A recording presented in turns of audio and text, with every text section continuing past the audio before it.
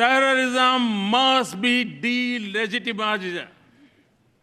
Mr. Speaker, the benefits of our partnership extend not just to the nations and regions that need it most.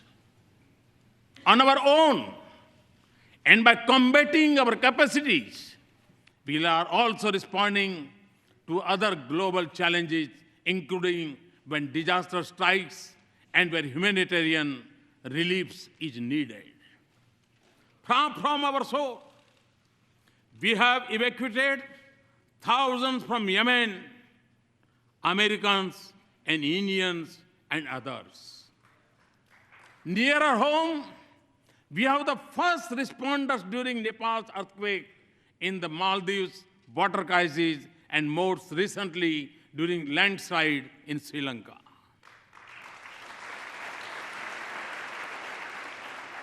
We are also one of the largest contributors of troops to UN peacekeeping operations.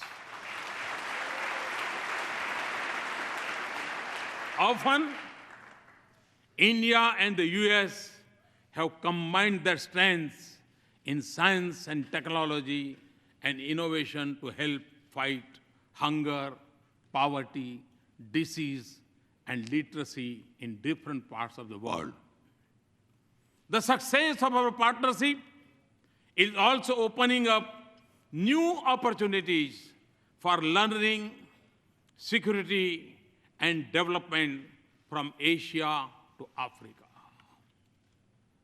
And the protection of environment and caring for the planet is central for our shared vision of a just world.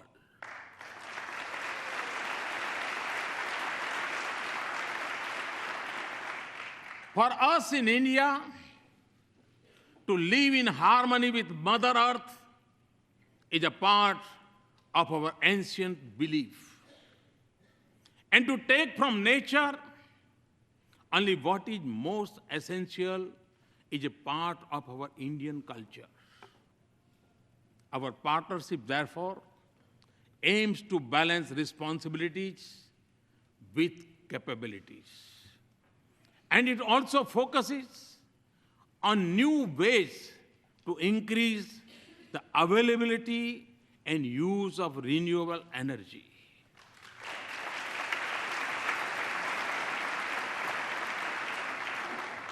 A strong US support for our initiative to form an international solar alliance is one such effort. We are working together not just for better future for ourselves, but for the whole world. This has also been the goal of our efforts in G20, East Asia summits, and climate change summits.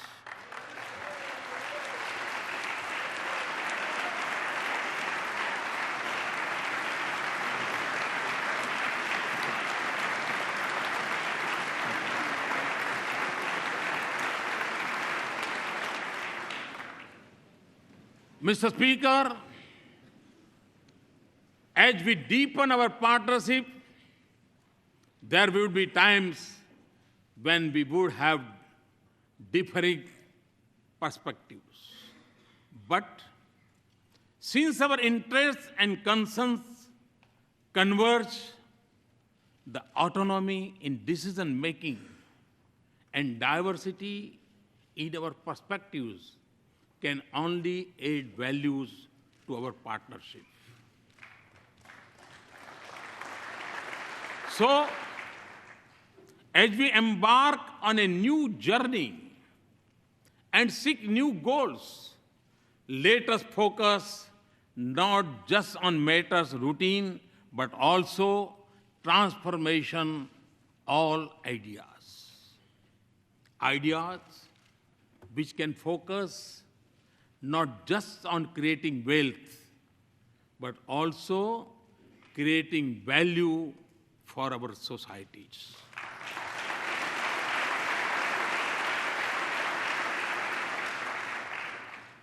not just on immediate gains, but also long-term benefits. Not just on soaring best practices, but also shaping partnerships, and not just on building a bright future for our people, but All right, guys, we're going to come back to this a little bit later on. We are going to take you to Chicago, a minimum wage protest, I believe, outside of a Walmart. Minimum wage protest outside of a Walmart. These are live images coming in. Minimum wage, so they wind up getting things like assistance with food, the SNAP program, temporary assistance, what we used to call welfare, as well as Medicaid. So the county is saying, if you don't pay your workers enough, we're going to fine you so that we can afford these programs to allow them to be able to live. That's their argument. Of course, we talked to a couple of other shoppers inside the Walmart who said they were somewhat disappointed that this was able to happen, that they were able to be shut down. One fellow said they ought to find a job that pays better. Both sides of the story. Out here on the street, outside Chicago, Walmart, the target of protest for something called the Responsible Business Act. We will, of course, continue to follow this. Lauren, Leah, back to you. Do you think we should start with the fact that they shut this place down? I said that. You did? I did. Okay, I didn't hear that. Yeah.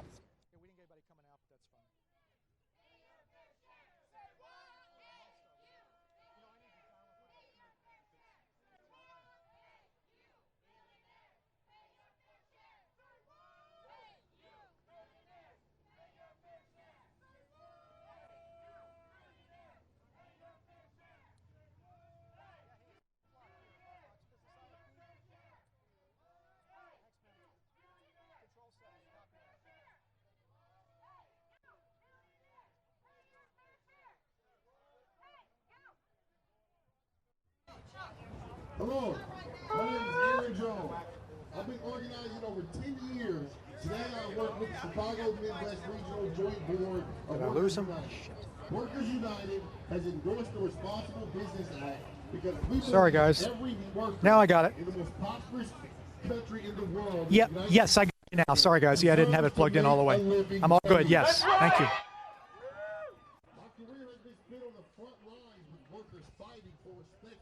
Hits on the mic. Test 1 2. Test 1 2. Maybe when he's farther away. Your people? Check in with you to see if you want to do some of that interview. Yeah. Where are those guys? Right here. I can bring I over will here. walk. I'll walk over. Okay. I'm not quite sure when we're on. We just were on, so I was inside. Great. So. Thank you. Yep.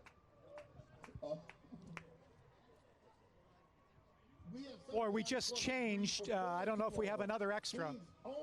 We just changed within the last 10 minutes. Yeah, that may be. I'll stick with him. I'll try to stick with him. Say again? I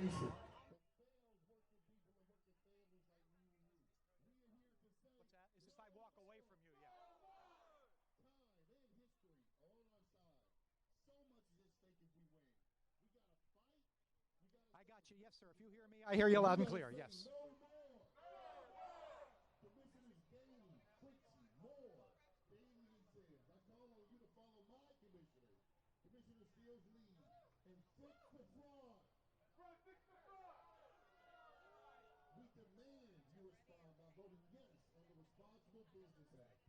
Hear the people, hear our cry. Hear the people, hear our cry. Hear the people, hear our cry. Hear the people, hear our cry. Walmart, respond to those in need. No more subsidies. Whatever, that's fine. What? Walmart, respond to those in need. No more subsidies for greed. Walmart, respond to those in need. No more subsidies for your greed. No word yet. To those in need. No more subsidies for your greed. Walmart, respond to those in need. No more subsidies for your greed. Walmart, respond to those in need. So I don't know if you've been making the point or not, but the point that rather than the fees and everything, but the fact, the premise of it, the fact that they're paying so little that workers Burdens the social service program. well, they're having to turn to to the federal system. Yes. And so that supplements the wages that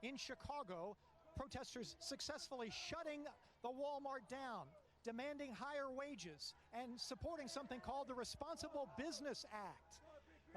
It is a law that is up for consideration in Cook County, Illinois, that would require companies that don't pay a living wage to actually pay a fine to the county to support food stamp programs, welfare, and other assistance programs like Medicaid, because they maintain workers that don't make enough money have to rely on those programs even though they have a full-time job.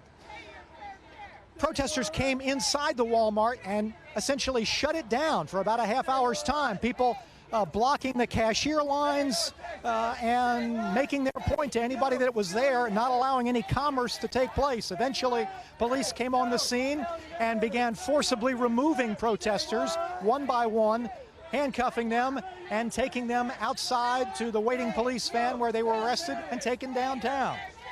The battle for a higher minimum wage, a new way to come at it perhaps with the Responsible Business Act in Chicago. That's the latest from here.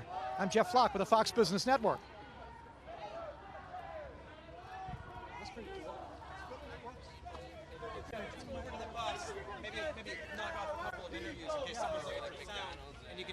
Hello, yeah, got you now. Yes, got you now. Good, we're just about done here. They're headed back to the bus. I don't know how soon you're going to come, but we may be about over. Do you have some VO? Good, good. All right, maybe on the buses by then, but we'll see.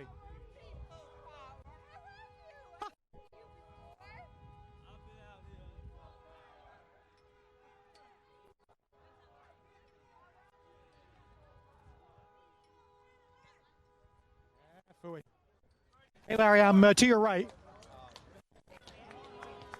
They're coming to us, but now they probably for another 2 minutes or 3. So these people may be. In this case, we'll probably.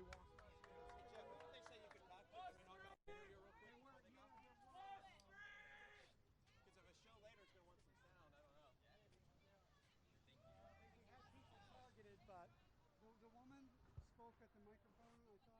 Oh, yeah, Christy with the glasses. Hey, Christy.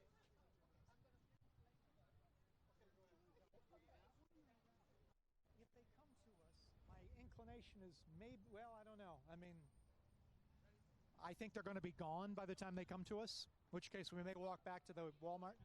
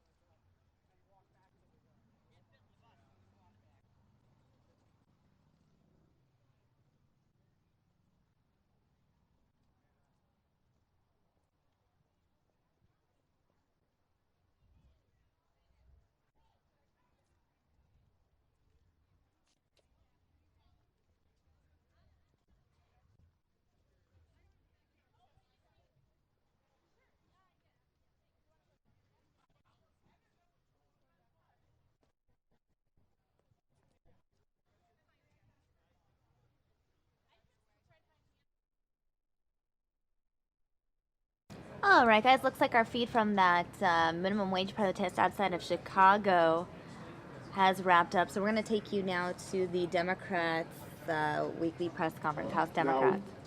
Now, be the presumptive nominee of our party. And watching last night in Brooklyn, the enthusiasm that was there, that as the father of a 15-year-old daughter, that the sky is the limit for her and for generations to come was put in place last night for history and for the future as well. And you juxtapose what happened in Brooklyn last night and the hateful rhetoric that continues to be spewed by the leader of the Republican Party, con man Don. The con man is at it again. He's continuing his efforts to con America. We saw what he did with Trump University, and now he's taking it to a bigger platform. He's trying to con the entire world in this process. So I think America knows what it needs to do. It needs to reject con man Don and stand with the next president of the United States, Hillary Rodham Clinton. We also saw our colleagues in the Republican Party, because I think they're having difficulty with the man on the top of their party now, the leader of their party, the presumptive leader of their party. They're trying to change the subject, trying to change the topic. They actually are talking about poverty. They came up with their plan again, and I know we're going to hear from one of our point people on the issue of poverty and hunger in our caucus, and Jim McGovern, momentarily. But all this is just regurgitation of old thoughts and ideas, much of which hasn't worked, without any bold new plans to really tackle the issue of ending poverty in the United States. It's more of the same old that I think we've become so used to here in Washington. It's time to move beyond that and actually come up with policies that are practical and that will work to help end poverty and hunger in the United States. And I look forward to hearing more comments from my good friend Jim McGovern, as well as Congressman Steve Israel from New York. Mr. Israel. Thank you very much, Mr. Chairman. You know, what is happening here in Washington between House Republicans and their presumptive nominee is really one of the most breathtaking examples of trying to have your cake and eat it too that I've ever seen in politics. I've never seen anything like it. You do not get to condemn Donald Trump and endorse him on the same day. It doesn't work like that. You don't get to support him and then criticize him. It doesn't work like that. Now, yesterday, one Republican, Senator Kirk, was the first to revoke his support, rescind his endorsement of Donald Trump. And that begs the question for every other House Republican. Are you going to do as Senator Kirk did and revoke your support of Donald Trump, or will you renew your support of Donald Trump? That is the major question of the day in Washington, D.C., in politics. And we are going to use every tool in our toolbox to call these House Republicans out. They owe their voters and the American people transparency. They owe them clarity. They owe them an answer to the question, are you with Donald Trump and his hateful, racist rhetoric, or are you against? Because you can't be for both. And that is a question we are going to continue to raise. We're going to raise it on the floor of the House. We're going to raise it in our districts. We're going to raise it on every single platform that we have. The bottom line is this. You can apologize for Donald Trump. You can cringe at Donald Trump. But for as long as you have endorsed Donald Trump as a House Republican, you are Donald Trump. And with that, I want to turn it over to our leader and one of the most thoughtful members of the Democratic caucus on poverty and hunger issues, Jim McGovern. Well, thank you. And look, nothing has frustrated me more in recent years than watching Republicans day after day beat up on poor people, belittle their struggle, diminish them, and present policies that, quite frankly, disrespect them.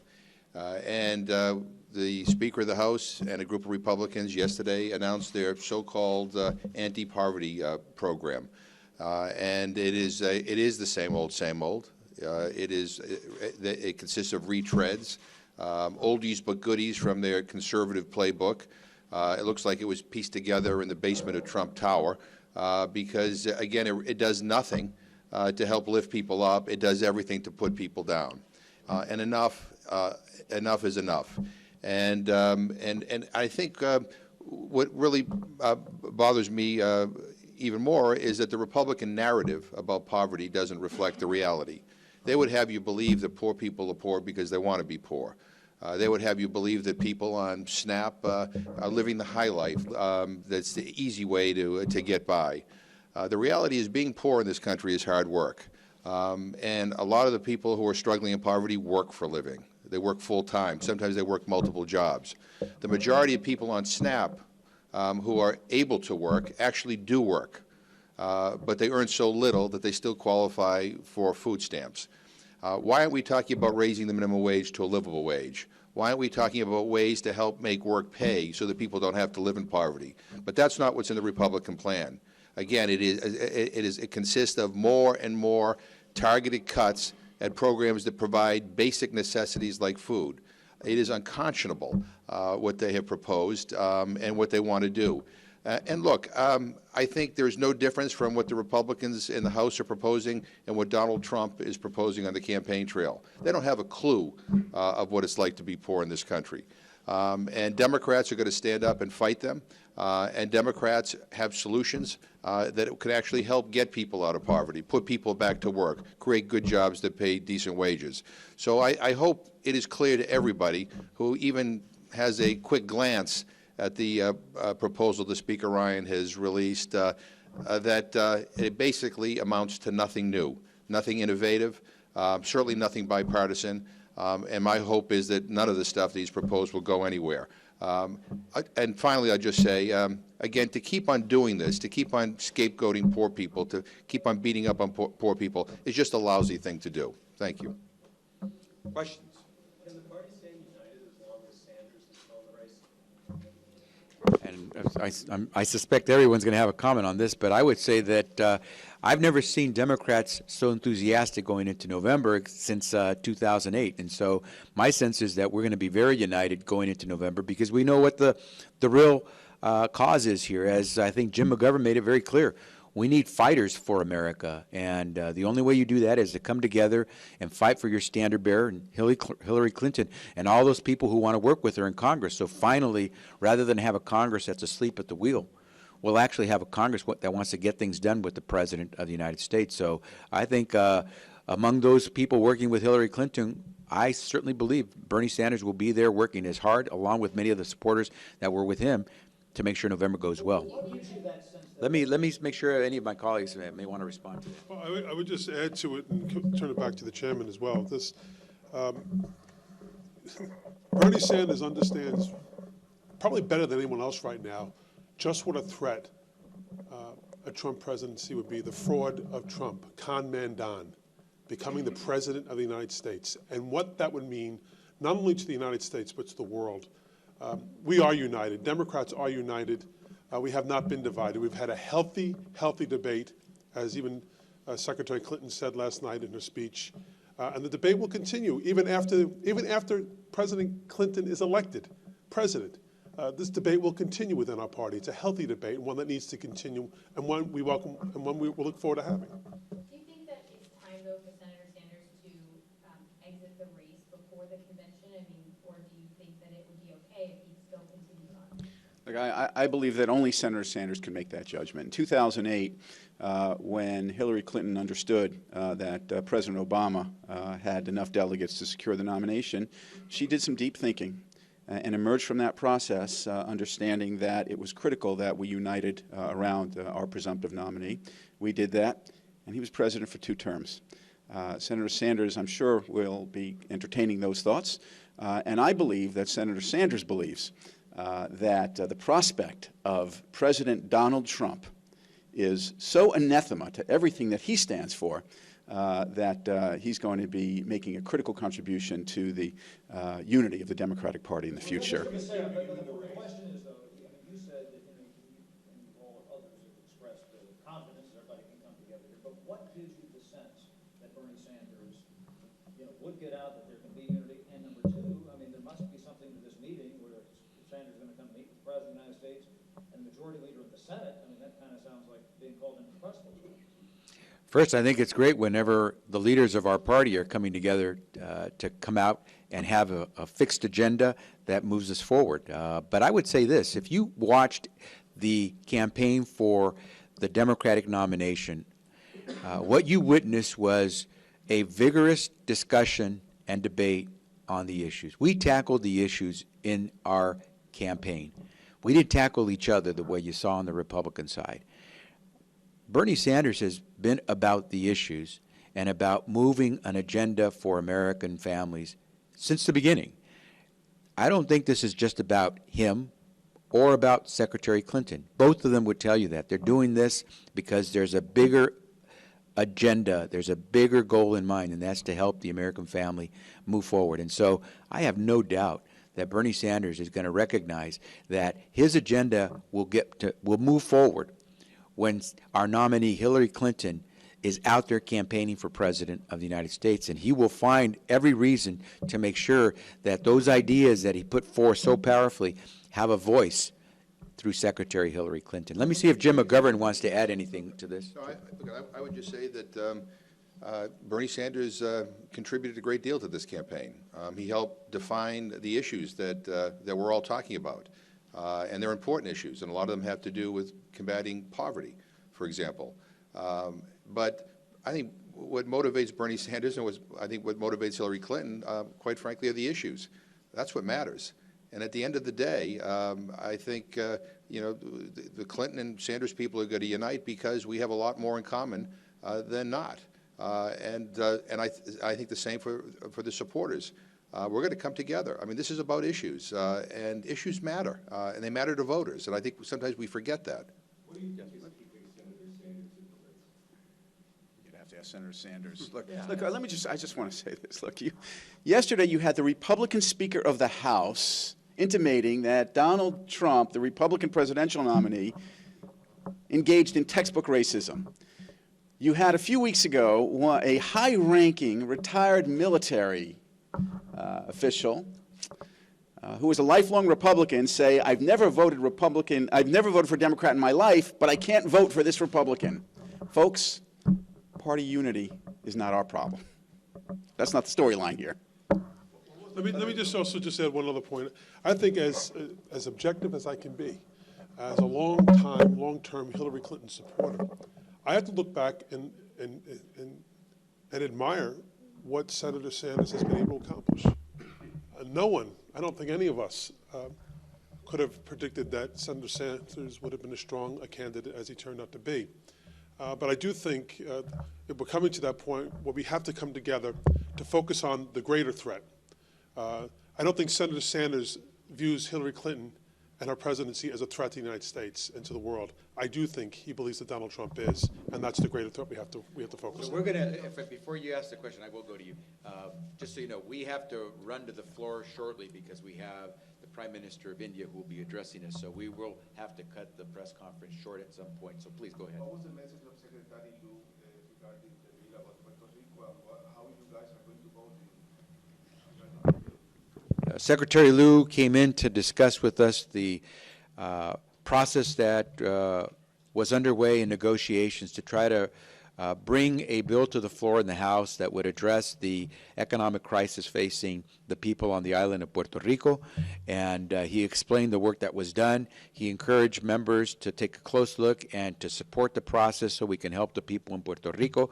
And I believe a lot of members will be spending these days that they have before the vote taking a close look at what was negotiated, hoping that if something moves forward, there won't be any shenanigans played with that compromise, whether in the House or in the Senate, so people have an understanding of what they can vote for. How members will vote, you'll have to talk to those people individually. A lot of people, including me, are looking over the legislation to see what we do.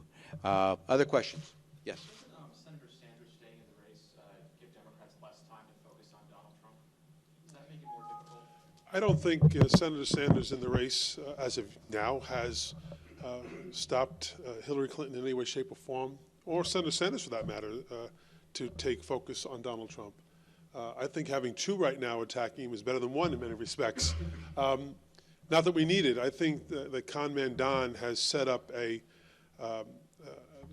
himself in such a way that even members of his own party are running away from him. And I agree 100% with Steve Israel that even more of them will have to come to the conclusion you can't just say that what he said was racist and still stand by him. If you do, then you are what you are. Out and out, what he said about a federal judge is just unacceptable, regardless of what their race or gender or ethnicity may be. And I think that is something that is rung through. I can hear it in terms of their condemnation of what he said. But you can't change the stripes on this tiger. He is what he is. And I think the American people are coming to understand that. I think, quite frankly, the Republican, other members of the Republican Party leadership are coming to understanding as well. Any other questions? I just want to make mention of one last thing. I find it very interesting that Donald Trump, when given an opportunity to apologize or retract his racist remarks, chose instead to issue a 700-word statement that nowhere in it explained how it is that someone who utters racist remarks should earn a chance to be the President of the United States. And my sense is that as bad as it is to have Donald Trump say it, it's almost as bad to watch Republican leaders who disavow his remarks, who say they're offensive, who say they're wrong, simply believe that by saying that they can put the period at the end of their statement and then move on. This is the 21st century.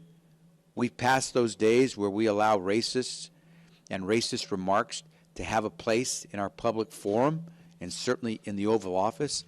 And I think every single person who wants to be a leader for this country has to take Donald Trump to task and can't just say it's wrong or offensive, but has to stand up. Because Gonzalo Curiel, who is now a judge and deserves the title of honorable, Judge Curiel has had someone attack his character simply because of his ethnicity. And he earned his station in life. And I think it's appalling, not only to hear a racist remark coming from a candidate for president, but I think it's as bad to hear the same people in that party, the party of Trump, try to believe that they can end this by simply saying it was wrong and allowing this guy to move forward, as Steve Israel said, endorsing the guy while acknowledging he said something that was absolutely, utterly wrong. And so for the sake of our children, I would hope that my colleagues on the Republican side would recognize if they're going to endorse this guy, please make sure he makes it clear to America he doesn't continue to be a racist by making racist remarks. With that, we thank you all very much.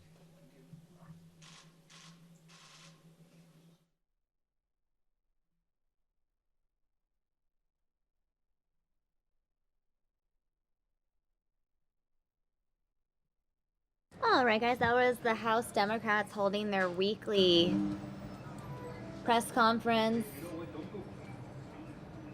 speaking out, showing their support for Hillary Clinton, showing their disdain for Donald Trump.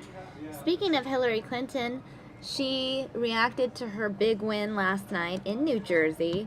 And in case you missed the speech yesterday, we're going to have a replay for you in just a second so that you guys can hear from the former First Lady, Secretary of State firsthand how she feels about being the presumptive Democratic nominee. And here's a quick look at Washington, D.C. Because come January, Hillary Clinton may be living there. Not in that specific building, but in that specific city.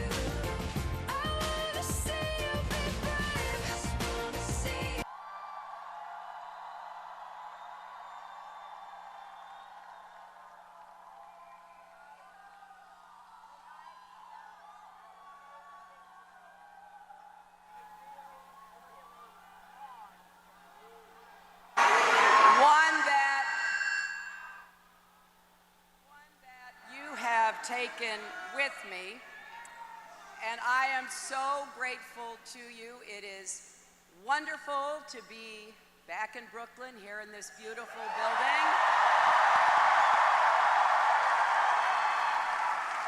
And it may be hard to see tonight, but we are all standing under a glass ceiling right now.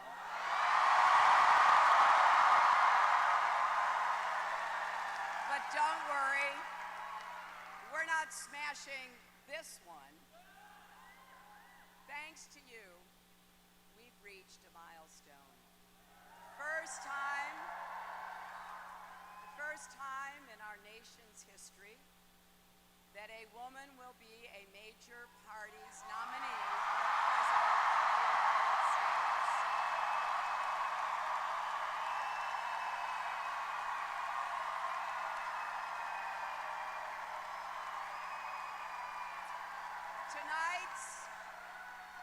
Tonight's victory is not about one person.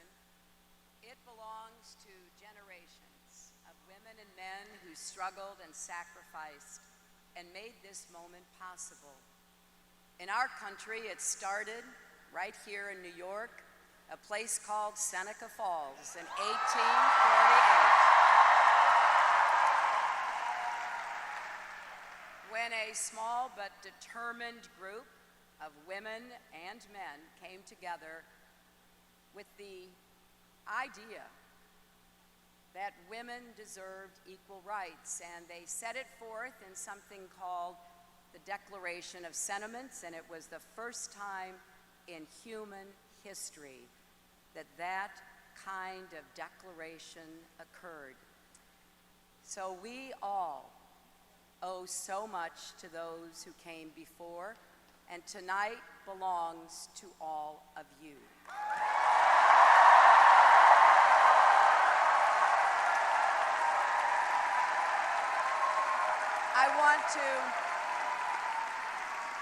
I want to thank all the volunteers, community leaders, the activists, and organizers who supported our campaign in every state and territory. And thanks especially to our friends in New Jersey for such a resounding victory tonight.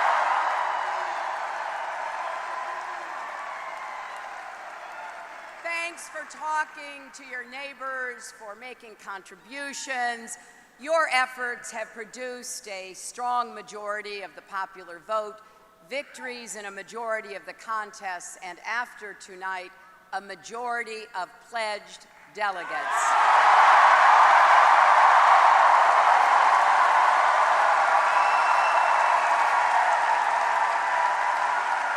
I want to thank all the people across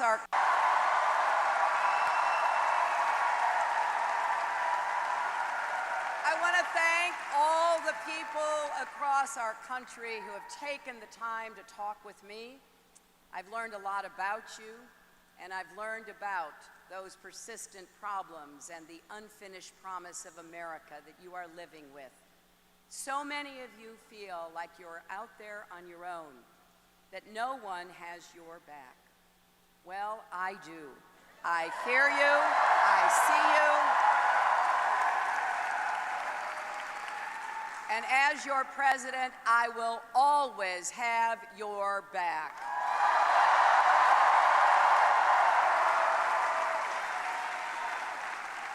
I want to congratulate Senator Sanders for the extraordinary campaign he has run.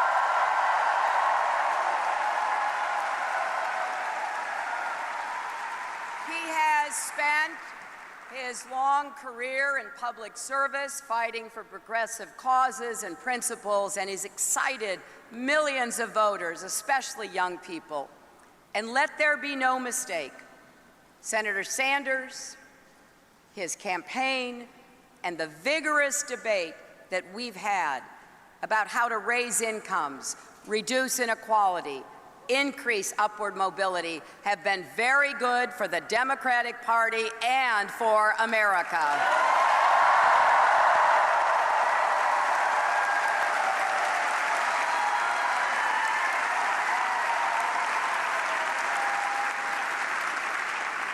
This has been a hard-fought, deeply felt campaign. But whether you supported me or Senator Sanders or one of the Republicans, we all need to keep working toward a better, fairer, stronger America. Now, I know it never feels good to put your heart into a cause or a candidate you believe in and to come up short. I know that feeling well.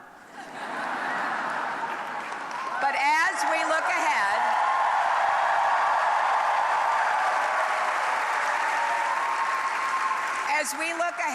to the battle that awaits, let's remember all that unites us. We all want an economy with more opportunity and less inequality, where Wall Street can never wreck Main Street again. We all want a government that listens to the people, not the power brokers, which means getting unaccountable money out of politics. And we all want a society that is tolerant, inclusive, and fair. We all believe that America succeeds when more people share in our prosperity, when more people have a voice in our political system, when more people can contribute to their communities. We believe that cooperation is better than conflict, unity is better than division, empowerment is better than resentment, and bridges are better than walls.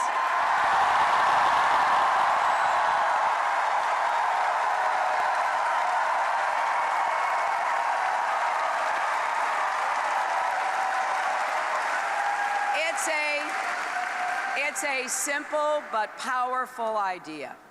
We believe that we are stronger together, and the stakes in this election are high, and the choice is clear. Donald Trump is temperamentally unfit to be president and commander-in-chief.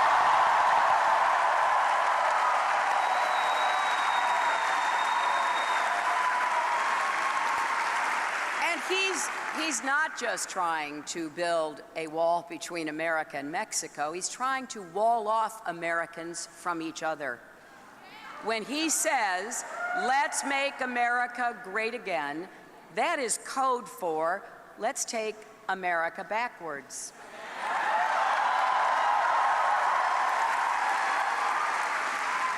Back to a time when opportunity and dignity were reserved for some, not all, promising his supporters an economy he cannot recreate.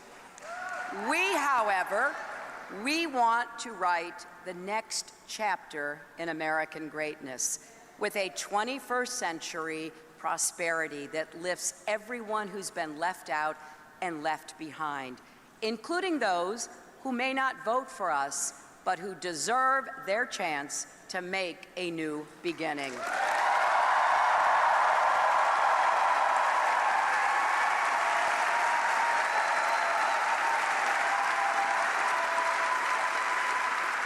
When Donald Trump says a distinguished judge born in Indiana can't do his job because of his Mexican heritage,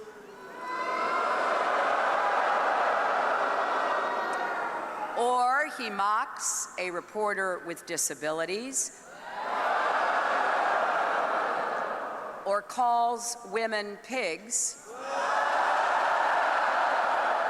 it goes against everything we stand for, because we want an America where everyone is treated with respect and where their work is valued.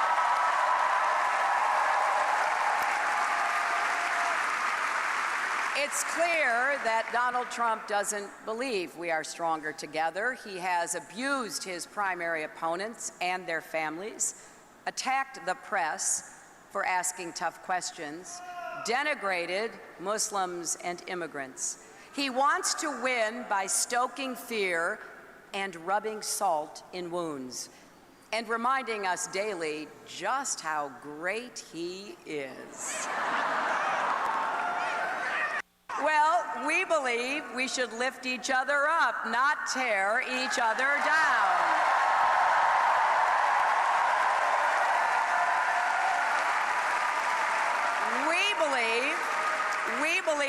need to give Americans a raise, not complain that hardworking people's wages are too high. We believe we need to help young people struggling with student debt, not pile more on our national debt with giveaways to the super wealthy. We believe we need to make America the clean energy superpower of the 21st century.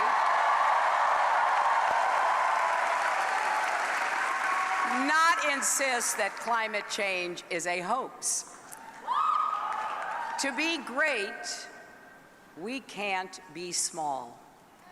We have to be as big as the values that define America. And we are a big-hearted, fair-minded country. We teach our children that this is one nation under God, indivisible, with liberty and justice for all.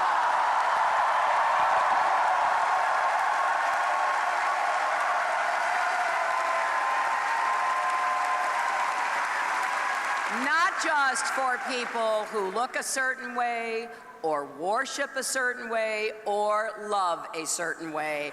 For all, indivisible. This election is not, however, about the same old fights between Democrats and Republicans. This election is different. It really is about who we are as a nation. It's about millions of Americans coming together to say, we are better than this. We won't let this happen in America.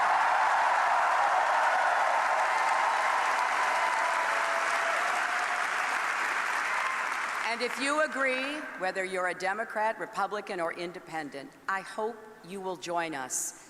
In just a few weeks, we will meet in Philadelphia, which gave birth to our nation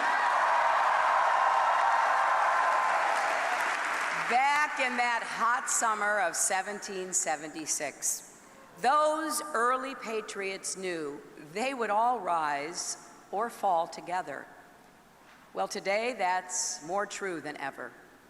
Our campaign will take this message to every corner of our country. We're stronger when our economy works for everyone, not just those at the top, with good paying jobs and good schools in every zip code, and a real commitment to all families and all regions of our nation.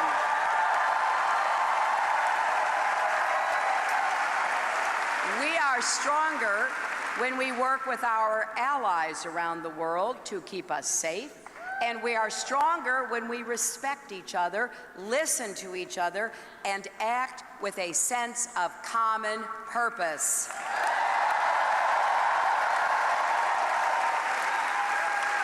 We're stronger when every family and every community knows they're not on their own, because we are in this together. It really does take a village to raise a child.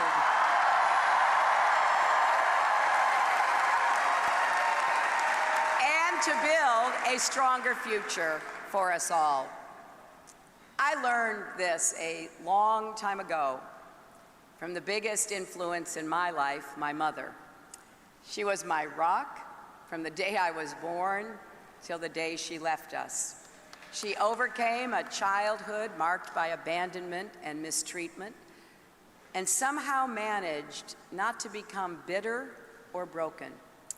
My mother believed that life is about serving others, and she taught me never to back down from a bully, which it turns out was pretty good advice.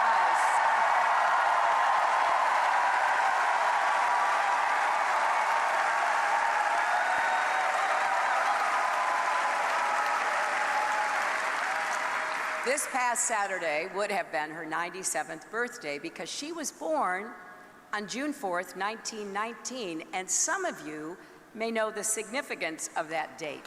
On the very day my mother was born in Chicago, Congress was passing the 19th Amendment to the Constitution.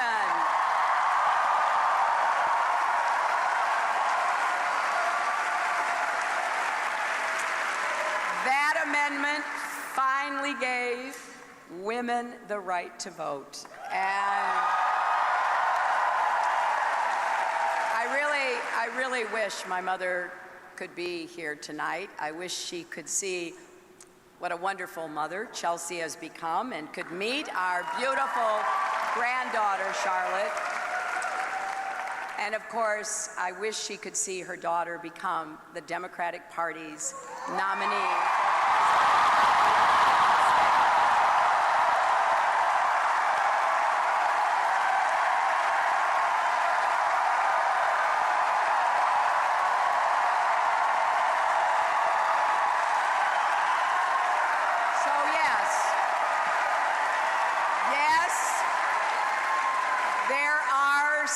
Ceilings to break for women and men, for all of us, but don't let anyone tell you that great things can't happen in America. Barriers can come down. Justice and equality can win. Our history has moved in that direction, slowly at times, but unmistakably, thanks to generations of Americans who refuse to give up or back down. Now you are writing a new chapter of that story. This campaign is about making sure there are no ceilings, no limits on any of us, and this is our moment to come together. So please join our campaign, volunteer, go to HillaryClinton.com, contribute what you can. Text JOIN, J-O-I-N, to 47246. Help us organize in all 50 states.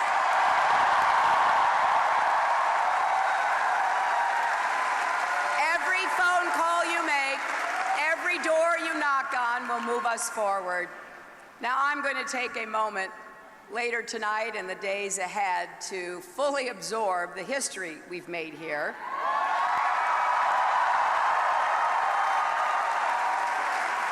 But what I care about most is the history our country has yet to write.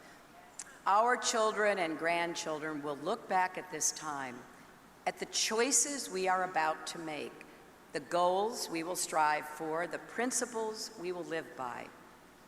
And we need to make sure that they can be proud of us. The end of the primaries is only the beginning of the work we're called to do. But if we stand together, we will rise together because we are stronger together. Let's go out and make that case to America. Thank you. God bless you, and God bless America.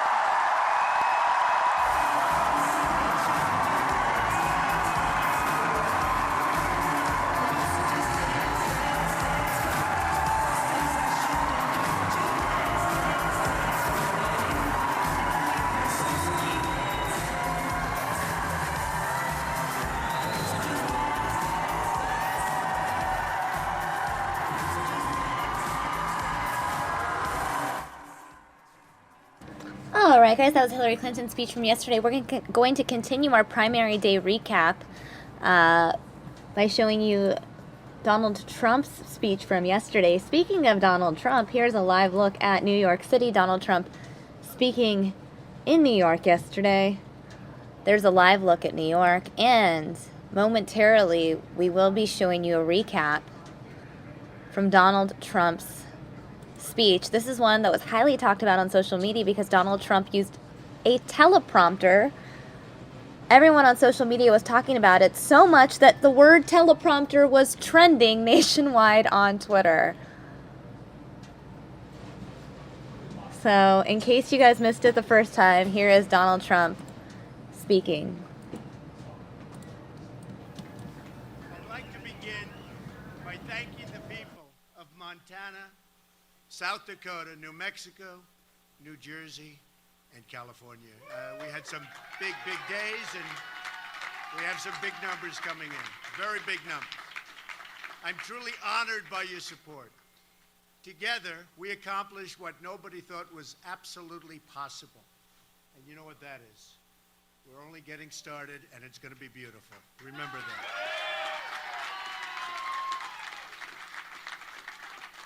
Tonight, we close one chapter in history, and we begin another.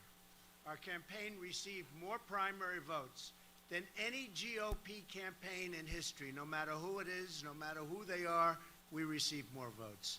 This is a great feeling. That's a great feeling. This is not a testament to me, but a testament to all of the people who believed real change, not Obama change, but real change is possible.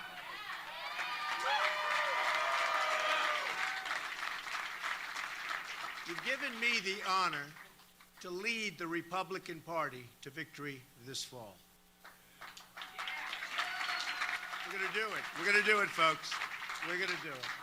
I understand the responsibility of carrying the mantle, and I will never, ever let you down. Too much work, too many people, blood, sweat, and tears. Never going to let you down. I will make you proud of your party and our movement, and that's what it is a movement. Now, recent polls have shown that I'm beating Hillary Clinton, and with all of her many problems and the tremendous mistakes that she's made, and she has made tremendous mistakes, we expect our lead to continue to grow and grow substantially.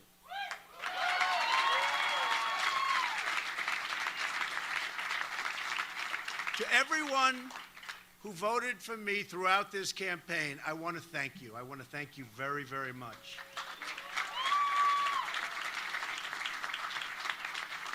To those who voted for someone else in either party, I'll work hard to earn your support, and I will work very hard to earn that support. To all of those Bernie Sanders voters who have been left out in the cold by a rigged system of superdelegates, we welcome you with open arms. Believe me.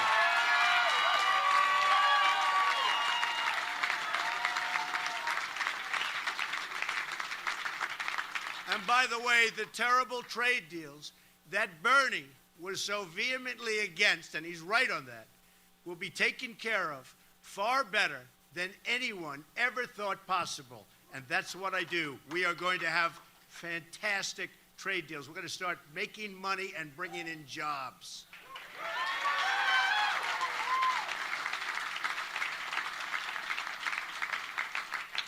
Now, I know some people say I'm too much of a fighter. My preference is always peace, however, and I've shown that. I've shown that for a long time. I've built an extraordinary business on relationships and deals that benefit all parties involved, always.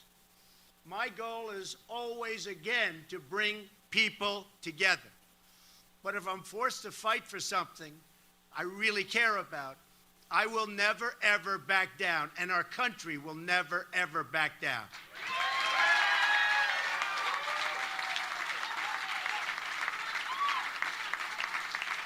Thank you. I fought for my family. I fought for my business. I fought for my employees. And now I'm going to fight for you, the American people, like nobody has ever fought before. And I'm not a politician fighting. I'm me. You're going to see some real good things happen. Just remember this. I'm going to be your champion. I'm going to be America's champion. Because you see, this election isn't about Republican or Democrat. It's about who runs this country, the special interests or the people, and I mean the American people.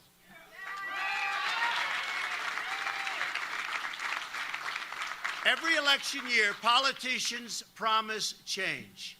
Obama promised change, and it didn't work out too well. And every year, they fail to deliver.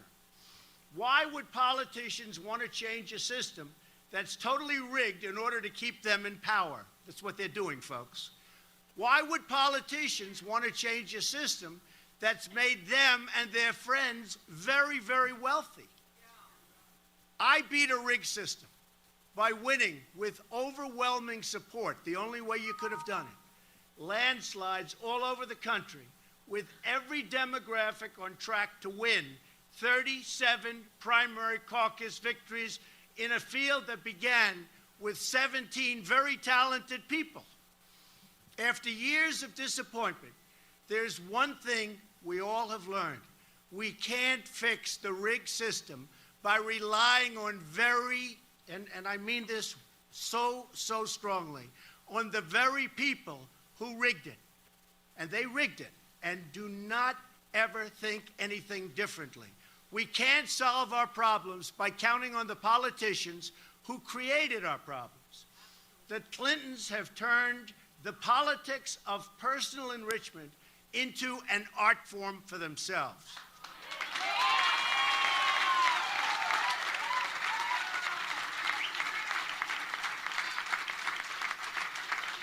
They've made hundreds of millions of dollars selling access, selling favors, selling government contracts, and I mean hundreds of millions of dollars. Secretary Clinton even did all of the work on a totally illegal private server. Something that how she's getting away with this, folks, nobody understands. Designed to keep her corrupt dealings out of the public record, putting the security of the entire country at risk, and a president in a corrupt system is totally protecting her. Not right. I am going to give a major speech on probably Monday of next week, and we're going to be discussing all of the things that have taken place with the Clintons. I think you're going to find it very informative and very, very interesting.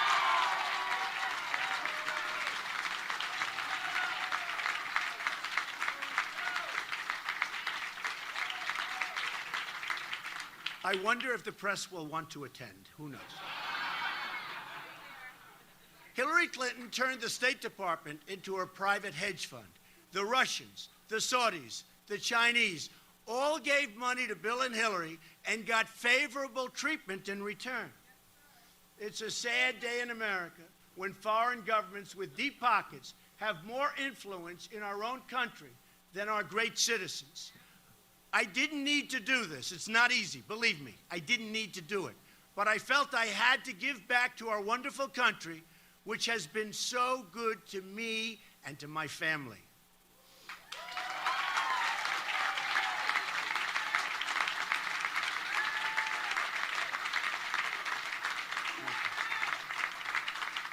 I've traveled to many of our states and seen the suffering in people's eyes. I've visited communities in New York, New Jersey, Pennsylvania, Connecticut, Indiana, and Ohio, whose manufacturing yards, these jobs have virtually disappeared. An embarrassment to our country, and it's horrible. I've embraced the victims of illegal immigration, moms and dads who have had to bury their own children because of people that shouldn't have been in the country. Remember it, folks, remember it.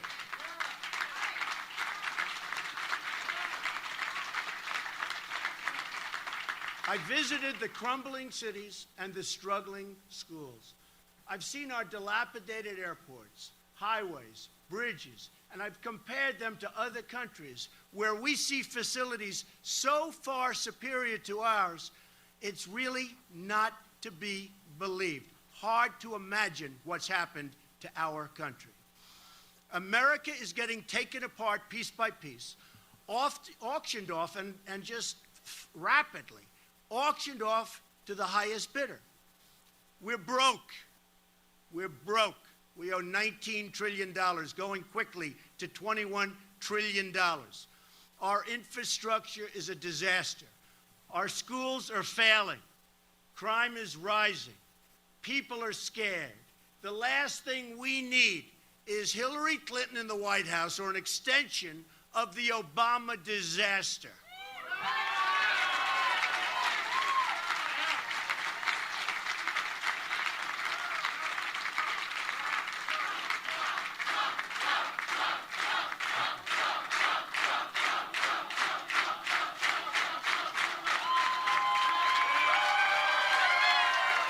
What a crowd, what a crowd. Thank you all very much. We love our country. We love our country. But we can turn this all around. We're going to do it by putting America first. That commitment is the foundation for change that's been missing, and it's been missing for a long time. It's important to understand what America First means. It means on foreign policy, we will never enter into any conflict unless it makes us safer as a nation. It has to make us safer as a nation. This is the opposite of Hillary's foreign policy, which invaded Libya, destabilized Iraq, unleashed ISIS, and threw Syria into chaos and created the mass migration, which is wreaking havoc all over the world, and while putting Iran on the path to nuclear weapons and making them a dominant power in the Middle East. And they are dominant, and we have made them that way, folks. We have made them that way. Better hope I'm president.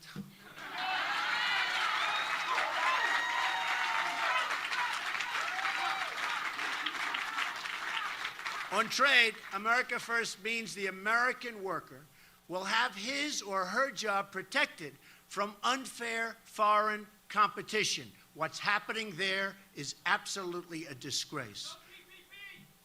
No PPP. You're right about that. So, and you mean no PP.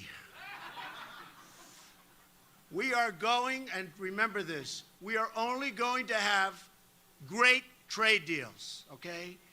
We are only going to have that.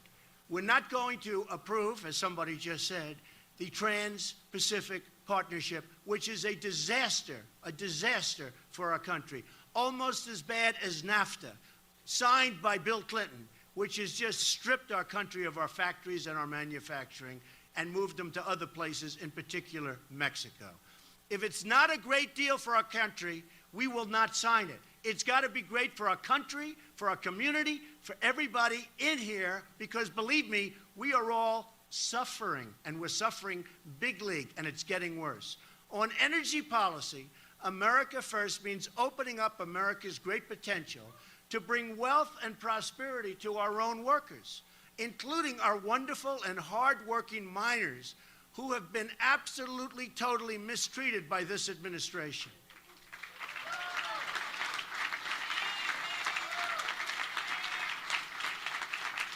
On economic policy, America First means having tax and regulatory policies that keep jobs and wealth in the United States, substantially lowering taxes for middle-class Americans and businesses.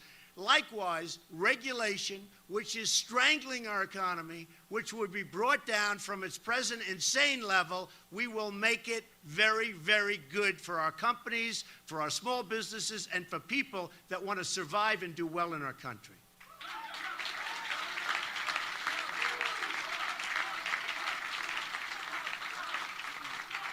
On immigration policy, America First means protecting the jobs, wages, and security of American workers. Whether first or 10th generation, no matter who you are, we're going to protect your job. Because let me tell you, our jobs are being stripped from our country like we're babies. The beauty of America First is that it brings us all together. Every American worker of every background is entitled to the same benefits, protections, and rights and privileges. It's got to be that way. Now, the people in charge say things can't change. I'm here today to tell you that we have to change. We have no choice. We have to change. We're going to put, thank you. We're going to put America back to work. We're going to make our own products. We're going to put America back to work.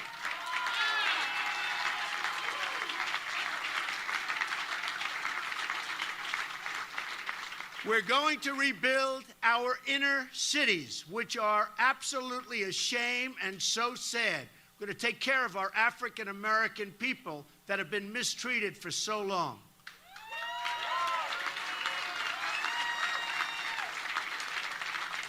We're going to make you and your family safe, secure, and prosperous. Prosperous again.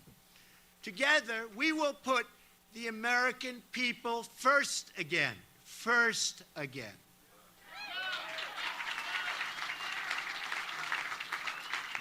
We will make our communities wealthy. We will make our cities safe again. we will make our country strong again. Ladies and gentlemen, we will make America great.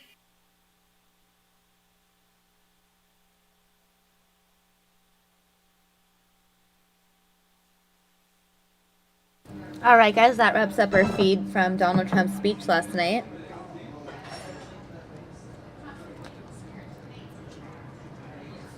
Here's a live look at New York City once again, and as far as things happening here locally, here is a live look at our 10-day forecast.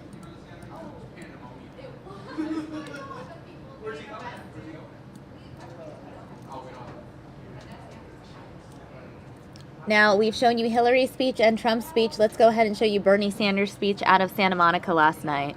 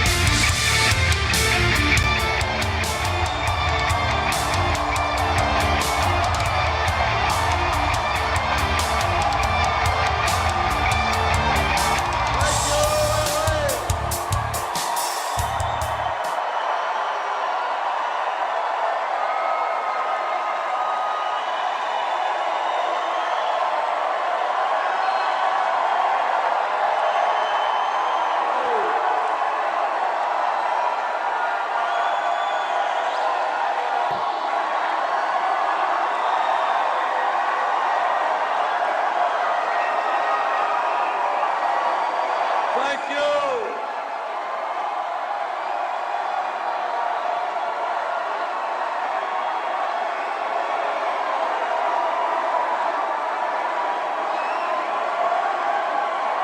Thank you all.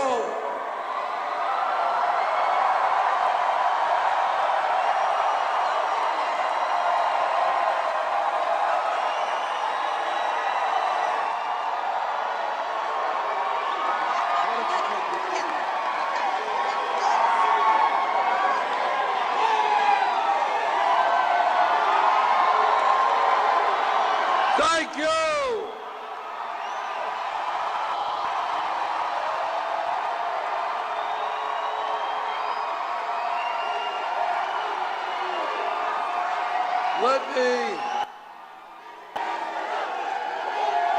Let me thank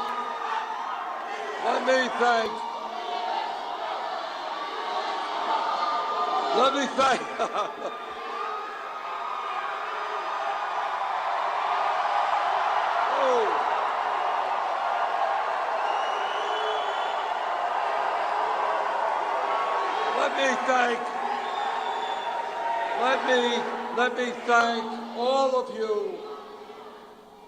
Let me thank all of you for being here tonight.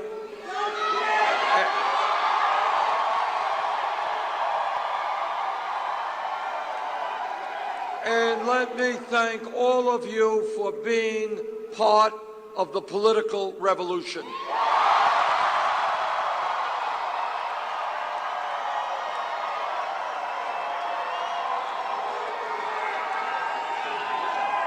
I especially want to thank the tens of thousands of volunteers here in the state of California.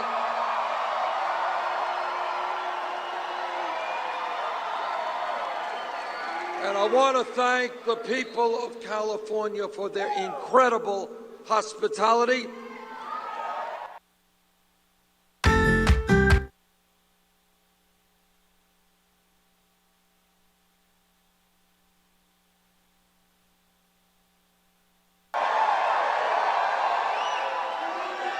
It has been one of the most moving moments of my life to be out throughout this state in beautiful evenings and seeing thousands and thousands of people coming out.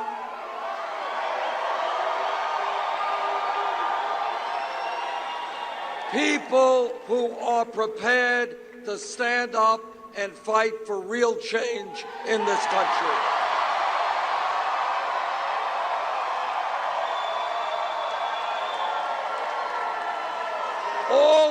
of you know that when we began this campaign a little bit over a year ago, we were considered to be a fringe campaign. But over the last year, I think that has changed just a little bit.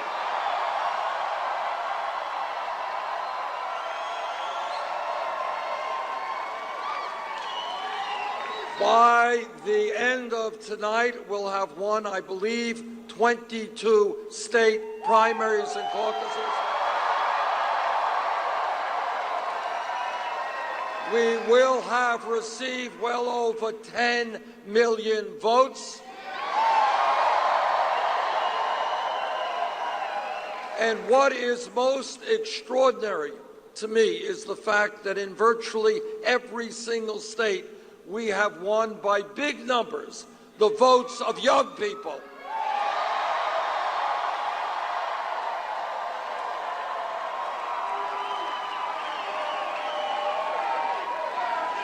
Young people understand that they are the future of America, and they intend to help shape that future.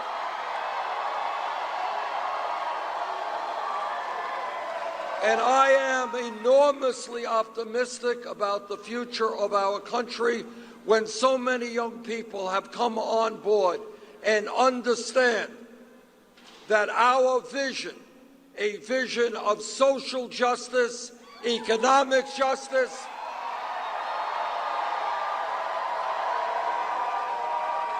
racial justice, and environmental justice must be the future of America. Our vision will be the future of America.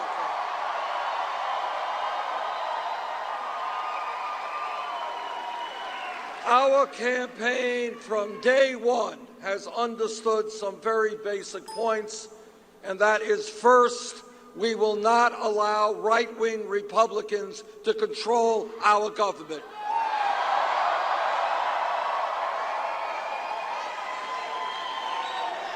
And that is especially true with Donald Trump as the Republican candidate.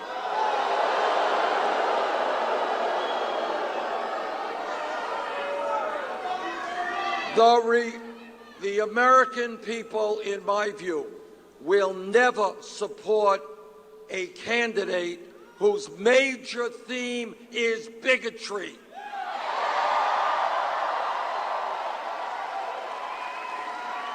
Who insults Mexicans, who insults Muslims and women and African Americans. We will not allow Donald Trump to become President of the United States.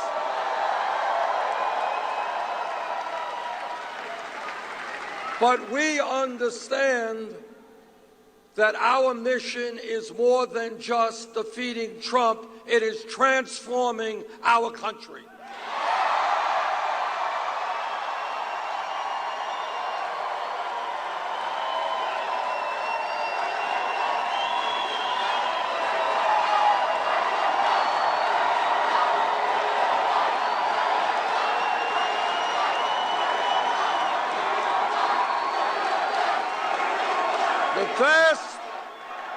The vast majority of the American people know that it is not acceptable that the top 0.1% owns almost as much wealth as the bottom 90%. We're going to change that.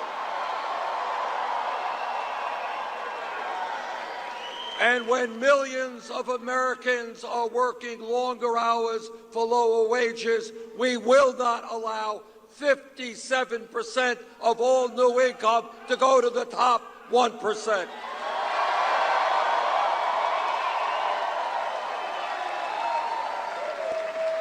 And we will end a corrupt campaign finance system.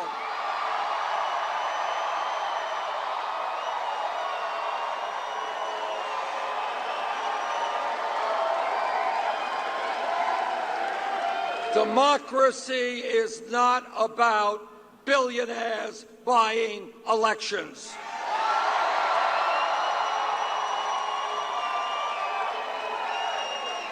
And we will end a broken criminal justice system.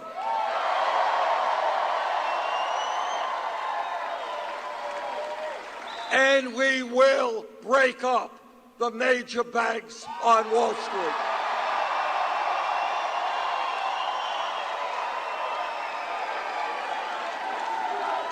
And we will join the rest of the industrialized world and guarantee health care to all people as a right.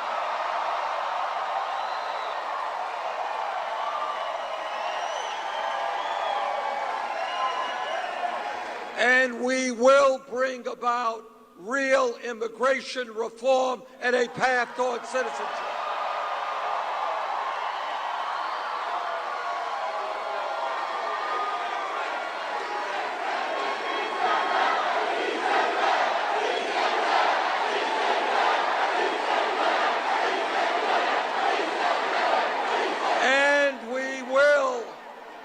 And we will tell the billionaire class and corporate America that they will start paying their fair share of taxes.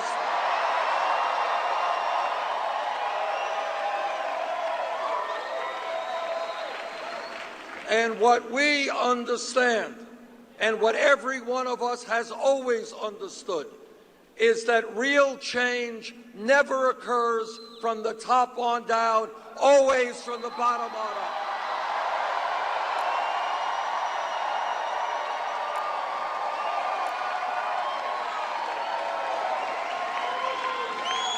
That is the history of America, whether it is the creation of the...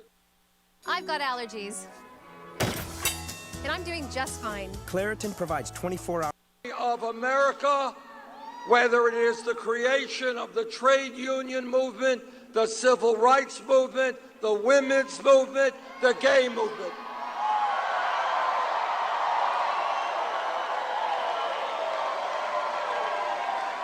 And that is what our movement is about.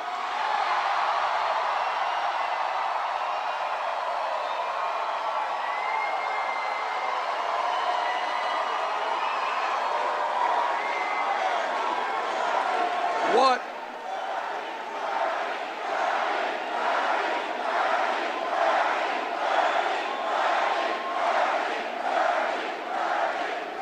But you all know it is more than Bernie. It is all of us together.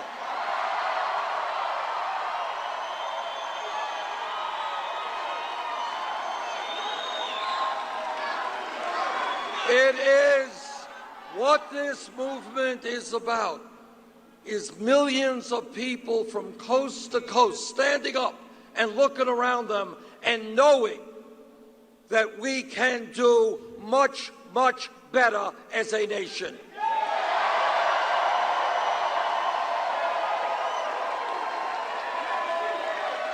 That whether Wall Street likes it, whether corporate America likes it, whether wealthy campaign contributors like it, whether the corporate media likes it,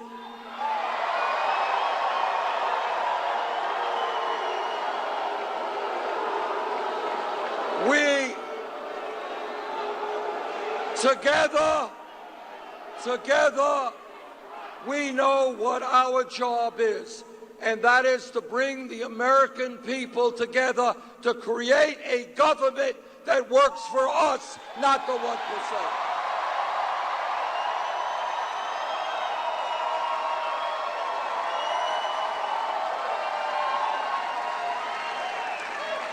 Next Tuesday, we continue the fight in the last primary in Washington, D.C.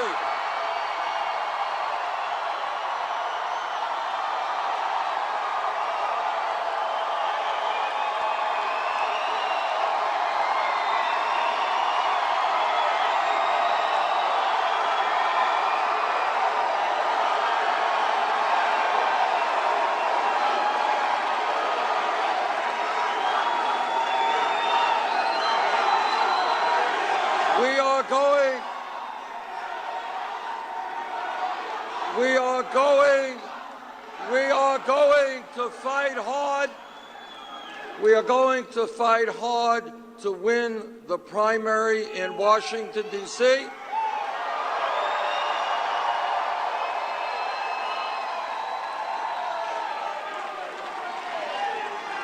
And then we take our fight for social, economic, racial, and environmental justice to Philadelphia, Pennsylvania.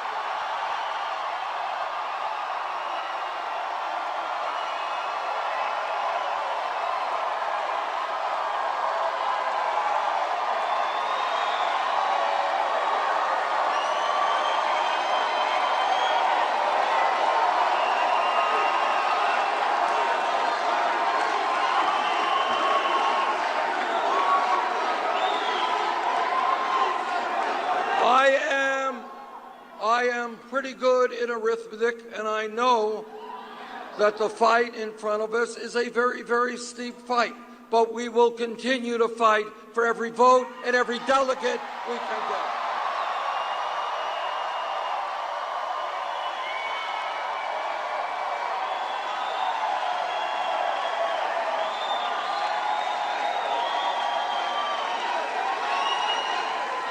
Tonight, I had a very kind call from President Obama, and I look forward to working with him to make sure that we move this country forward.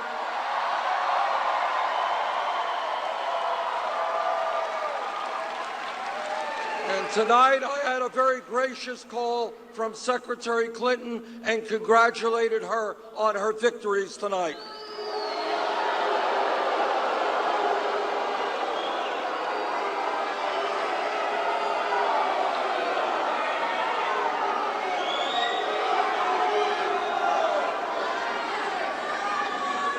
Our fight is to transform this country and to understand that we are in this together, to understand that all of what we believe is what the majority of the American people believe.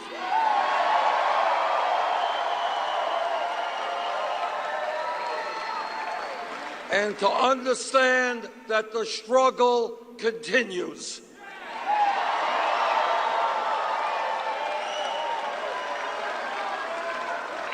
I want to thank the people of North Dakota.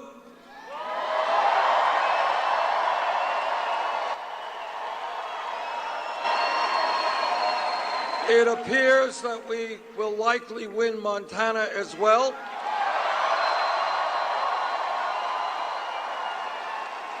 I don't think anybody knows what will end up here in California, but I suspect the gap will significantly diminish.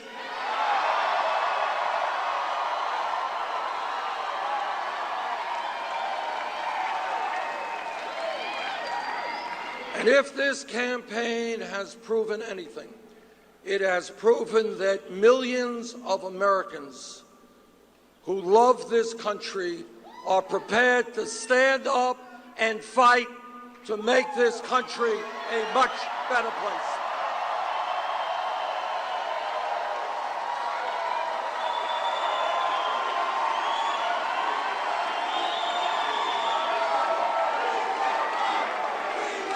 Thank you all. The struggle continues.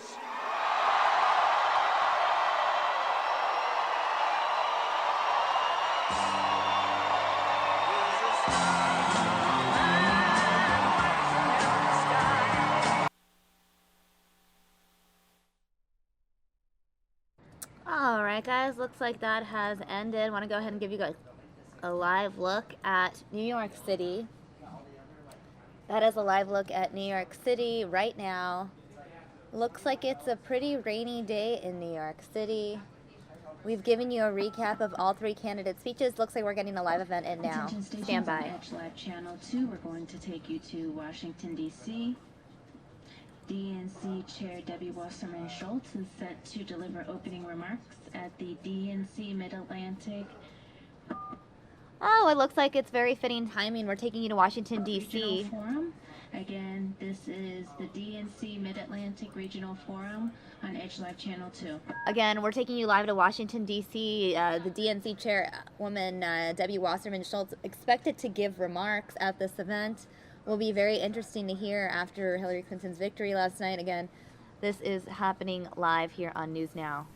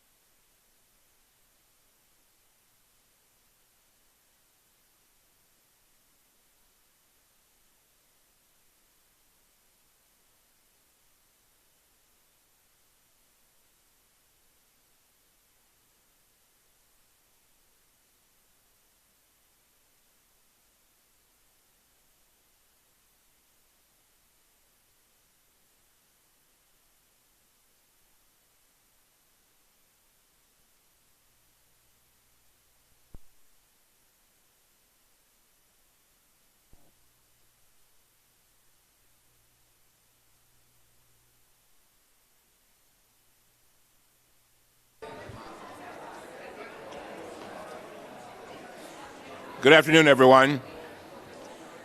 Good afternoon, everyone.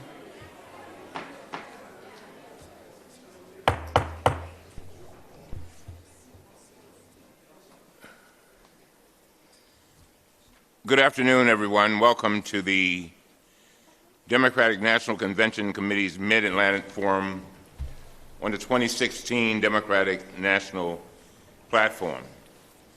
I am Congressman Elijah Cummings of Maryland, and it is my high honor to chair this panel and to participate in this very important process. I would like to call the meeting of the 2016 Platform Drafting Committee to order. And now I would ask that you stand, and we will recite the Pledge of Allegiance to the flag.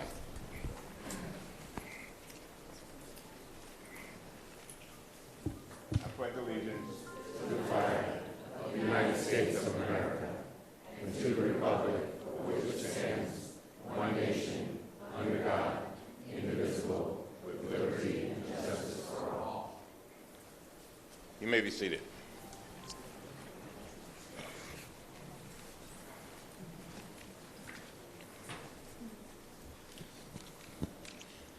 I want to first thank Democratic Party Chair and my distinguished colleague, Congresswoman Debbie Wasserman Schultz of Florida, for appointing me to the Platform Drafting Committee. As I've shared with this committee, our chairwoman is 100% committed to a very open and transparent process that provides ample opportunity for every, and I do express every, viewpoint to be expressed. the chairwoman, Ms. Wasserman Schultz, has made it clear that we want a transparent and respectful process of all views. She believes that that approach is not only consistent with our values, but is also essential to the long-term interests and vitality of our party. And so your leadership is a model for all of us, and I thank you. I also want to thank Democratic National Convention Committee CEO, Reverend Leah Daughtry, for her unparalleled and deft organization and management skills that make it possible for us to be here today. Your team, including Platform Director Andrew Grossman, has set and will keep us on the path of a process that remains inclusive, open, and fair. From our first conversations today and tomorrow, through our deliberations and final recommendations in the days and weeks ahead.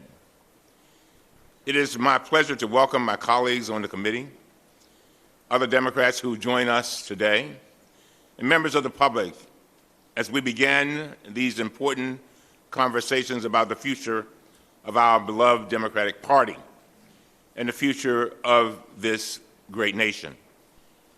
I would also like to thank the individuals who we'll hear from today for making time to share your perspectives and recommendations on the issues confronting America and the world today. We appreciate your sharing, your expertise, and we look forward to hearing from you throughout the forum. I'm also delighted to thank so many other Democrats who took the time to post written and video testimony on the DNCC website.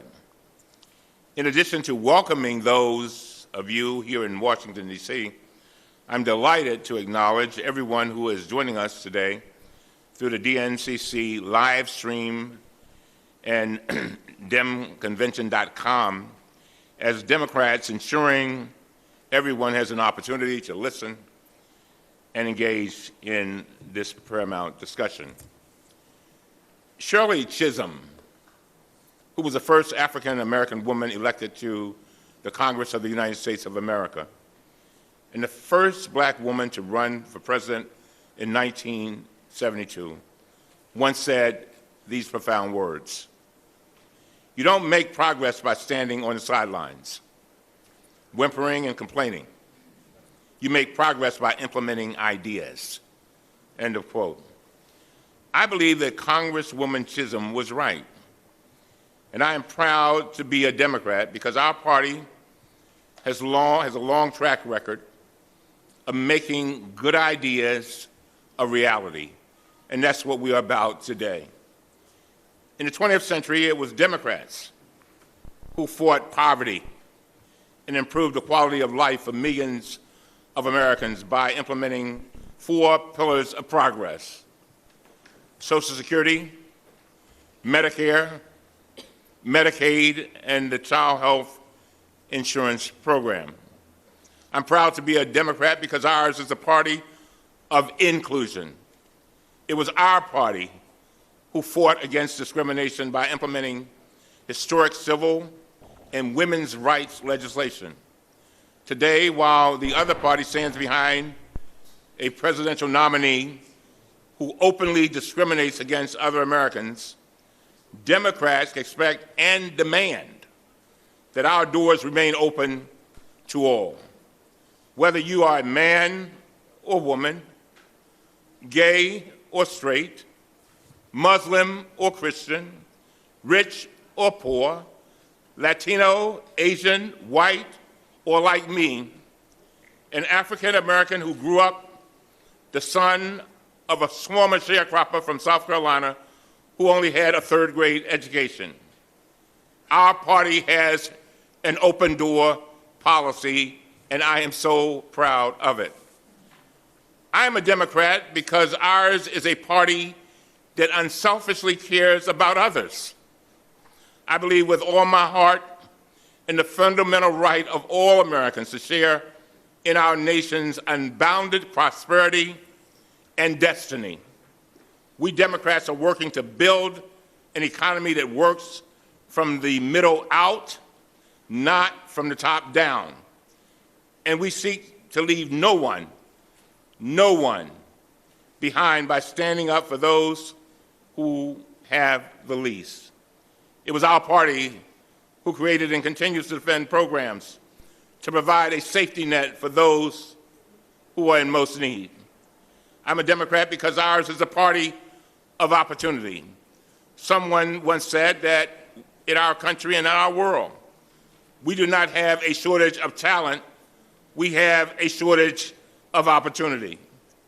We believe that every single person should be able to develop and reap the rewards of our God-given talents, our initiatives, our ideas, and our drive.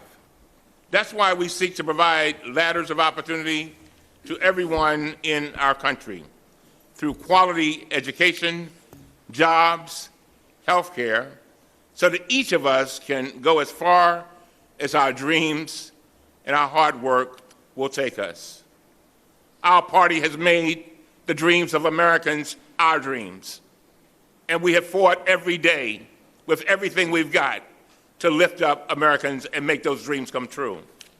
I'm a Democrat because I believe that health care is a right, not a privilege in our country.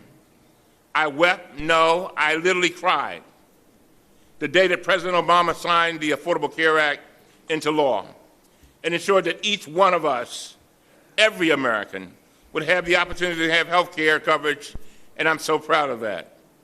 I'm proud to have worked with both Hillary Clinton and Bernie Sanders, along with hundreds of others, to turn that into law. And I do not care how many times the Republicans tried to unsuccessfully repeal it, because we as a nation will never turn back. I'm a Democrat because ours is a party that embraces diversity. We believe that diversity is not our problem, it is our promise. Democrats know that Americans prosper when we're all in it together. As we wrote in our last platform, and I quote, "We see in America where everyone has a fair shot, does their fair share, plays by the same rules. We see an America that out-educates, out-builds, and out-innovates the rest of the world." We went on to say, we see an America with greater economic security and opportunity, driven by education, energy, innovation, and infrastructure, and a tax code that helps to create American jobs and bring down the debt in a balanced way. We believe in deficit reduction, not by placing the burden on the middle class and the poor, but by prioritizing programs that mean the most and by asking the wealthiest to contribute their fair share, end of quote. That was what we strived for under President Obama, and that is what we will continue to seek under our next Democratic president. Finally, I am a Democrat because ours is a party that believes that every child should have access to a world-class public education regardless of his or her zip code or background. We are a party that understands clearly that the greatest threat to our national security is the failure to properly educate every single one of our children. I'm a proud product of our public schools, and I know that these schools are essential to the successful functioning of our democracy. Democrats also fight for affordable access to college and other post-secondary educational opportunities, because we know that these opportunities are the surest path to the middle class. And I'm proud to be a Democrat because we stand up for working Americans in collaboration with unions, push to increase the minimum wage, level pay disparities, enhance job protections for vulnerable workers, and fight to make our workplaces safer. And yes, we believe in equal pay for equal work. I'm a Democrat because ours is a party that honors our troops, our military families, and our veterans. These brave men and women and their families have borne the burden of war and have made our armed forces the envy of the world. I'm proud that we not only support them in the field and fight for them when they come back home. We are Democrats. And we as Democrats are committed to making sure that we keep working to give our veterans the health care, the benefits, the education, and job opportunities that they not only deserve, but that they have earned. I'm a Democrat because ours is a party that strives to expand our democracy. We're not about the business of shrinking people's rights. We're trying to expand people's rights. As Democrats, we work to ensure that everyone, and hear me, that everyone has the right to vote. Because having your vote counted is the most essential American freedom.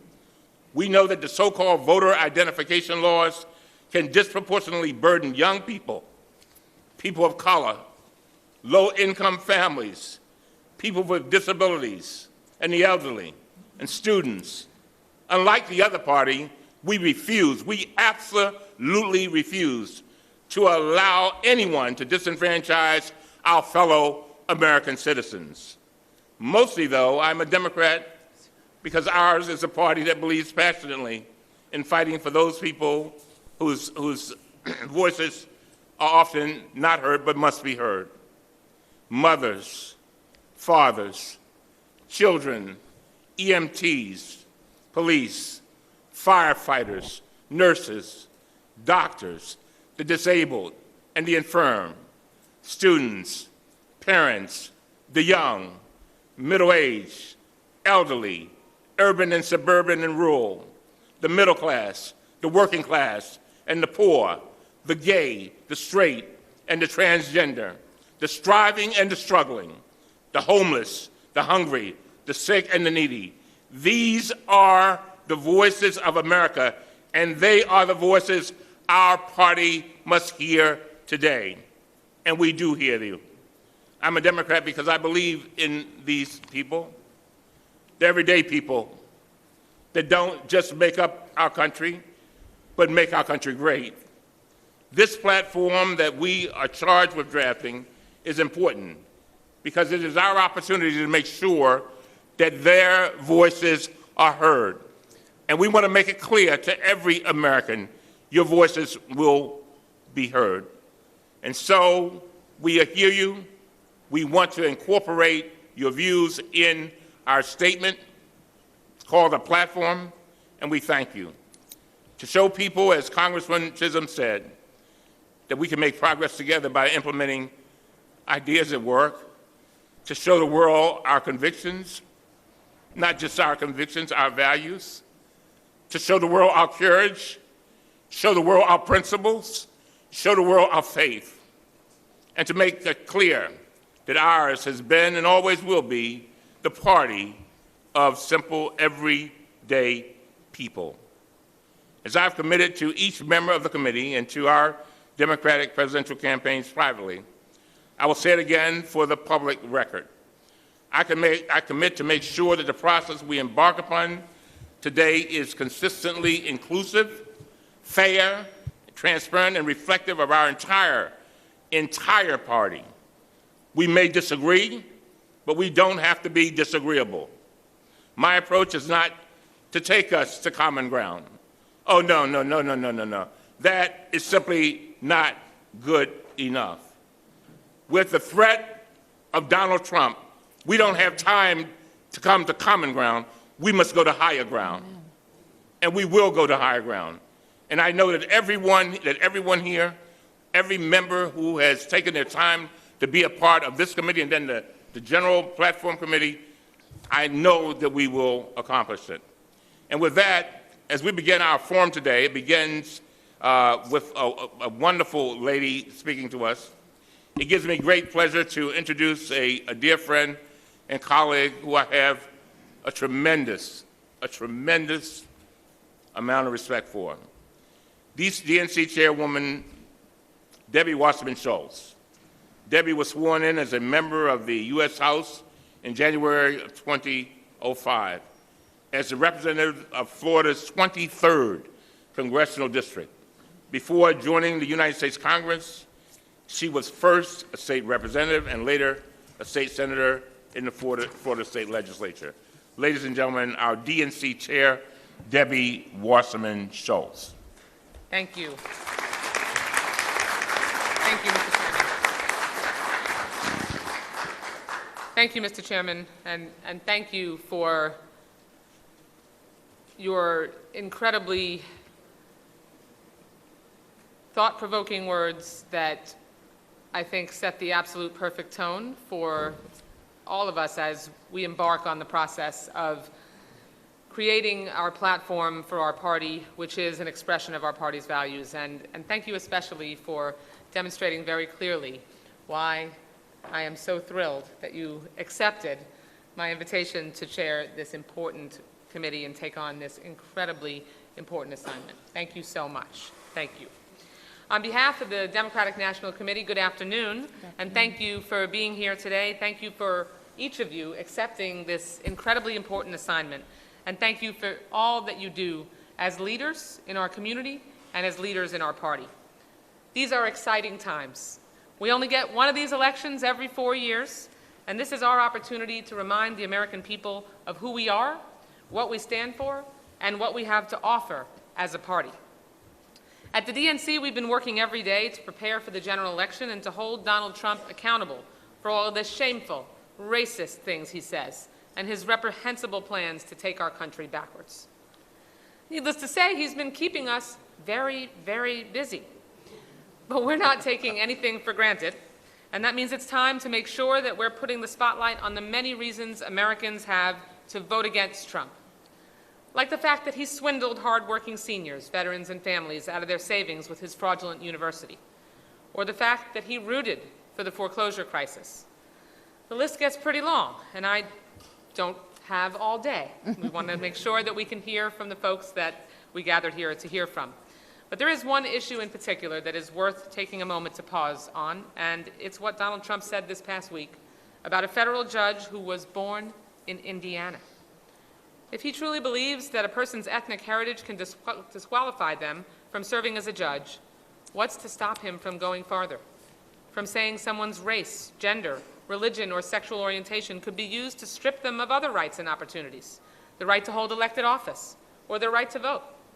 Frankly, with this episode more than any other, Trump has disqualified himself from holding a position as important as the presidency. And we are going to keep holding him accountable. Of that, you can be sure. But it's not enough just to give voters a reason to vote against Trump. It's time to gear up for the general election, as we have been, and give the American people a clear vision of what they'll be voting for when they cast their ballot for a Democrat. That's the vital task that each of you, individually and collectively, undertake today. We are here to kick off a process where we can share with the American people what the Democratic Party stands for and leave no doubt that it is our party that shares their values and speaks to their aspirations. And it is your task, the task of the Platform Committee and the Platform Drafting Subcommittee, to bring together voices from across our party, from all of our campaigns, and from our voters. This is an open process, and it's a hallmark of the Democratic Party. Every cycle, we do more and more to engage and include the American people. This year, we made sure our campaigns were represented fully, so 75% of the members of this drafting committee were recommended by our presidential candidates. And when we're done, this process and our convention will be the most representative and inclusive in our history. Arriving at a consensus will no doubt be a difficult task, but I am confident that the process will be a success. That is in no small measure because of our committee chair. We are enormously fortunate to have a man of unquestionable integrity, extraordinary legislative experience, and a lifetime of dedication, as he just outlined in excruciating important detail, to democratic ideals chairing this committee. Congressman Elijah Cummings, and that is why I asked him to take on this important responsibility. So thank you, Elijah. Thank you so much, truly, for accepting this important task. Through his leadership, Congressman Cummings will ensure that we have a fair, open, and inclusive process consistent with our shared values. I have the utmost confidence and faith in his ability to accomplish the task at hand. And when your job is complete, we'll head into our convention ready to make our case to the American people. Our phenomenal convention CEO, Leah Daughtry, will talk about the convention in a moment. But before I hand it over, I want to take a brief look at what our last platform meant to our nation and our people, to give you a sense of what this work means for our future. This is not just some rote exercise in which we phone it in and produce a document that gathers dust on a shelf. Our 2012 party platform called on Democrats to continue rebuilding the middle class after the Great Recession and to put more Americans back to work. Under President Obama, we've had 75 consecutive months of economic growth, and 14 million new private sector jobs have been created. Our 2012 party platform called for reducing the deficit and making the tax code more progressive. Under President Obama, we've cut our deficits by almost 3/4, and most Americans saw some tax relief, while top earners now pay a little more of their fair share. On national security, our party platform recognized that the cornerstone of our engagement with the world is our commitment to building strong alliances, which were badly damaged under the Bush administration. As promised in our platform, President Obama has promoted American national security by strengthening our relationships with key allies around the world. We have worked with our NATO allies in Europe and continue to work with our strategic partners to counter emerging threats in the Middle East and Asia. The President has made it clear to our allies around the world that our democratic values will continue to drive our foreign policy. He just returned from a historic visit to Japan, making him the first sitting president to visit Hiroshima, strengthening our Asia-Pacific relations. Instead of the isolationism coming from the other side, he recognizes that we must work with Mexico and our neighbors in the Americas as equal partners based on mutual interest and mutual respect. He has stood against provocations from countries like North Korea, and his actions have made clear that we will continue to stand strong with our stalwart allies, including Israel, and ensure her security.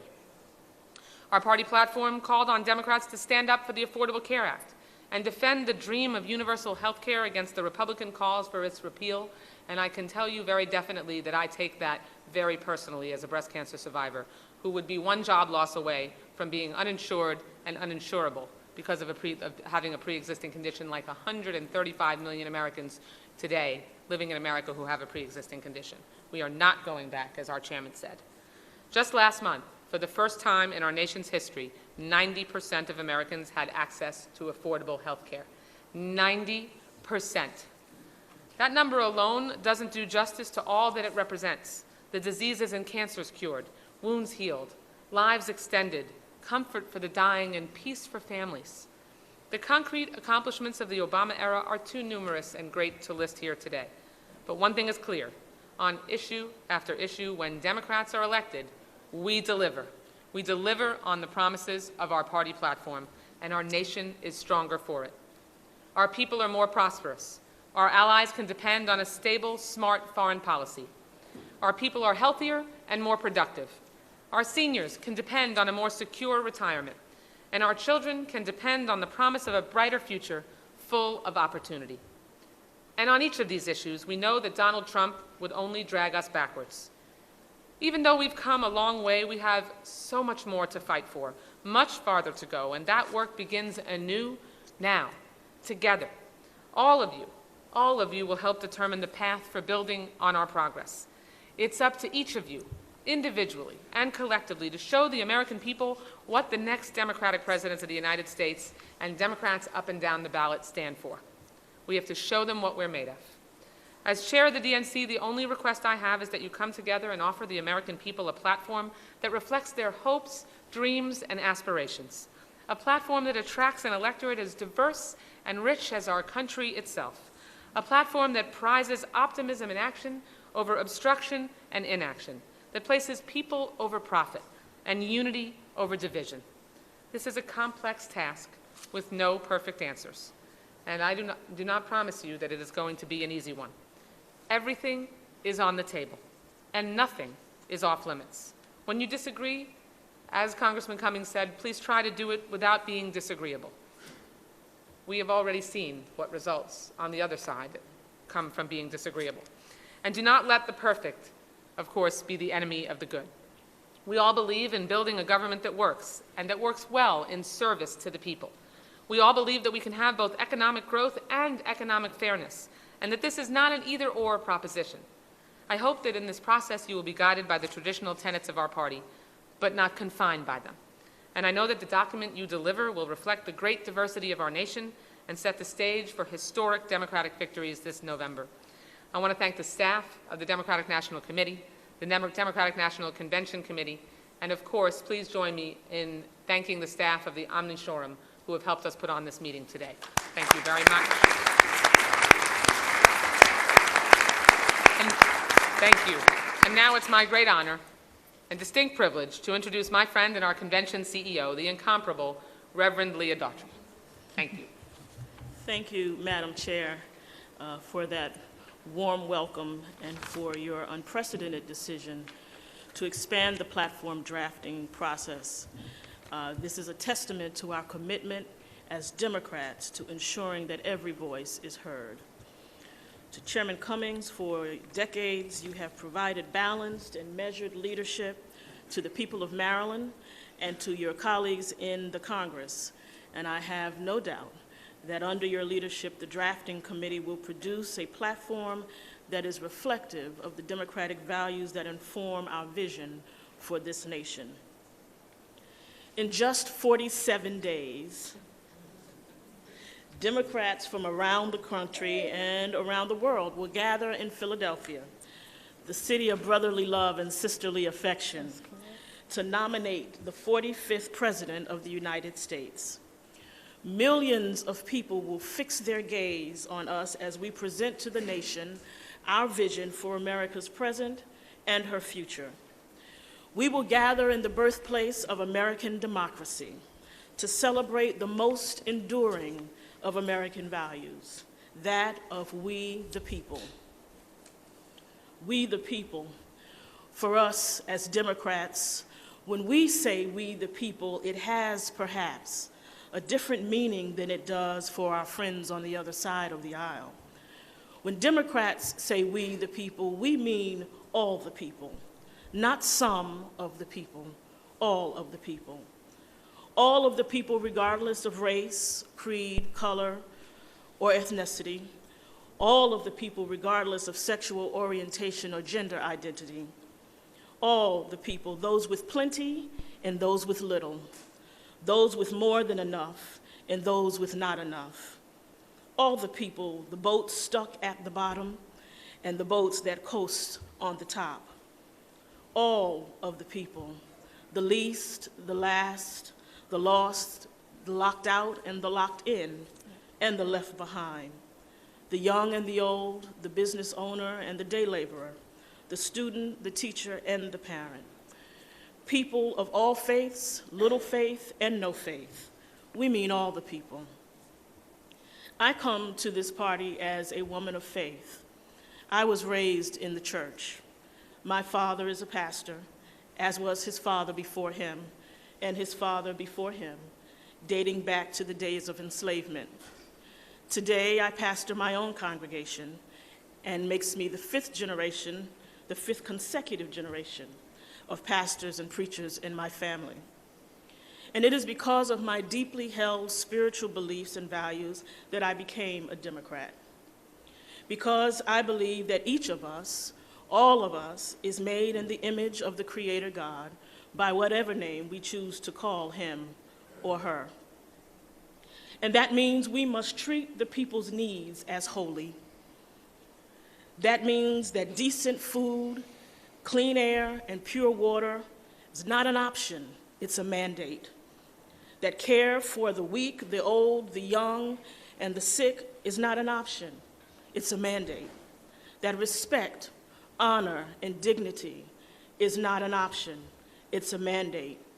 We must treat the people's needs as holy. And I saw and see. All right, folks, welcome to the Fox 10 News Now stream, part of Fox10Phoenix.com. We do want to break into the action here and take you out locally in Phoenix. Happening right now, the Arizona Latino and community leaders are holding a press conference to denounce Donald Trump's racist comments. Take that live right now. Disturbing coming from any individual, much less an individual seeking our nation's highest office. They demonstrate a severe lack of judgment and disrespect for our courts. Courts are where Americans turn to seek justice, prevent discrimination, and ensure our fundamental rights.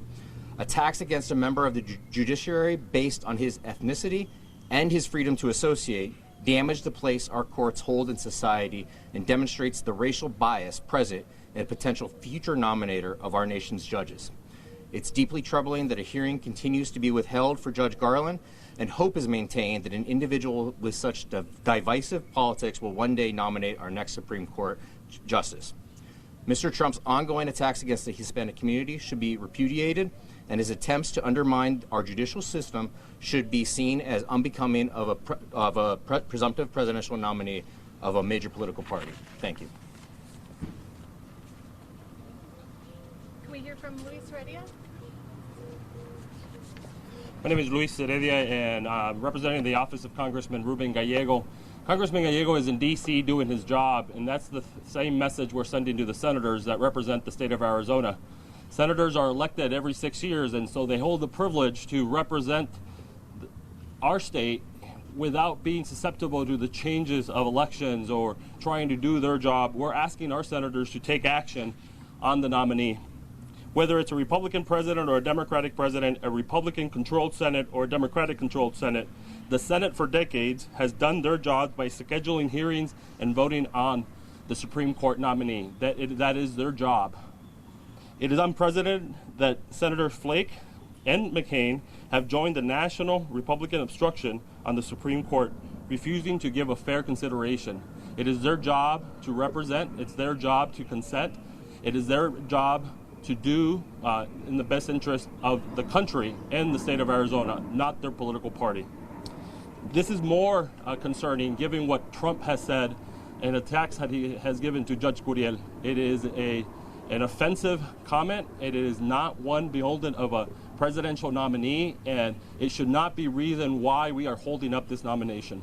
So we ask for action. We're asking for our senators to do their job. Good morning. My name is Jim Barton, and I'm here on behalf of the Torres Law Group. You know, I think one of the important things to remember is that our Constitution cannot enforce itself. The only way our Constitution protects our national values is if we have people enforcing the document with integrity, and that's not just judges. It's also senators, and it's also the President of the United States. I'm from Indiana, just like Judge Curiel, and the only difference between me and Judge Curiel in Donald Trump's eyes is the color of his skin, and that he's Hispanic. All right? How can Donald Trump possibly swear an oath to support and defend the Constitution of the United States if he's going to disregard the 14th Amendment and the 15th Amendment that say our national values are to treat people without regard to their race? Remember, the Constitution isn't just enforced by judges. It also has to be enforced by the president. And this candidate can't possibly enforce that Constitution. Furthermore, the historic delay that we've seen from the Senate in not hearing President Obama's nominee for the Supreme Court is devastating. Article 2, Section 2 of the United States Constitution gives the power and obligation of appointing Supreme Court justices to the President of the United States. Senators McCain and Flake participating in this nonsensical procedural parliamentary maneuvering to subvert the Constitution is unacceptable, and it damages the core values of our country. Until our elected representatives enforce the Constitution of the United States, it becomes a dead letter. Thank you. Senator Quezada. Thank you. Good morning, Senator Martin Quesada. I'm out of District 29 in Maryville and Glendale. You know, we've heard today how Donald Trump's comments have been offensive to the legal community, to our Constitution, and to his obligations, were he ever to become president, to respect the Constitution and uphold the rule of law in the United States. But I want to speak today also about how his comments are offensive to people of color across this nation, people who immigrated to this country and people who seek to give back to this country. whether they are serving as judges, whether they serve as state senators, whether they serve as construction workers, whether they serve as steel workers. Any person of color who comes to this country wants to give to this country and wants to be a part of this great nation. We have been told today that Donald Trump only sees us by the color of our skin and by the country of our origin. If we immigrated to this country. That is not acceptable. That is not what our country is all about, and that's not what our parents came and fought and died for in wars to be a part of this nation.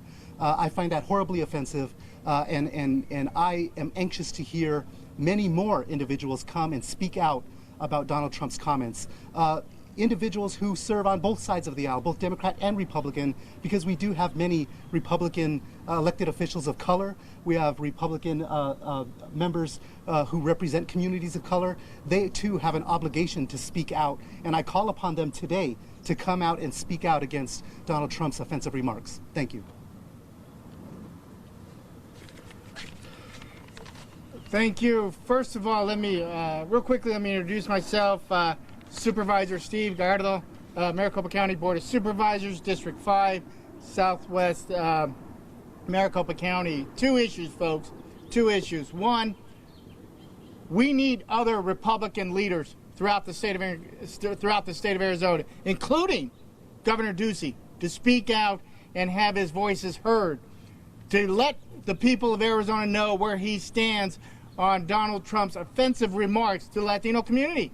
He governs a state where nearly a third of the population is Latino. Governor Ducey, where are you? Why are you so quiet? Where are the other Republican leaders in the congressional delegation? Why have they been so quiet? Senator John McCain, who has come out and said he would endorse Donald Trump, where are you on these offensive remarks? Are you going to continue to remain quiet as a third of your population of your state is offended? We need you to speak up. To Senator Flake, who has come out, and I applaud him for speaking out against Donald Trump's offensive remarks, we ask him now to move forward with hearings on our judicial nominee. We need a full hearing. He sits on the Judiciary Committee in the United States Senate. We need him to move forward and call for committee hearings. We need to move this process forward. Many of the Republicans came out very soon at the beginning of the year and said that they wanted to wait until the next president is elected. Well, we know who their nominee is. It's clear. Donald Trump is their nominee. Do they want Donald Trump to make that appointment? Is that what we're waiting for? We're waiting for an individual who continues to offend every segment of our society, continues to offend women, continue to offend Muslims, continue to offend people with disability, continue to offend veterans, and he now continues to offend Hispanic. We need hearings on this Supreme Court appointment. We call on Senator Flake to call for hearings, move this process forward. Let's not let Donald Trump, if elected president, make this appointment.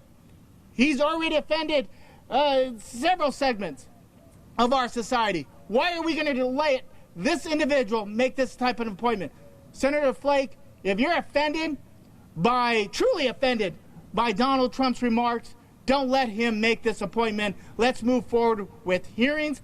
Do your job as mentioned before. It is unheard of that the Supreme Court is going to wait until after the election. There is plenty of time for them to do their job. Let's move forward with the hearing. Let's give an up and down vote on this Supreme Court appointee and let the process move forward. Thank you. Thank you. I don't think I could say it better than Supervisor Gallardo. Are there any questions? So Trump's coming on the 18th. Yeah. Any message for him? Yeah. He cannot say these racist comments. It is abhorrent, it is un-American, and it's un-Arizonan. He's not welcome here. What do you think? I'll ask you, Steve. What do you think's going to happen when he comes? You saw what happened last time. Now he's the nominee. I would imagine that the people of Arizona are not going to sit quietly. They're going to let their voices loud and clear to the nominee of the Republican Party. They're going to make their voices loud and clear to Governor Ducey and the congressional delegation. They're going to let their voices loud and clear, loud and clear to Senator McCain and Senator Flake that he's not welcome. His comments, his abrasive, offensive remarks are not welcomed in the state of Arizona. We want our Republican leadership, particularly congressional delegation, to stand firm and stand with the people of Arizona, particularly a third of the population that's offended by Donald Trump, to say no more. We're not going to welcome Donald Trump in this state until he apologizes, takes back his statements. We want him to make what he has done make right. Apologize, take it back, and we want Senator Flake and Senator McCain to move forward with Senate hearings, particularly Senator Flake, who sits on the Judiciary Committee, who's required to have congressional hearings.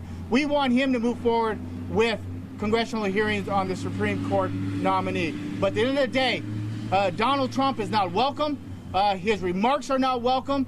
And we want Donald Trump to take them back and apologize to the largest minority in the state of Arizona, the Latino community.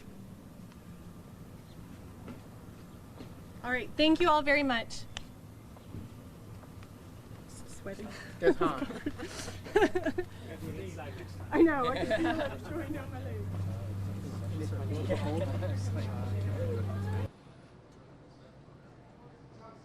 All right, everybody. So you heard from some Latino community leaders denouncing Donald Trump, saying he is not welcome in the state. Well, let me break it down here for you guys. We just confirmed that Donald Trump will be here on Saturday, June 18th, and we will have a very, very special News Now stream for that, just like we have in the past when Donald Trump has come to Arizona. He will be here on June 18th. Right now, the specifics are not there yet as far as a location or a time. As soon as we get that info, you know we will bring it to you. I hope everyone's just having an awesome, awesome day here on the Fox 10 News Now stream, part of fox10phoenix.com.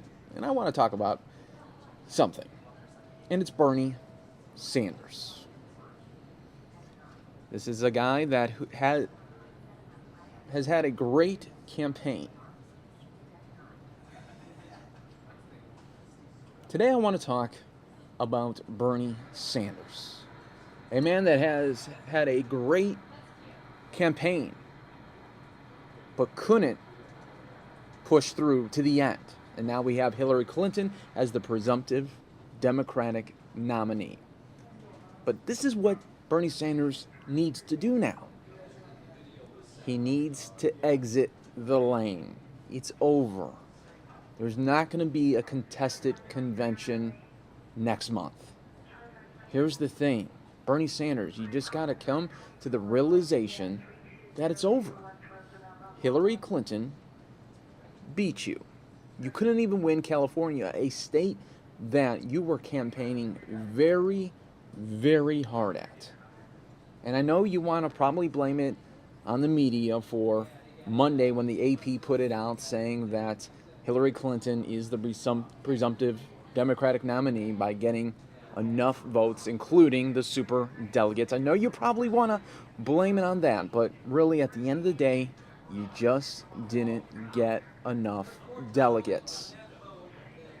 And now that you're saying, well, you're still going to have a rally tomorrow on Thursday in Washington, D.C., even go to Philadelphia, and you said you're going to take it all the way to convention. Let's stop right there.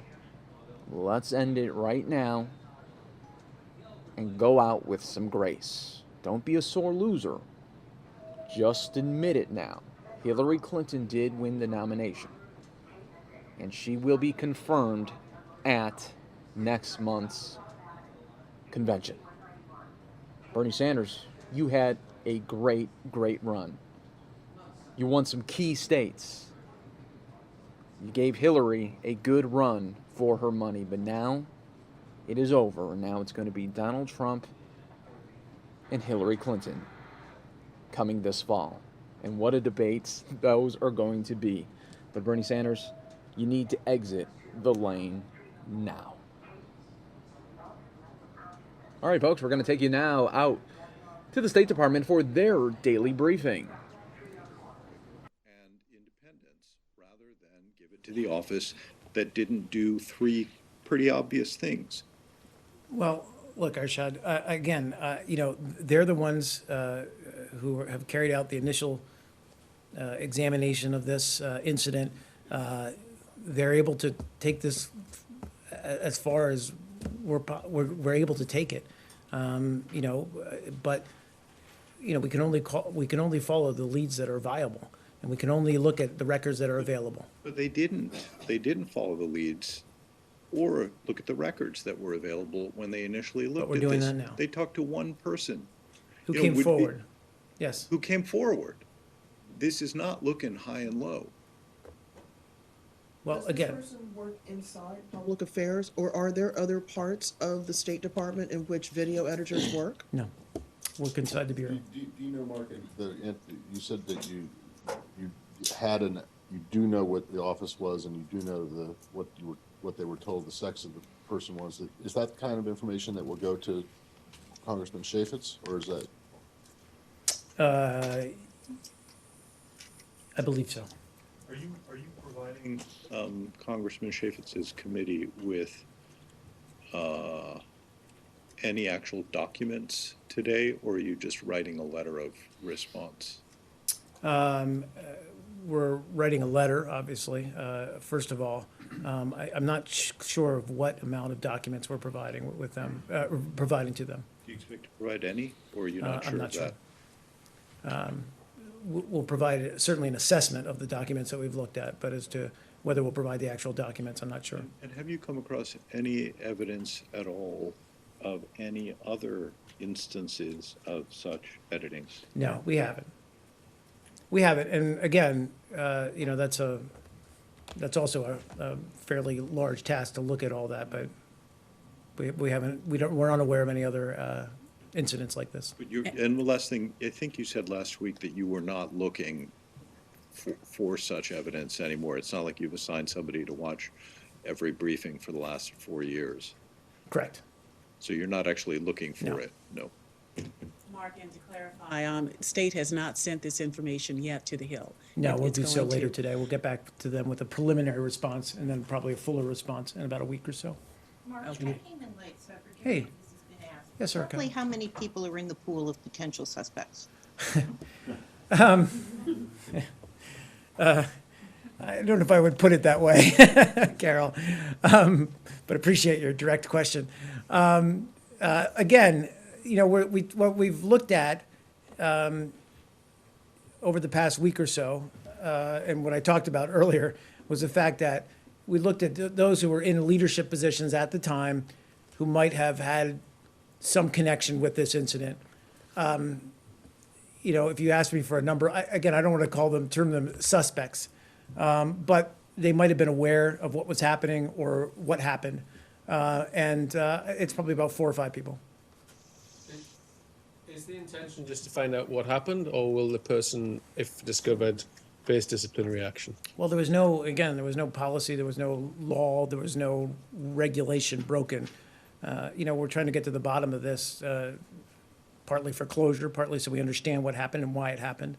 So there's no reason why this person shouldn't just save you time and come forward? Well, that's not for me to answer. If you don't find the person who issued the instruction, who is ultimately responsible? Who is ultimately responsible for this? If I commit some kind of journalistic crime, my editor will be held responsible for it if I can't be proven Well, to look, have I done like to think that, I don't know about being held responsible, but I like to think that Assistant Secretary Kirby has been very forthright in accepting ownership of this and then trying to remedy it going forward, but also, as I said, being as transparent as we can with respect, while respecting the fact that, there's people's privacy at stake here with the media, and certainly as responsive as we possibly can to Congress. So this is definitely a call that was made from someone within the Public Affairs Office, though. Correct. It's just that the person, the level and title of that person is what is unclear. Correct. I thought last week you had said that the person who received the call said they believed it to have been someone Correct. in the public affairs office. Do you now know for a fact that it is someone who is in the public No, affairs this is bureau? based on, again, this is based on the recollection of the technician who carried out this, this edit, which is that they were. All right, folks, we're going to take you now to Miami, Florida. Let me lower that for you. The police are chasing them. Suspect is on an ATV.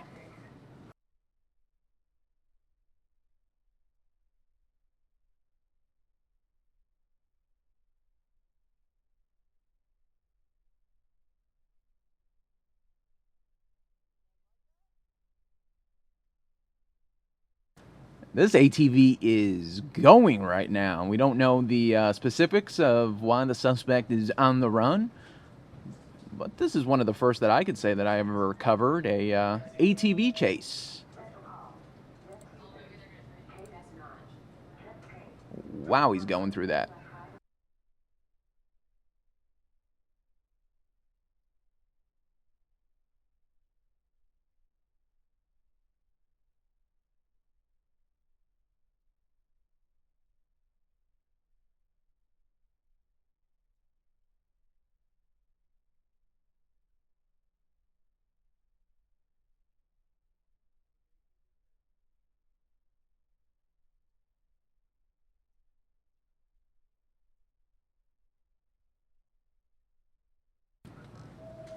All right, folks, we do appreciate you guys being part of the Fox 10 News Now stream, part of Fox10Phoenix.com. You can see police here in Miami chasing the suspect on an ATV. Not sure how long this is going to last here, but we just got the stream moments ago.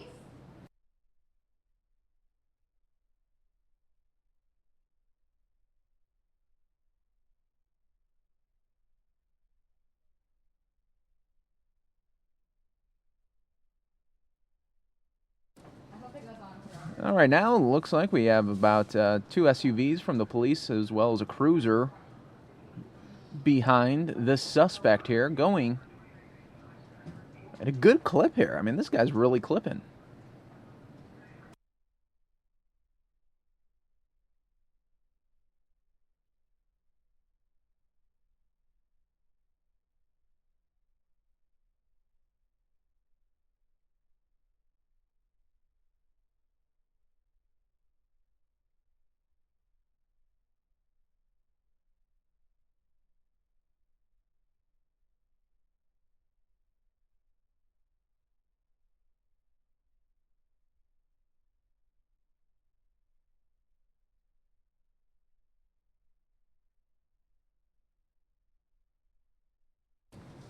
And folks, if you're just joining us here, welcome. This is happening in Miami, Florida. This guy has an ATV, and he is he's going at some high rates of speed here, able to really dodge the cops up to this moment here. We don't know the specifics on why this guy is running here, but he's making a good go at it.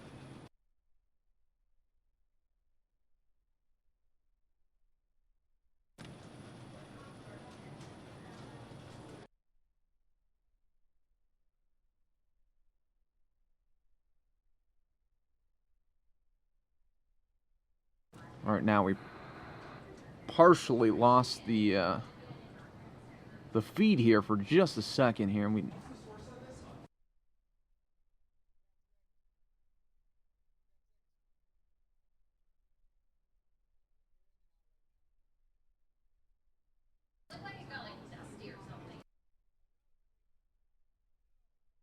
All right, folks, looks like we're in and out of the signal here. If it does come back, hopefully we get the signal so we could show you the end of that chase there. Miami, Florida, ATV suspect on the run there. We'll see if we could try to get that back for you guys. In the meantime, back to the State Department. And certainly it's having an effect. Okay, now this ISIS, or purportedly ISIS withdrawal, does it also include groups like Jabhat al-Nusra and others? And the reason I'm asking yeah. this, would that then allow for maybe heavier strikes by the coalition or by the Russians or by the Syrian government and so on, if they are really delineated. Right. I don't have clarity on whether Nusra is part of this withdrawal. I just don't at this point. But I would note, when you're talking about the situation around Aleppo, we would also like to condemn today's bombings of 3 hospitals or medical facilities in Aleppo. The fact that the regime is once again targeting medical facilities is unconscionable and should be strongly condemned, and we are. This is inconsistent with UN Security Council Resolution 2254. It's inconsistent with commitments that the ISSG has made and regime has made itself, and it continues to exacerbate the suffering of innocent civilians. What is your reaction to Bashar al-Assad's statement that there is no political solution on the horizon and that only, in essence, a military solution can be achieved, or victory, or what do you call it? Sure. Victory. Well, I mean, look, what's my reaction? He's sadly mistaken. All right, folks, we are back at it now with the chase. Miami, Florida right now. The guy is still on the ATV. We are back at it, folks. So thank you for staying with us on the Fox 10 News Now stream, part of fox10phoenix.com.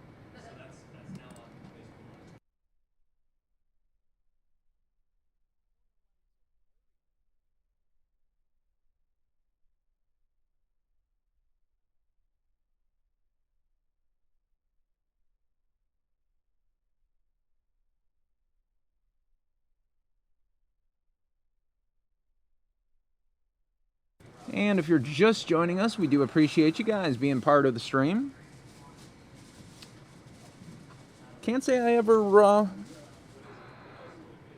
had this before, where I was covering an ATV chase, Miami, Florida. But you know what? Anything is possible, right? You could pretty much see anything on a certain day. And today we have ATV chase. Suspect has been going at a really good clip here. He's been evading the police.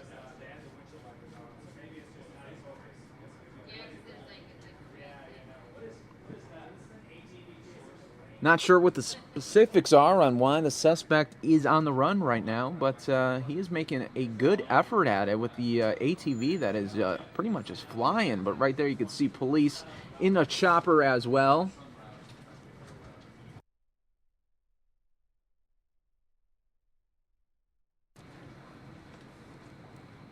This is in Miami, Florida, everyone. You can see the chopper right above.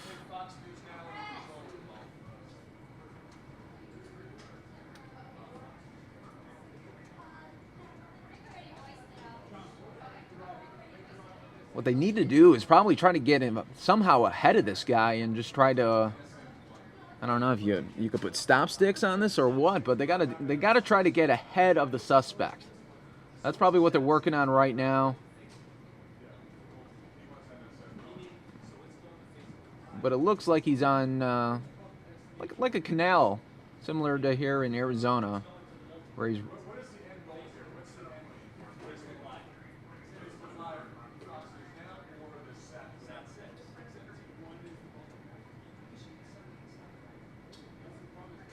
So they're going to try to somehow to get in front of this guy. You can see right there on the bottom of the screen there is the suspect on the ATV. And he is flying. I mean, he's going at a really, really strong clip.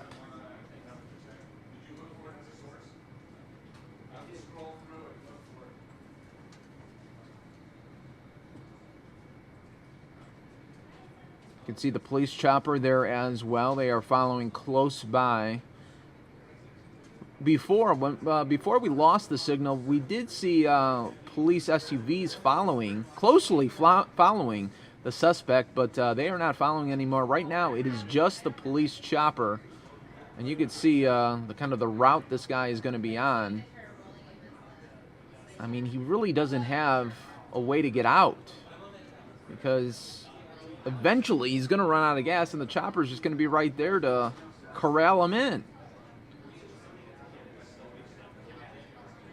It looks like the photographer here is having a little trouble with the focus there, so we do apologize for that. But you guys are watching this all unfold live right here on the Fox 10 News Now stream. It looks like he's doing a U-E here. Yep, he just did a U-E and is now going back the way he came.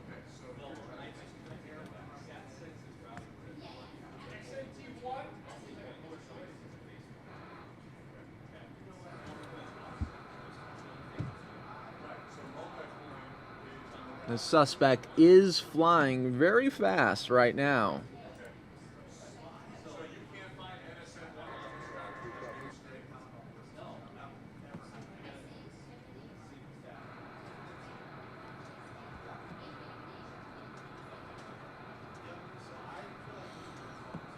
Suspect has been going for the last 12 minutes right now. We do appreciate everybody for staying with us here on the Fox 10 News Now stream. We have a suspect on an ATV evading police right now.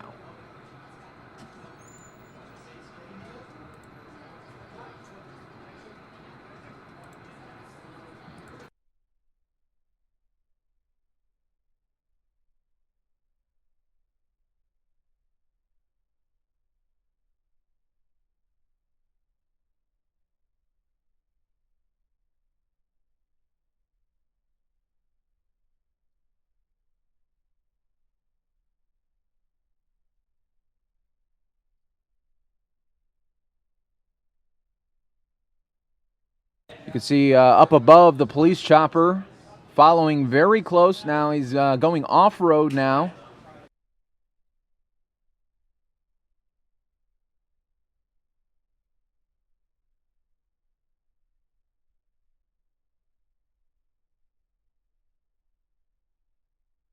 Now he's doubling back, coming back on the road there. Welcome everybody that's following this live right here on the Fox 10 News Now stream. I can't say I've ever followed this before, where ATV chase. We've had police chases, we've had ambulance chases, we have had truck chases, even big rig chases, but we've never had an ATV chase. That's a new one. Let me take that lower third off there so you can see the full action of the ATV suspect on the run right now in Miami.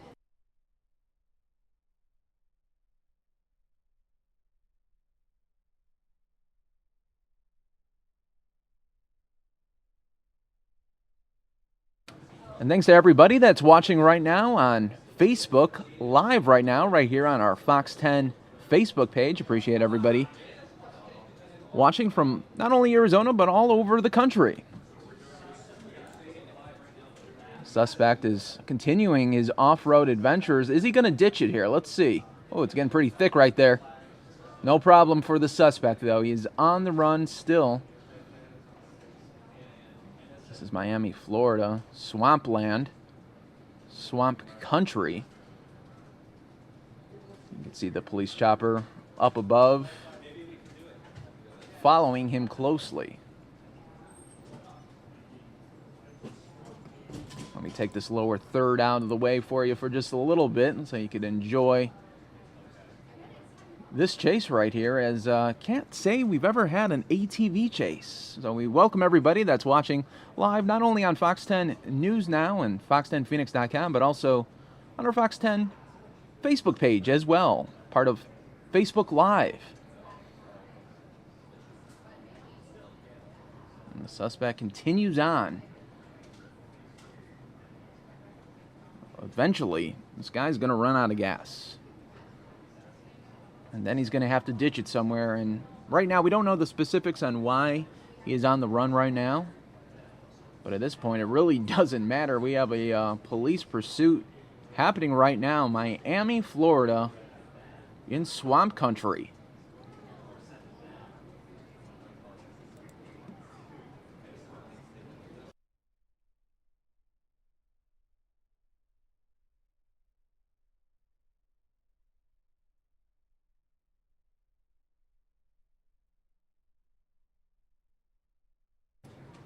And once again, thanks to everybody that's watching on our Fox 10 Facebook page, on Facebook Live, also on fox10phoenix.com as well, part of our News Now product. So you can see this suspect is still on the run here. ATV, you know, like I was saying before, we've had ambulance chases before. We've had car chases, obviously, truck pursuits, but we've never had an ATV pursuit until now. You can see Miami-Dade high above, watching his every move right now.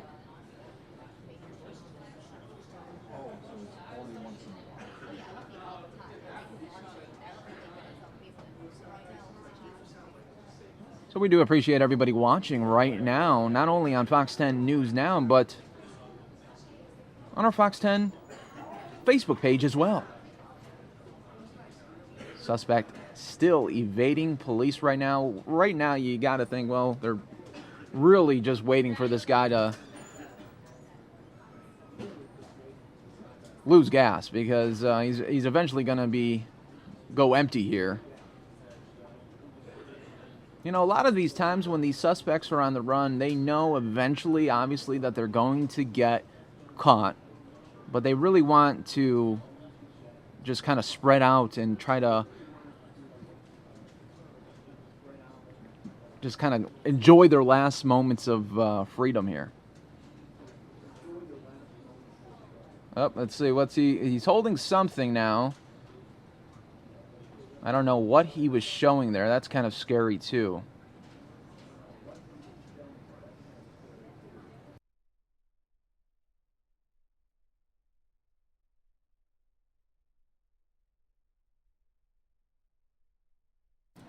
See the photographer there trying to get a closer shot now of the suspect. ATV chase going on right now. I don't know if he's holding, it looks like it might be a glove of some sort. That's a good shot right there now. Looks like we don't know when or any moment this could end. We don't know if the suspect is maybe looking for a place to ditch it, but it's really just kind of a free ride here right now, as police are probably just waiting until this suspect runs out of gas.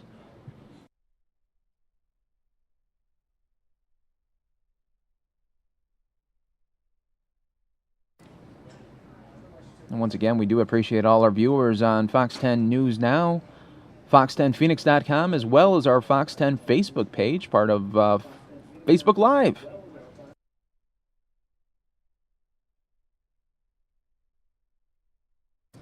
Looks almost like the suspect's getting a little bored right here.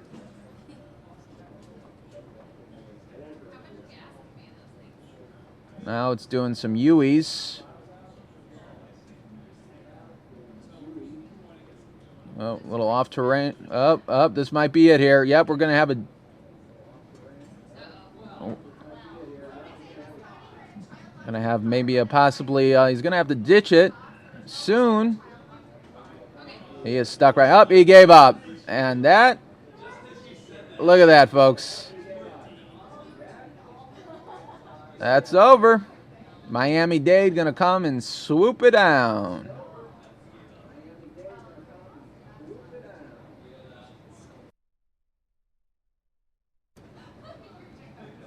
If that just didn't show total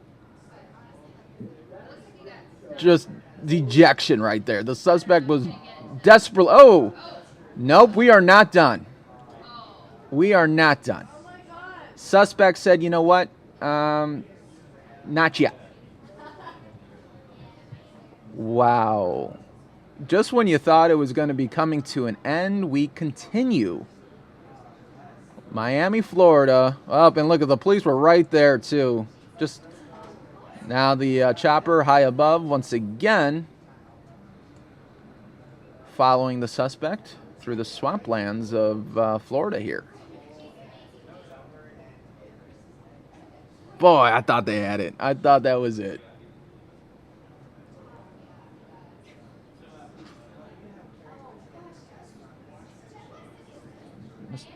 suspect is really just looking around a lot here, and we could tell the suspect, hey, there is a chopper, though. You know that.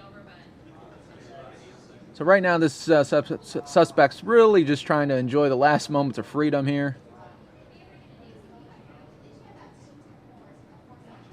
He's probably checking. Let's see, how much gas do I have?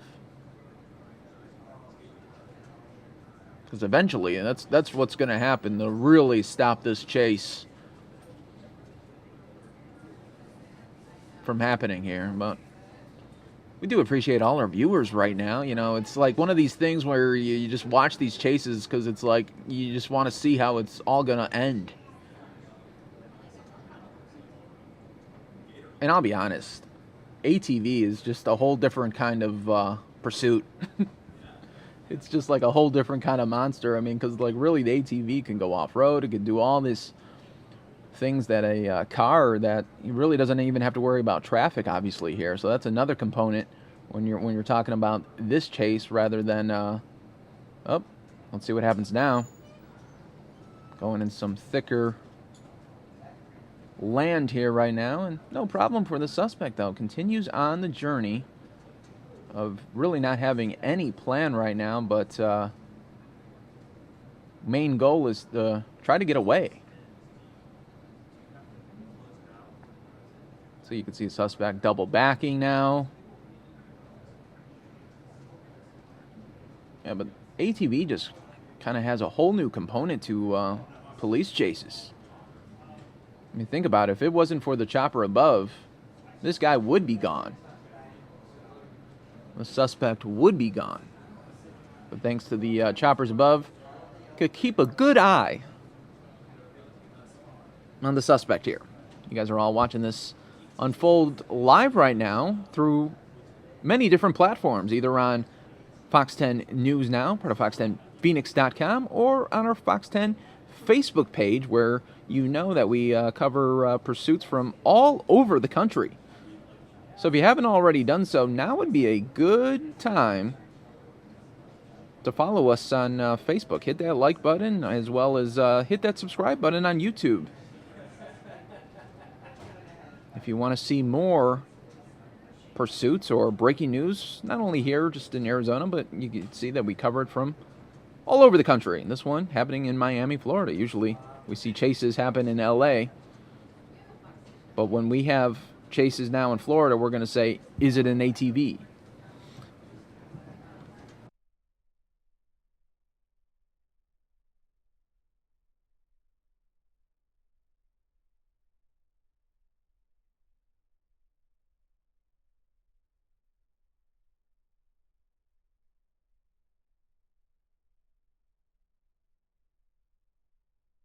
We do appreciate everybody watching now because, you know, you all want to know how this is all going to end, right? We thought we had it before. We thought we had the suspect was about to give up, and then, well, suspect said, I want to give it one more go. I want to give it one more go around.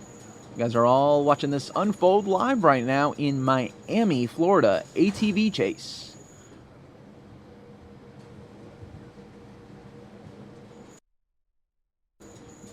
This just shows you how great of an asset helicopters are for a police department, because if they did not have helicopter to track this guy, there'd be no way this guy would be gone. The suspect would be gone.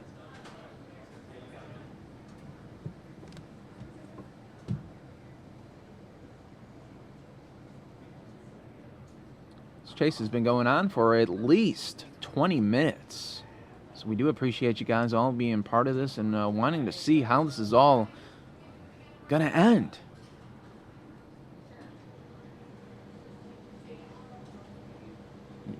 Now he's waving. Another suspect waving. Last week we were covering a chase in LA, and the suspect waved to the helicopter as well. This must be like a new thing. Oh, we got to stop here. Did we run out of gas? Let's see. Oh, we had a cruiser right behind. And now, here we go. Now we have the surrender. That is it for this suspect. See, guns are drawn on the suspect. Suspect is on the ground.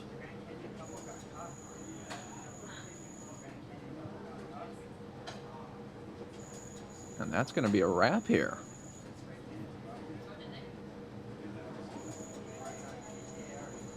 Wow, can't say I ever had that before, an ATV pursuit. Like I was saying, we had car pursuits, truck pursuits, even big rig pursuits. Just yesterday in the San Francisco area, there was an ambulance pursuit. Somebody stole an ambulance. But I've never had an ATV until now. Miami, Florida. Suspect now in custody. We appreciate everybody being part of this Fox 10 News Now stream. Part of Fox10Phoenix.com and Facebook Live right here on the Fox 10 Phoenix Facebook page.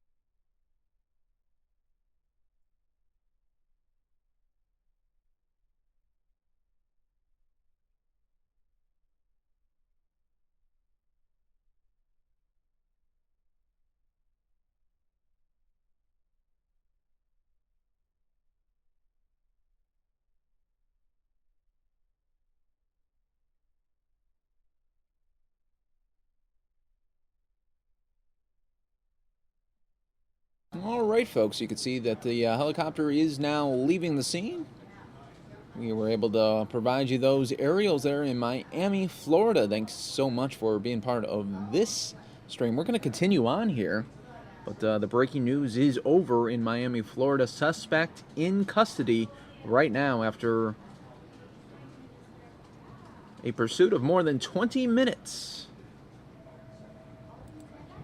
Now back to State Department action. Activity. The reason is because there seems to be your statements or your positions seem to go nowhere. You also have now a more emboldened or more blatant calls by, let's say, by the Israeli Minister of Agriculture, Uri Ariel, who's saying that we have to move the Palestinians from Area C and basically annex it. I mean, do you have any comment on that? Because it seems that Israel feels that Well, I mean, take I'm not action going with impunity. I'm going to resist the temptation to respond to every comment from Israeli officials. But, you know, for a member of the Israeli cabinet to say what Minister Ariel said is concerning. I just say we continue to look to steps, rhetoric, comments, actions that we believe will set the conditions for peace, for a peace process to take hold and to avoid inflammatory and provocative rhetoric. Any comment on the dual U.S. Portuguese citizen Sabrina de Souza, whose appeal against extradition from Portugal to Italy to serve her sentence? I've seen the reports. I'd have to refer you to the governments of Italy and Portugal. I don't have any comment. Please, sir. Regarding ISIS, Sure. there's been nearly 500 suicide attacks this year, 119 in May alone. Is this what progress looks like? Look, I mean, we've talked a little bit about this. Frankly, in light of there was a spate of suicide attacks, specifically in Baghdad, I guess a month or so ago, and they were horrific, and they killed a lot of civilians, innocent civilians, as they often do. And I think what we said at the time still holds to an extent. And even President Obama spoke about this when he was talking, I think he was referring to the attacks in Paris, when he said that, when you've got a few individuals who are willing to sacrifice themselves and have access to bomb material or weaponry, they're going to be able to carry out some pretty horrific attacks. What it means on a larger scale is that we all need to be vigilant. We need to cut off the recruitment techniques that allows these people to be, again, recruited and convinced that this is a viable means of expression, which it isn't. As much as we have degraded Daesh on the battlefield over these past months, and we put pressure on them. All right, everybody, we are going out live right now to California, where a bear is stuck in a tree.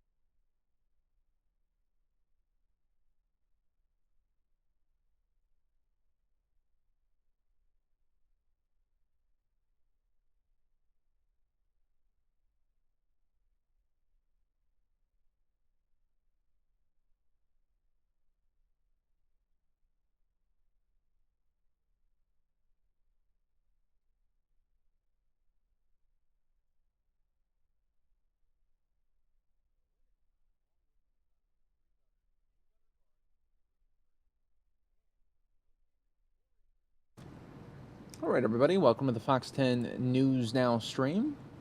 Part of fox10phoenix.com. We do out here now live in California, where a bear is stuck in a tree near an LA home.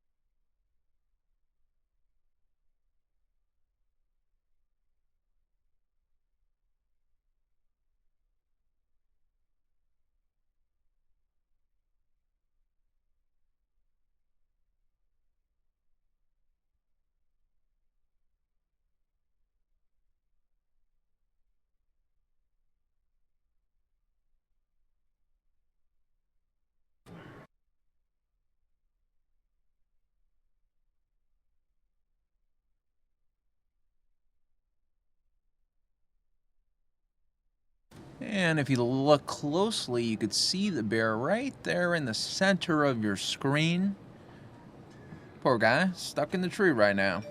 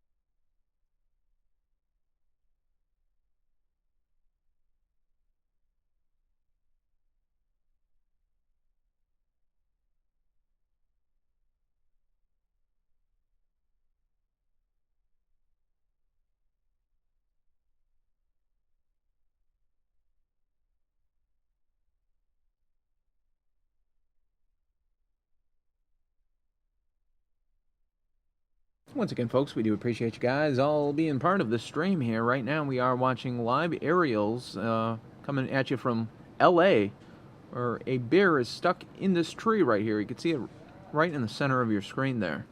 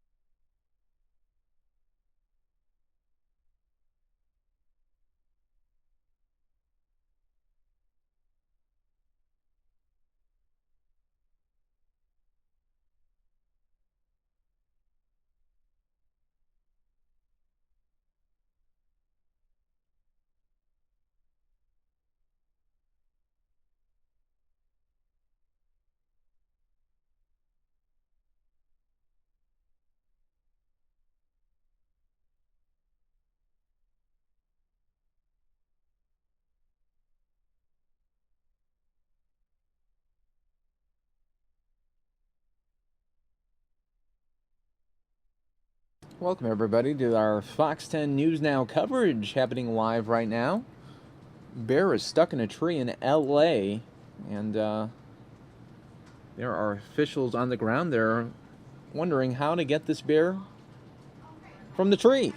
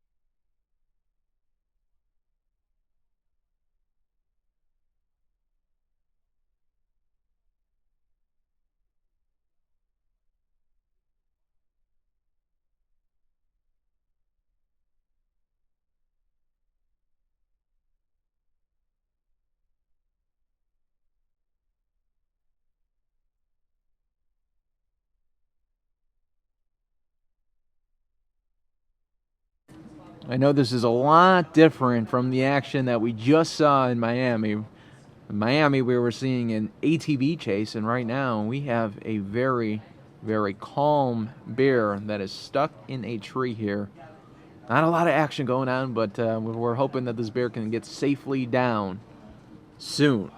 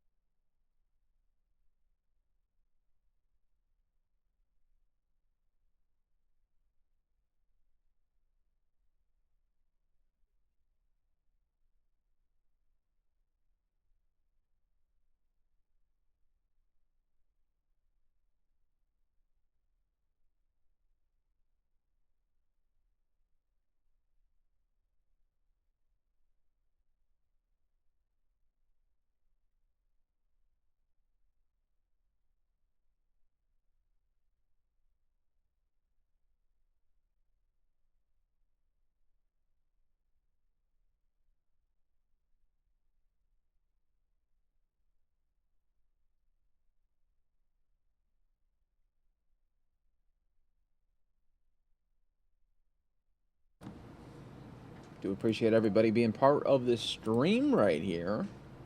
Fox 10 News Now, part of Fox10Phoenix.com. If you could see in the center of your screen, I know he's a little disguised right here, but that is a bear that is stuck in a tree.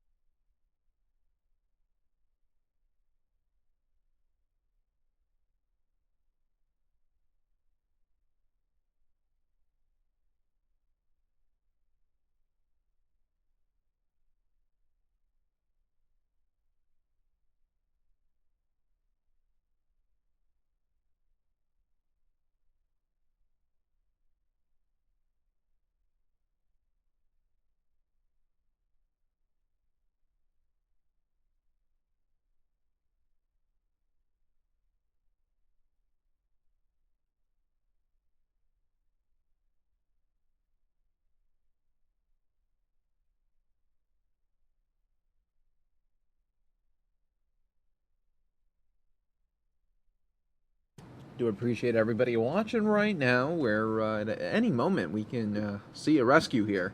Just depends on when the officials want to make a move here.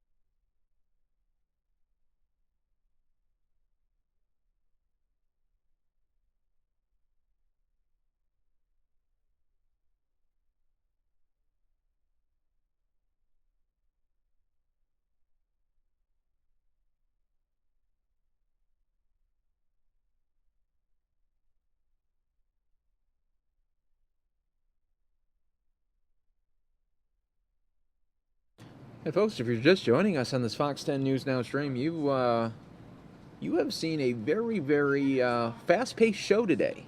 We've had an ATV chase in Miami, Florida, as well as now we have what's going to be a bear rescue in California. Bear is stuck in the tree right now, most likely scared.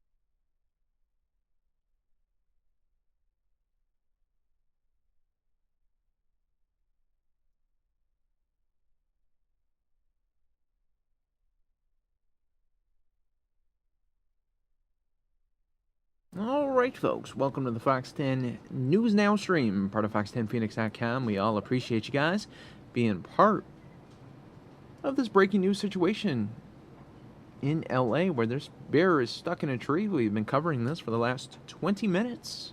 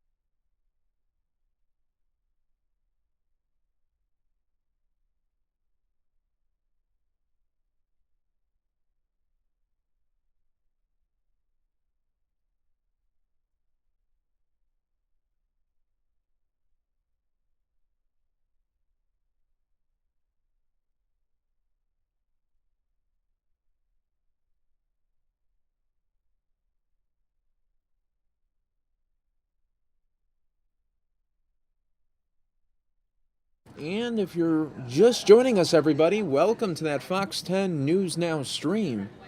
Part of Fox10Phoenix.com, we are looking at a bear that is probably really, really scared right now and stuck in this tree near a LA home. Happening right now.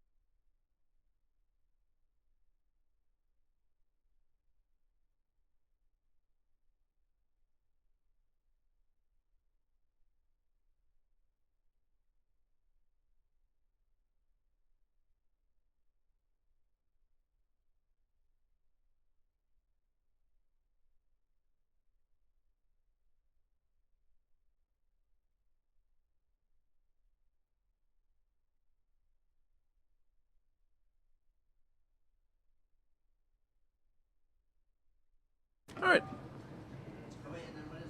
Everybody, it looks like we did lose that signal there, but it looks like it's coming back.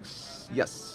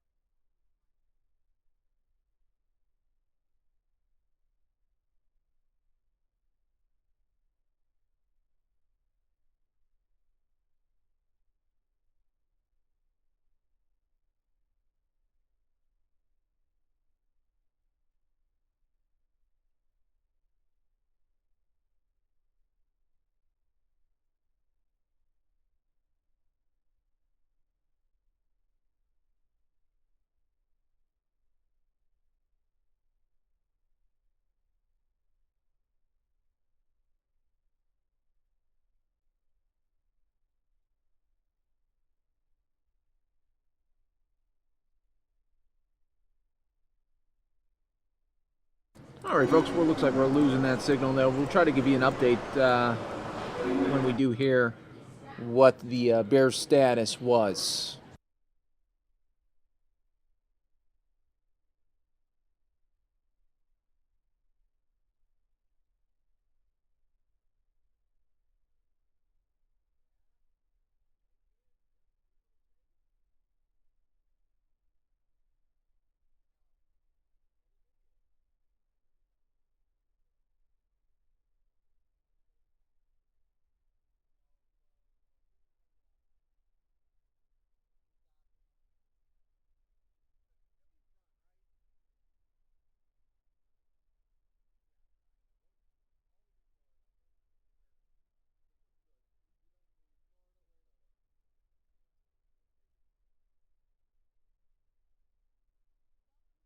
All right, folks, we're going to take you to a White House event. It's called Making Healthcare Better on Mental Health.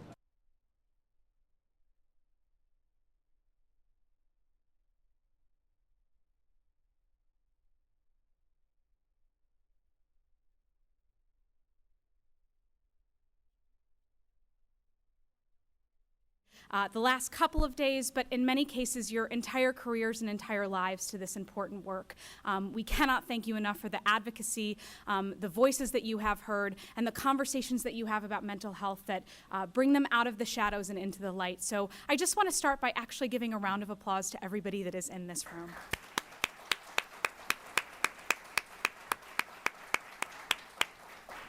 The work you do is incredibly important, and we couldn't be more honored to host you here today at the White House to have an afternoon-long conversation on mental health and the work that you all do on the national level, on the local level, from the federal government's perspective, and everything in between. So thank you so much. A few housekeeping items. We are live streamed today, and we have what we believe to be lots of people watching on our live stream. So if you could take out your cell phones now and put them on silent, not that we all don't want to hear your Taylor Swift ringtone.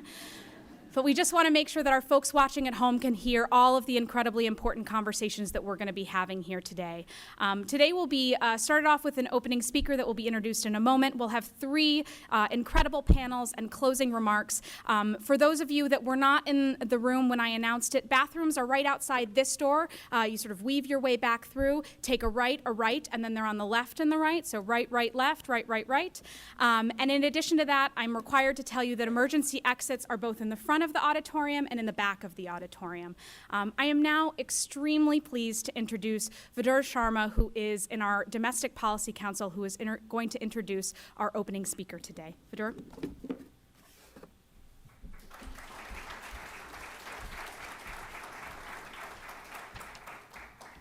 Thanks, Bess, and good afternoon to all. It's my privilege to introduce you to Vice Admiral Vivek Murthy, the 19th Surgeon General of the United States. America's doctor, as the Surgeon General is affectionately known by, has a tall order. He or she is responsible for communicating the best available scientific information to the public regarding ways to improve personal and public health. In this capacity, Dr. Murthy also oversees the operations of the U.S. Public Health Service Commission Corps, comprised of approximately 6,700 uniformed health officers who serve in nearly 800 locations around the world to promote, protect, and advance the health and safety of our nation and our world. Dr. Murthy has devoted himself to improving public health through the lens of service, clinical care, research, education, and entrepreneurship. The son of immigrants from India, Dr. Murthy discovered a love for the art of healing early in his childhood while spending time in his father's medical clinic in Miami, Florida. That passion only grew through his years of medical training and practice as a clinician. He also shared his passion with his students as an educator to hundreds of residents and medical students at Harvard Medical School. Dr. Murthy says that he regards caring for patients as the greatest privilege of his life. Today, through his remarks, I am sure you all will see his passion for others resonate through his words. At this point, I welcome America's doctor, Dr. Vivek Murthy, to take the stage. Thank you.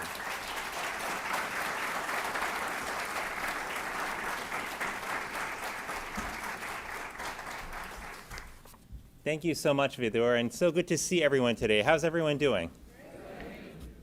I'm glad you all made it through the long lines. I heard it was pretty hot out there. But thank you for persisting, for making it, and for helping to support us in talking about such an important issue. I also want to, for those of you who have not been to the White House before, just a big welcome to you. And for those of you who are joining us from the live stream, we are also so glad that you could make it and be with us today because we have a very exciting lineup in the panels that are to come. I particularly also just want to thank Cecilia Munoz, the director of our Domestic Policy Council for the White House, for her leadership in making these series happen. I want to thank Bess Evans as well. And I want to give a particular shout out and thanks to one of my colleagues and partners, Kana Enomoto, who is the acting director of SAMHSA. And many of you know Kana and her wonderful work on mental health and on substance use. She and I have been working together over the last year and a half to produce the first ever Surgeon General's report on substance use, addiction, and health. And this is particularly important and timely given what we're talking about today because of the great overlap between people who are living with mental illness and with substance use disorders, millions of people, in fact. So glad to have Kana here with us today as well. As I was preparing for today, I was thinking about an experience I had nearly 25 years ago. I was sitting at the dining table next to my sister. We were working on some homework together, actually. And the phone rang. And I picked up the phone, and it was my uncle's roommate. My uncle had come to the United States just a few years before that. He was an architect back in India, and he was looking to build a new life for himself here in the United States, just as millions of immigrants have done over the years. And as part of that process, he was looking for jobs, and he had found a home for himself, which he shared with 2 other roommates. Now that day, he didn't come out of his room. So his roommate had called to ask us what she should do. And we knew he was hard of hearing, so we said, "Just knock a little bit louder. Maybe he didn't hear you." So she did, and she came back, and she said, "He's still not answering." Finally, we got worried, and we said, "Well, why don't you go ahead and call the police and have the door broken down? Let's make sure he's okay."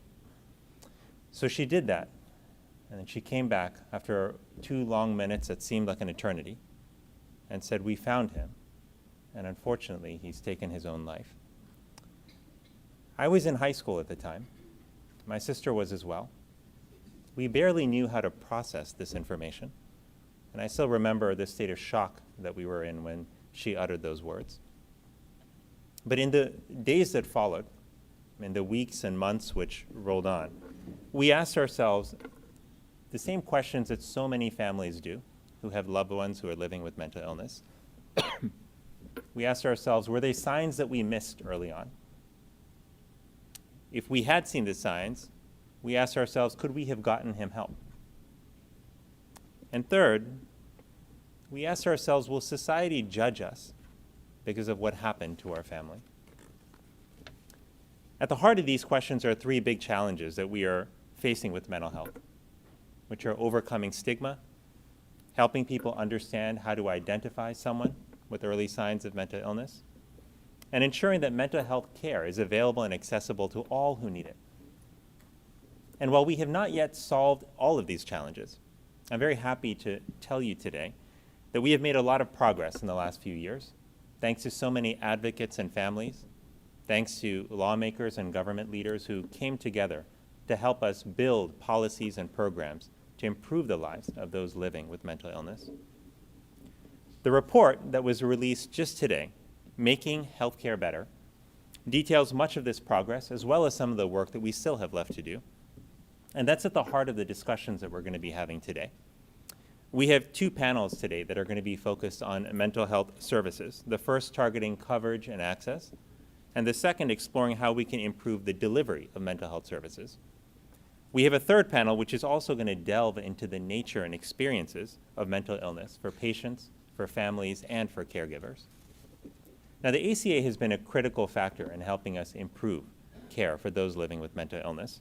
The law has helped us expand protections to millions of Americans who can no longer be denied coverage because of pre-existing mental health conditions, and for that matter, for any pre-existing condition.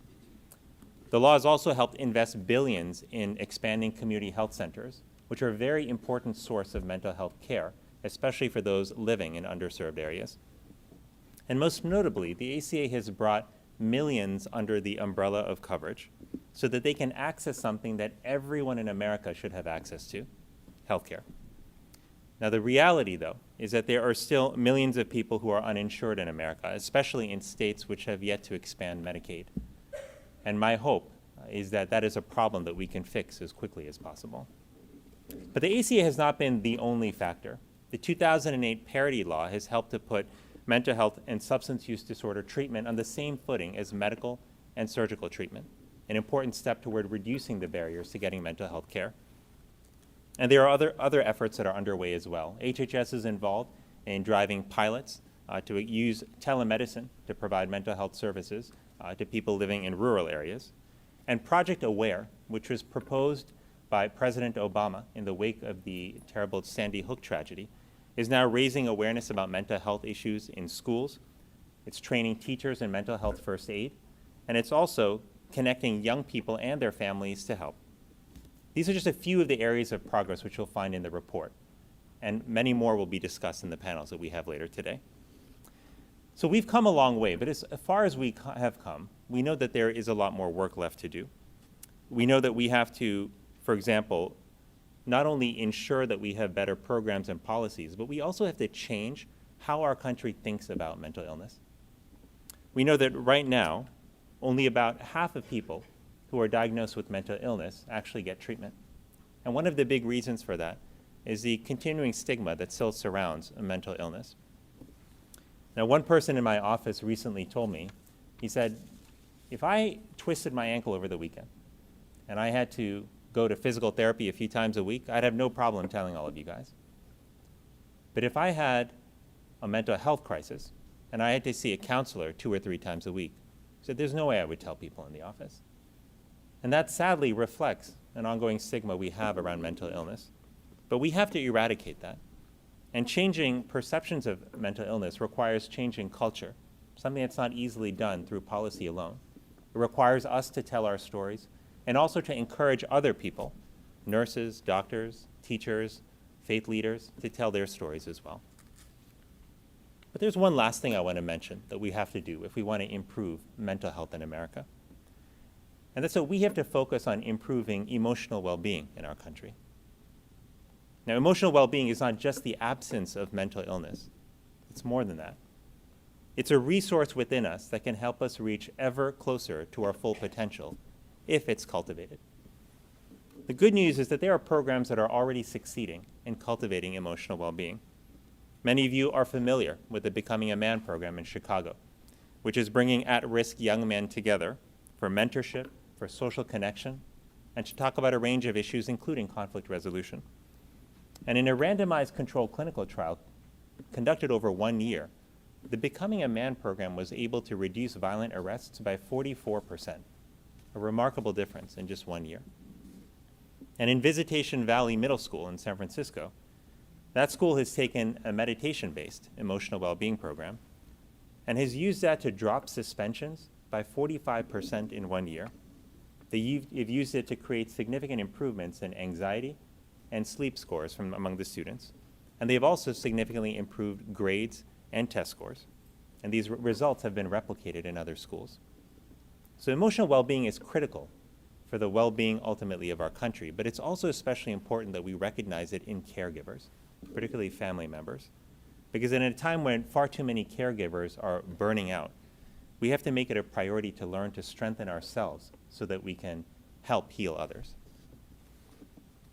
So in the end, as much as we will do through policies and programs, all of which are critically important, I believe that to truly solve the mental health challenges that America faces, we have to embrace a fundamental American value that has helped us overcome so many challenges in the past. A value that tells us that we are responsible for each other, that we are ultimately responsible for each other. My grandfather understood this nearly half a century ago when he lived in a small village in India. My grandfather was poor. He didn't have much of an education. He didn't have much in the way of money. And his wife died when my father was just 10 years old, leaving my grandfather to raise 6 children on his own. Now, times were very tight, and my dad would often tell me that dinner time often involved then boiling some grain or dal and diluting it and diluting it and diluting it until there was enough to fill every bowl of every child around the table. That's how tough times were. That's how poor they were. But despite that, my grandfather made it a point to take 1 month every year to travel to different villages, to raise money, to build a youth hostel so other students could study. Now, people would look at him and they would say, "You're so irresponsible. Your own family doesn't have enough food to eat. And what are you doing raising money for other people's kids? Shouldn't you take care of your kids first?" And he would listen to them quietly, and he would reply with one simple thing. He would say, "Those kids are our kids too. Those people are our people too." It may be that the most important resource that we need as a country to overcome the crisis that we face with mental health is, in fact, compassion. As strong as our policies might be, our nation cannot fully heal without compassion. And I realize this is not a bread and butter topic for a Surgeon General to bring up. But I will tell you that I learned during many long nights of caring for patients during some of the darkest moments in their lives that compassion is what allows us to stop judging and to start helping. It's what allows us to step beyond our own bias and offer support. And help and support are what so many families need right now as they struggle to support their loved ones with mental illness. And to all of you who are here today, especially those of you joining from afar, in particular to all of you who are living with mental illness and to your families, I want to offer my sincere appreciation and thanks to you because you are standing up, you are speaking out, and you are helping our country move forward on an extraordinarily important issue during a very, very difficult time. And it's people like you, it's efforts like yours that give me confidence and hope that we can build a stronger, more resilient, more compassionate America for each other and for future generations. Thank you so much, everyone.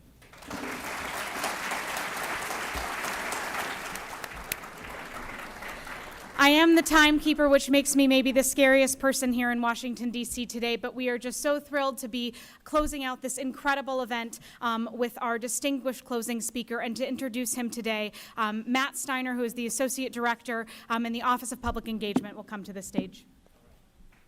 Yeah, thank you very much, Bess, and I'll keep this really short. I have the honor and privilege of introducing my former boss, friend, and fellow veteran, Secretary of Veterans Affairs, Bob McDonald. Bob McDonald was nominated by the President to serve as the 8th Secretary of Veterans Affairs. It was confirmed unanimously by the Senate this summer of 2014. Prior to leading VA, Secretary McDonald was Chairman, President, and CEO of the Procter & Gamble Company. As a highly successful businessman, he's taken the skills he learned in corporate America to VA. Through the department's initiative, My VA, putting the customer first, the veteran, improving the employee experience so they can better serve veterans. But most importantly, Secretary McDonald, Bob, is a veteran himself, and he gets it. From the United States Army, having graduated from the United States Military Academy, West Point, top 2% of his class. So ladies and gentlemen, Secretary Bob McDonald. Thank you, sir. Good to see you. Thank you. Well, as you may know, Matt's a Marine Corps veteran, and I'm an Army veteran, so that's the first time a Marine Corps veteran has said something nice about an Army veteran. Did we get that on film? Good, good. Bess, I need that on film. Matt, you're in deep trouble with the Marine Corps Veterans Society. It's great to be here, and on behalf of all of America's veterans, my deep thanks to everyone here who's made this second event in the Making Healthcare Better series possible. Let me acknowledge our Veteran Service Organization members and their leaders who help bring the challenges of veterans' mental health needs to national attention. I also want to acknowledge the diverse group of researchers and leaders gathered here to discuss quality care for Americans suffering from mental health conditions. All of the other stakeholders in the fight for better mental health care also I would like to recognize. Elevating the conversation on mental health care means finding solutions. It means getting to the tangible outcomes that are truly transformational for our nation's veterans and for all Americans. Mental health is a national problem that has to be solved collaboratively, and that's why we're here. At VA, we're privileged to have a truly exceptional mission that we take from President Lincoln's second inaugural address to care for those who have borne the battle and their families. We also have exceptional institutional values. They're noted in this acronym, in this button we wear: integrity, commitment, advocacy, respect, and excellence. All of them are known by the acronym of I CARE. And they're the foundation on which all of our efforts are built. Our mission at VA is noble, and I'm proud to be part of it. But it's not just my mission, nor is it just VA's mission. Taking care of America's veterans is a mission so important and so broad that no single agency can do it by itself. When we work together and collaborate to best serve veterans, we're all answering President Lincoln's charge to care for those who have borne the battle. The costs of war endure far greater and longer than the wars themselves. After more than 15 years at war, more and more service members are surviving combat. Many of them live with both the invisible and the visible injuries of war. We anticipate that the demands for VA health care will continue to grow as active duty personnel continue to return from service in the Middle East.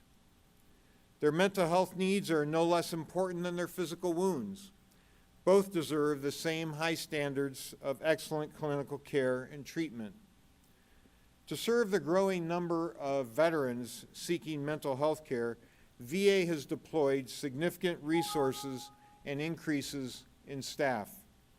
And we're working closely with the Department of Defense, Department of Health and Human Services through the Interagency Task Force and Cross-Agency Priority Goal in service member and veterans' mental health. Through these efforts, we're implementing President Obama's 2012 executive order and 2014 executive actions to improve access to mental health services and quality of care for service members, veterans, and their families. We've also integrated mental health services into primary care in the new patient-aligned care team model, or what we call PAC teams. We've learned that providing mental health care within the primary care clinic minimizes barriers and reduces stigmas which sometimes discourage veterans from seeking needed care. This has increased the number of veterans whose mental health needs are recognized and treated early in the course of illness. In fact, the number of veterans receiving specialized mental health treatment from VA has risen each year, from over 900,000 in fiscal year 2006 to more than 1.6 million in fiscal year 2015. And you may be interested in knowing that VA leads also. All right, everybody, in we're going to take you now telemental to health. Times Square, where Sami is going to last come year- back and take you deep into the afternoon. You're watching Fox 10 News Now.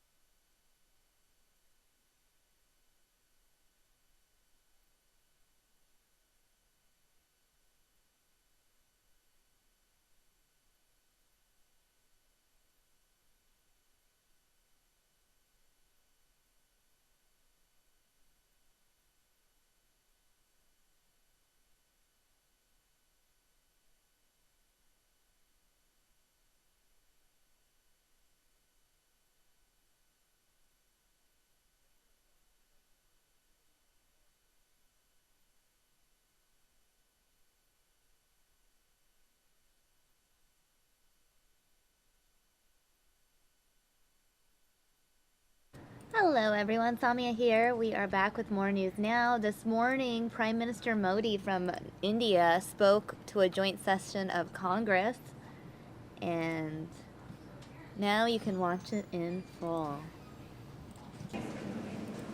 The chair appoints as members of the committee on the part of the House to escort His Excellency Narendra Modi into the chamber. The gentleman from Louisiana, Mr. Scalise. The gentlewoman from Washington, Miss McMorris Rogers. The gentleman from Oregon, Mr. Walden. The gentleman from Indiana, Mr. Messer. The gentlewoman from Kansas, Ms. Jenkins. The gentleman from California, Mr. Royce. The gentleman from North Carolina, Mr. Holding. The gentleman from Texas, Mr. Poe. The gentleman from South Carolina, Mr. Wilson. The gentlewoman from Wyoming, Ms. Lummis. The gentlewoman from California, Ms. Pelosi. The gentleman from Maryland, Mr. Hoyer. The gentleman from California, Mr. Becerra. The gentleman from New York, Mr. Crowley. The gentleman from California, Mr. Barra. The gentleman from Washington, Mr. McDermott. The gentleman from New Jersey, Mr. Pallone. The gentlewoman from Hawaii, Ms. Gabbard. The gentlewoman from New York, Ms. Lowy. The gentlewoman from Maryland, Ms. Edwards. The gentleman from Maryland, Mr. Van Hollen. And the gentlewoman from California, Ms. Eshoo. Senate, at the direction of the body, appoints the following senators and members of the committee as part of the Senate discord: His Excellency Narendra Modi into the House chamber. The senator from Kentucky, Mr. McConnell. The senator from Texas, Mr. Cornyn. The senator from Utah, Mr. Hatch. The senator from Missouri, Mr. Blunt. The senator from Wyoming, Mr. Barrasso. The senator from Mississippi, Mr. Wicker. The senator from Tennessee, Mr. Corker. The senator from Ohio, Mr. Portman. The senator from Illinois, Mr. Durbin. The senator from Washington, Ms. Murray. The senator from Michigan, Ms. Stabenow. The senator from Minnesota, Ms. Klobuchar.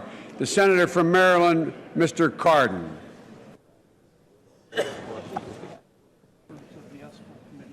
The members of the escort committee will exit the chamber through the lobby doors.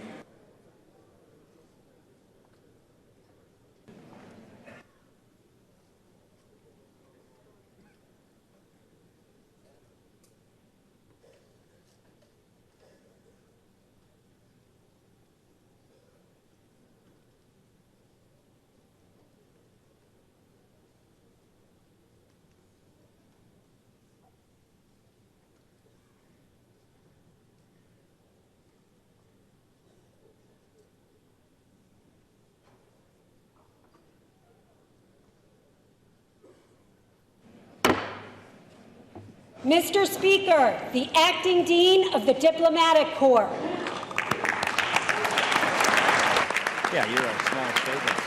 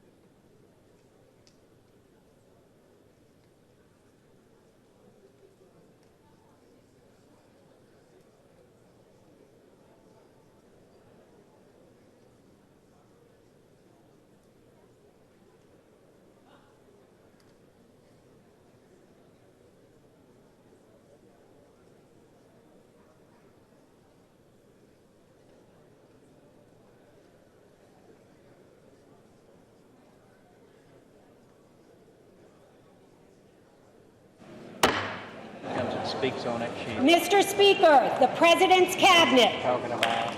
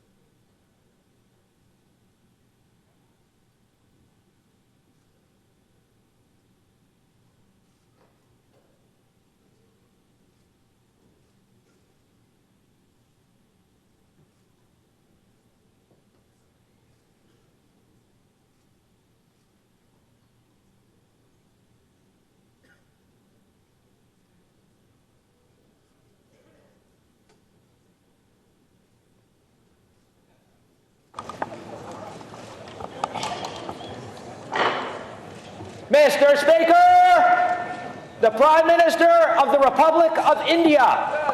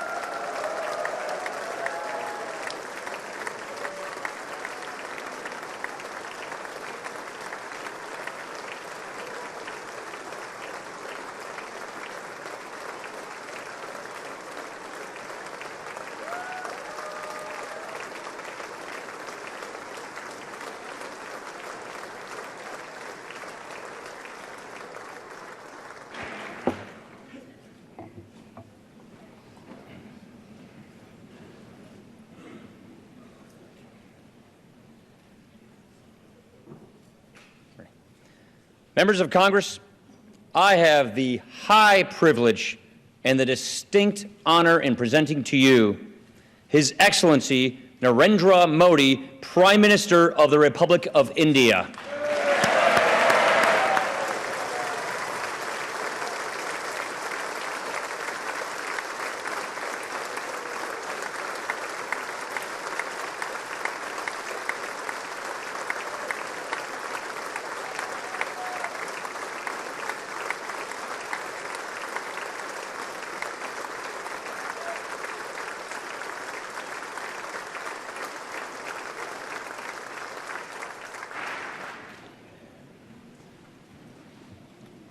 Mr. Speaker,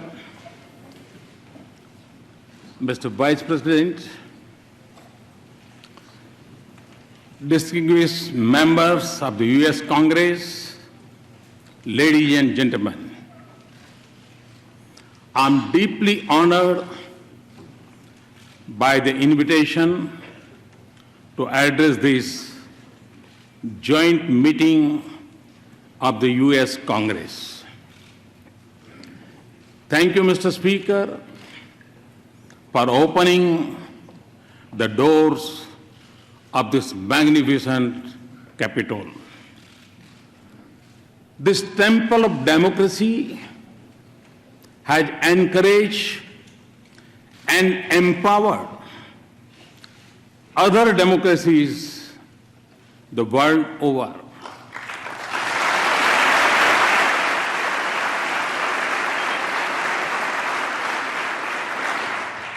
It manifests the spirit of this great nation, which is, in Abraham Lincoln's words, was conceived in liberty and dedicated to the proposition that all men are created equal.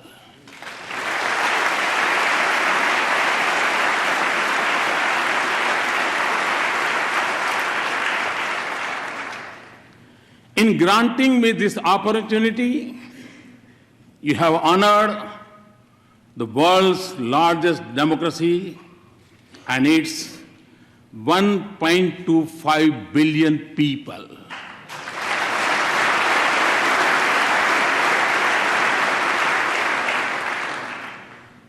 As a representative of world's largest democracy, it is indeed a privilege to speak to the leaders of its oldest.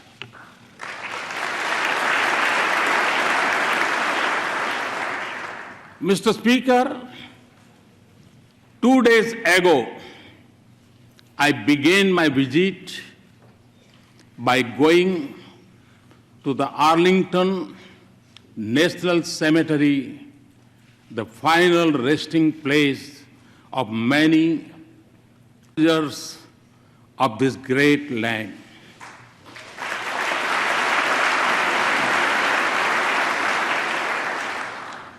I honored their courage and sacrifice for the ideals of freedom and democracy.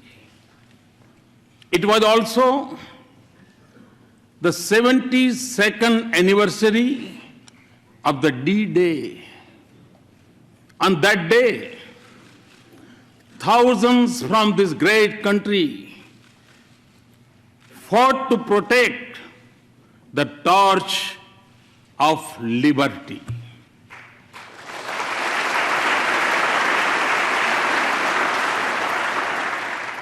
They sacrificed their lives so that the world lives in freedom. I applaud, India applauds the great sacrifices of the men and women from the land of the free and the home of the brave in service of mankind.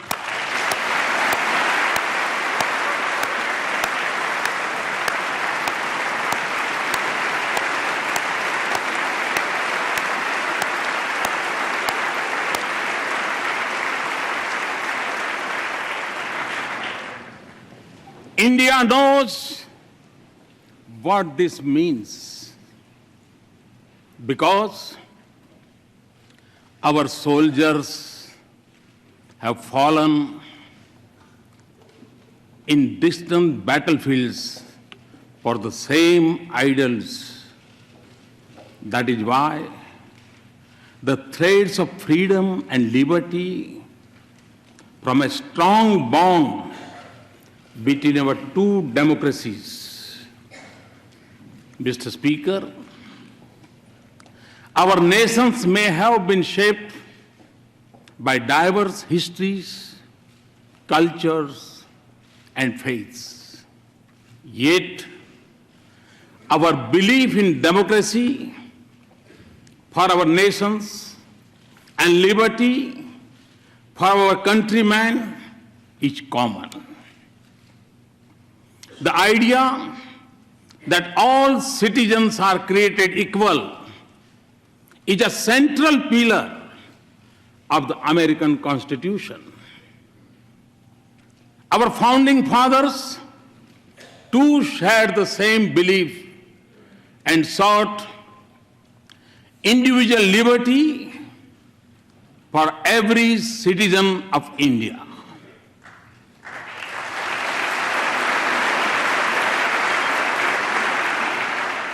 There were many who doubted India when, as a newly independent nation, we repose our faith in democracy.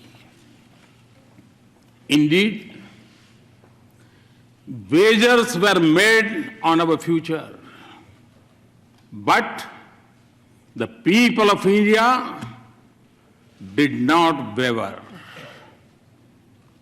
Our founders created a modern nation with freedom, democracy, and equality at the essence of its soul. And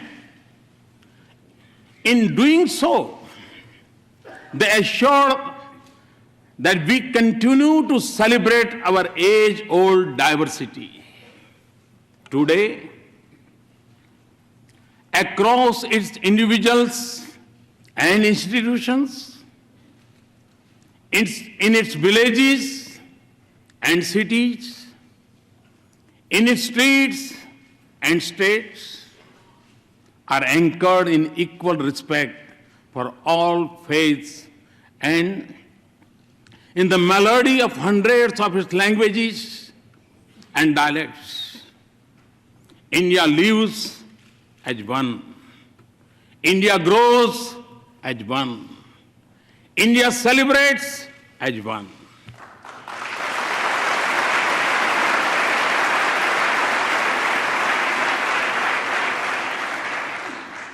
Mr. Speaker, modern India is in its 70th year. For my government, the Constitution is its real holy book. And in that holy book, freedom of faith, speech, and franchise, and equality of all citizens, regardless of background, are enshrined as fundamental rights.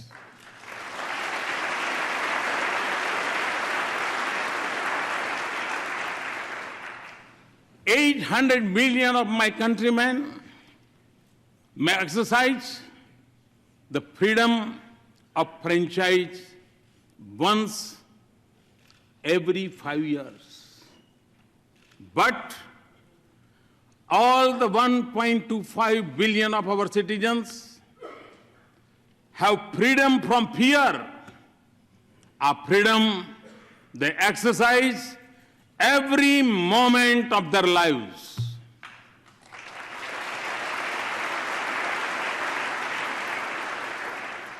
Distinguished members, engagement between our two democracies has been visible in the manner in which our thinkers impacted one another and shaped the course of our societies.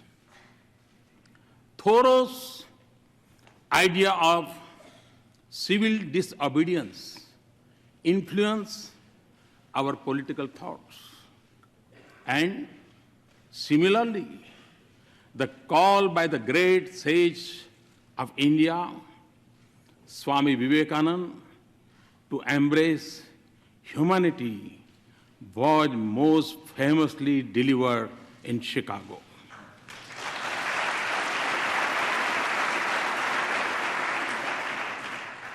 Gandhi's non-violence inspired the heroism of Martin Luther King.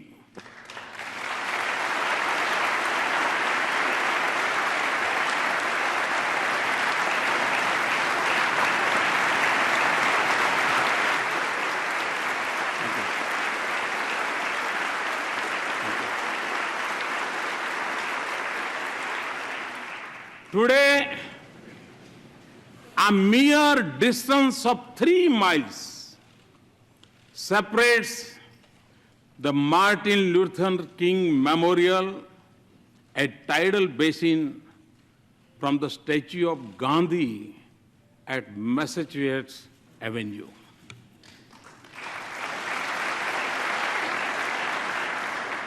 This proximity of the memorials in Washington mirrors the closeness of ideals and value they believe in.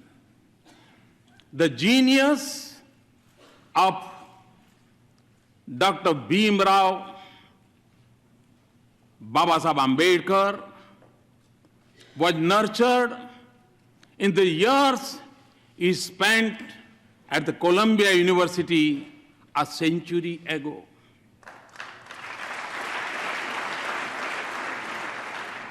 The impact of US Constitution on him was reflected in his drafting of the Indian Constitution some 3 decades later.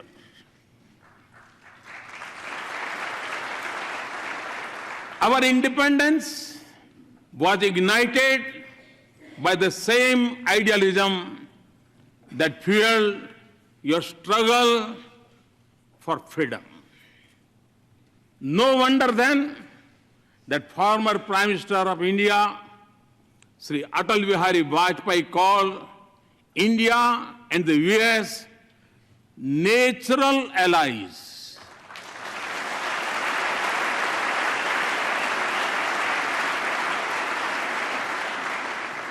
No wonder that the shared ideals and common philosophy of freedom shape the bedrock of our ties. No wonder then that President Obama has called our ties the defining partnership of the 21st century.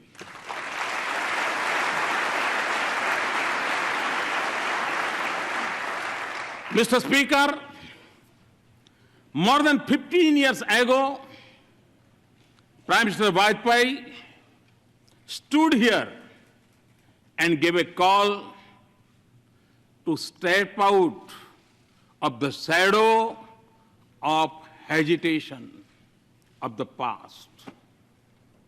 The pages of our friendship since then tell a remarkable story. Today, our relationship has overcome the hesitations of history.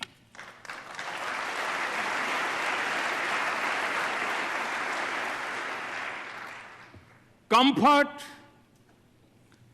candor, and convergence define our conversations. Through the cycle of elections and transitions of administration, the intensity of our engagements has only grown. And in this exciting journey, the US Congress has acted as its compass. You have helped us turn barriers into bridges of partnership.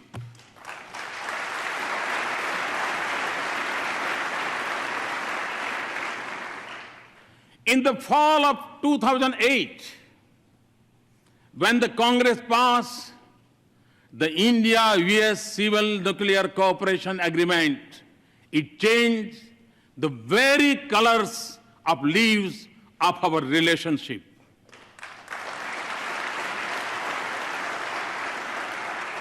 We thank you for being there when the partnership needed you the most. You have also stood by us in times of sorrow. India will never forget the solidarity shown by the US Congress when terrorists from across our border attacked Mumbai in November of 2008.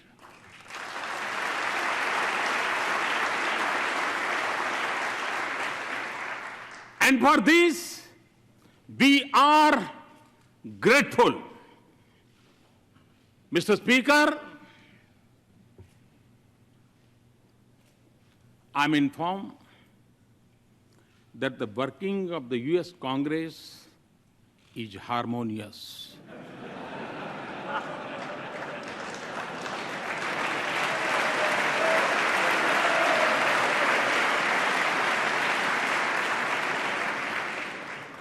I'm also told that you are well known for your bipartisanship.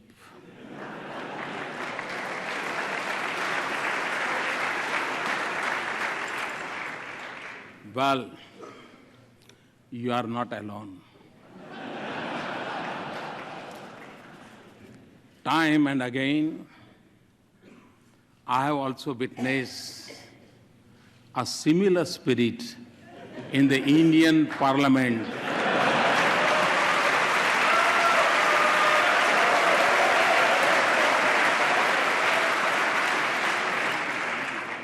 Especially in upper house.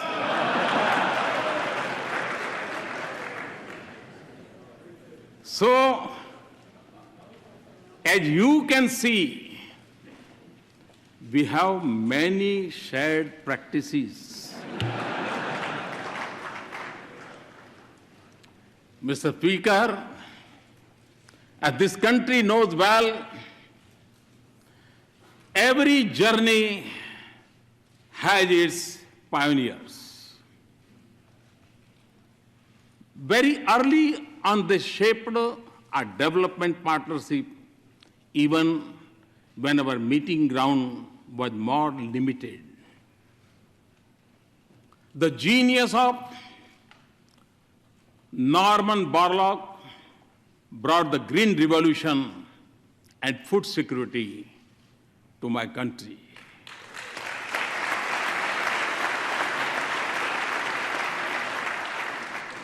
The excellence of American universities nurtured institutions of technology and management in India.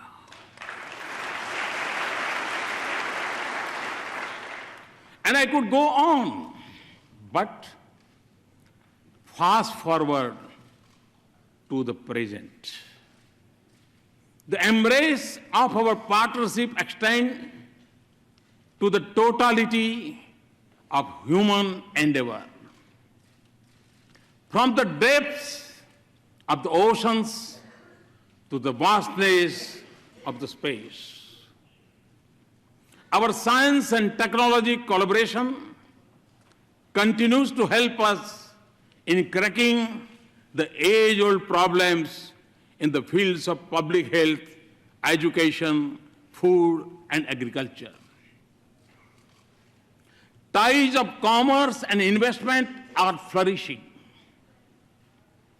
We trade more with the US than with any other nation.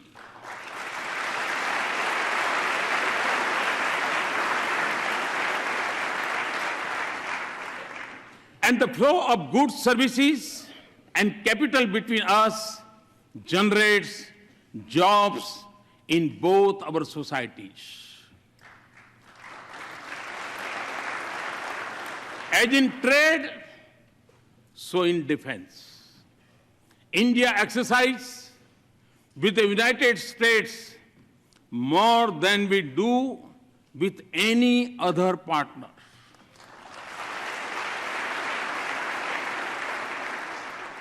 Defense purchases have moved from almost zero to $10 billion in less than a decade.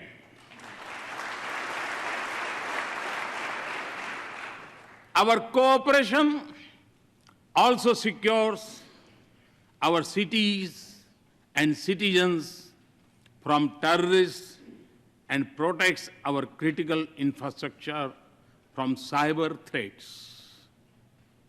Civil nuclear cooperation, as I told President Obama yesterday, is a reality. Mr. Speaker, our people-to-people links are strong, and there is a close cultural connect between our societies. Siri, you are familiar with the Siri. Siri tells us that India's ancient heritage of yoga has over 30 million practitioners in the US.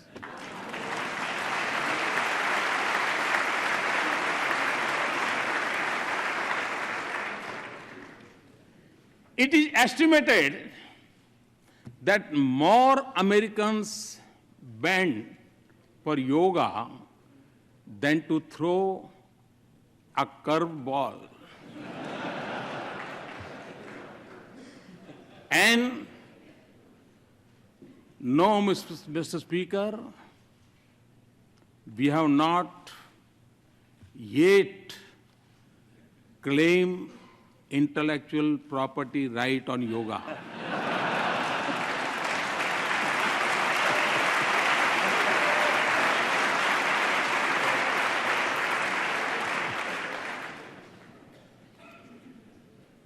Connecting our two nations is also a unique and dynamic bridge of 3 million Indian Americans.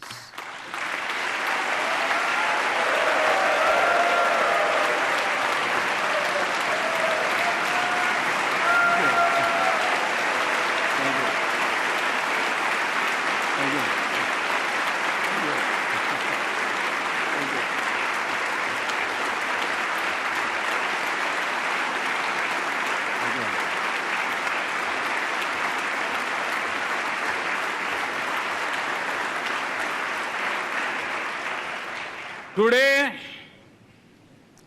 they are among your best CEOs, academics, astronauts, scientists, economists, doctors, even spelling bee champions.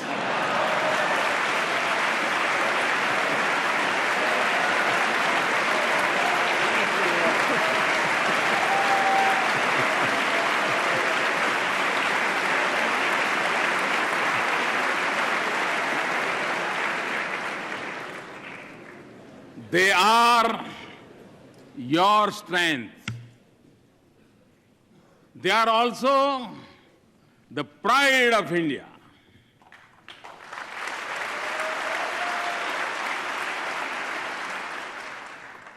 They symbolize the best of both our societies.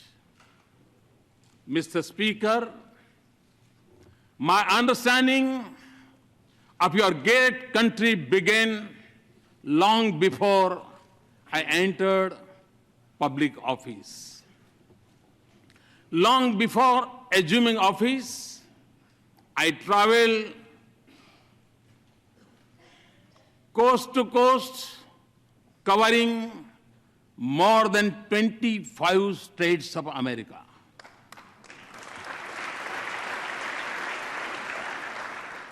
I realized then that the real strength of the US was in the dreams of its people and the boldness of their ambitions.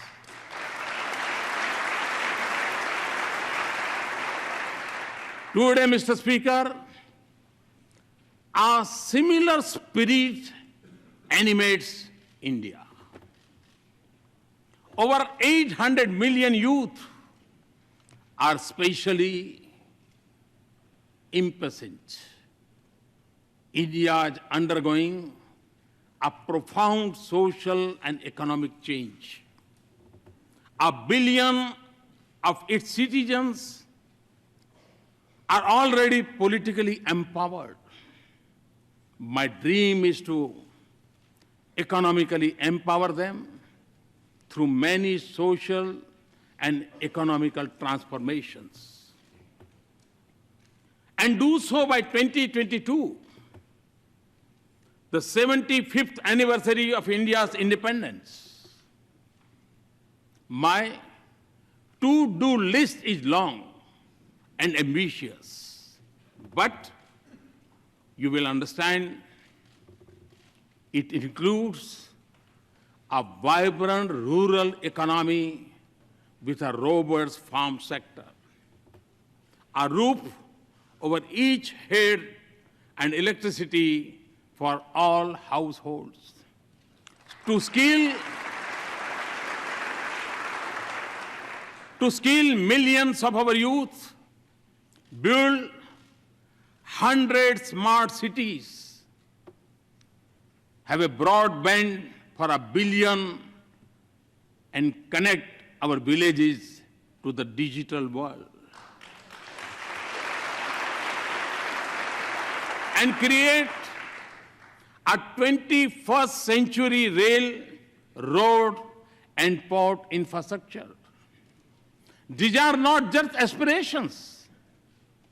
They are goals to be reached in a finite time frame and to be achieved with a light carbon footprint with greater emphasis on renewables.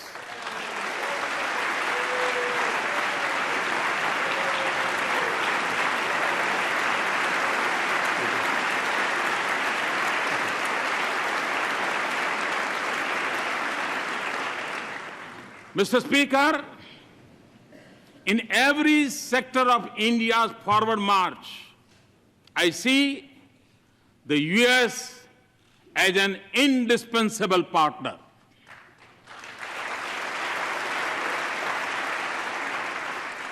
Many of you also believe that a stronger and prosperous India is in America's strategic interest.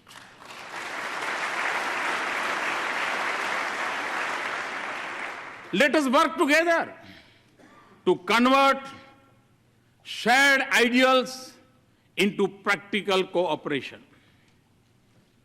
There can be no doubt that in advancing this relationship, both nations stand to gain as the US businesses search for new areas of economic growth, markets for their goods, a pool of skilled resources, and a global locations to produce and manufacture. India could be their ideal partner.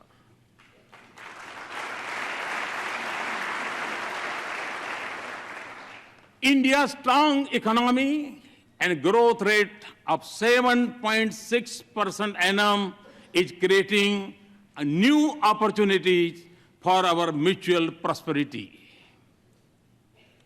Transformative American technologies in India and growing investment by Indian companies in the United States both have a positive impact on the lives of our citizens.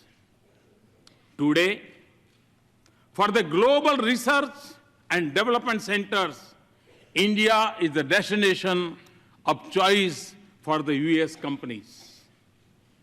Looking eastward from India across the Pacific, the innovation strength of our two countries comes together in California.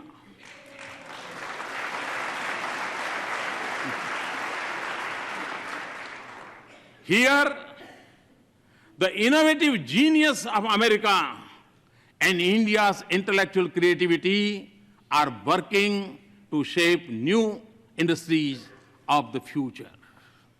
Mr. Speaker, the 21st century has brought with it great opportunities, but it has also come with its own set of challenges. While some parts of the world are islands of growing economic prosperity, others are mired in conflicts. In Asia, the absence of an agreed security architecture creates uncertainty. Threats of terror are expanding and new challenges are emerging in cyber and outer space. And global institutions conceived in 20th century seem unable to cope with new challenges or take on new responsibilities.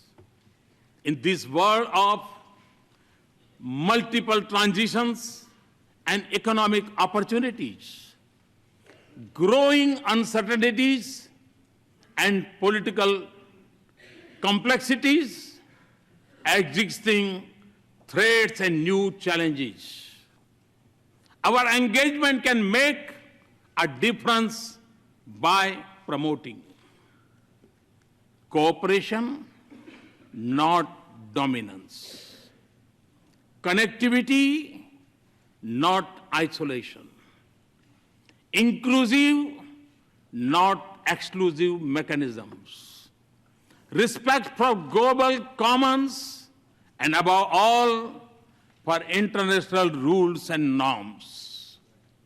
India is already assuming her responsibilities in securing the Indian Ocean region.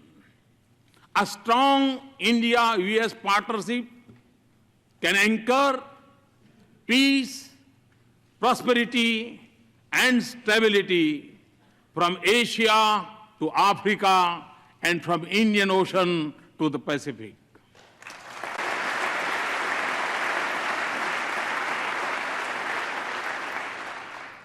It can also help ensure security of the sea lanes of commerce and freedom of navigation on seas.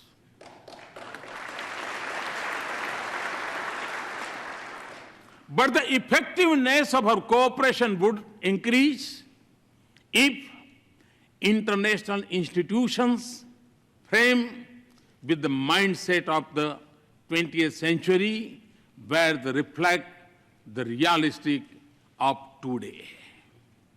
Mr. Speaker, before arriving in Washington, D.C., I had visited Herat in western Afghanistan to inaugurate Afghan-India Friendship Dam built with Indian assistance.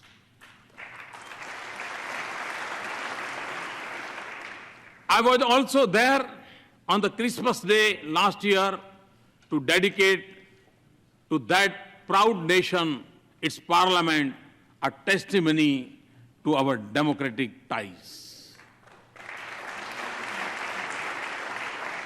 Afghans naturally recognize that the sacrifices of America have helped create a better life.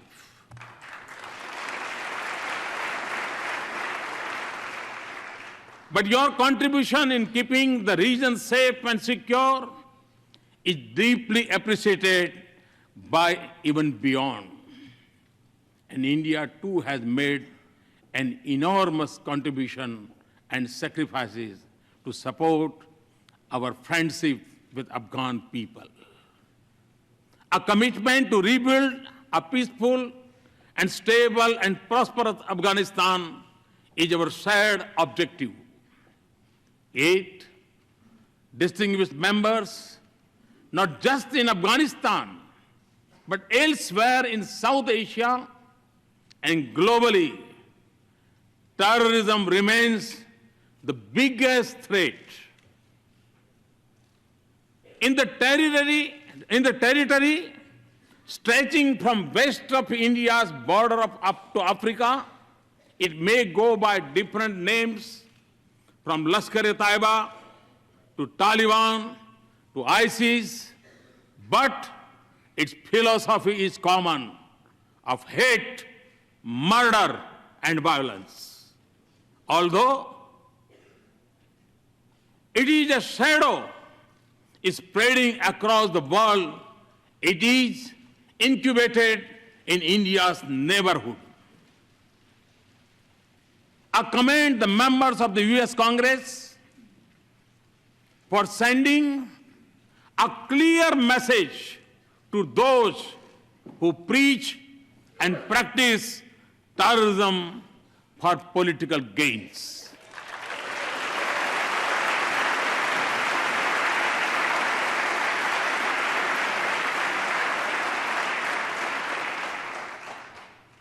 Refusing to reward them is the first step towards holding them accountable for their actions.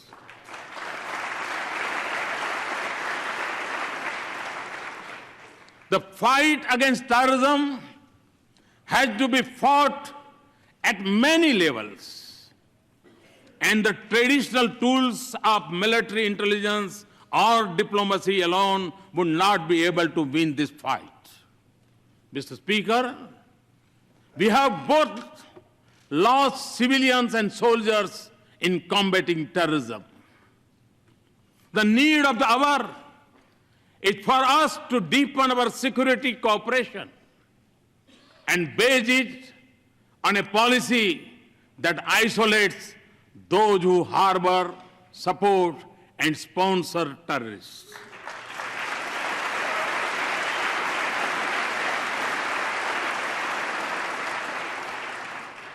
That does not distinguish between good and bad terrorists, and that delinks religion from terrorism.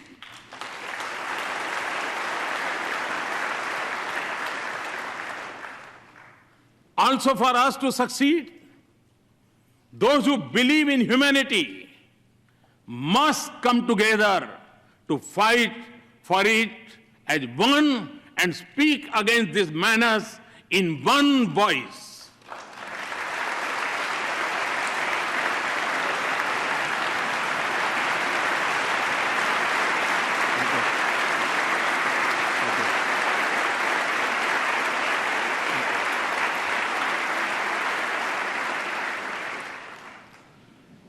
Terrorism must be delegitimized.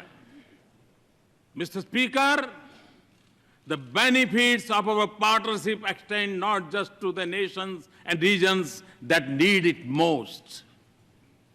On our own, and by combating our capacities, we are also responding to other global challenges, including when disaster strikes and where humanitarian relief is needed.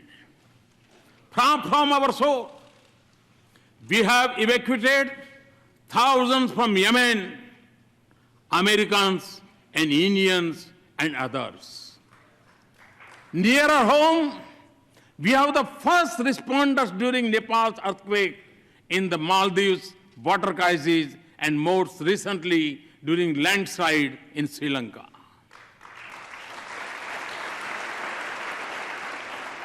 We are also one of the largest contributors of troops to UN peacekeeping operations.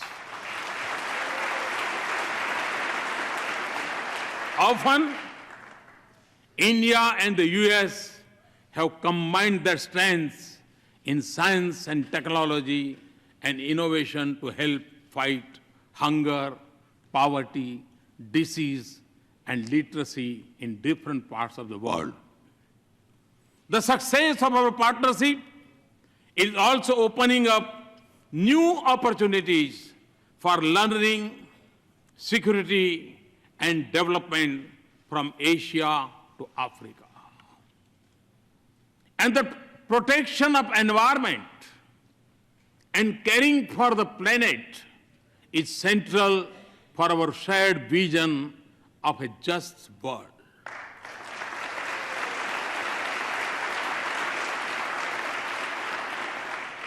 For us in India, to live in harmony with Mother Earth is a part of our ancient belief. And to take from nature only what is most essential is a part of our Indian culture. Our partnership, therefore, aims to balance responsibilities with capabilities. And it also focuses on new ways to increase the availability and use of renewable energy.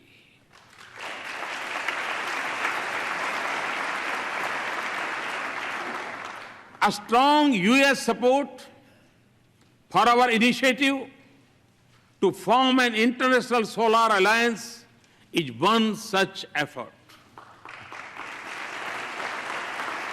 We are working together not just for better future for ourselves, but for the whole world. This has also been the goal of our efforts in G20, East Asia summits, and climate change summits.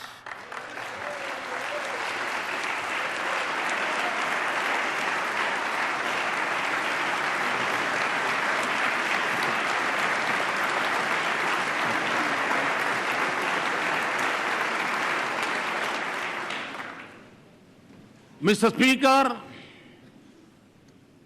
as we deepen our partnership, there will be times when we would have differing perspectives. But since our interests and concerns converge, the autonomy in decision-making and diversity in our perspectives can only add values to our partnership. So, as we embark on a new journey and seek new goals, let us focus not just on matters routine, but also transformation, all ideas. Ideas which can focus not just on creating wealth, but also creating value for our societies.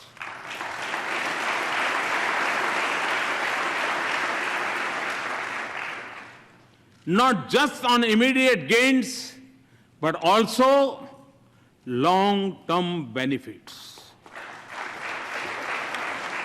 Not just on sharing best practices, but also shaping partnerships, and not just on building a bright future for our people, but in being a bridge to a more united, human, and prosperous world.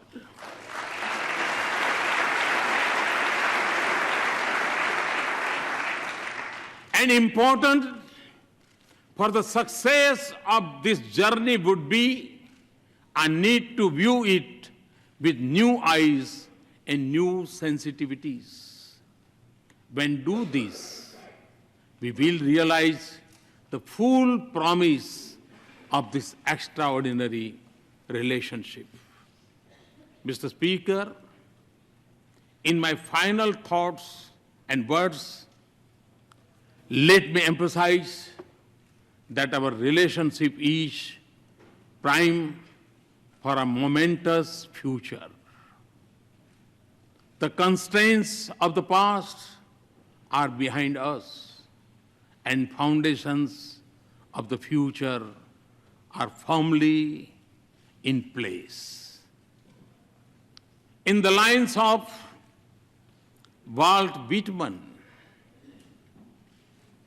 the orchestra have sufficiently tuned their instruments. The baton has given the signal. And to that, if I might add, there is a new symphony in play.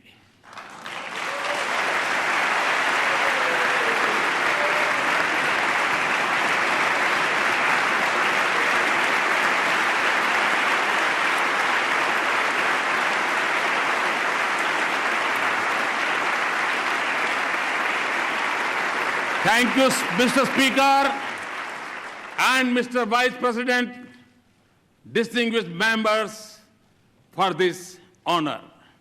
Thank you. Thank you very much. Thanks a lot.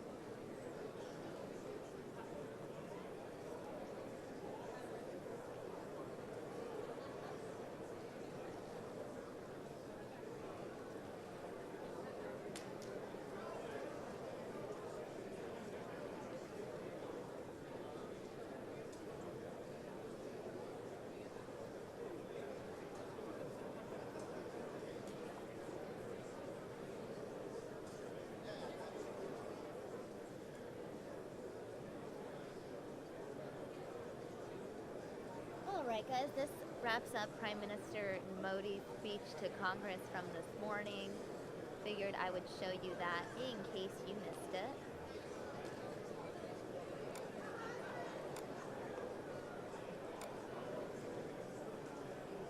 Now we're going to take you to the Pentagon, where they're celebrating Pride Month. Pride Month celebration at the Pentagon.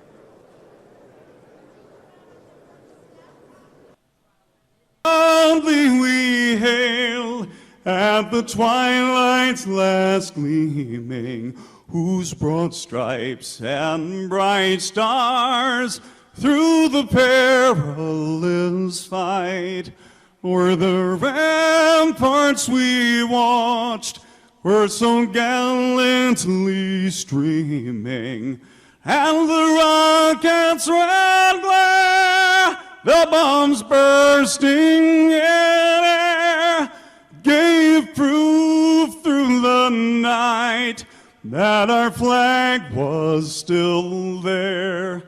Oh, say does that star-spangled banner yet wave o'er the land of the free and the home of the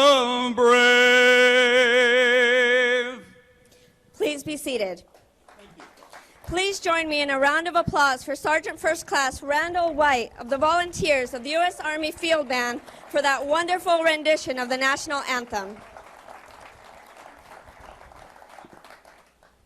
Ladies and gentlemen, it is now my privilege to welcome the 75th Secretary of the Navy, the Honorable Ray Mabus.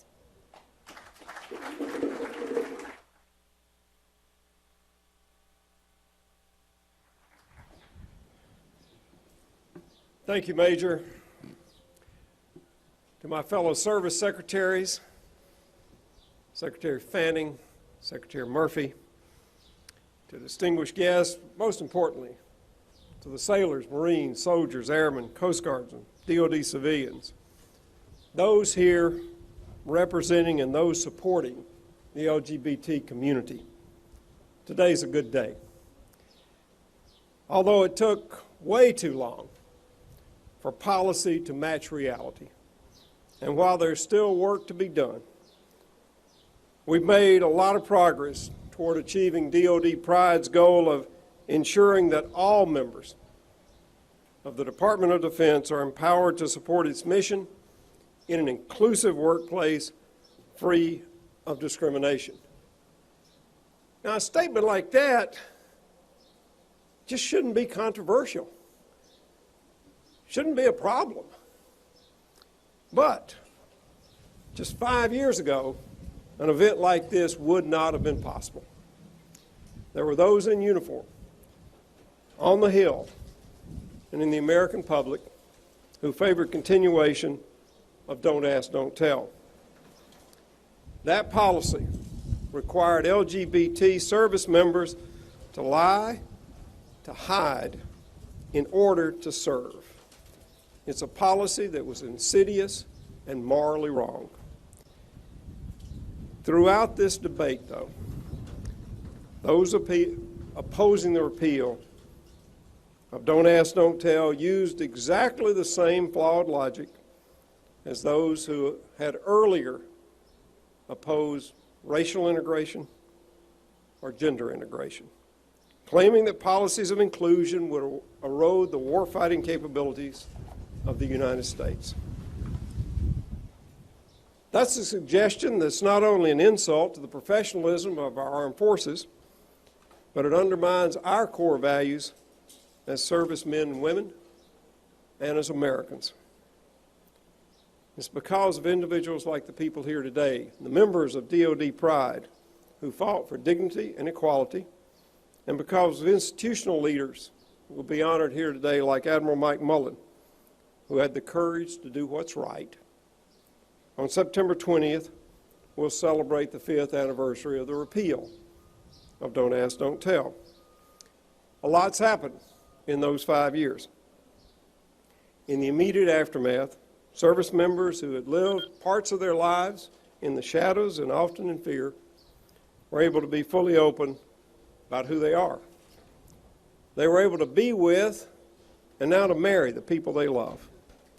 Able to see senior leaders speak honestly about their experiences. The numbers are big. 65,000 active duty LGBT members, 1 million LGBT veterans. But it's the individual stories that bring home what this means. Not long after the repeal, I was in Manaus, Kyrgyzstan, the base that people came through on their way into or out of Afghanistan. And after an all-hands call, a Navy corpsman came up to me and said, I just want to tell you how relieved I am. So I'm gay, and I just finished my 3rd combat deployment. And the thing I was worried about the most was not being able to serve. Now, how bad is that? Somebody who has done 3 combat deployments on behalf of this country, and his biggest fear was that he would not be allowed to continue to serve because of who he loved. More recently, in this last 5 years, we've adjusted equal opportunity policies to include gay and lesbian members, the Supreme Court decided states cannot ban same-sex marriage. And just a few weeks ago, my good friend and colleague, Eric Fanning, was confirmed as Secretary of the Army.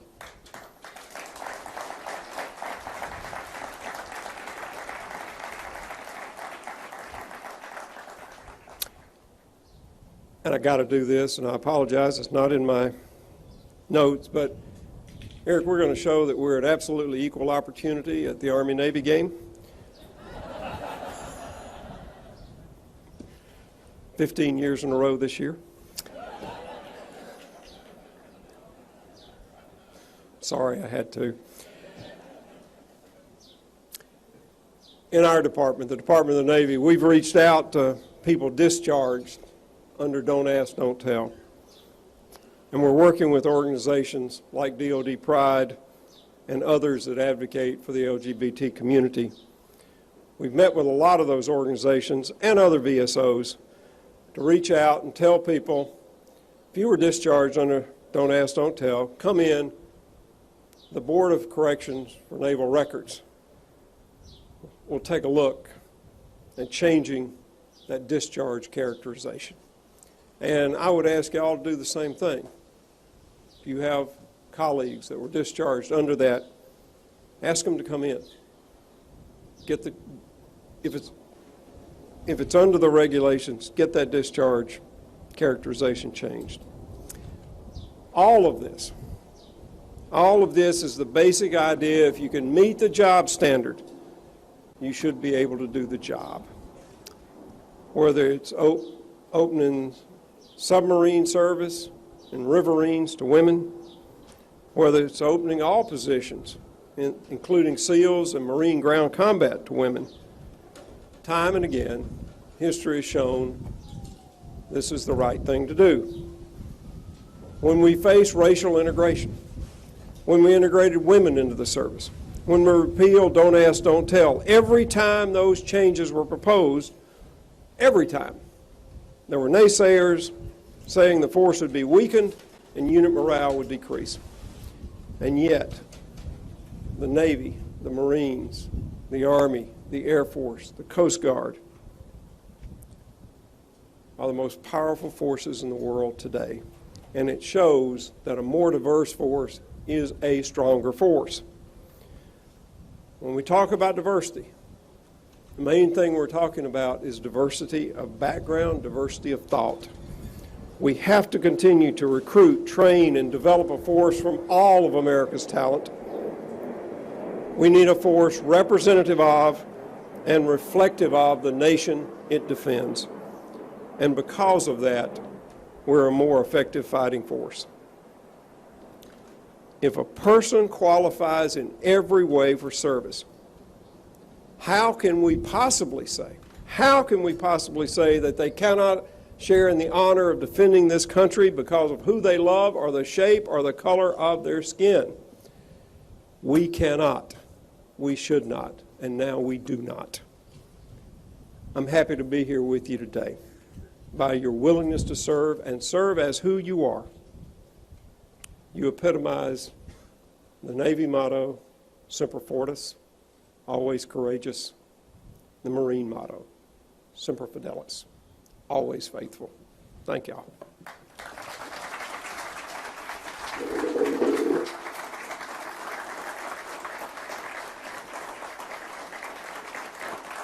Thank you, Secretary Mavis. In line with this year's theme of celebration, we will now honor two individuals who have made a significant impact on the lives of DoD service members and civilians, specifically through their commitment to diversity and advocacy for equality. Here to present the DoD Pride Employee Resource Group Civilian Leadership Award is Navy Lieutenant Blake Dreeman. Lieutenant Dreeman, would you please come forward?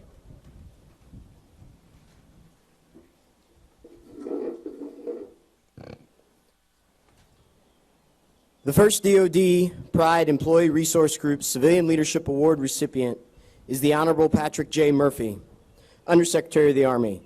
Undersecretary Murphy has served his country with distinction, leading his fellow soldiers in Iraq, representing Pennsylvania's 8th Congressional District, and now positioning the Army during a time of rapid change. His courageous leadership in the U.S. House of Representatives ensured that President Obama was able to repeal Don't Ask, Don't Tell, which made our military stronger through increased unit cohesion and diversity. In Congress, he also co-authored initiatives including the 21st Century GI Bill and Hire Our Heroes legislation. He has spent his career advocating for equality, a stronger military, and a commitment to our veterans. We are pleased to present the DoD Employee Resource Group Civilian Leadership Award to Undersecretary of the Army and Chief Management Officer Patrick J. Murphy.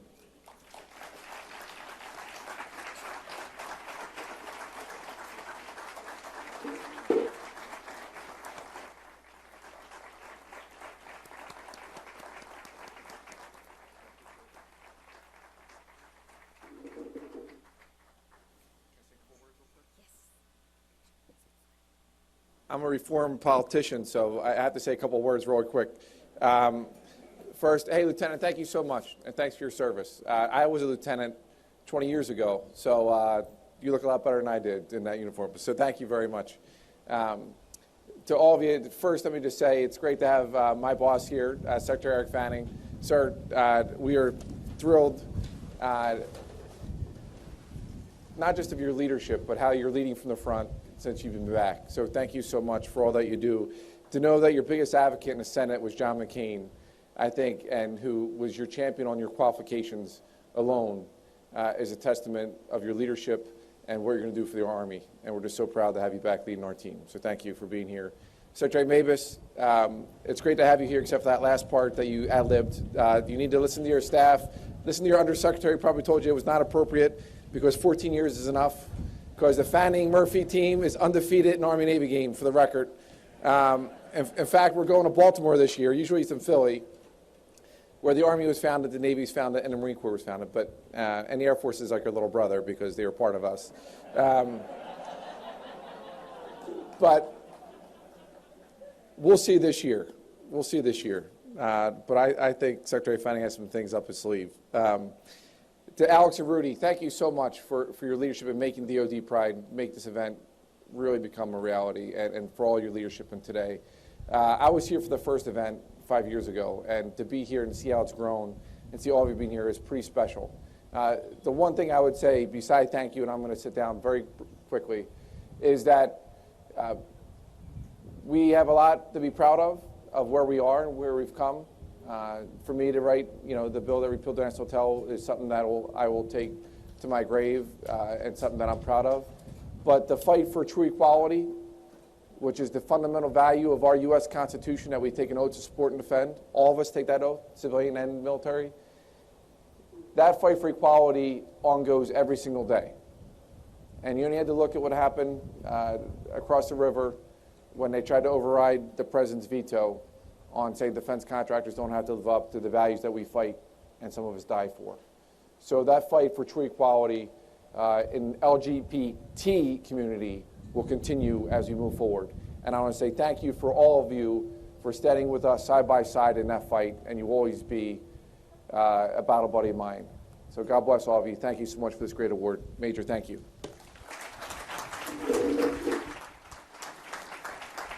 Thank you, Undersecretary.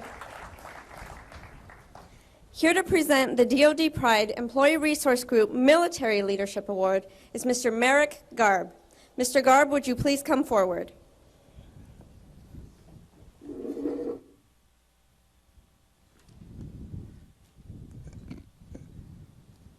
The first DoD Pride Employee Resource Group Military Leadership Award recipient is Admiral Michael Mullen. Admiral Mullen served as the principal military advisor to the President, the Secretary of Defense, the National Security Council, and the Homeland Security Council as chairman of the Joint Chiefs of Staff from 2011 to 2011. In 2010, Admiral Mullen testified before Congress stating that he unequivocally supported ending the Don't Ask, Don't Tell policy. Upon his retirement, President Obama thanked Admiral Mullen for his service to this country, stating, quote, "Our military draws its strength from more members of our American family. Patriotic service members who are gay and lesbian no longer have to lie about who they are to serve the country that they love. History will record that the tipping point towards this progress came when the 17th Chairman of the Joint Chiefs of Staff went before Congress and told the nation that this was the right thing to do. Mike, your legacy will endure in a military that is stronger, but also in a nation that is more just," unquote, end quote. Admiral Mullen's courage and willingness to speak truth to power makes him a worthy recipient. We are pleased to present the DoD Pride Employee Resource Group Military Leadership Award to Admiral Mike Mullen.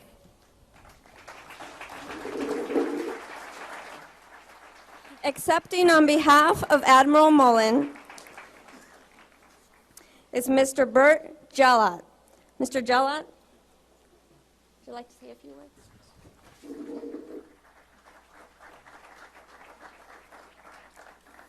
Thank you. Good morning. I am Bert Gellat, retired Air Force Master Sergeant and former NCOIC of Protocol to the Chairman of the Joint Chiefs of Staff under the leadership of Admiral Michael Mullen. I am honored to accept this award on his behalf and humbled by his faith in me. He has told me that he gratefully accepts this award on behalf of all who have faithfully served. On February 2nd, 2010, I was standing at the copy machine in the protocol office when on the television over my head, Secretary Gates and Admiral Mullen were speaking in front of the Senate Armed Forces Committee. I had no idea at the time what they were talking about until I heard those now famous words spoken by Admiral Mullen. "It is my personal belief that allowing gays and lesbians to serve openly would be the right thing to do." I stood there in shock. I was overwhelmed with emotion. Never did I believe that I would ever hear something like that in my career, not even in my lifetime. This coming from the highest ranking person in our military, from someone who I truly respected and admired. I was tired of lying, tired of worrying if I would be outed, wrenched in fear during routine security investigations, worrying that the next telephone call from the commander was to eject me from the military for being gay. On the day of the repeal, Secretary Panetta and Admiral Mullen held a press conference in the Pentagon press room. I was there to witness that historical moment with a handful of other non-press individuals. Later that afternoon, in a room full of staff and security, he asked me why I had been in the briefing. Was I there to escort the group? He then asked me for the third time, "But why were you there?" I then confessed to him and to everyone around, "I'm gay too." His first reaction, as I recall, was confusion, then realization, which brought a huge smile to his face as I then began to thank him for all that he had done for us. It was with Admiral Mullen's courage and leadership and his personal belief in us that I was able to serve my 24th and final year in the United States Air Force with honesty and integrity. Thank you.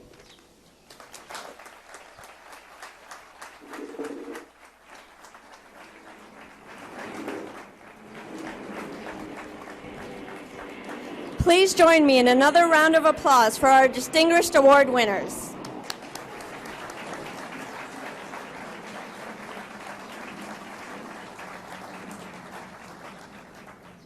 As you all know, no celebration is complete without a cake.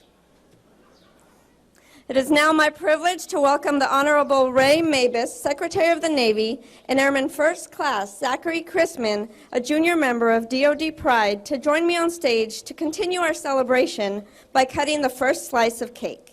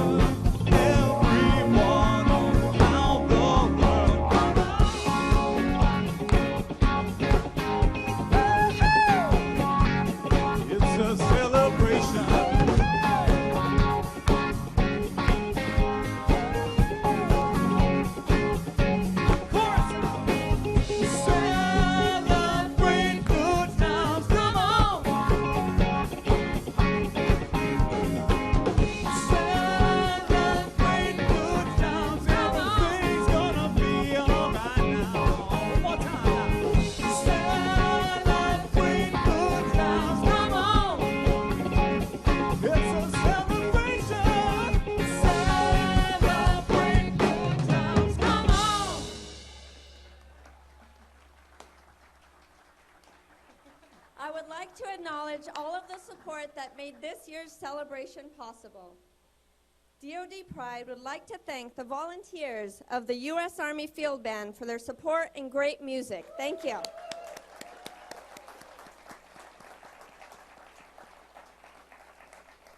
DoD Pride is also tremendously grateful for the cake and cupcakes provided by the families of the American Military Partners Association for today's event. Thank you.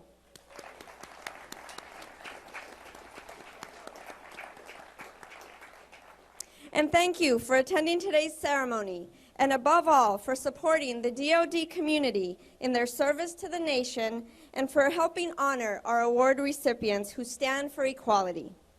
Ladies and gentlemen, this concludes our event. Please join us for some cake and cupcakes and enjoy the music. Thank you for attending.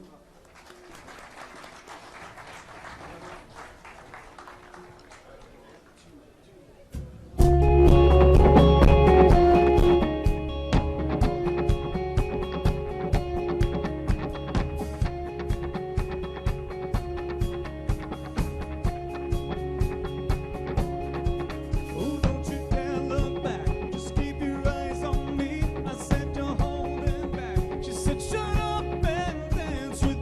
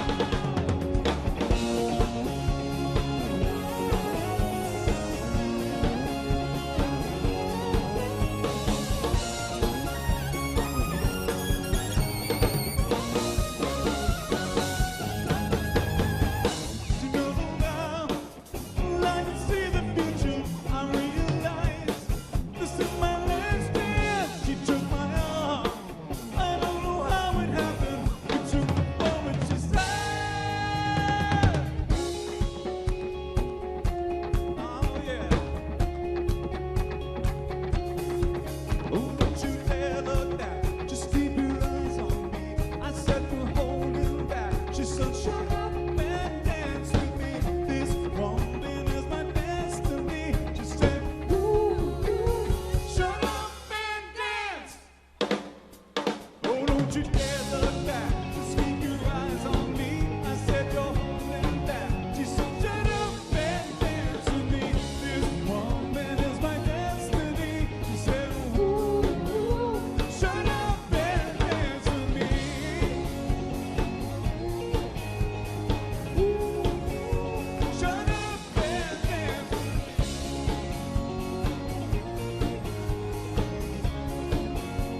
Shut up and dance with me.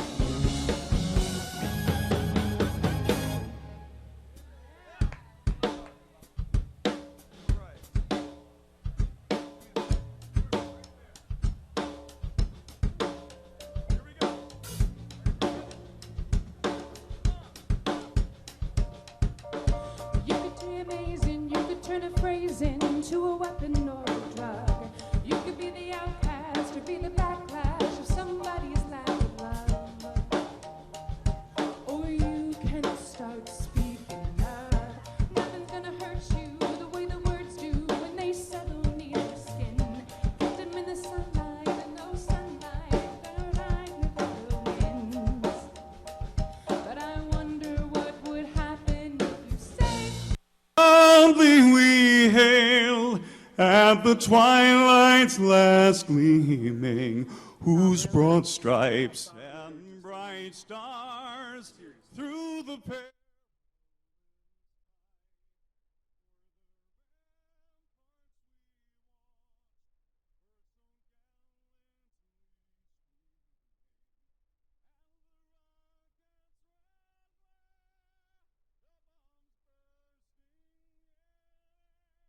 All right, guys, this is a live look at our weather computer. We just wrapped up this coverage of the Pentagon's Pride Month celebration. Pride Month ceremony featuring the Secretary of the Navy. Looks like we're getting an event in now.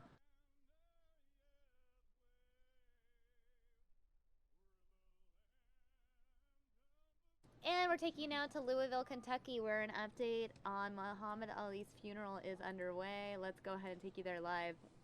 It's coming up in just a second.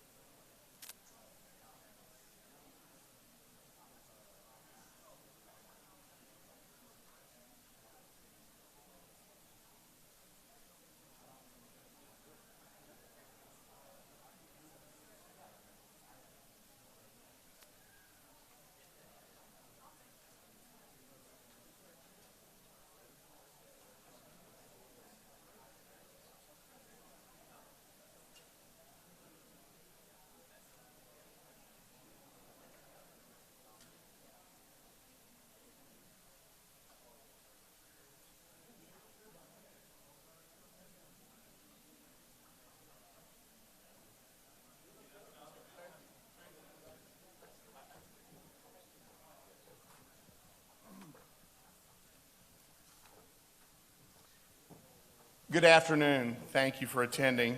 My name is Bob Gunnell, official spokesperson for the Ali family. This evening, I will be providing further updates and information on tomorrow's schedule, as well as Friday's events to honor the life and legacy of Muhammad Ali. Joining me today, of course, will be our mayor, Greg Fisher, the Imam, Zaid Shakir, Dr. Timothy Giannotti, Donald Lassere from the Muhammad Ali Center, and Karen Williams from the Louisville Convention and Visitors Bureau. All will be making remarks this evening. We'll take questions at the end. First, I want to address tomorrow's Janazah prayer service at Freedom Hall. It begins at 12 p.m. and lasts approximately 30 minutes. Freedom Hall's doors will open tomorrow at 9 a.m. The Freedom Hall box office is now closed. As stated yesterday, the Janazah service on Thursday has been expanded into the north wing of the Kentucky Exposition Center with overflow into Freedom Hall. We still want attendees to enter through Freedom Hall, and they will be directed to either North Wing or Freedom Hall. We are currently near capacity seating for that event. We will be providing, since people will be arriving early, we will be providing free water and want to thank the Kroger Company for their generous donation for that. This evening, I want to bring up, is the Imam with us? Okay, so I'm going to bring up change. I'm going to bring up Dr. Timothy Giannotti to discuss the traditions and customs of the Janazah service and what is expected of guests.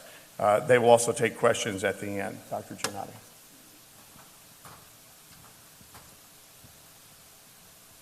Good evening. The Janazah prayer service is a very simple service. And so it's a short standing prayer, and it will probably take no more than 15 or 20 minutes in its totality. That said, we will have some remarks and some prayerful comments made by prominent Muslim members of our larger global community, Muslims in attendance.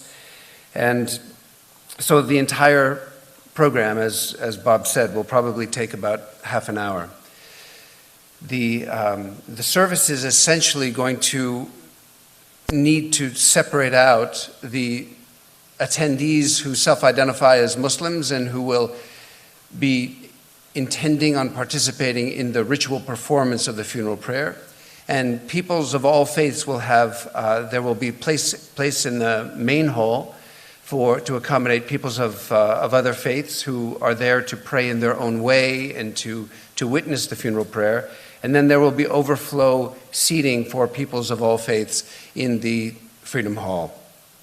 So the prayer will actually then consist of Muslims standing shoulder to shoulder, row to row, and we expect that our numbers will probably fill the North Hall and overflow into the main court of Freedom Hall. I think that's probably sufficient for now. When Imam Zaid comes, we'll be happy to entertain further, more detailed questions. Thank you. Before I bring the mayor up, I want to say a few things about the memorial service. As you know, the memorial service on Friday sold out in less than 1 hour. The memorial service, though, will be streamed online at www.alicenter.org. And in cooperation with the mayor's office, we've enabled those who did not receive tickets to have another opportunity to view, which the mayor's going to discuss when he comes up in just a minute. In addition, there will be a pool feed at the memorial service that will broadcast. Stations can pick up. At the very end of this press conference, Danielle Davis from Boxcar will speak to you on technical issues. At the Yum Center, during the memorial service, the concession stands will be closed. We will have water and light snacks available. Thank you. We want to thank a couple of folks, the Coca-Cola Company and the Cisco Food Company for donating water and food for those that may get hungry or need something to drink. So at this time, I want to address one last issue before the mayor, and that is the despicable act of scalping tickets to a memorial service for Muhammad Ali. Let me be clear. Anyone selling or buying tickets online at Craigslist, eBay, or any of the other sites that have those sales up will be reported to law enforcement. Scalping is still illegal in Kentucky, and we have a group that are tracking those sites, and we are forwarding those along. Frankly, this activity is despicable.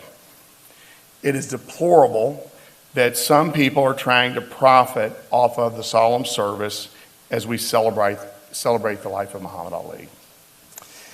Next, I'd like to bring up the mayor, and again, he's been incredible, and the Ali family has a true friend. Thank you, sir. Well, good afternoon, everybody, and welcome to Louisville. This has been a week like none other in our city.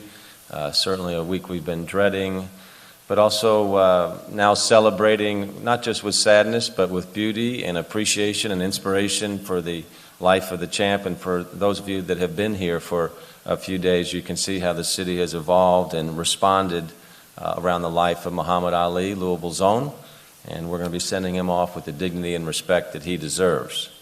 We knew all along that there was a huge desire for our citizens to share in the celebration of the life of Muhammad Ali, and we especially wanted to involve our children, so that 50 years from now they may not have remembered the champ as the three-time heavyweight champion of the world, but they can say, here's how I was touched by his life so that his legacy can live on. So in 72 hours we created something called the I Am Ali Festival that took place today. And boy, the response to that was just incredible. I want to thank our friends at the Kentucky Center for the Performing Arts for hosting us. I want to thank everyone who volunteered and helped put this thing together in a short amount of time, and everybody that came out. About 12,000 people attended the event today over 7 hours and were inspired by the life of the champ. Now let's talk about Friday's memorial. Obviously an overwhelming response by our citizens today. All the tickets were distributed in about 25 minutes. So Friday's memorial will be live streamed also at the Belvedere rather than on the steps of the Yum Center. So the Belvedere is a couple blocks away from the Yum Center. Picnic tables and bleachers will be made available by Metro Parks, and Louisville Water will be providing free water. So for folks that want to gather with others that didn't get tickets, we'd ask you to go to the Belvedere. Now let's talk about citizenship in a clean and green city. Our Metro Public Works, Codes and Regulations, Corrections staff, KYTC, the Downtown Partnership, and Brightside volunteers are helping clean up the streets as part of the Friday's funeral procession. But more work can be done, and anyone who wants to help can come out to pick up some cleaning supplies at the Brightside Barn, 1235 Trevelyan Way, from 9 to 11 tomorrow, Thursday morning. Brightside asks that you finish up the cleaning by the end of the day, end of the afternoon, and drop your trash bags at existing trash bins so we can pick them up Thursday night. I'm also asking businesses and homeowners along the route to chip in and do what you can to make sure that our city is spick and span, clean and green, and looks as good as this while the international spotlight is on us, just like we like to do every day. And we also want to be sure that the Ali family, as they ride along the funeral route, that they see and feel the love of our city for the champ. Yvette Gentry, who's chief of our community building, has been working with members of our civic and faith organizations to make sure we've got a great organized response. GLI, our local chamber, Greater Louisville Incorporated, has also stepped up and is helping us in a significant way to make sure that every block of the route is covered.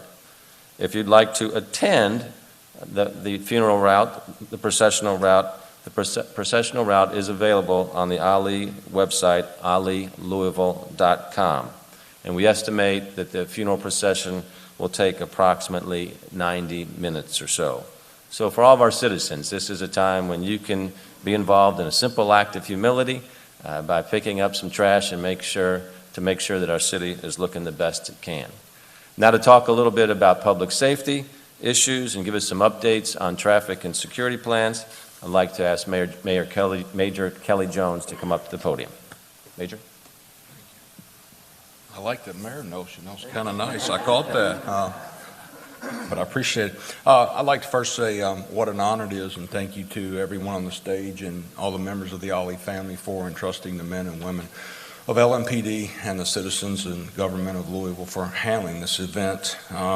I gave a briefing the other day, and I don't want to repeat a lot of things that I said, but for those of you who may be new in town, I just want to briefly cover the events tomorrow at the Fair and Exposition Center. We will have approximately 125 to 135 personnel on duty to handle that event out at the fairgrounds. That will include local, state, federal authorities, and our corrections department. I think we have adequate parking. I think things are going great out there, and I look forward to a wonderful event and a safe event for the family. On Friday, we will have approximately 500 personnel working throughout the day with all those agencies that I just mentioned. That will include the funeral procession, the events at Cave Hill Cemetery, and the memorial service at the Yum Center and the reception at the Ali Center. I want to hit on a couple or three things here. We ask that folks certainly practice patience in our city with traffic, particularly and road closures. We've gotten a lot of calls and fielded a lot of calls today. It is our intention to temporarily close roads as the procession moves forward. I don't plan a full road closure for 90 minutes. We'll call ahead a little bit and try to minimize a road closure while respecting the integrity of the procession. So business as usual. You might be caught up in a little bit of traffic for a few minutes, but I promise you that won't last that long. Secondly, we would ask folks, remember it will be warm on Friday. If you're outside the Yum Center, you're waiting on an event, you're waiting for the doors to open, that type of thing, please remember to look out for your personal health and safety. And the last thing I would say is it is our intention to have a very safe and honorable event. We appreciate your patience. The entire Metro government and the police department will be working diligently to answer your questions as we progress and make sure that we have a service that certainly honors the life of Muhammad Ali. Thank you. Thank you, Major. Also, there about 1,000 people will be around town with orange T-shirts on it that says "I am Ali" on the front and "Ali Ambassador" on the back. Those folks are briefed on how to move people throughout the city and give them information. So if you see somebody in an orange T-shirt with that identification, please ask them for help. 15,000 people will be inside the KFC Yum Center on Friday, so naturally I'd encourage people to show up early. There'll be a security protocol to get in the building, so please arrive early and be patient as you go in. So our job now as a city is to send the champ off with the dignity and respect and class that he deserves, and certainly have this Friday be a point of inspiration for people as they go forth and think about the legacy of Muhammad. His main goal obviously was to make this world a better place, and all of us can do that one act at a time. Our city's outpouring of love this week for Muhammad has been just what the greatest would have wanted when he came home for the last time. And so remember, he was the greatest in the ring, and we all weren't getting caught up in this event and the great athlete that he was, but his life goal obviously is encapsulated in his core values and principles that are on display at the Ali Center that basically boil down to just helping each other. So while we still have a lot of work to do this week and then beyond, I just want to say how proud I am of the way our city has come together around this event. The teamwork between Bob Gunnell's team at Boxcar, Donald Lazier's team at the Ali Center in the city. We've just seamlessly come together and got this done for the legacy of Muhammad Ali. Thank you. A couple of notes on the procession. The decision has been made that the procession will only come to a stop at one place along the route, and that will be on Interstate 64 in front of the Muhammad Ali Center, and that will be a very brief stop, a pause more than a stop, and move forward. And in addition, we want to thank, there was a very generous benefactor, an anonymous benefactor that has come forward at Cave Hill Cemetery, Mayor, and kind of, as you brought forward, let's have a clean and green city, they're going to place red rose petals all along the front of Cave Hill in the drive all the way back to the gates as they enter, which I thought was a very nice gesture. On a couple of additional notes on Friday's events. The KFC Yum Center, again, will open at 11:30 a.m. The memorial service is expected to take place from 2 to 4 p.m. As you know, there will be, as the mayor and the officers have said, a significant amount of dignitaries and well-wishers in our city, and traffic will be dense. On behalf of the Ali family, we want to thank the Louisville Convention and Visitors Bureau for being incredibly helpful during this process. So next, I'd like to bring up Karen Williams, the President and CEO of the Louisville Convention and Visitors Bureau. Thank you, Bob.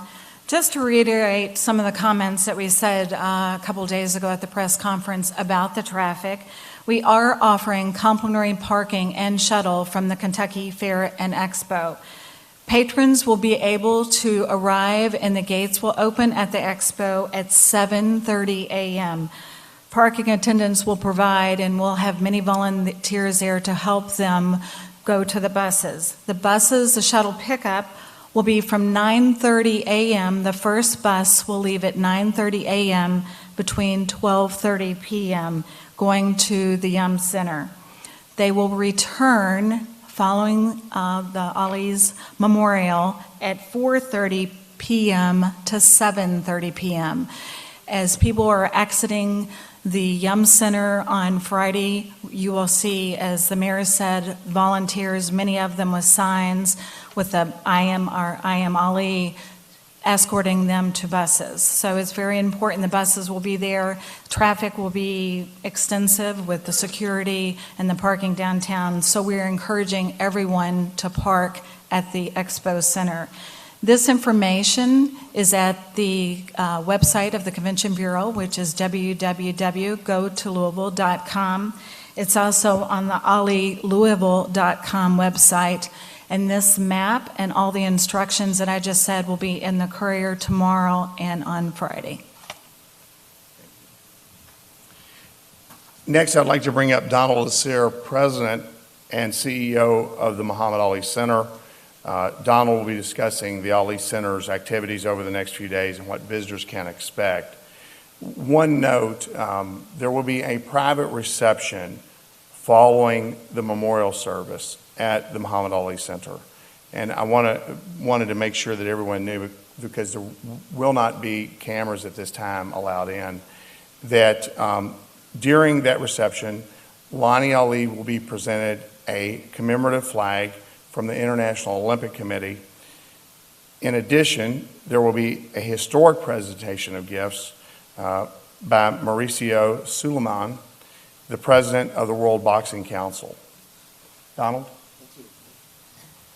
Thank you, Bob. I'm going to be quick. I just have a few brief announcements to make, and I want to reiterate one point. As Bob mentioned, there will be a live stream at alicenter.org of the memorial service.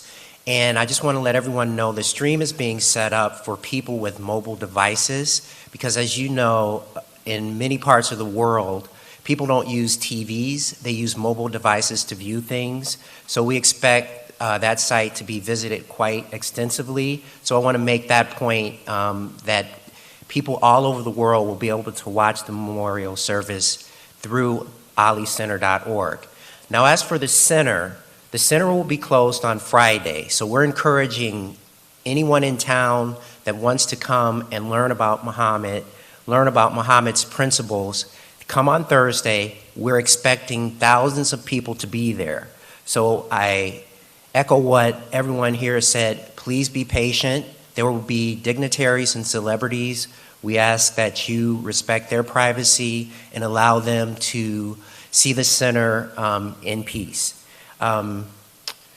Also, there is a significant memorial at the center. We encourage people to come and view that. There's been a great outpouring of love for Muhammad. We want that to continue. And again, we welcome everybody to the Muhammad Ali Center, and I want to thank everyone that's been there so far. They've been generous, and they've just been peaceful in the way they've conducted themselves, and we want that to continue. Thank you. Two last things before we get to questions, just as a matter of housekeeping. Media have inquired about an official Muhammad Ali obituary. While many newspapers have printed the obituary, Lonnie Ali and family never thought one was truly necessary until last night when she read several that were completely incorrect, leaving out children's names.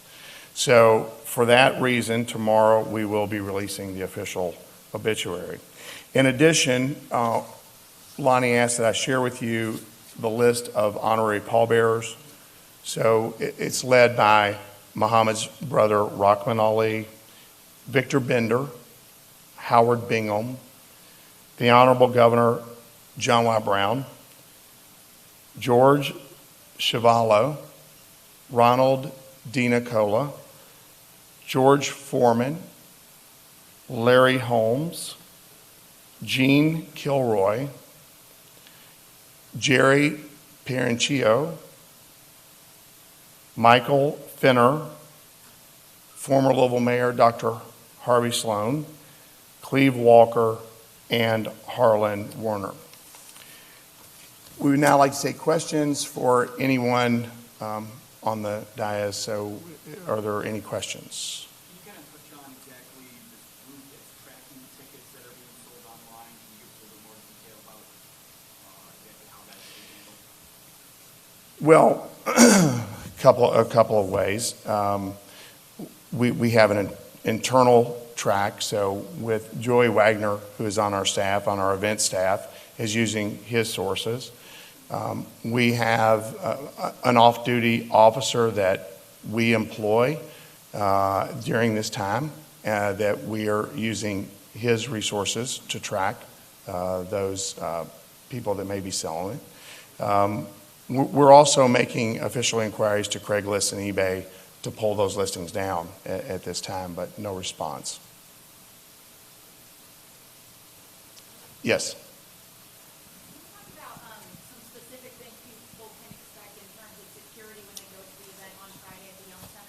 I'm going to turn that over to one of you.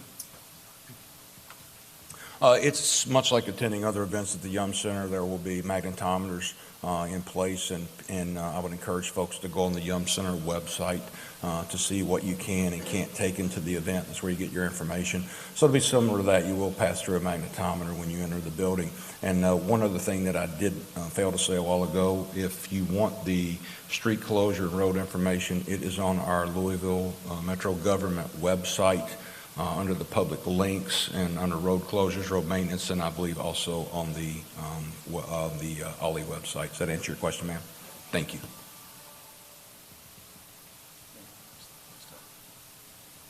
Just one other point, germane to Louisville. For Louisvillians and visitors from out of town, there'll be a free showing of the movie Ali at the Iroquois Amphitheater tomorrow night. It'll start probably around 8:30 or so. So folks are welcome to come out once again as people that loved Ali and enjoy that great movie.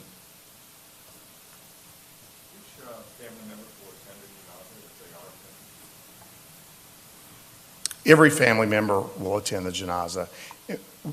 While we're here, I want to take a moment to introduce the Imam, Shakir. And Imam, you may want to come up and address for just a quick minute what people will see, because the casket will be present. That was another question that had been asked of me on several occasions. Good evening. When people show up tomorrow for the janazah, and we encourage them to show up early because there will be security measures, as was mentioned earlier, for the Friday memorial service. So to show up early.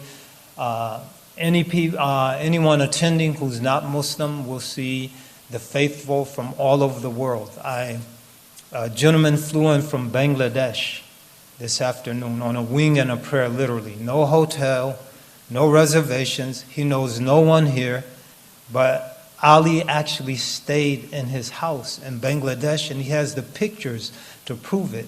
And so we were able to arrange for him to stay in someone's home, actually. But people are literally coming from all over the world. They love Ali.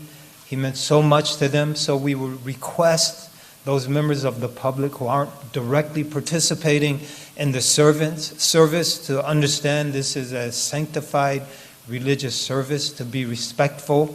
You have the opportunity and will be afforded the opportunity to pray in your own way and to remember Muhammad Ali as your heart leads you to remember him. But we do encourage you, when the Muslim prayer is going on, to be reverent, to be respectful, and to understand this, that as it does to everyone, Muhammad Ali has a very, very special significance for the Muslim community.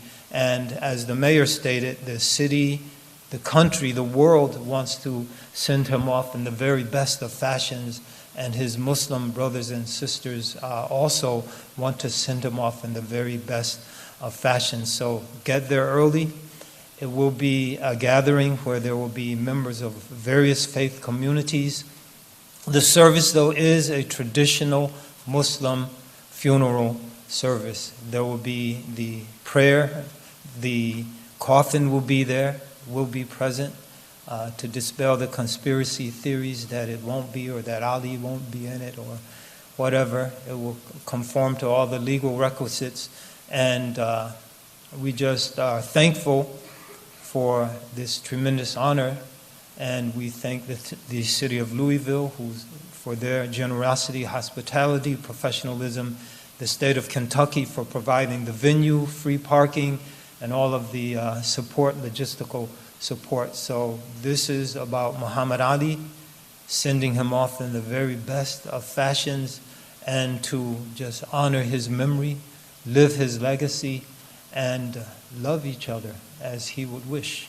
Thank you. Thank you. Yes, ma'am. I wanted to ask a little bit about the parade route and how that's going to work.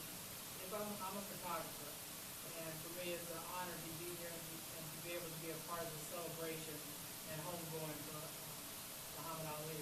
But I wanted to know, like I do, because I am one who would record history, I want to be able to take pictures of the procession as they go, as it comes down the street, also goes into the event. But I also want to be able to be inside to cover that as well. Will we be able to, if we're kind of like following the procession? That'll be addressed by Danielle Davis in her technical meeting following this. Yes, sir.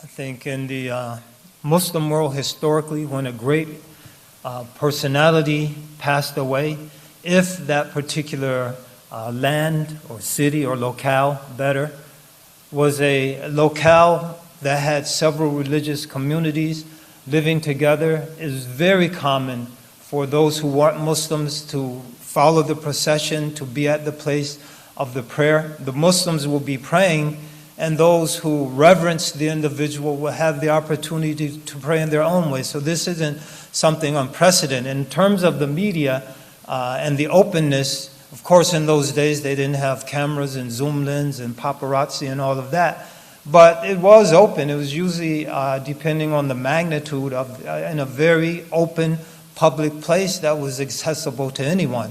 So I think that openness and accessibility is still there. We just have different means to avail ourselves of that openness. Yes, sir. Yes.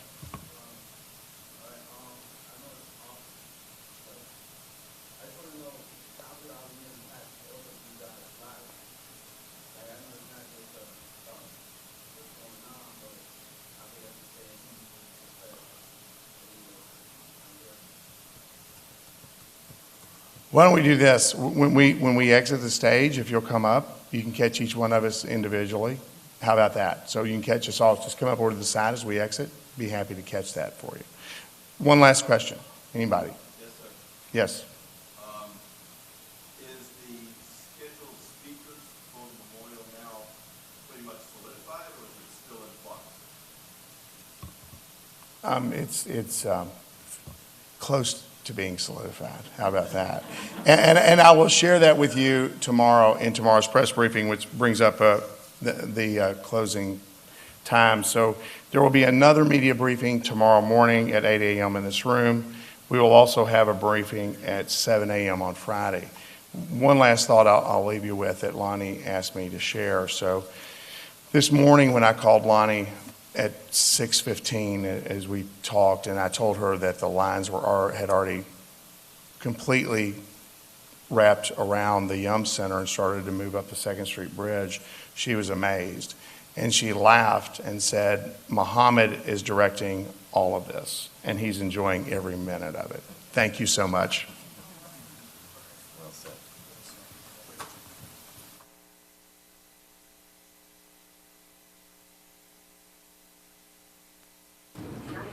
All right, again, that was officials talking about their Muhammad Ali funeral preparations. You can watch that. I know they said where else they're streaming it, but you can watch that right here on Fox 10 Phoenix starting at 6 a.m. on Friday. And we'll have, oh, it looks like we might have one more comment. No? Get the mic. Thank you. I'm just going to give you guys some quick details. We had a walkthrough this morning with the major networks and the Secret Service.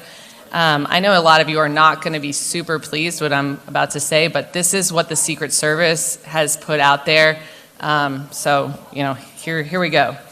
Per the Secret Service, no one can set up satellite trucks on the plaza in front of the Yum Center, anywhere on Main Street or anywhere between River Road and Main Street on 2nd and 3rd Streets. All other parking questions for satellite trucks should be directed to the LMPD Press Information Office. Again, that's no one can set up a satellite truck on the plaza in front of the Yum Center, anywhere on Main Street between River Road and anywhere on Main Street in front of the Yum Center, or anywhere between River Road and Main Street on 2nd and 3rd Streets. There will be no media parking available at the KFC Yum Center. The pool feed is a 6-camera switched feed. It will be clean with no supers or graphics. If attending media wishes to record feeds of the memorial service, you must provide a recording unit to access the pool feed from the output of the malt box and the press bridge. Here's a new detail, which we'll provide all this via email to all the media, but I just want to go through it.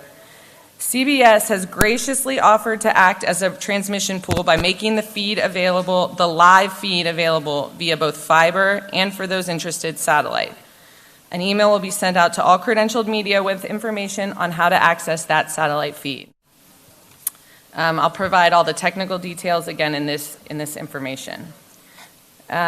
Here's the important stuff. Media can begin setup and bringing in equipment tomorrow, Thursday, June 9th at 8 a.m. Equipment can be loaded in through the north loading dock on River Road. Per the Secret Service, all equipment must be set up by 6 p.m. on Thursday, June 9th at 6 p.m. If you want your camera and any other equipment to be inside the Yum Center at the event, you must have it set up by 6 p.m. tomorrow. There are no exceptions per the Secret Service. The bomb sweep will be done by the Secret Service on the morning of Friday, June 10th.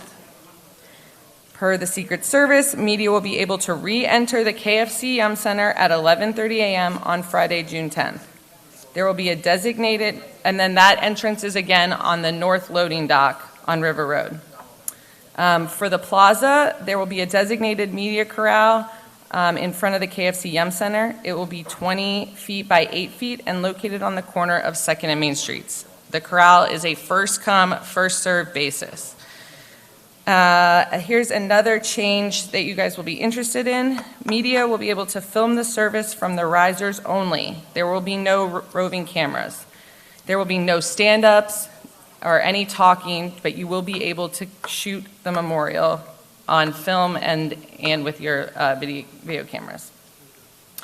Media will be able to film and photograph the memorial service from the risers and media section, which is section 111 in the Yum Center, and that is it. Any media filming or photographing outside of the designated area between 1 p.m. and the end of the memorial will be escorted out of the building.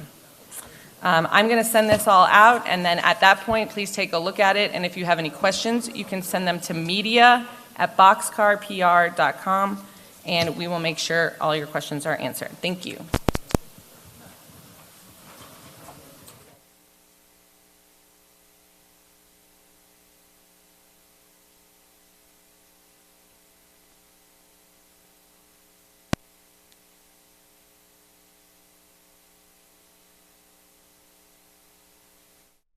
All right, so they are, that was them giving us information on the Muhammad Ali memorial.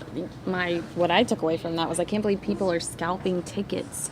Scalping tickets is illegal in Kentucky, so they said that they are pursuing going after those individuals scalping tickets on websites like Craigslist or Backpage or whatever they're using out there. So we're going to carry that right here on Fox 10 News now, starting 6 a.m. local time in Phoenix.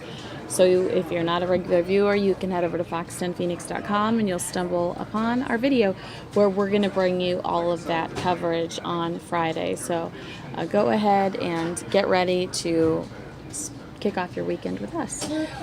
Next, I have a podium, and I'm not exactly sure as to what it is, but we're going to go there and we're going to check it out. And then I have the Secret Service discussing security preparations for the Republican National Convention. So that's really interesting as well. But I'm going to take you to this podium. We're going to figure out what it is, and I'll see you in just a few moments.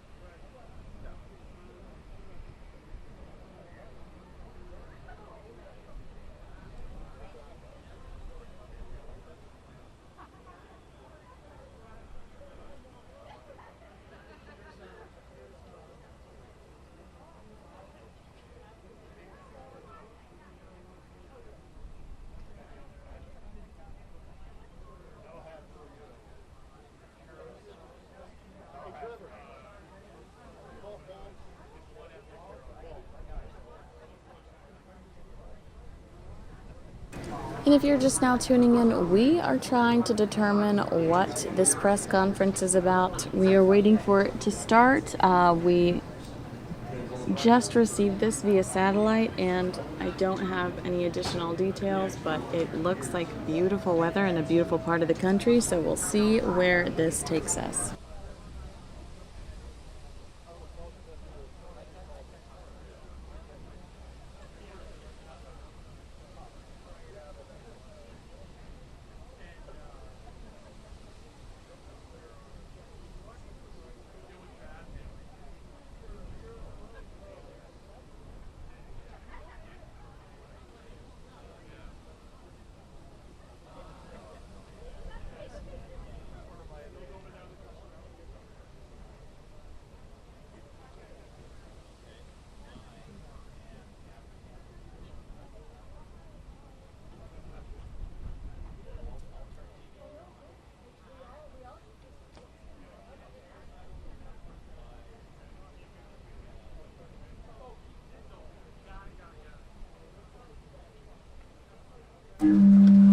Since I don't know what this is, I am going to take you to a look at the valley. It looks like Dave Muncy is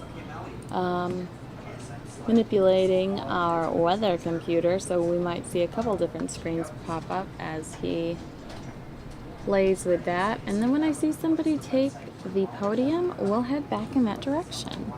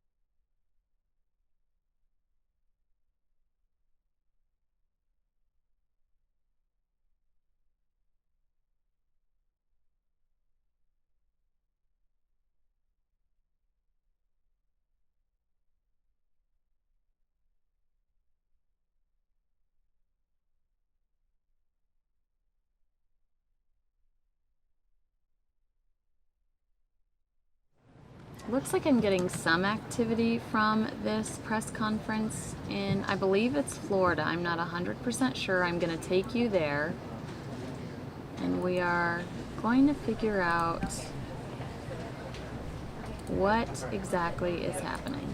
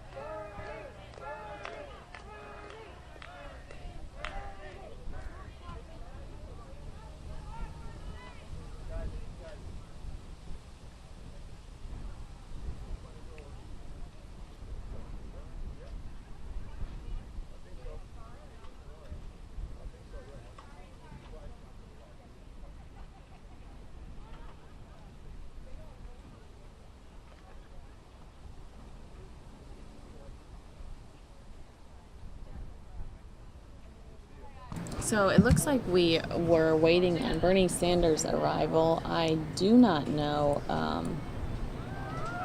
what this camera operator's next steps are, but we'll see.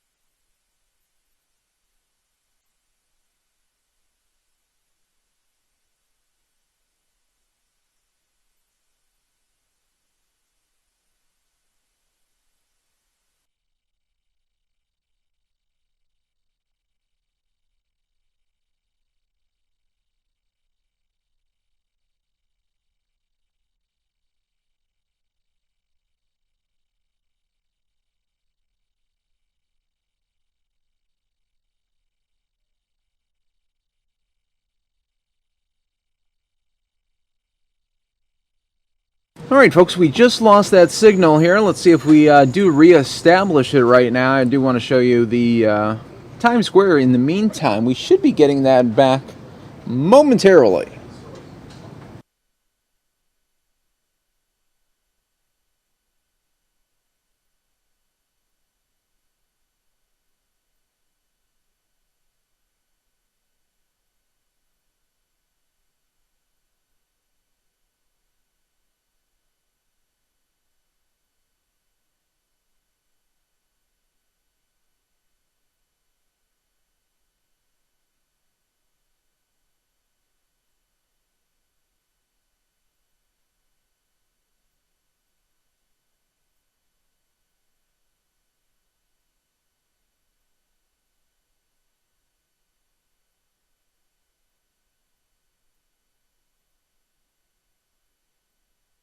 Good morning, Kerry McCormack, Ward 3, which includes downtown, Ohio City, Tremont, and Stockyards, so the near west side and downtown.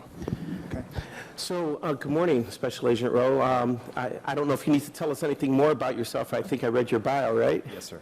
So, tell us a little bit about your activity here, and maybe start off with, like, when did you arrive to Cleveland, and talk about some of the activity you've been coordinating. So, Mr. Chairman, thank you. Members of the committee, thank you for inviting me this morning. Let me start and kind of give you a very high-level overview of the National Special Security Event process. The roots of the National Special Security Event process go back to the late 1990s. It was established through a presidential policy directive, and then eventually it was codified in 2000 as part of the Presidential Protective Act, where Congress officially designated events that meet a certain stature as worthy of a designation for national special security events. The decision to designate an event rests with the Secretary of Homeland Security. But what's interesting is that the NSSE process, it actually predates the tragic events of 9/11 and the formation of the Department of Homeland Security. The process lays out 3 lanes of responsibility. And the 3 main organizations of the federal government are the Secret Service, the Federal Bureau of Investigation, and the Federal Emergency Management Agency. The Secret Service, we have the role for preparing the security plans and executing those plans. The Federal Bureau of Investigation has the role for crisis management in the event that there is a mass casualty event, large-scale attack. They have their role as an investigative agency to follow up on that. The Federal Emergency Management Agency has the role for consequence management. So if you think, since I have roots to South Florida, if you think about hurricane season, when a natural disaster rolls in, the first folks on the ground are, in addition to the first responders that are there, is FEMA, to make sure that the community can come back together and make itself whole and get back up on its feet. So the NSSE framework, and by the time we get to the RNC in less than 40 days or so, the Secret Service will have done more than 50 national special security events. The first one was right after we had the official designation. We did an Operation OpSale in New York City in the summer of 2000. But what I would tell you is that no 2 national special security events are the same. Each event has its own challenges. Each event has its own character and personality. And you have to be very adaptive and innovative to meet the challenges that those events bring. So we recently just came out of the visit of the Pope to the East Coast last fall. Every time we do a national special security event, we always take a good scrub, look at the after-action reports, and see what worked, what didn't work, and we take that into the next one. So it's a very challenging event. But it is something that it is a whole of government approach. The Secret Service cannot do it by itself. No agency could do it by itself. And we rely heavily on our partners. And our biggest partner in this entire enterprise is the City of Cleveland, and with the Department of Public Safety and all the entities that are in that department. So it has been a very robust planning journey that we've been on. My deputy, Tim Leah, who unfortunately could not be here this morning, he's attending to some other meetings. We were named last May. Shortly thereafter, we arrived on the ground, and we made contact with all of the public safety and law enforcement agencies that were going to be directly supporting the RNC. We immediately stood up an executive steering committee. On the executive steering committee are representatives, the decision makers. We wanted to have the highest level or the highest ranking person available because we need to have the executives in a room be able to make decisions as we proceed with this planning. On our executive steering committee, Director McGrath, Assistant Director Eckhart, Chief Williams, Deputy Chief Tamba, Chief Cavillo, Commissioner Carlton. They are all members of the Executive Steering Committee, and they are all in the room, and we meet regularly, and we discuss planning. We act as a board of directors, and I chair the committee. But everybody has an equitable share in the decision-making process. We are all there working towards the ultimate goal of pulling off a very safe event for all who want to come. In addition to the Executive Steering Committee, we convened 22 subcommittees. This is part of the NSSE framework. We have subcommittees that run the gamut from everything from counterterrorism and intelligence all the way to health and safety. Staffing those subcommittees are representatives from all the agencies participating in the RNC planning. So we have representatives from not only the city of Cleveland, but from the state of Ohio. We have representatives from other federal government agencies. And it is as I mentioned, a whole of government approach. Everybody is there working towards that particular mission of that subcommittee. So these subcommittees will develop their own individual security plans. For example, the Health and Safety Subcommittee. They will formulate emergency response in the event that there's a medical emergency anywhere within the RNC. That requires close coordination, not only with EMS, but with also fire, with the Secret Service, with other entities. If we take an ambulance out, we have an ambulance ready to backfill. So there's a lot of planning that goes on to this, and we certainly do not take it lightly. Once those subcommittees formulate their own plans, those plans are forwarded up to the Executive Steering Committee, and then they'll be assembled into the overall National Special Security Event Security Operations Plan. And we are in the processes of finalizing those plans right now. The subcommittees, one thing that my deputy and I, that we, in looking at some of the other previous national special security events, we made a decision to stand up a business and community impact subcommittee. The goal of this was to have two-way communication between members of the community, business owners, property managers, restaurateurs, entertainment owners, and we wanted to make sure that we started dialogue with them early. Essentially, these are your constituents. We wanted to make sure that we avoided any problems and did not roll into the RNC where we created problems without knowing what the equities of these owners would be. So we stood up that business impact subcommittee last October. We've been holding regular meetings at that. And I will have to say that the feedback that we've received from that has been very positive. We've made ourselves accessible to these business owners, property managers, anybody. My deputy and I, we have met, we've held several meetings. We've met with everybody from the Bishop of Cleveland all the way to corporations that are based here in Cleveland. We will go out, we meet with individuals, we look at their concerns or their challenges that they've identified, and it has been really an educational experience for both of us in that there have been some problems that we've identified early, and we were able to come up and formulate solutions. So this is something that has been a very, I'm very pleased at that initiative that it really took off and has really been a worthwhile endeavor to do that. Out of that, for example, next week we are going to hold a meeting with some of the service industry providers to talk about procedures for deliveries. We're still formulating what the security perimeter is going to look like, but we wanted to be able to get anybody who thinks that they're going to be impacted by the zone to be able to come in and get the download on the procedures. What are the hours of this? What is it going to entail? And we wanted to address all of those challenges and concerns now while we have the time and not be addressing them on July 15th or July 16th. So we really tried to get out ahead of doing that.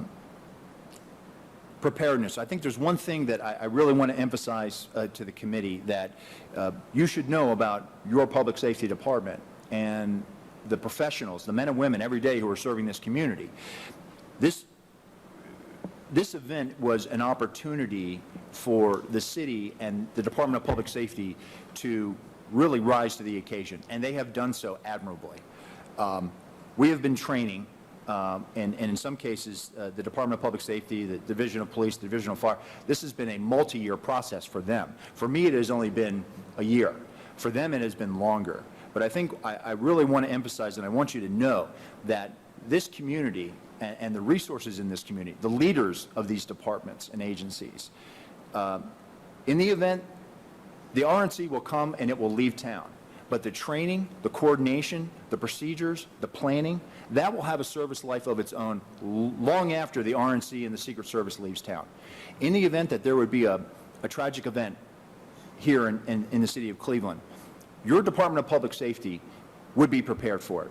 We have run tabletop exercises. We have done training. We have run scenarios, everything from an active shooter situation in a populous area to structure fires, to really testing ourselves and figuring out how, if something like this does happen, how does the city maintain operations that are normal? How do we continue to run the National Special Security event? So this has been a multi-year process for them. It's been a year-long process for me, and we are continuing to train, and I feel confident going into this that we are prepared for this.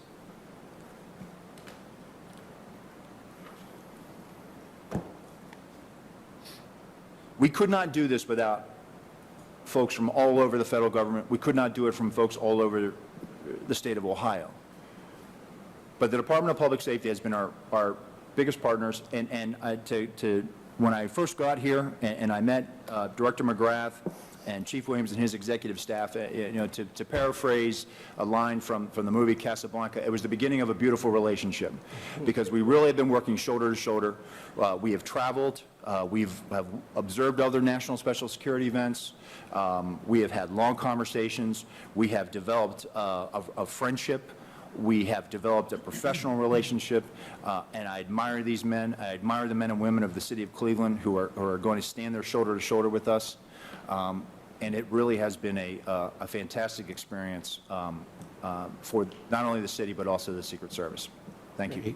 And I think that long-year relationship has developed a level of trust in addition. And I think that it's good to hear that has been really fortified here. So let me summarize kind of what I heard and fill in the gaps or if I make any mistakes.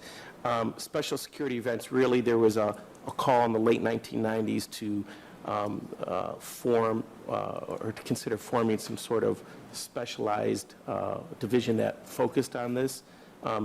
It was codified in the early 2000s, approximately? In 2000. In 2000.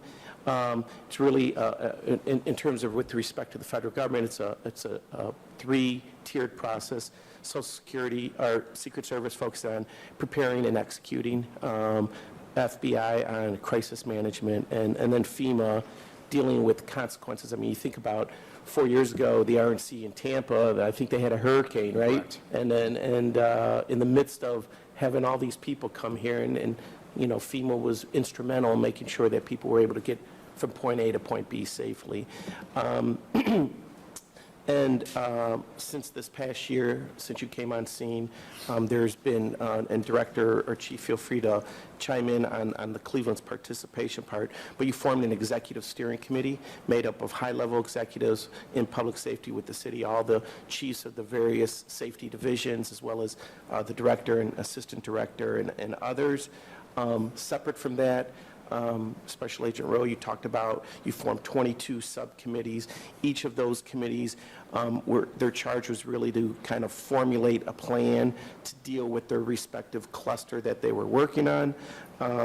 Within that, for example, you illuminated one of the committees, the Business Impact and Community Committee. You talked about how you've interfaced with them. You worked with them multiple times to understand their hours of operations, from everything about not only hours of operations, but the employee count, when they get their services, delivery, and so you can make sure that issues can be dealt with accordingly, and then you can respond and help make sure that these businesses don't get their operations altered. You also talked about really some of the preparedness that has gone on, separate from the training that the chief has been leading, and we know Deputy Chief Tamba, Chief Williams has kind of tagged as his point person for dealing with a lot of this activity, but really a lot of this, some of this training has been going on in advance of the past year, but within this past year, there's been a real focus, particularly from the federal government, working with our chief and our safety director around other types of training. So, Chief, anything, or Director, anything you want to speak about the coordination with respect to the specialized training, working with the federal government and the Department of Public Safety? Oh, Mr. Chairman and council members, I'll defer to the chief, but this has been a long time of planning relative to preparing for the convention, and FEMA has played a large role in assisting the chief and his command staffs. But I'll defer to the chief because he can be more specific as far as the types of training and how long it's been going on. Great. Morning, Chief. Morning, Mr. Chairman, committee members. As the director stated, we've been in this process for over a year now. Actually, the Division of Police started to refresh our FEMA training in 2014, not just in anticipation of securing the RNC, but for all the other special events and major events and things that happen in the city of Cleveland. So in 2014, we kind of started to refresh that, get members recertified in certain aspects of FEMA training, and that helped us to roll into 2015 and really, once we secured the convention, to kind of go full steam ahead and get all of our members trained up on different aspects of what we would have to deal with during a convention, during a conference finals, NBA finals, and hopefully they pull it out. We do a parade here. But the training has ran the gamut, and some of you have seen on the news and other venues allow the mobile field force training with our mounted unit. We have bicycle training ongoing now. There's intelligence training with our I-teams and our federal, state, and local partners. Ron, Special Agent Roll, talked about a lot of the tabletop exercises that we've conducted with all of our partners. You know, a room of over 100 people with subject matter experts that really go through scenario after scenario to make sure that every person involved, every agency involved in mitigating that incident, know exactly what's expected of them, know their capabilities, and we identify any shortcomings leading up to this to make sure that we fill those gaps. So the division, again, since 2014 has been involved in a lot of training that's relatable to what we're going to do for the RNC, but more specifically starting in 2015 and up to and including yesterday, our members have went through dozens of training, not just on the federal side with FEMA, but locally and with our state and other local partners. Deputy Chief Ed Tamba, again, who is our lead for the RNC for the Division of Police, Ed has probably been to about 99% of that training personally to make sure that he can answer questions, to make sure the trainings have been conducted in the way that it should be, and to make sure that our officers know how important this is. So with that, I'll kind of defer to Ed to talk a little bit about some of the processes that we've been through. Sure. And Deputy Chief, I know we're going to, Special Agent Rowe needs to go in like a half hour, so I do want to create an opportunity so my colleagues can ask any questions of Special Agent Rowe before he leaves. Briefly, anything in addition to what the Chief said that you want to add in terms of, because we're going to talk about training after Special Agent Rowe leaves, but anything you want to add to that statement? Through the chair to the committee. Not at this time. We'll, I'll defer to Agent Rowe, and then afterwards, if anybody has any questions and follow-ups regarding what Chief Williams says, I'll be happy to answer them. Great, thank you. To my colleagues, so I'll put you back on the list, but we're going to do 5-minute questioning sessions. There will be some questions, obviously, Special Agent Rowe can answer, some that they can't. I'm going to start with my colleague, Carrie McCormick, our newest member of council, because right along, he represents the downtown as well as the far western perimeter of a secured area, not the hard zone, but West 25th Street. Councilman McCormick. Thank you, Mr. Chair, and thank you to everyone and our guests today. A lot of the questions and feedback that we're getting from the community, not only from downtown and from as well as the near west side, is about that secure zone, and not only the secure zone itself, but the impact on security it will have for the immediate businesses outside of the zone as well, and those limitations. I don't know if that's something you can talk about today, but just I guess some of the businesses outside or who may perceive to be outside of that zone are interested in how that will impact them. But again, I don't know if that's something you can speak about. Special agent Rowe? Yeah. So, just one question of clarity. Are you talking about the city's designated event zone? Or No, talking about the Here, so let me secure let me zone? create Yes, some clarity. yes. So there is a hard zone, and everything that's inside that hard zone will be under the direction of Special Agent Rowe and the Secret Service. And then there is another area outside of that that is a secure area, and that's going to be under the direction of Chief Williams. Councilman, restate your question. So that Thank you. So for the secure zone set by the Secret Service, that would be the question, and how the immediate, I've gotten phone calls from some, again, businesses that perceive that they will be immediately outside of it. Again, I know it hasn't been released at this point, but if you could talk a little bit about the immediate perimeter around the zone and how that might impact logistics and around the zone. Sure. So I won't be able to disclose what the contours and dimensions of the secure perimeter are at this time. It's still being formulated. But I can tell you that traditionally what a secure perimeter looks like around a national special security event venue. We control access. Essentially, everybody has to have a credential to be inside the secure zone. We are working with the Committee on Arrangements, who are the staff planners for the RNC. So we're talking about getting delegates, news media, service contractors, folks like that. They would come in. Everybody is screened. They go through a magnetometer. They come into our secure zone, and then they attend the event. We work very hard to mitigate impact on businesses that are in close proximity to venues. We have, which was one of the reasons why we stood up the Business and Community Impact Subcommittee. We are still looking at what the perimeter, the secure perimeter from the Secret Service perspective is going to look like. And it is a work in flux.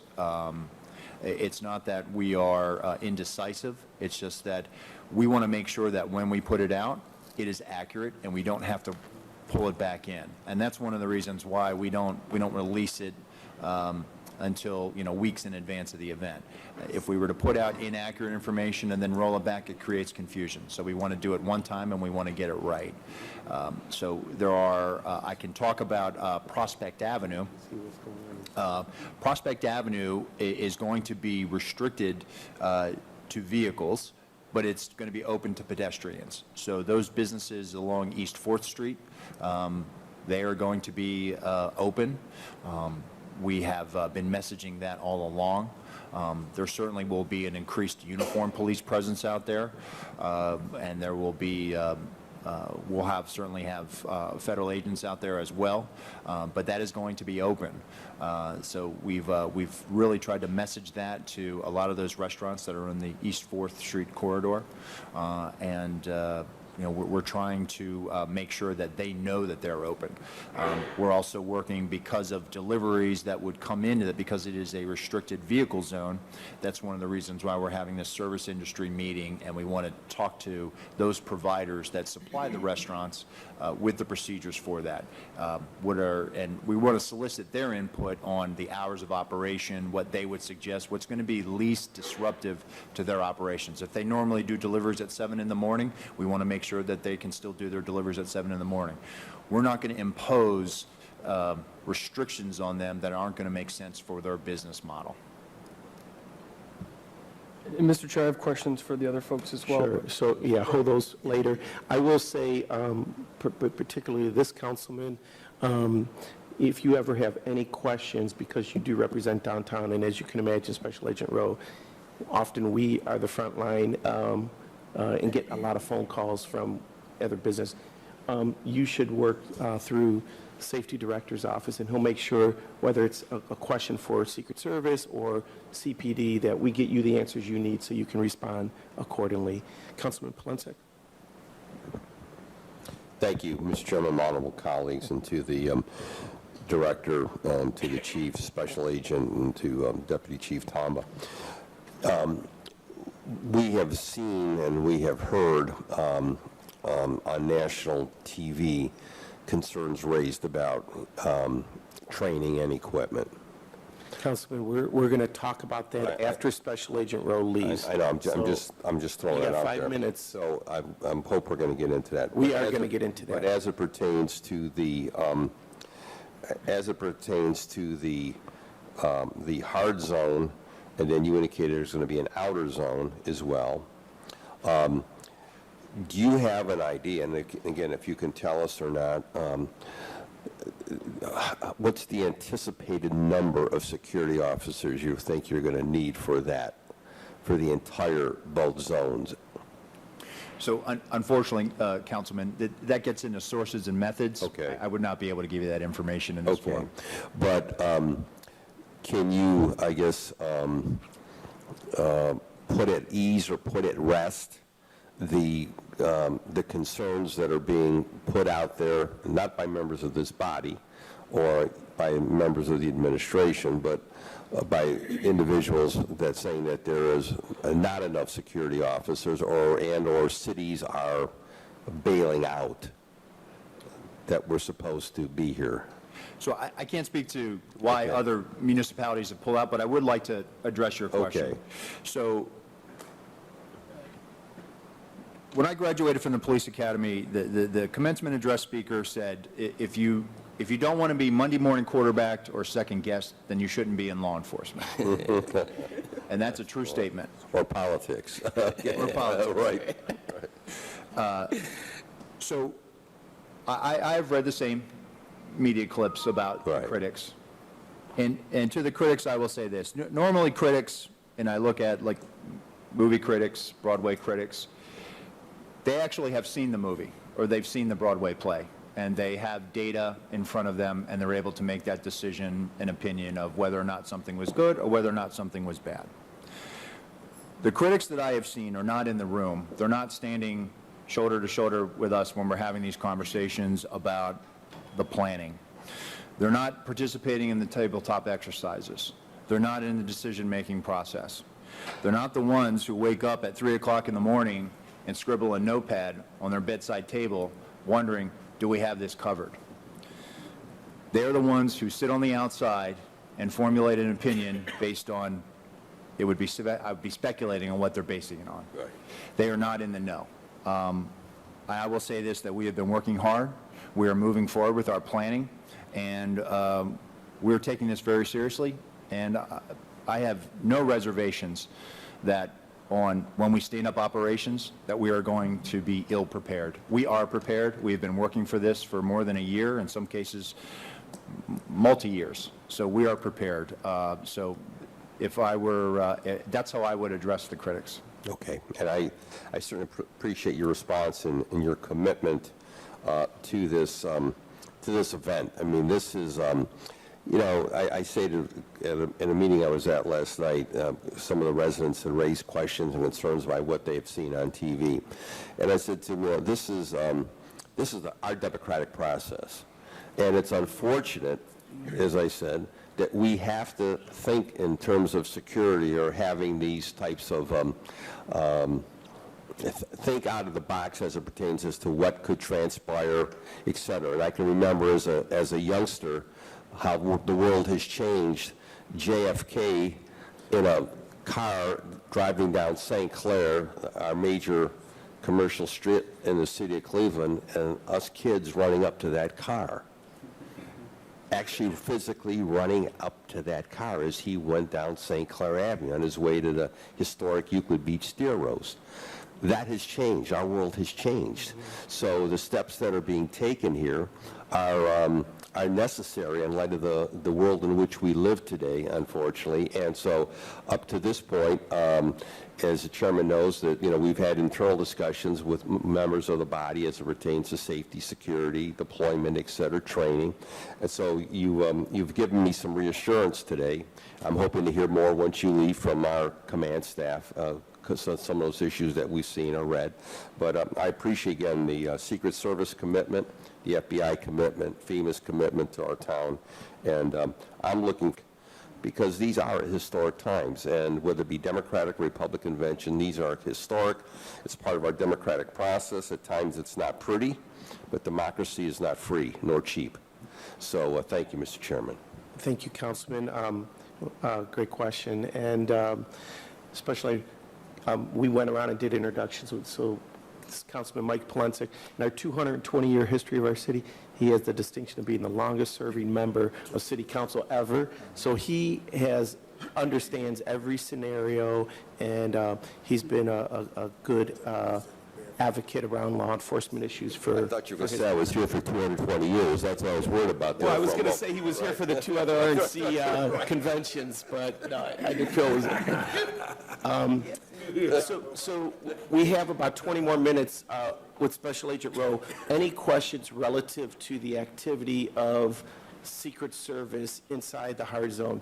Councilwoman Mitchell. Thank you, Mr. Chair. I just wanted to know basically if, how can I trying to frame this the right way? Would it be necessary, or could we have some type of a jumbotron or something like that?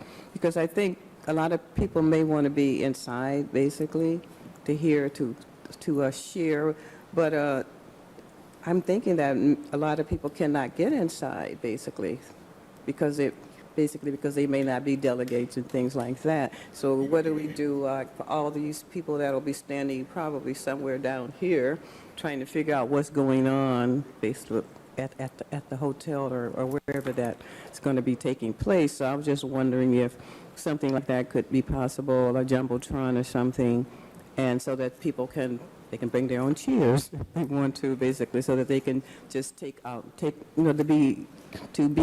like you're a part of something that's going on, and that we also need to make sure that everything is safe and everything like that, and everyone is really having doing what they're supposed to do. So I don't know if you understood.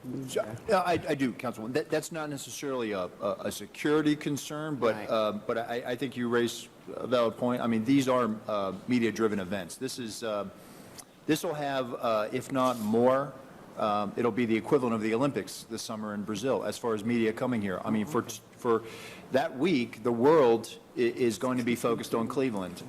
So Cleveland is welcoming the world. So I know that the host committee, David Gilbert, Diane Downing, they are working. That's really their lane. But I know that they are setting up events and experiences for folks to come downtown and participate. It's kind of like the Super Bowl. Not everybody gets a ticket to go in, but there's always that fan experience somewhere close by, and it's really a celebration of that city that's hosting it. So I would encourage you maybe to follow up with them on that one. Thank you so much. Appreciate it. Thank you, Councilwoman. And I will, at some point, approximately 2 weeks out before the RNC event occurs, we're going to have one final briefing where I'm going to have representatives from the host committee here, as well as people from our command staff, just to give us a brief overview of what to expect. It'll probably be right around the time when the hard zone is going to be released. And Special Agent Rowe, I know you don't want to pin down a date, but approximately a week to 10 days prior, is that a fair time to say that you will know, or when do you plan on releasing the parameters of that hard zone? So we plan on releasing it as early as we can. Okay. Historically, we've released it at 10 daus before. Right. My goal is to do that way ahead of 10 days. And so, to my colleagues, my goal for us and our committee is, once that has been announced and released, we'll have one final briefing so we know kind of expectations, what to expect, and so we can share that with our colleagues. All right, I got Councilman Cummins and Councilman Casey. Thank you. Thank you, Mr. Rowe, for being here, Chief, Safety Director, and Deputy Chief Toma. The couple of questions. In terms of federal security issues, I'm interested in trying to understand, in terms of the credentialing process, there's going to be a lot of people, obviously, that are going to need to be credentialed to be able to get into the secure zone. And actually, why don't we stop right there and just get definitions of zones. So it was mentioned there's a hard zone, there's a special events zone, there's another secure zone. Can we just have a clear understanding of the definitions of the zones we're discussing? So, Councilman, I can only speak to the Secret Service, but in the city's release last week on the event zone, and the permit regulations, all those definitions are in there. Great, all right. So I would refer you to that. But I would call your attention to number 19, which says secure zone means the area or areas in the event zone to which access is restricted by the United States Secret Service or the Department of Public Safety. Right. So for the purposes of the Secret Service, we have our, what we call our hard zone. Essentially, that is, you have to have a credential, an official reason to enter into that venue. And that would be the Quicken Loans Arena on July 18th, 2016. Outside of that, you've heard me talk about Prospect Avenue. That's what we would consider a soft zone, meaning you don't need a credential. We're just restricting it to vehicles. We would not want, we want to encourage people to come down. That's going to be more like a pedestrian thoroughfare. I hearken back to when I was here for Game 6 last year of the finals. 4th Street looked like Bourbon Street on Fat Tuesday. I think that's essentially what we envision Prospect Avenue to look like. You don't need a credential to participate in that. You do not need a credential to come anywhere, in that proximity. You just need a credential to get in, to go through the magnetometer and enter into the venue. So in terms of the credentialing process, can you speak to that in terms of what will be the timing in the process for participants to be credentialed, and just in terms of what is expected timing-wise? So that process is going on right now with between the Secret Service and the Committee on Arrangements. We're credentialing, we're going to end up credentialing probably more than 15,000 media. Delegates will be credentialed by the Committee on Arrangements, alternates, representatives from various delegations across America. Well, they'll be credentialed by the Committee on Arrangements. That is their process. But you must have that credential in order to enter into the venue. And can you say anything about number of entry points, or at least just the process of and the timing of getting people in and out of that hard zone during the course of the 4 days of So the there is convention? a robust plan working with the Committee on Arrangements. There's a very robust transportation plan to move delegates and delegations. We'll have multiple points of entry. People can arrive by vehicle, they can arrive on foot, and we are working to identify, and then we'll message that out to the Committee on Arrangements. They're working with us side by side as we make these decisions to make sure that wherever we pick ingress and egress, that it matches up, meets their needs, it meets our needs as well. And then finally, in my short time, in terms of the federal government, Secret Service's role, or other agencies in terms of FEMA and FBI, can you speak to any preparations that are being done for this event relative to our Coast Guard patrols and our flight restrictions and airspace? Absolutely. So one of our subcommittees, well, we have two subcommittees. We have an airspace security subcommittee where we work with the FAA and the Airport Authority.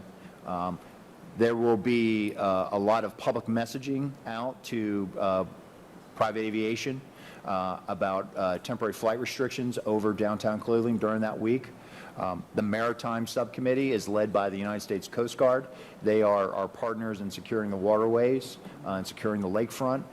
So we will have security plans that will come out of both of those subcommittees, and we will be prepared to address and respond to anything should it come from the air or by water. Great, thank you. Thank you, Councilman.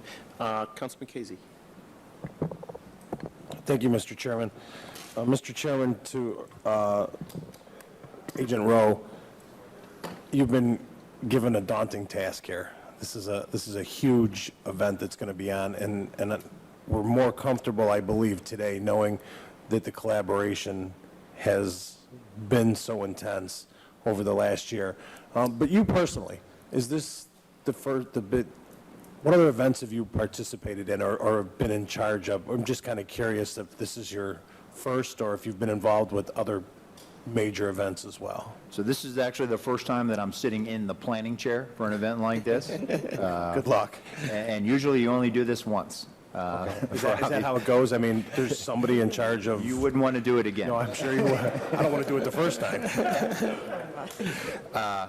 But as a member, throughout my Secret Service career, you start out, you're part of the security plan as kind of a post-stander, and you've worked out. So I've started out in my early days as a junior agent, and you would stand post at the inauguration or presidential site.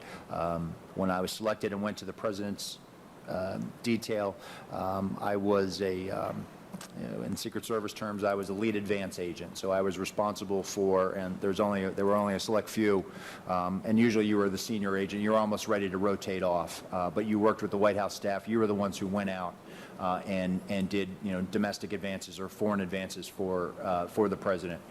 So I did have a lot of opportunities to do advances while on the president's detail. I look at it, and my deputy and I, we both look at this is something that we both have been working towards our entire career. Everything that we have done in our career up to this point has prepared us for this.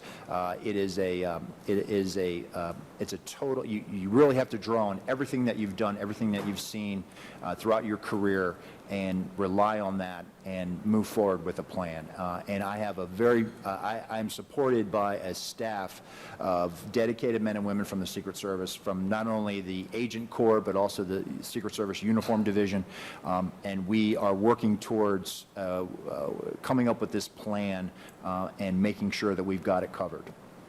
Okay, thank you. Good luck. Thank you. And I think we're being well served here, Mr. Chairman. Thank you. Thank you. Councilman Kane?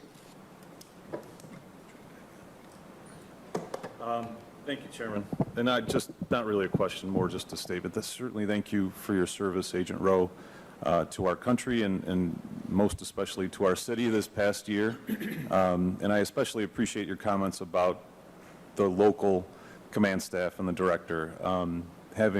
I'm sure you served across the country, if not the world, and in all of those instances relied on the local resources. And to your comments on the Monday morning quarterbacks, I think it was especially poignant at this table, and I appreciate that. Hopefully it will resonate back to our neighbors in our neighborhoods, even if we're not in one of your zones. But the work that you've done for the past year and that the Department of Public Safety has done for more than that is just the message that we all need to send.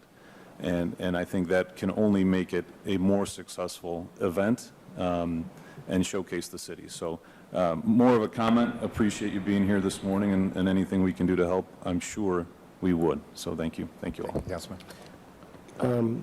Not to put you on the spot, but Councilman Brancatelli, you're not a member of this committee, but you are City Council's point person on economic development, and I don't know if you heard Special Agent Rowe's response about how he's interacting with business. Any comment you want to make? Thank you, Mr. Chairman, and certainly thank you for coordinating this event.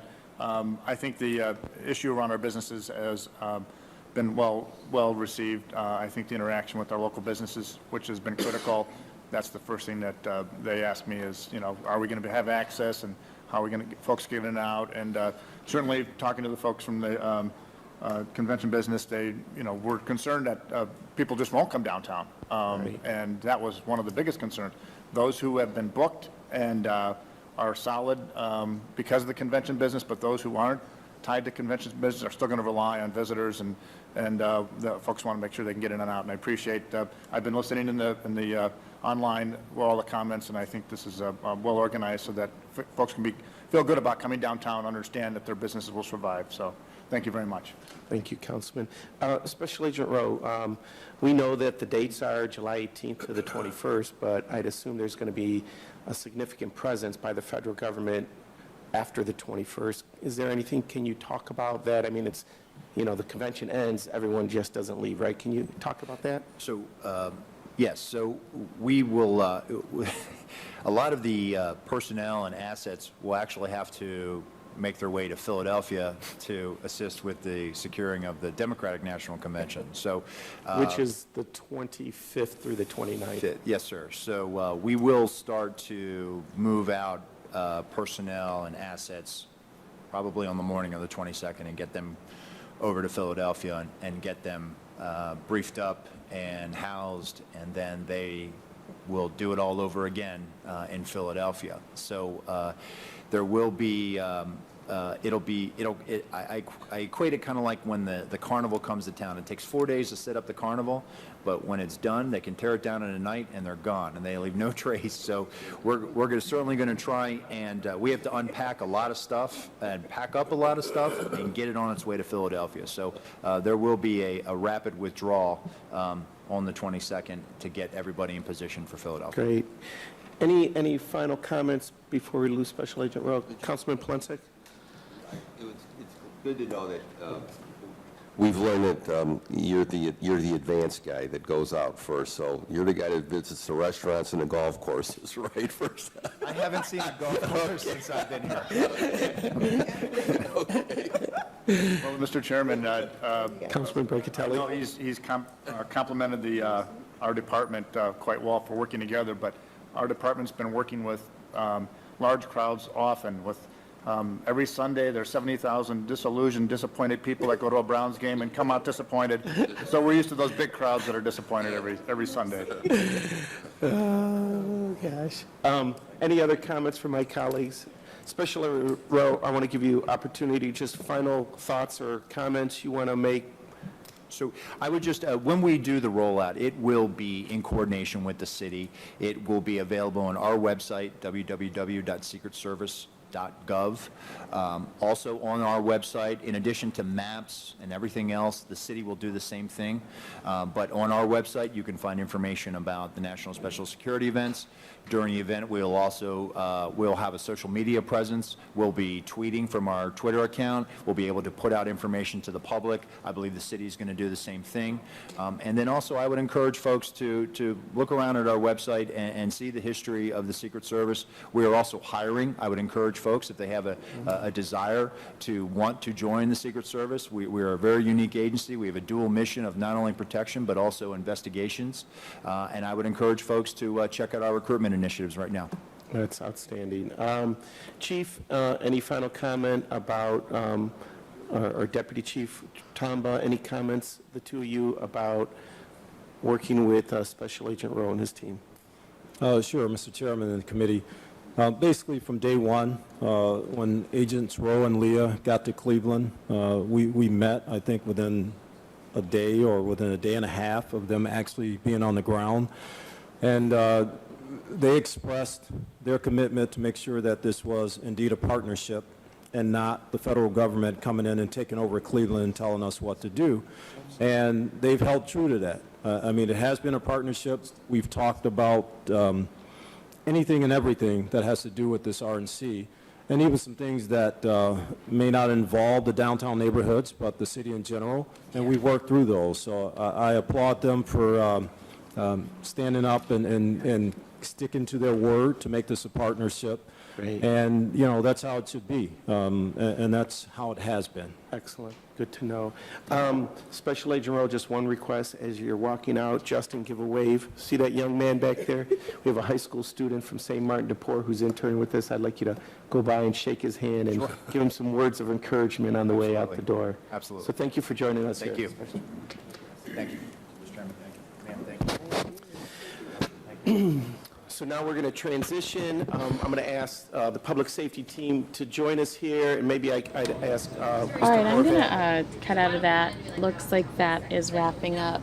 I'm also hearing, and I'm just hearing this, I'm not 100% on it, but I'm hearing that there is a small brush fire right out of Yarnell. It's damaged a cell tower. It's damaged a phone tower. We're trying to get some visuals out of that area so that we can bring that to you, but a fire near Yarnell, I believe that this specific area was Congress, and there has been damage, and we are feverishly trying to get you some. Melly, what did I hear about, what did the email say about the fire? The Yavapai County Sheriff's Office is conducting evacuations along the east side of Yarnell. Okay, thank you. Conducting evacuations along the east side of Yarnell. Evacuations east side Yarnell. That's now just been confirmed. So it's apparently perhaps not so much a small brush fire, but we've got a fire in Yarnell, evacuations along the east side. I believe the specific city is Congress.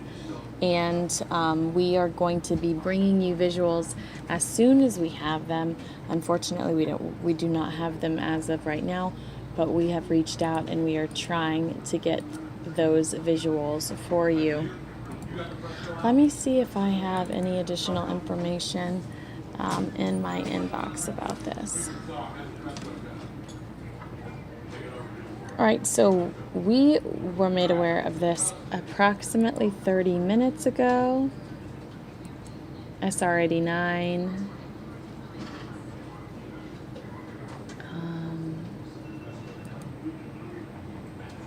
Thanks, Edgecombe. YCSO currently in the town of Yarnell conducting evacuations along the east side of Yarnell due to a brush fire threatening structures. This is from Devlin. I am heading to Yarnell and will provide, he's the YCSO, PIO. I am heading to Yarnell and will provide updates as soon as possible. U.S. Forest Service and Arizona BLM, along with local fire agencies, are working the fire. So we're going to have visuals on this inevitably. We are going to bring you these.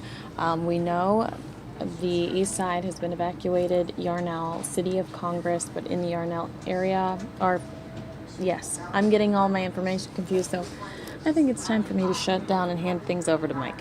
Mike's gonna lead you through 5 and 7. I'll be back 7 to 9. But I'm do anticipate that we'll have some visuals from that Yarnell fire, and we will see you. I'll see you again at 7. You'll see Mike pretty soon.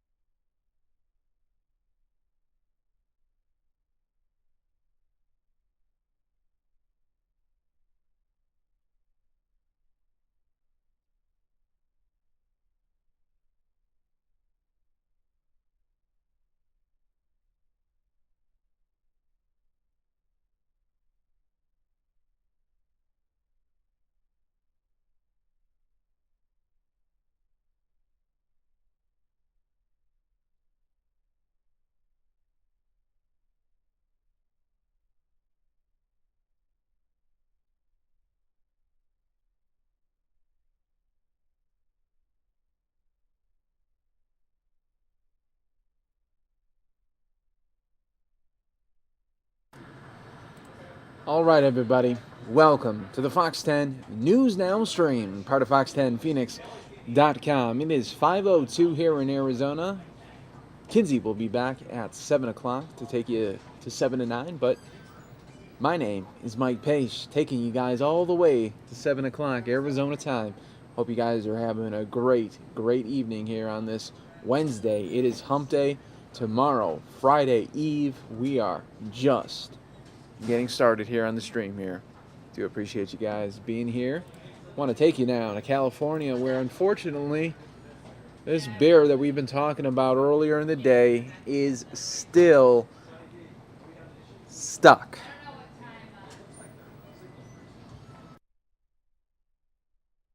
We're hoping they could get this bear down before it gets dark out. We're hoping.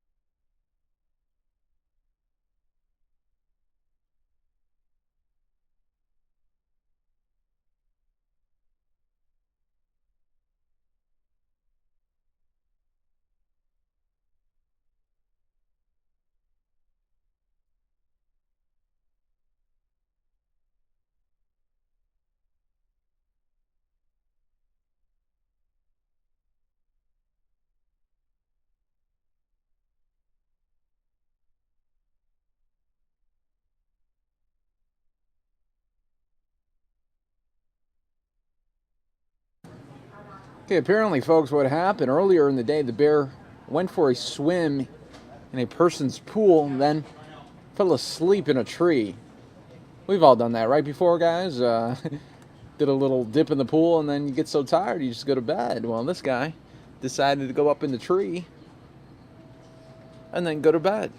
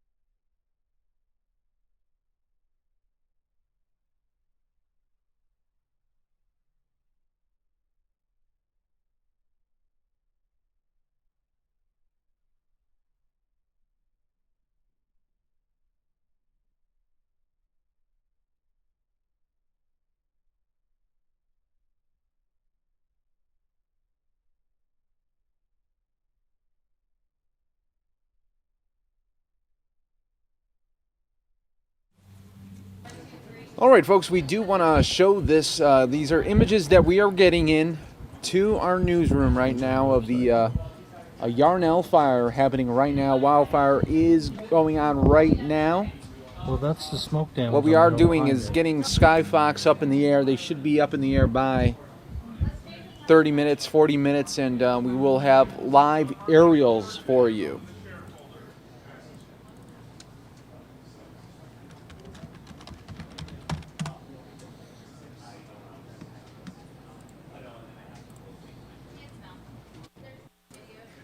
This is being called the Tenderfoot Fire. Yuba County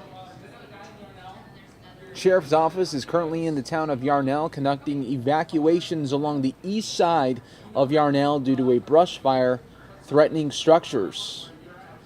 More officials are heading to the scene.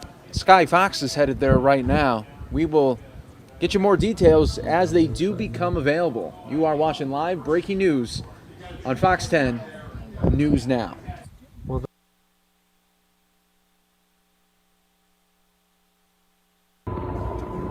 There's another shot of it.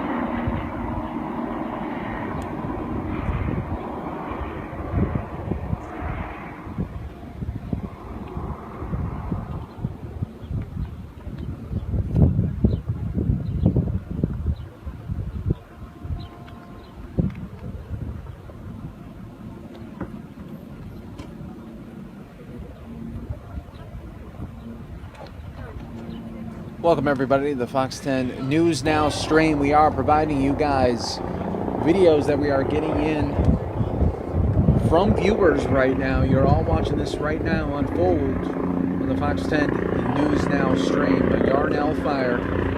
Evacuations are happening along the east side of Yarnell due to a brush fire in the area. They are threatening structures as we speak.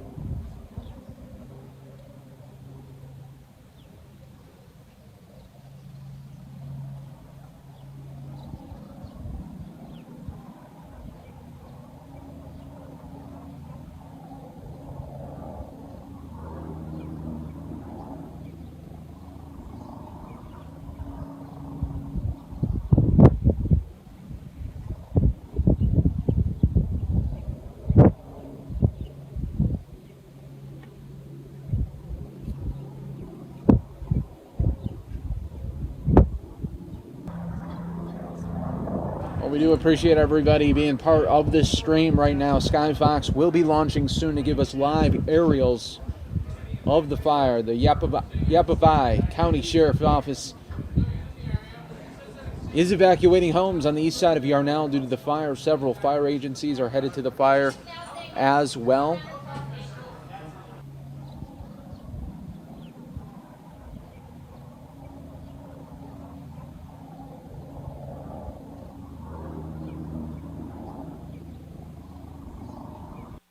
This is being sent in by John Martin, a viewer of Fox 10.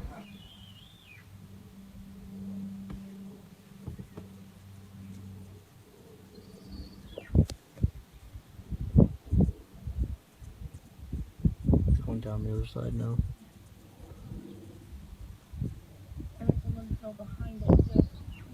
Well, that's the smoke damage on the hill behind it. No, it's just smoke.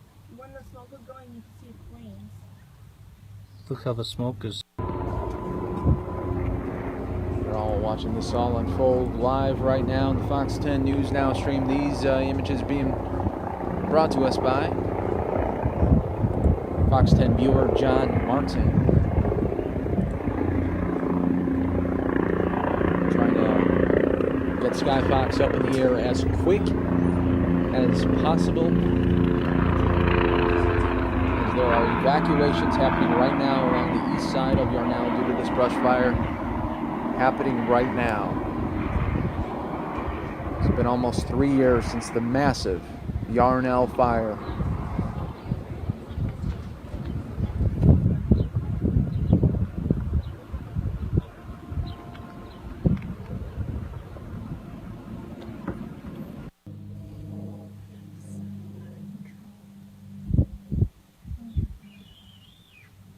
All right, folks, we are hearing that Chopper, our Sky Fox, is getting close to launching.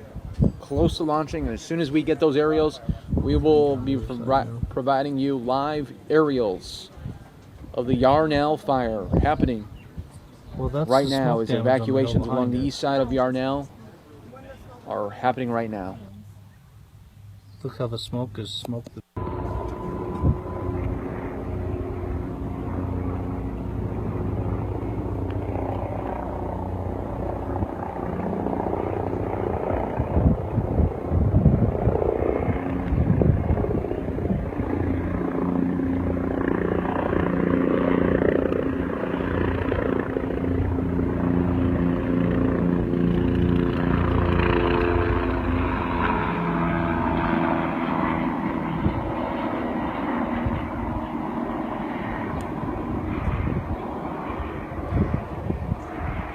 Appreciate everybody being part of this stream right here. Sky Fox will be up in the air launching shortly to provide live aerials for us. This is being sent in right now by our viewer John Martin.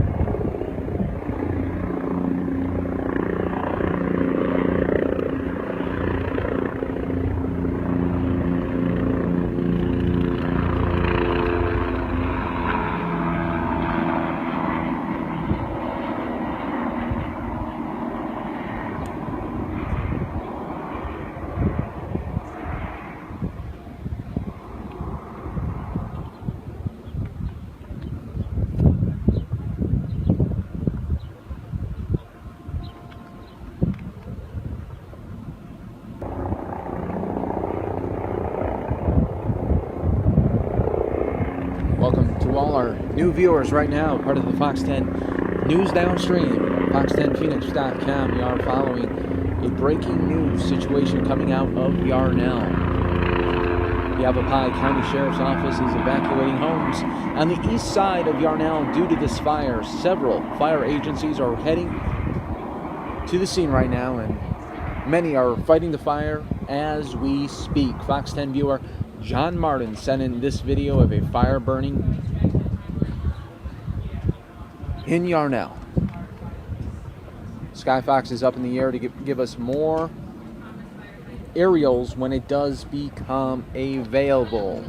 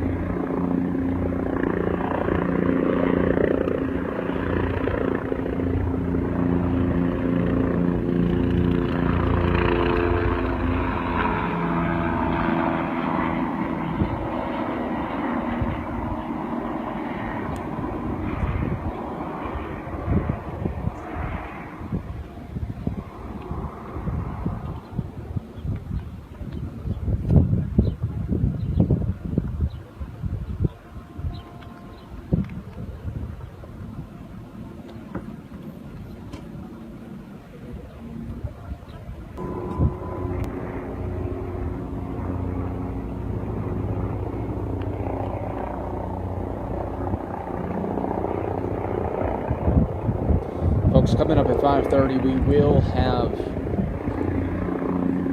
the phone interview from a fire official. That will be happening live at 5:30 right here on the screen.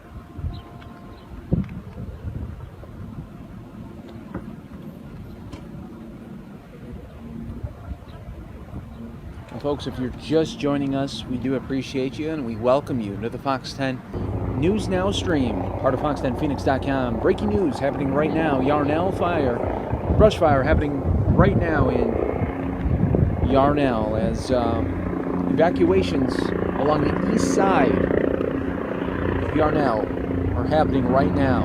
Skyfox is heading to the scene. Once we do get visual and aerials for you, we'll provide you with those very latest aerials. Coming up in about 9 minutes, we will have a phone call from a fire official in Yarnell.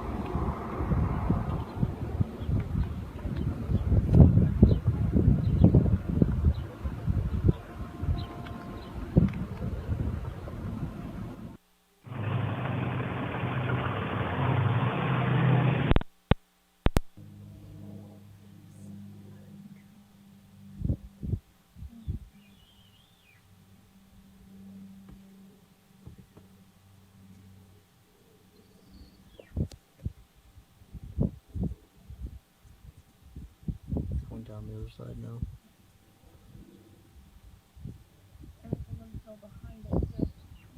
Well, that's the smoke damage on the hill behind it. No, when the smoke was going, you could see flames. Look how the smoke is smoked the.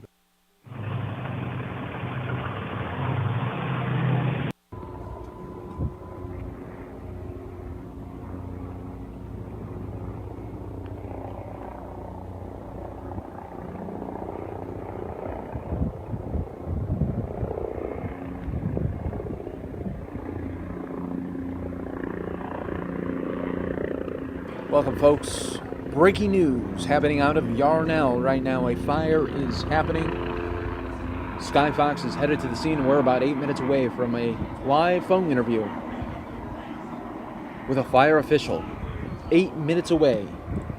You are watching the Fox 10 News Now stream, part of Fox10Phoenix.com. We do appreciate you guys being part of this breaking news situation. This video is brought to you by our Fox 10 viewer, John Martin.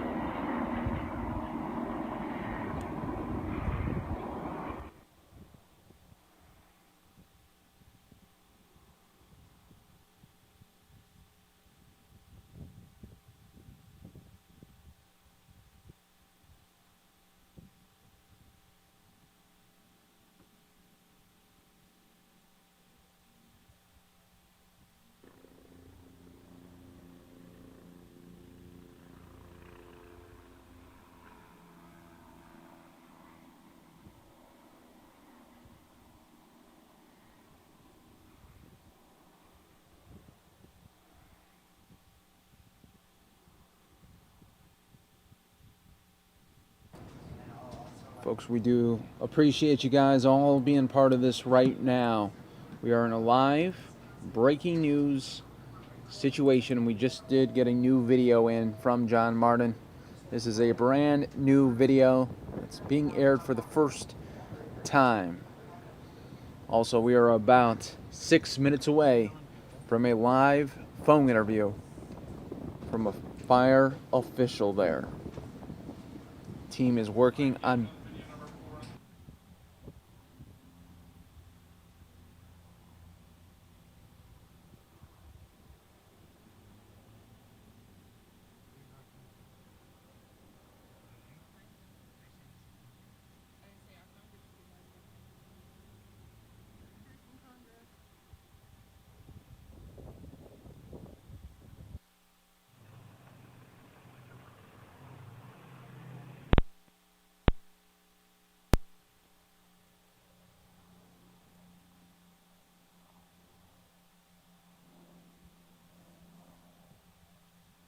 And folks, we do appreciate you guys all being part of this Fox 10 News Now stream. We are about 5 minutes away from a live interview coming up shortly, and I can show you right now that our Sky Fox is up in the air, headed to the scene.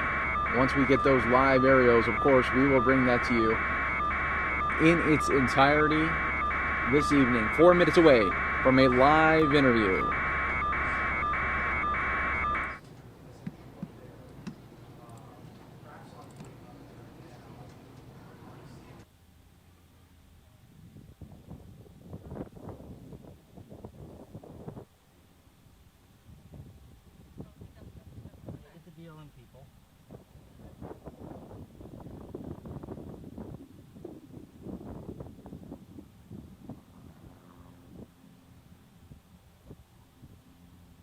And we're going to put this full screen here for you so you can see how Sky Fox is getting there. And once they get on scene, you'll be the first to see it, just like we would be seeing it in the newsroom. So that's a cool, different perspective for you guys that you guys get to be a part of there.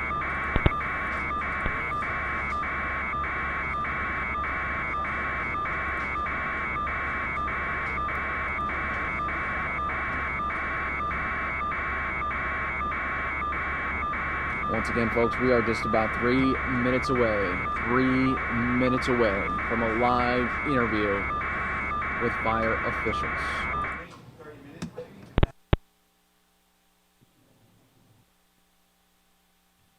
This is a new video just in to our newsroom, another one by John Martin, a Fox 10 viewer.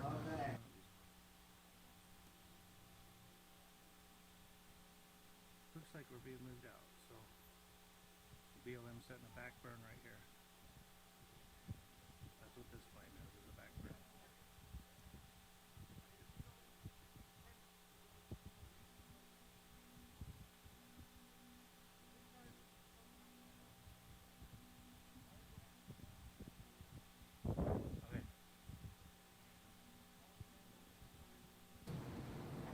folks, we are just about 2 minutes away from a live interview with fire officials.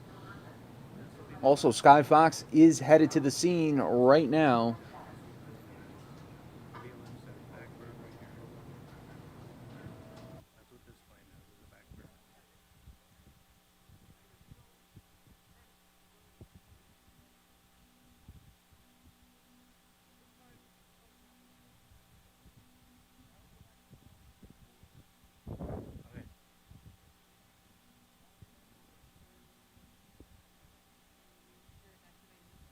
Okay, the whole side of town is being evacuated, so this will be my last video, and you can see why, because this fire is burning.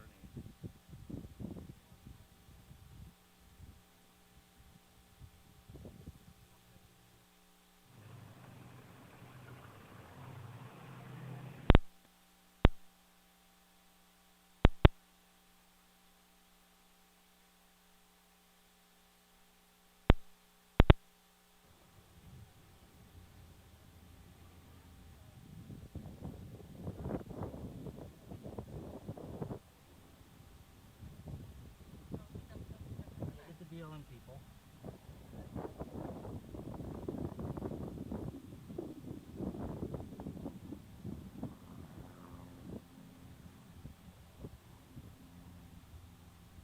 Evacuated from their homes near Yarnell as another fast-moving wildfire tears through that area. So the video you're looking at now was sent to us by viewer John Martin, and you can see smoke kind of pouring over a hill here. And we have some other video we'll show you in a second, but it shows the fire burning right up close to some homes. He says the fire burned a cell tower in the area, and I'll tell you where this fire is burning. It's near State Route 89A and Mina Road.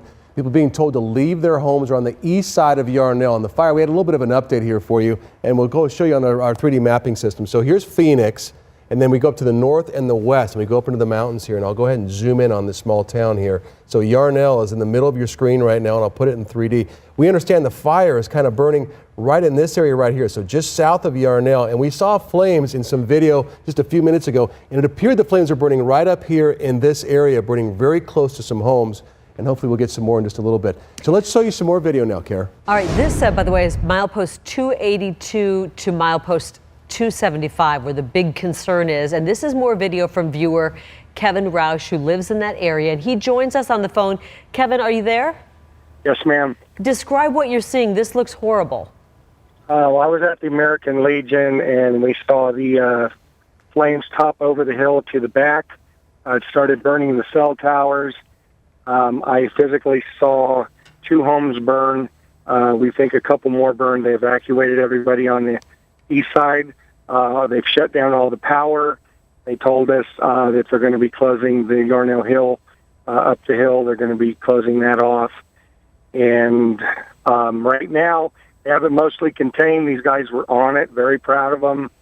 The part that's burning, sad to say, is only about 50 yards from the new Dollar General store that we just got built and opened up about a month ago. So this is something that's happening almost in the middle of town here. This is not something up on the hills far away. I mean, you're talking about burning down the center of town. Yes, I'm sorry. It's within a quarter mile off the highway. The real estate company had to evacuate all the businesses on the highway. Some guys were spraying water on their roofs. And we heard a couple of propane. Everybody has propane tanks up here. We heard a couple of those explode. They have the helicopter dropping water, and then they have the crop dusters with the red retardant. So go ahead, sorry. Kevin, I'm sorry to interrupt. Where you are looking out, are you still in town, or have you left town? And if you're in town, can you see it? Yes, I'm in town. I sent you guys probably about 10 videos. The latest one that I just sent shows the flames coming close to the Dollar General. But I'm right here. I'm looking at the cell towers. The whole mountain's burned. And are you concerned about your safety where you are? Is it moving that quickly? Everybody on the west side of the highway is starting to evacuate. They're leaving in their motorhomes. I'm okay. My house burnt fire, and I've just got it halfway rebuilt, so I'm praying that it doesn't get any worse. The wind is bad.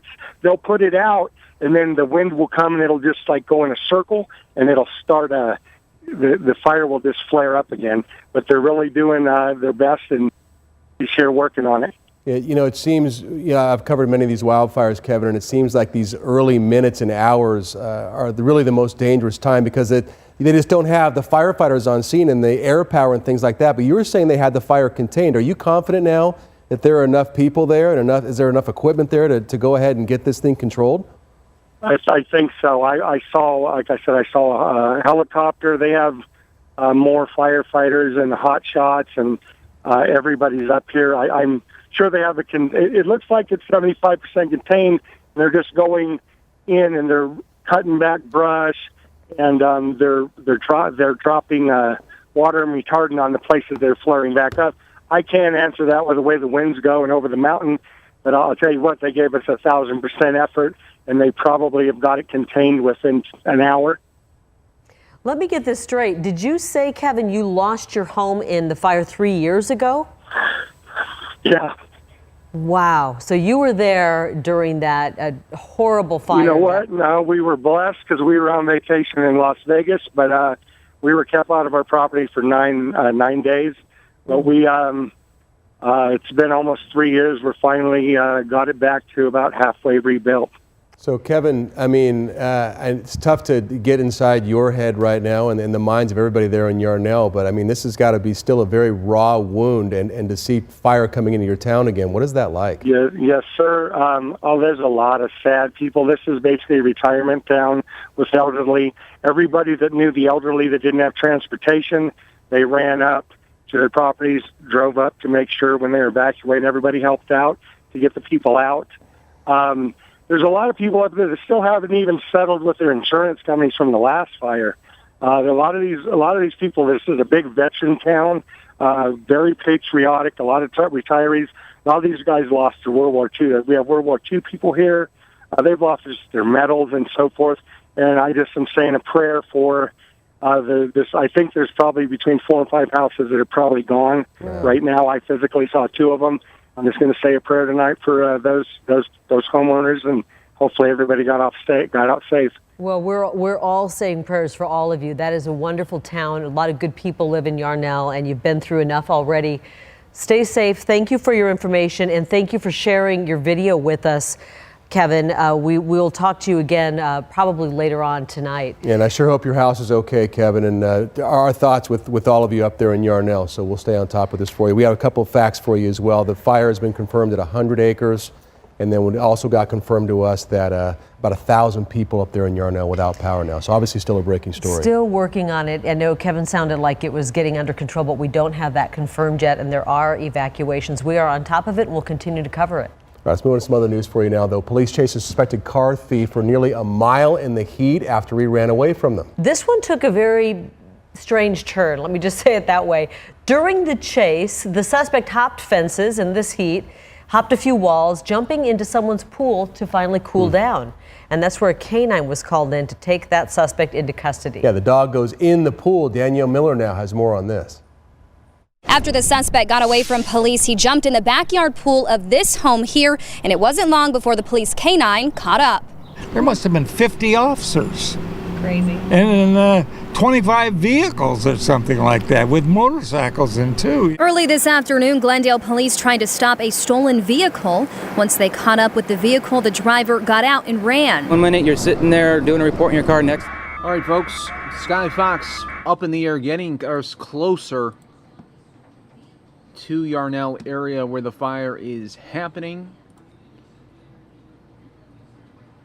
You guys are going to be the first ones to see it as we do. You can see Sky Fox making its way to the scene. Stay with us, everyone, for live aerials of the Yarnell fire 2016.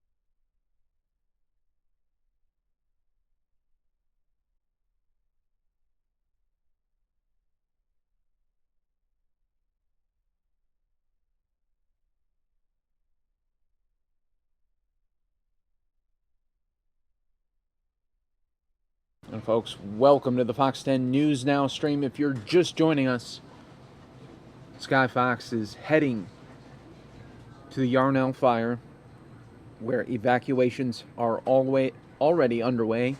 We are going to get our first live aerial look of these fires coming up. You're seeing it as we are seeing it right now.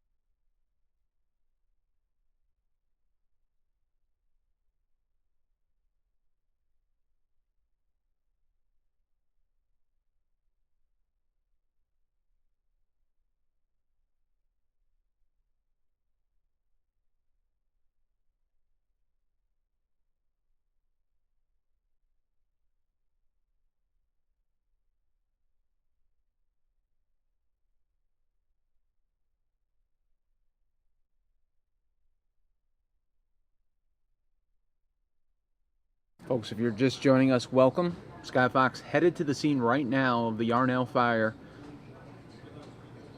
Should be there shortly.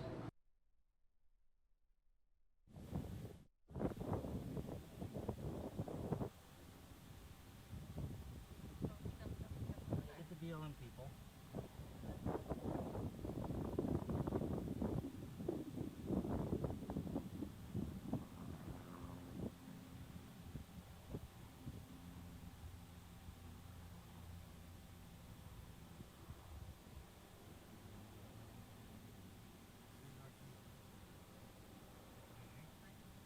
And right now we have just got a confirmation, 100 acres. Right now the fire stands at 100 acres. That is confirmed.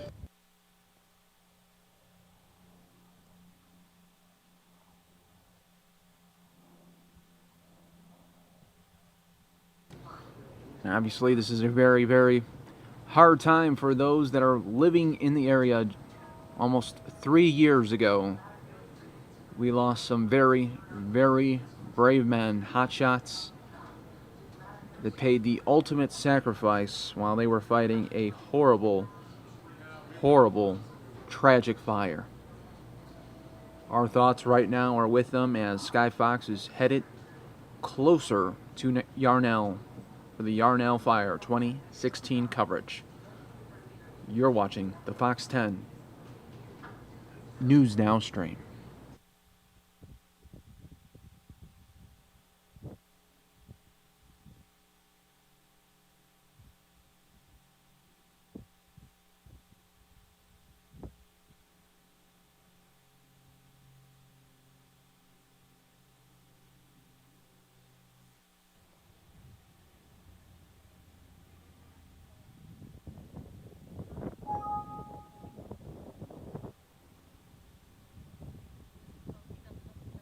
Get the BLM people.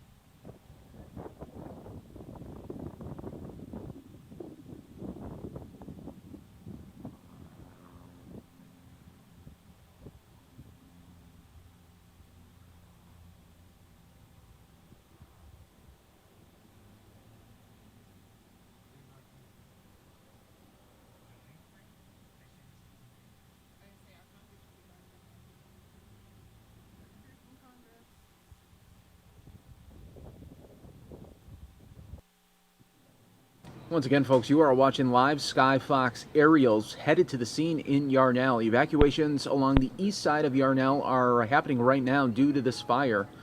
This is being called the Tenderfoot Fire. Tenderfoot wildfire, burning at 100 acres right now. BLM setting a back burn right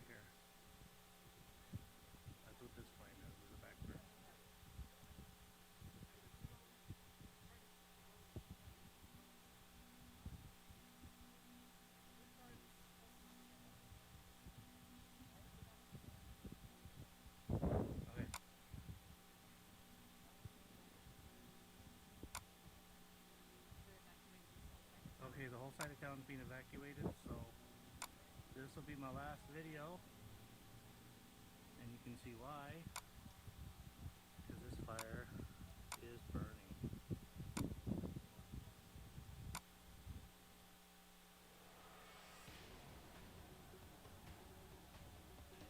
All right, folks, we just got a confirmed update. It went from 100 acres now to 300 acres right now. The Yarnell fire burning at 300 acres. Distance. This is a 300-acre fire, so it has tripled in size in a very short period of time, and we're hearing it's being described as a very active fire. Yeah, and it's too bad we don't have some of the videos that are being sent to us from the ground level, because we saw one from a man named Kevin, and we talked to him extensively about 10, 15 minutes ago, and he said that fire is burning right down into the center of Yarnell. He said there's a brand new Dollar General store there that they just opened up, and it was burning very close to that. He felt confident that they were getting on top of the fire, but as Carrie just said, when we came on the air, it was 2 acres, then 100, and now 300, so it's still growing. And according to the fire department, multiple structures are burning at this time, so we don't know what those structures are. Are they people's homes? And remember, 3 years ago when the Yarnell fire burned and 19 firefighters lost their lives fighting that, so much of that town burned down. People lost their homes. Kevin, who we just spoke to a short period of time ago, said he lost his home. He was just getting it rebuilt, and now he's worried about this new fire. They do have evacuation centers set up at Yavapai County School, and I'm trying to find the exact details of that. Yavapai College. It's right there on the screen, Karen. There it is.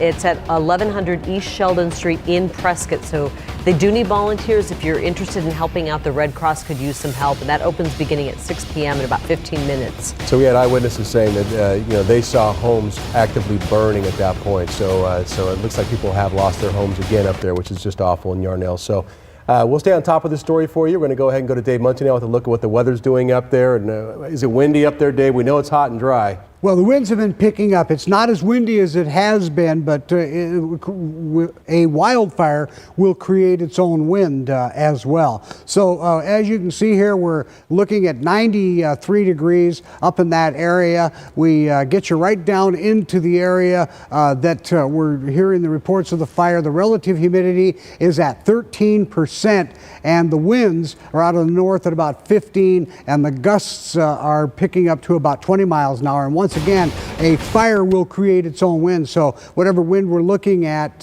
from that, they're probably a little windier when you get right into the fire area. Now, we do have a little bit of moisture around the state, some of it trying to get in that area, not a lot over there, but we do have a little bit of moisture up across the north, and we will keep our eye on that to see if anything might develop in the area. As mentioned, the relative humidity in the area was at about 13%, so not a lot of moisture in the air at this time. We'll have more on this as needed. All right, folks, now taking you back out live, you can see Skyfox is getting closer to this fire as it is becoming more hazy. You can see now the smoke in the area. You're watching this all unfold live right now in the Fox 10 News Now stream, part of fox10phoenix.com. We do appreciate you guys being part of the stream with us during this live breaking news event.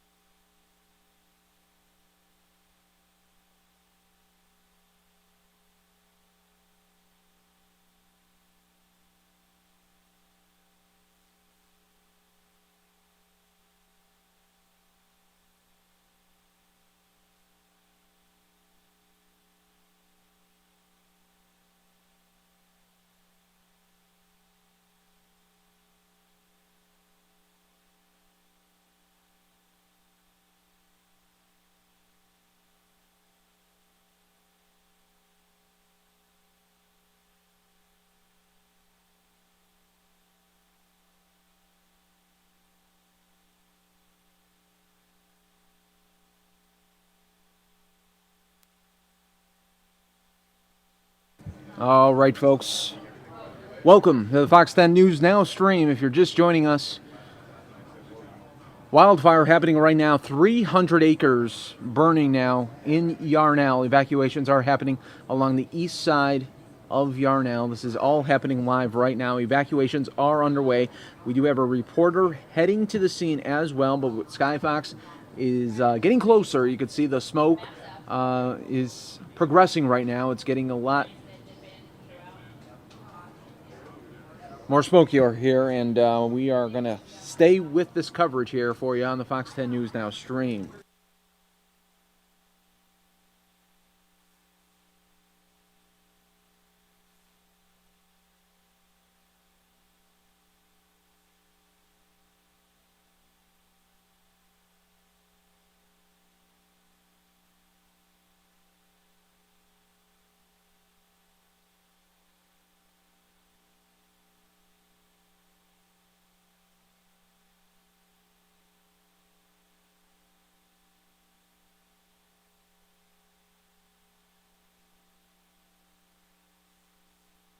Foot fire. These are live pictures from Skyfox. So it's quite a distance for Skyfox to travel, but they are on their way there, and you can see in the distance smoke going up into the horizon. It's growing quickly, very dry up there. There is wind, 300 acres, and it has tripled in size in the past couple of hours. We're told that multiple structures are burning and more than 1,000 people are without power. One of the eyewitnesses, a person who lives there who's just starting to rebuild his home from the last fire 3 years ago, said that some of the cell towers burned down as well in that town. All right, so we're going to keep an eye on this. We're going to go to sports right now. We'll have one more check on it, and then, of course, a full update on this fire. Still burning out of control on Fox 10 News at 6. Richard? You're watching Fox 10. You can see the Fox Vision right here tracking weather in the area. Let's take it now back out live to Sky Fox aerials as it's getting closer to Yarnell.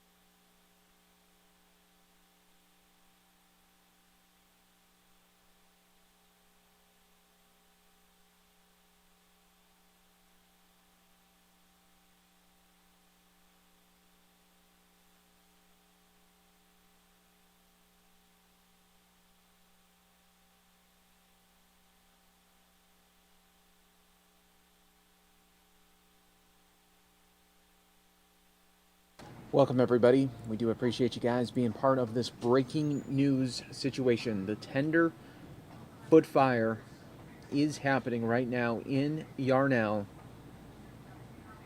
300 acres as it stands right now. We're hoping that is all it gets. We're hoping it does not increase from 300 acres. Let's keep our thoughts with the firefighters and the officials that are battling this fire right now. We are being told that evacuations are happening.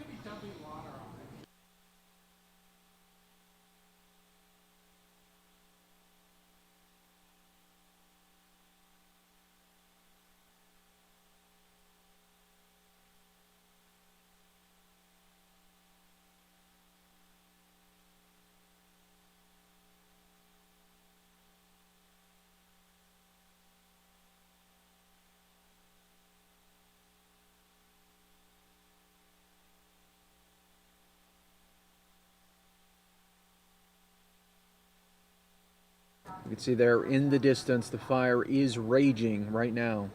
Skyfox will be getting there closer. Right now they are needing clearance to get there closer. Oak burning right into town here. There's a Dollar General store apparently that was built just a short time ago. These flames came right up next to it. And the man who shot this video also told us that he saw homes burning there in Yarnell. And think about this. This is a town that so many homes burned 3 years ago. The man we spoke to, Kevin Roush, said, I just am finishing up rebuilding my home, and now I got to worry about it burning again. And look how close these flames are to homes. Some of those fires you're seeing in this picture could be structures that are burning. Again, 300 acres, more than 1,000 people without any power right now. And State Route 89, which basically is the main road that runs through Yarnell, is shut down so they can concentrate on fighting this fire and getting people evacuated. So these are the critical minutes and hours of wildfires here because they just don't have everything they need to have up there and get on top of it. They've got a couple of helicopters dropping buckets of water on it, and they've also got some people on the ground there as well. So there is an area set up, an evacuation center. It's at Yavapai College, 1100 East Sheldon Street in Prescott. And they do need volunteers up there, and it opens up in just about 4 minutes at 6 o'clock. So we're continuing to cover this, Troy, with much more on it on Fox 10 News at 6 o'clock. All right, folks, back out live to Sky Fox, up in the air right now. Waiting to get clearance to get a little bit closer to the Tenderfoot fire. That's what they're calling it right now, the Tenderfoot wildfire that is burning at 300 acres right now.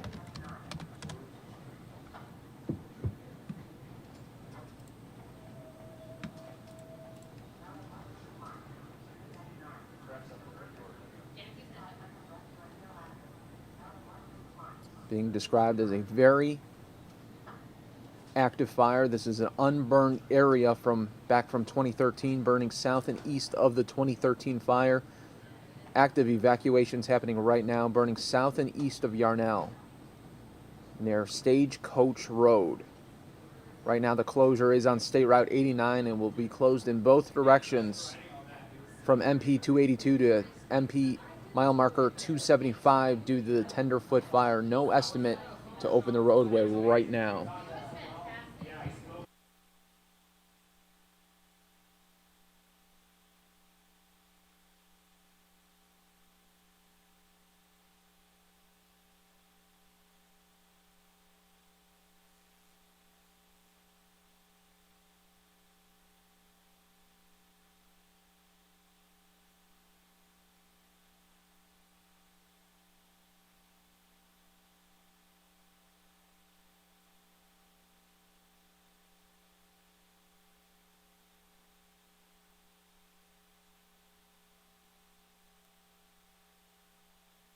Okay, folks, you can see Sky Fox is really just showing you that smoke right now. Boy, we are really hoping for the safety of everyone out there right now.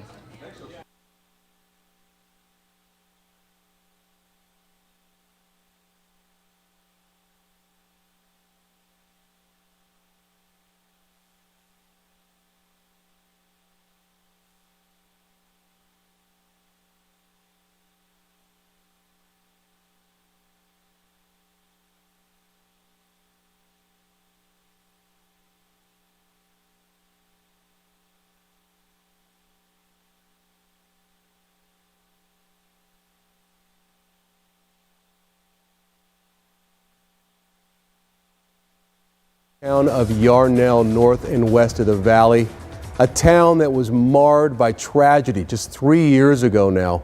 Crews battling another brush fire in that area. It's called the Tenderfoot Fire in Yarnell.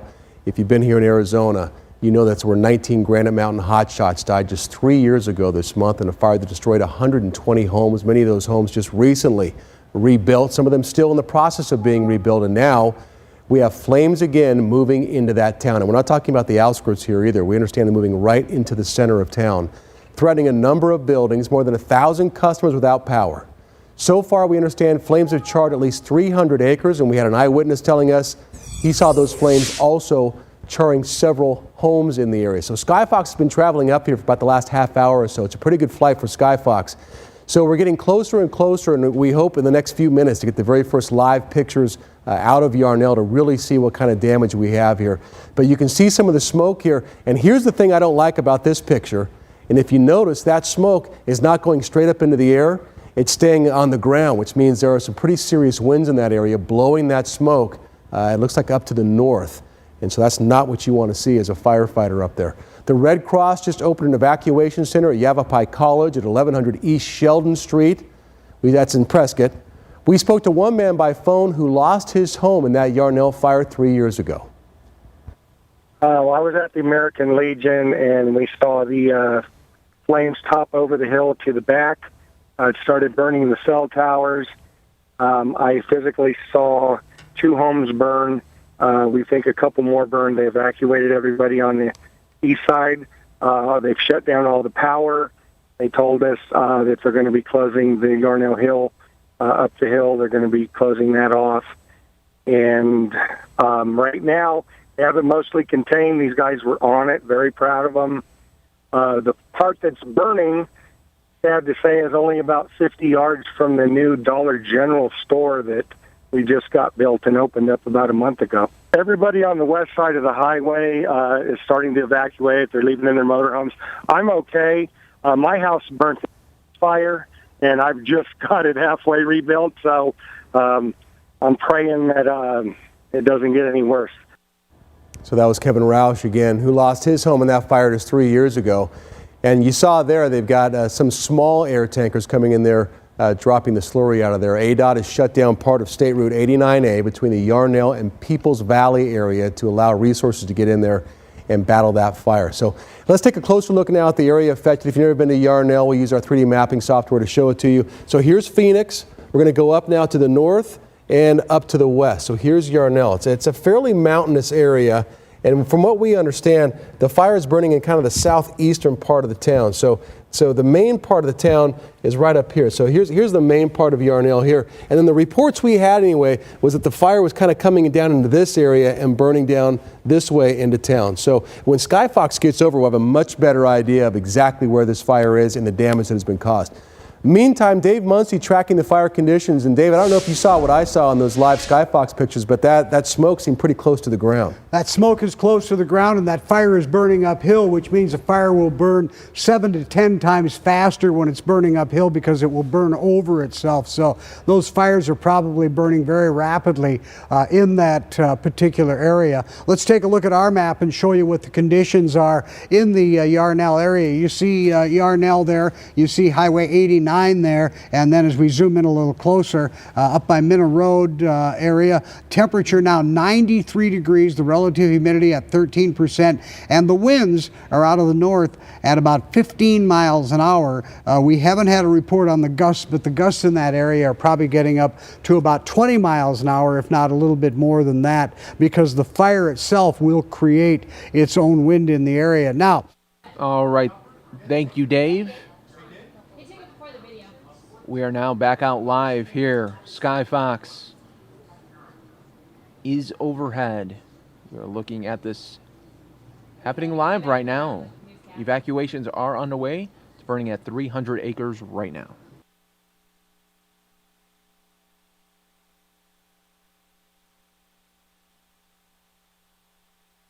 And you can see how close they are burning to these structures right here. Look at this. This is very close to the homes. Very close to the homes. You can see the hot shots are out there. It's been almost 3 years since the very tragic fire in Yarnell that killed so many heroes.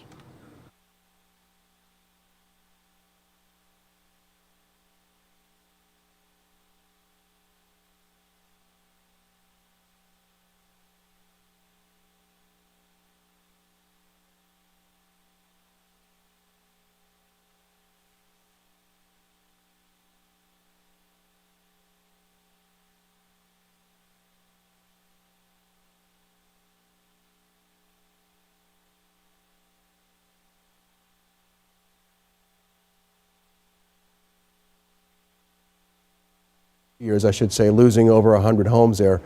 Now at least you've got fire moving away from the populated area and up into the mountains. But you can only imagine what the people are thinking down there in the town of Yarnell as they watch their hillsides burn. They think about, the 19 young men who lost their lives up there 3 years ago.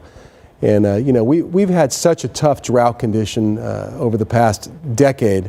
And you sure hope that they can get the resources up in here to get this thing contained. Because, you really can't put a fire like this out right away. What you can do in these early hours is get in and protect property and protect structures and try to roadways and power lines and cell towers and things like that. And so that's what you're going to see the Forest Service do. Okay, good. We have a drop coming in right now.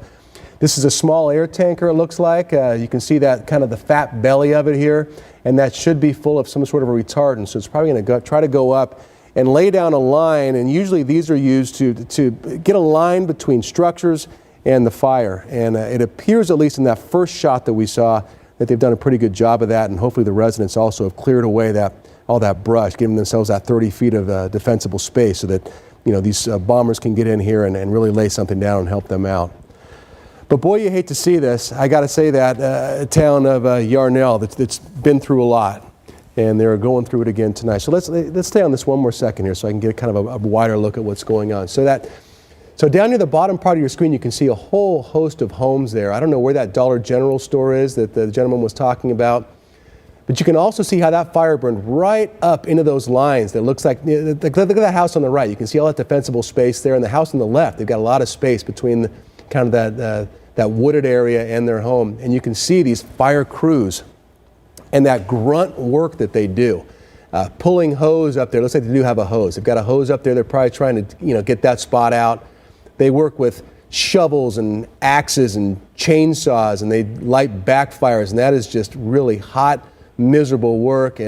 But I can't imagine that anybody in that house you're looking at the left thinks there's any work more important than the work those three men, or maybe it's 2 men and a woman, or that they're doing right now to get out there and do that. So we're going to keep Yarnell in our thoughts here. We're going to keep Skyfox over the scene, and we'll get back to it in a bit. But we have a wildfire burning out of control called the Tenderfoot Fire in Yarnell, the scene of that firefighting tragedy just 3 years ago. So we're going to stay on top of the story for you, and we'll dip back into it in this newscast. We're going to get to some other news now.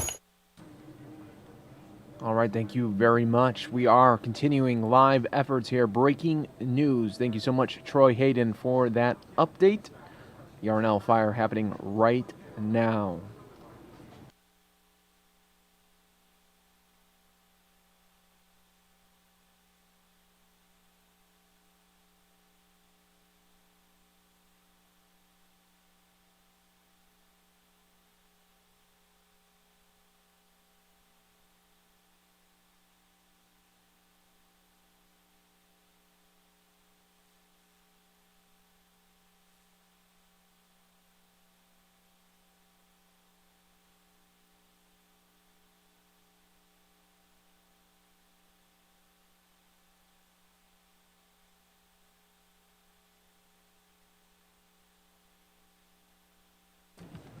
Folks, you could see another look of this fire here. As you can see, firefighters on the ground here working to get this line situated so they could just get these flames under control right here. You're all watching this live right now on our Skyfox helicopter, doing a great job to get these aerials, and our thoughts right now are with everybody in Yarnell that is once again having to put up with this right now as structures are in danger.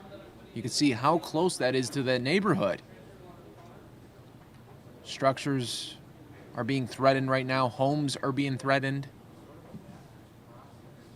Right now, evacuations are happening. We have learned that 1,000 customers are without power right now. It's burning at 300 acres. It has tripled in size within the last 90 minutes. And you know, you can't help but think to 3 years ago when the awful, awful fire swept through that town, and really, we lost a lot of brave heroes, as well as a lot of homes were destroyed as well. You can see a great shot of those flames there. We're hoping that everyone stays safe here while they battle this fire.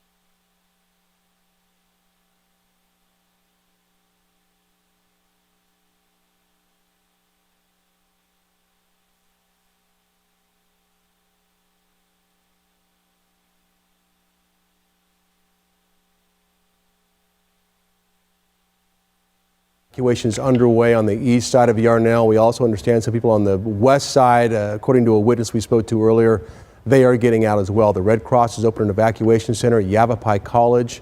It's 1100 East Sheldon Street, and that's up in Prescott.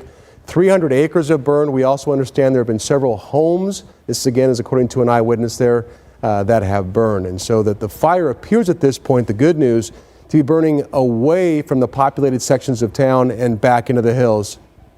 And we have them on the phone right now, Michael? Okay, so we have somebody with the BLM. I'm sorry, I didn't catch your name. Thank you for joining us. What is your name with the BLM? My name is Dolores Garcia. Okay, Dolores, thank you so much for being here. What's the situation right now in Yarnell?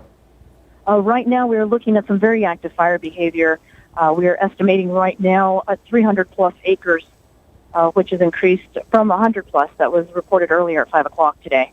So I'm looking at some live video from our helicopter now, and what I see is what appears to be a very effective management of defensible space, or maybe fire line. You have something to do with it, but it looks like the fire burned right down to about a dozen homes, but most of the homes that I'm seeing are still standing. Have we lost homes here? Right now, we do know that there are some structures threatened. We have potentially impacted at least one structure, unsure of the type of structure or severity of the impact to that structure at this time. But we have been doing, since 2013, some very active fuel breaks. And the community of Yarnell has really stepped up into doing some fuel thinning. And I think we're going to see the effects of that with this fire. Well, I think myself and my viewers just watched that or saw that as well, because like I said, it burned right down to those homes, but the homes are all still standing. So, all right, yeah. I can and see. We're still watching that very closely because, you know, as long as there's fuel, there's always potential. And but we are really being we're sending aviation resources, ground resources, and we're really making sure that we're doing everything we can right now. It appears to me by looking at this, Dolores, that the fire is burning away from the more populated parts of town and up into the mountains. Is that what's happening? Right now we're seeing some erratic winds. Again, the terrain through there is hilly. Some areas are steeper than others. We're also going to be seeing a shift in some winds potentially just as a result of the daytime and nighttime shift of weather. But right now they seem to be in our favor, but we are watching that very closely. And it was erratic winds, if I remember correctly, that led to that tragedy up there in Yarnell, the swirling winds. And so we know that area has those quite often. So tell me if you can, I saw some crews on the ground. I saw, and it looked like a smaller air tanker. I saw some helicopters working this. Do you feel like you have enough equipment in there right now to take care of this, or are you moving more in?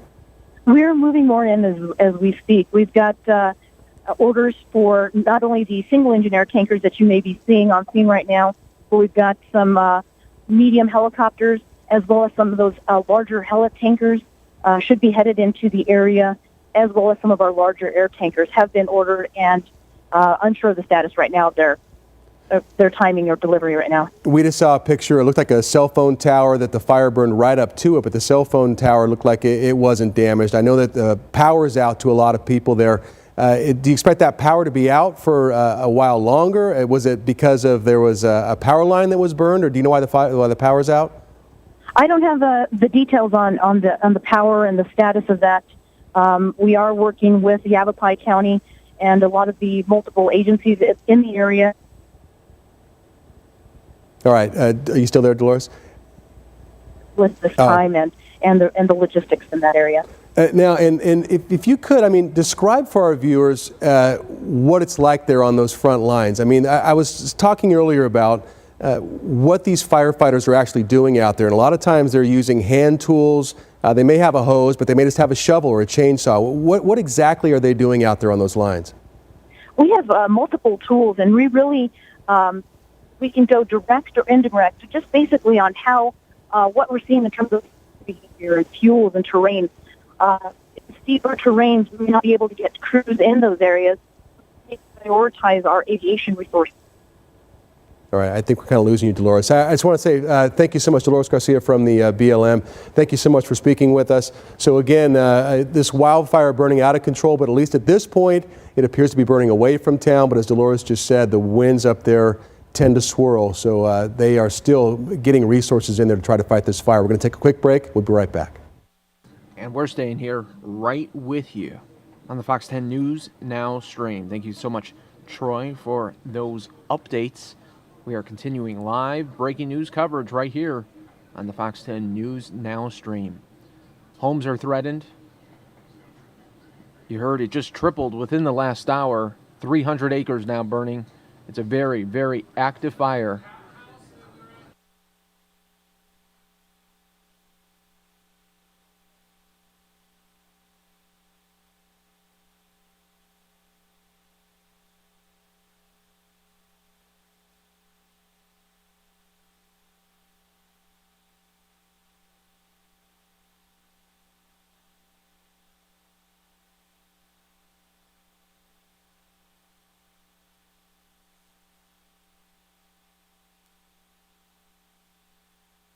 I mean, you could see just how close that fire is to those homes there. It's just remarkable.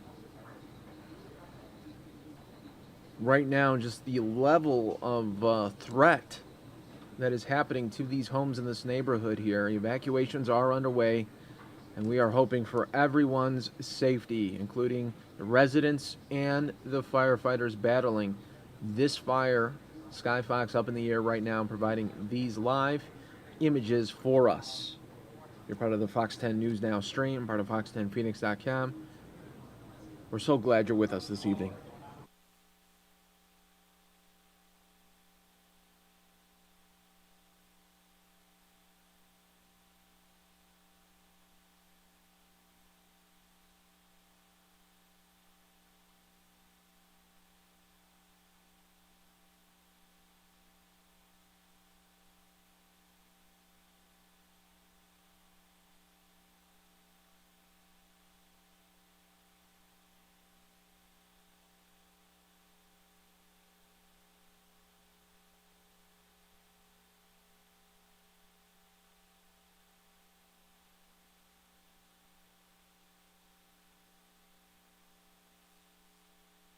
See a close-up right there as those flames are intensifying right now.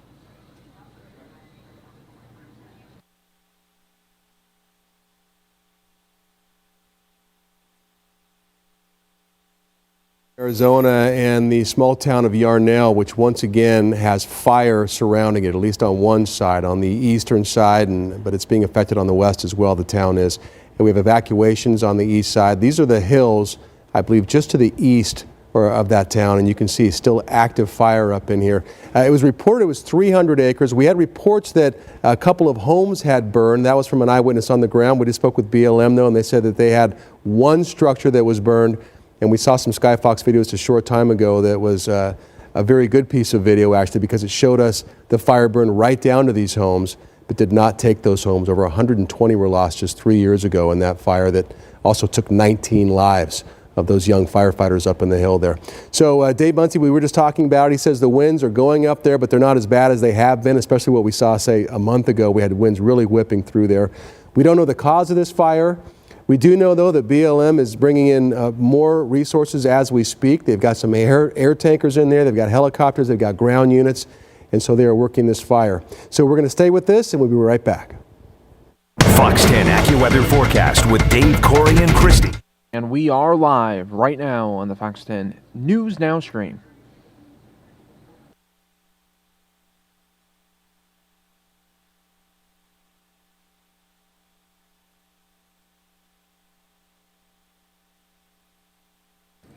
See, once again, though, that fire is intensifying right now. Our thoughts are with the residents and fire officials that are on the ground there. We're hoping for everyone's safety.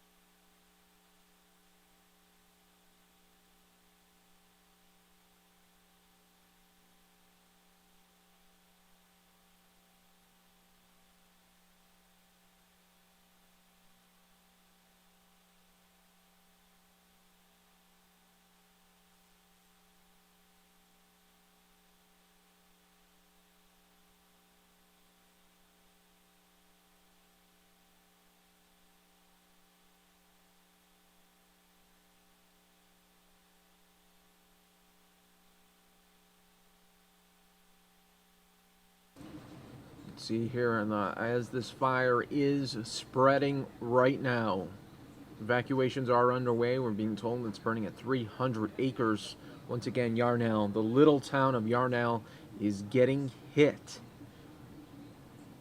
by this wildfire.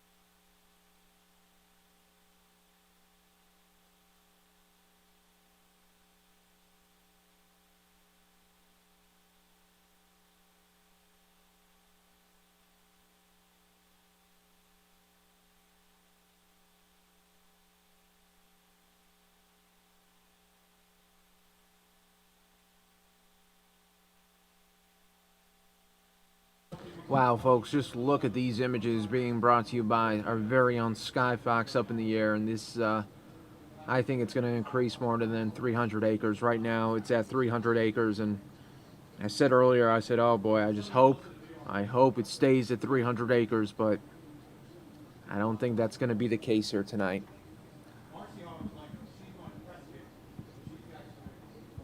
So what you need to do, everyone, is keep your thoughts with Yarnell tonight.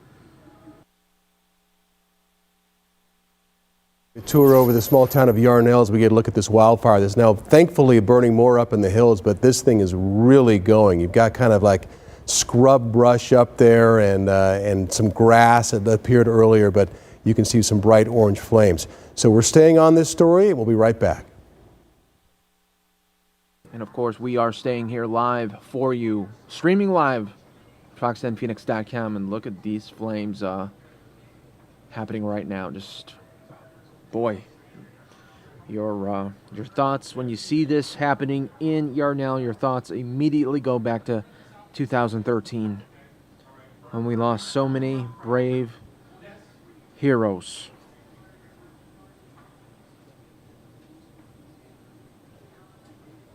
Keep your thoughts for Yarnell. Keep your thoughts. Let's hope they could stop this.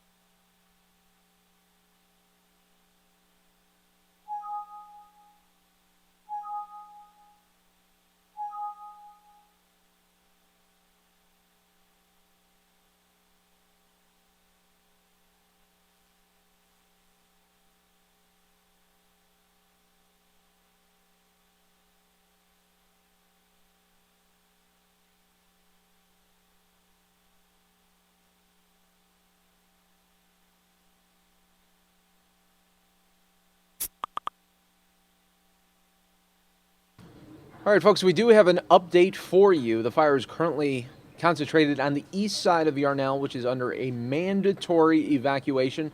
The shelter has been designated as Yavapai College in Prescott, Arizona.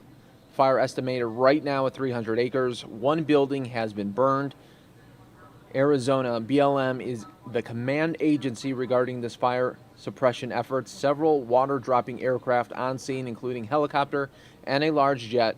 So far, thankfully, no injuries have been reported yet, and the cause of the fire is unknown at this time. That is your latest update that came down at 6:25. We're hoping that this fire does not grow in size. Town of Yarnell tonight, a town that saw such tragedy less than 3 years ago now, and fire again burning in the hills surrounding that small town. I got an update here from BLM at 6:25, so 2 minutes ago. The fire currently concentrated on the east side of Yarnell, mandatory evacuation. A shelter has been designated as Yavapai College in Prescott. So we will stay on this story. Fox 10 News Now is also covering this live right now, so continuing coverage there, and we'll see you at 9 and 10. Thank you, Troy, as we are covering this extensively on the Fox 10 News Now stream. Just like that. See, folks, this is how News Now really, really helps. When the news goes off the air, we stay on for you.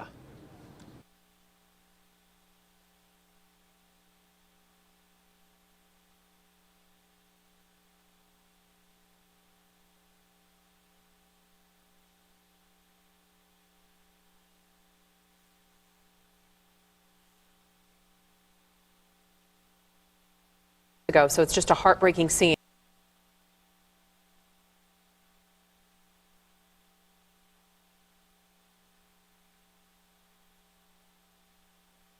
Our thoughts right now are with everybody in this area. You can see, just look at folks. Look how close it is to these homes right now. This is a scary situation for these homeowners that are under a mandatory evacuation, but that has to be the worst feeling. You have to leave your home, and you don't know when you come back if it's going to be there. I couldn't imagine. Wow. So our thoughts are with these people. Hopefully the firefighters can get a line soon, because it's getting very close to these homes right here. I mean, it's pretty much in their backyard now. Let's watch this, because I don't see them have a line here yet. Let's hope.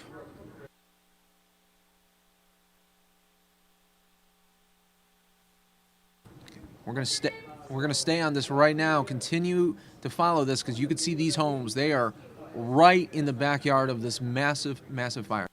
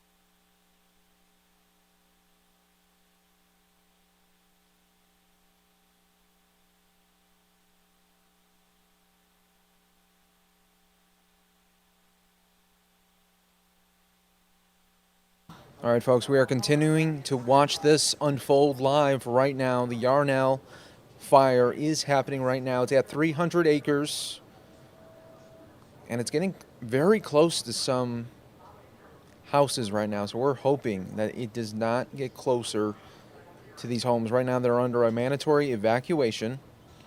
We're also being told that 1,000 customers are without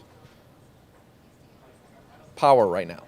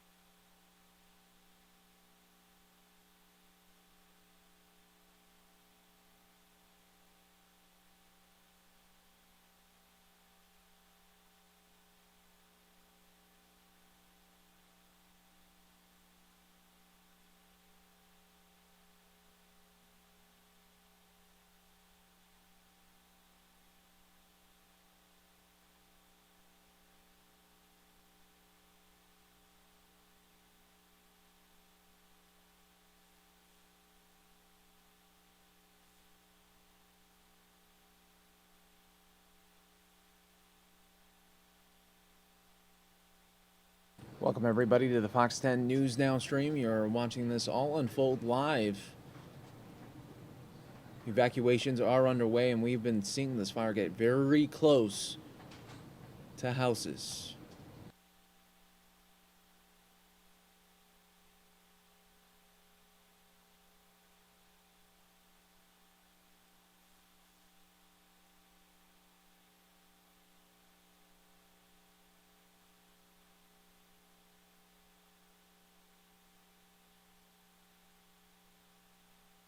as you can see here, this is a very, very active fire happening right now.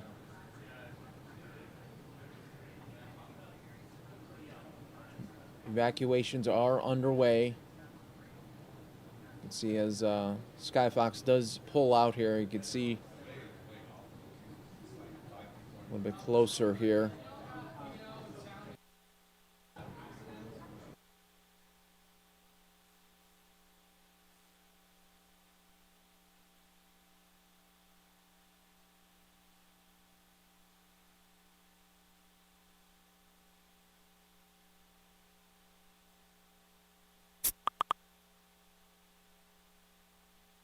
Right now, we just got a new update. East side and west side of Yarnell now under mandatory evacuation orders. As you can see, the plane here putting down repellent, retardant.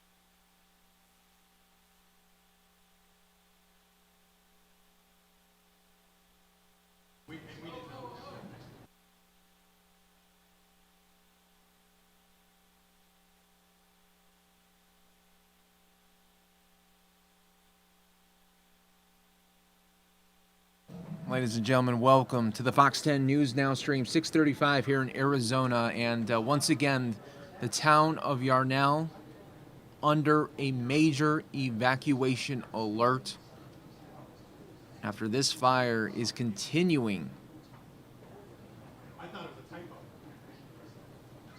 Its destruction. If you remember back in 2013, we lost 19 firefighters because of a terrible, terrible fire that swept through Yarnell. So many people lost their homes. Some are still in the process of rebuilding, and now another threat to this community that really has been punched in the gut multiple times, and now one more time they're being asked to have hope.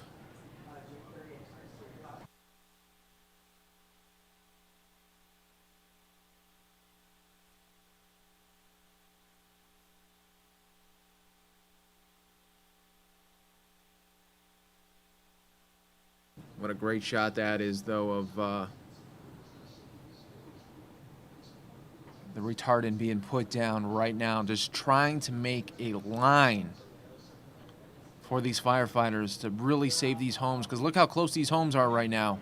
Look how close they are.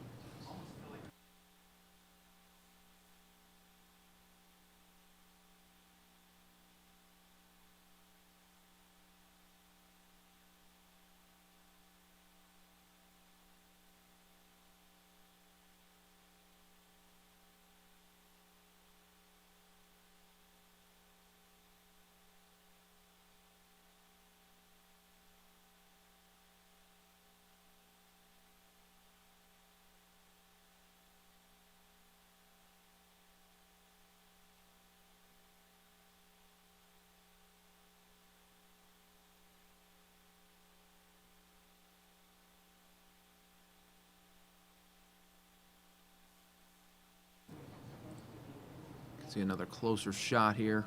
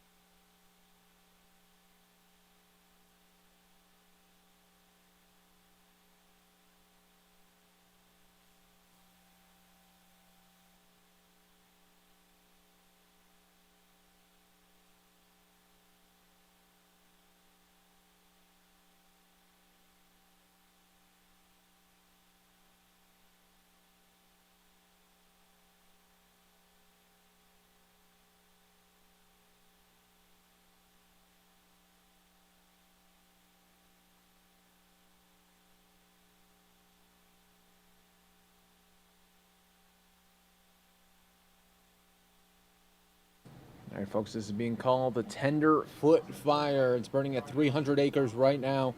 We're hoping it stays on there, but you could see that retardant being laid down by the plane. You could see it right there on the ground where they're trying to just get that line established.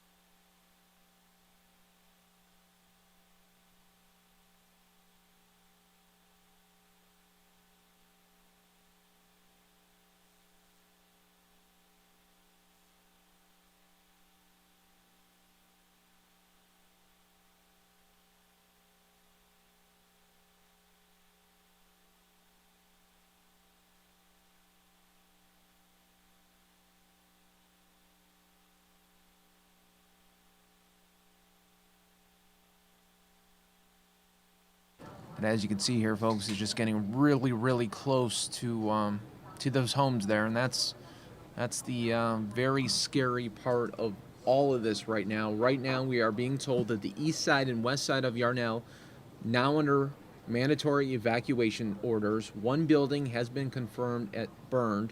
Arizona BLM is the command agency regarding this fire suppression efforts. Several water-dropping aircraft on scene, including helicopter and a large jet. We have seen that, and no injuries, thankfully, have been reported, and the cause is still not known right now.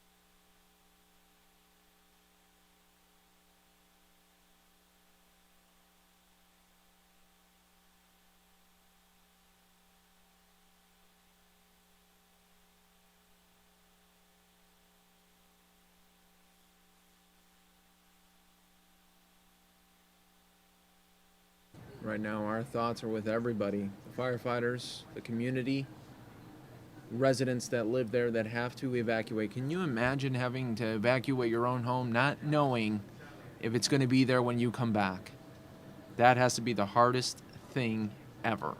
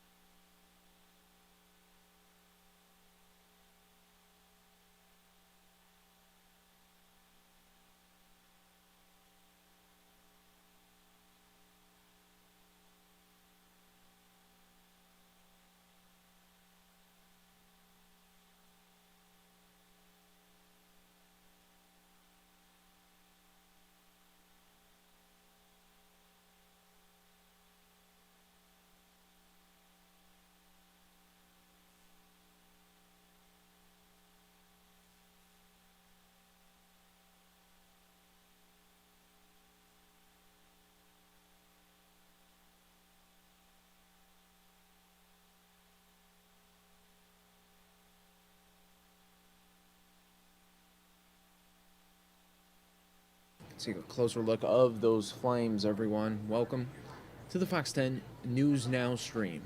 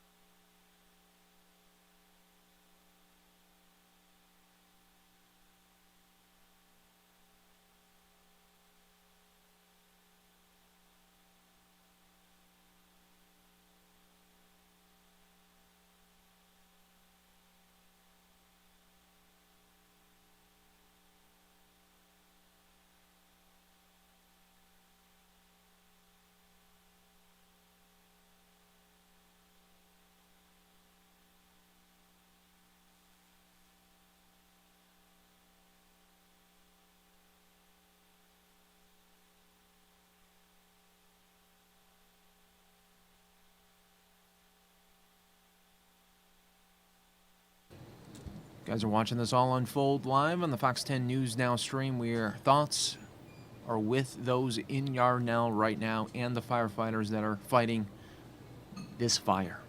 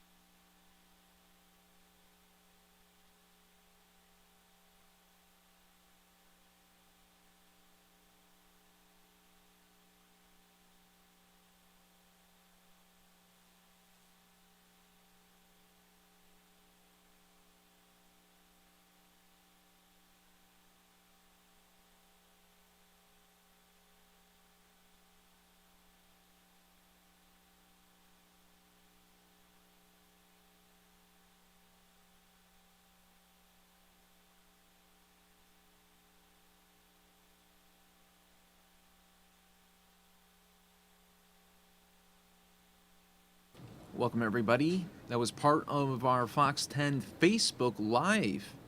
We do welcome you to fox10phoenix.com for live continuing coverage of this fire happening right now. Evacuations are happening right now on the east and west side of Yarnell due to this wildfire. It's being called the Tender Root Fire. And you're watching this all unfold right now on the Fox 10 News Now stream.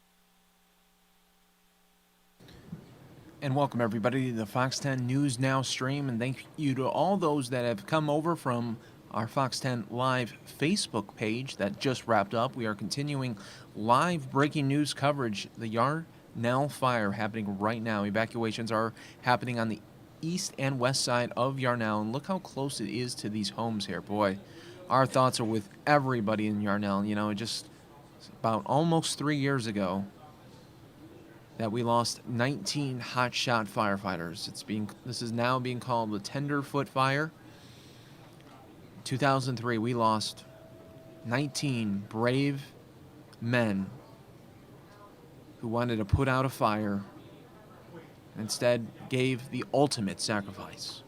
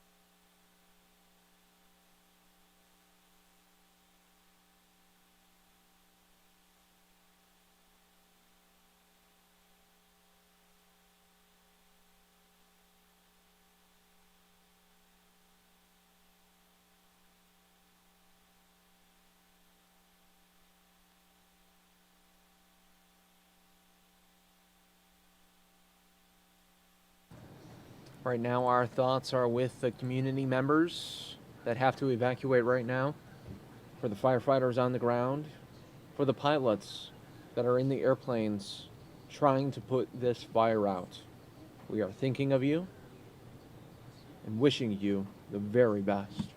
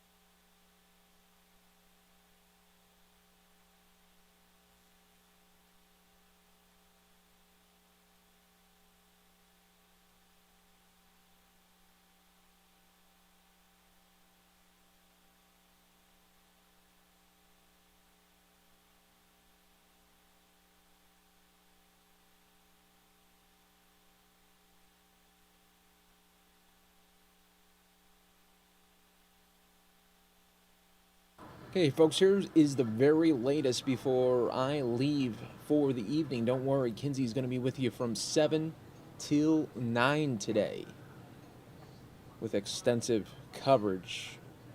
But right now, we know 300 acres that this fire is burning right now. More than 1,000 people are without power. There are evacuations happening on the east side and west side of Yarnell. One building has been burned. Arizona BLM is the command agency regarding this fire suppression effort. Several water-dropping aircraft on scene, including helicopter and a large jet. No injuries, thankfully, have been reported.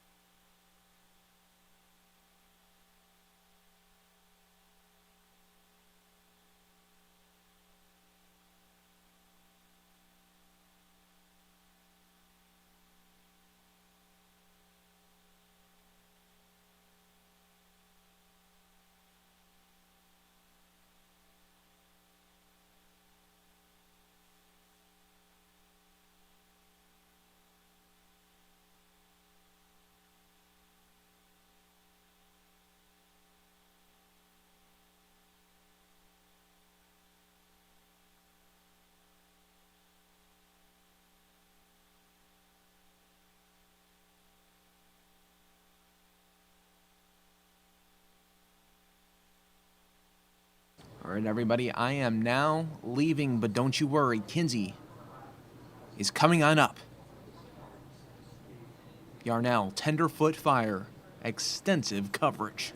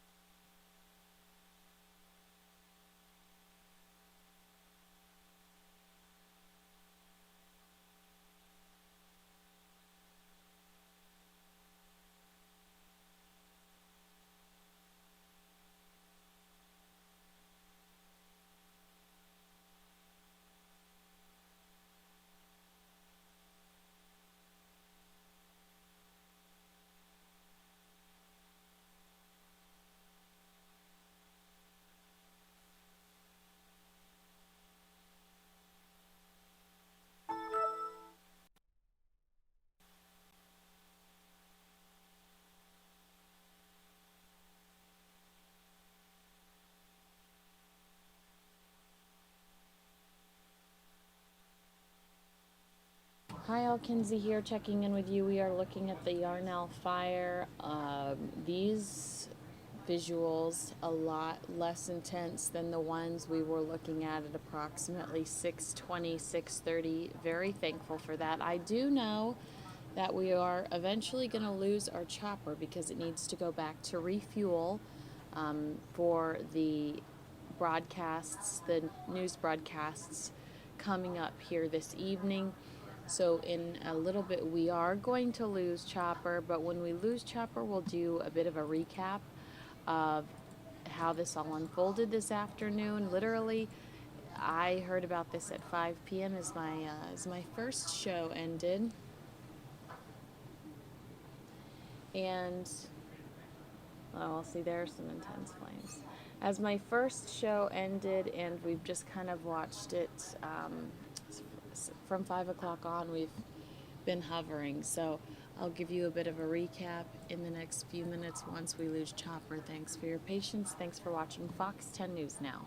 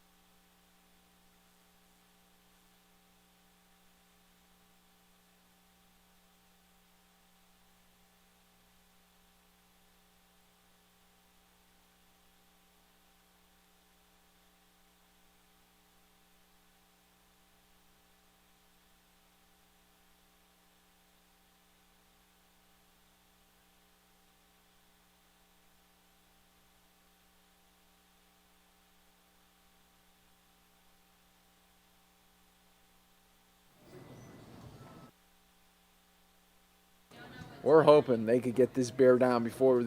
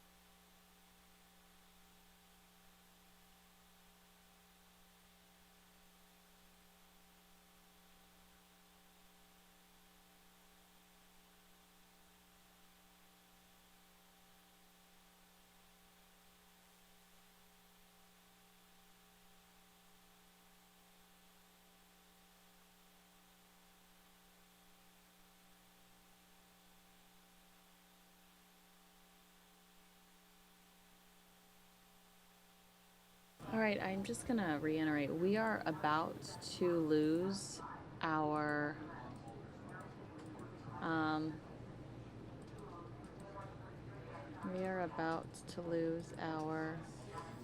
feed. I cannot do my picture-in-picture because I think Mike broke something. I want to harm him.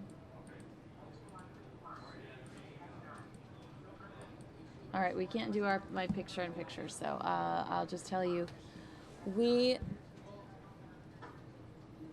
just confirmed that this has destroyed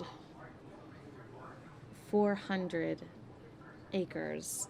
The previous report was 300. Now we're looking at 400. Officials are confirming that it's 400 acres. And when I lose my helicopter, which I am here pretty soon, I'm going to take you back to some of our footage from earlier this evening. But again, that's 400 acres now.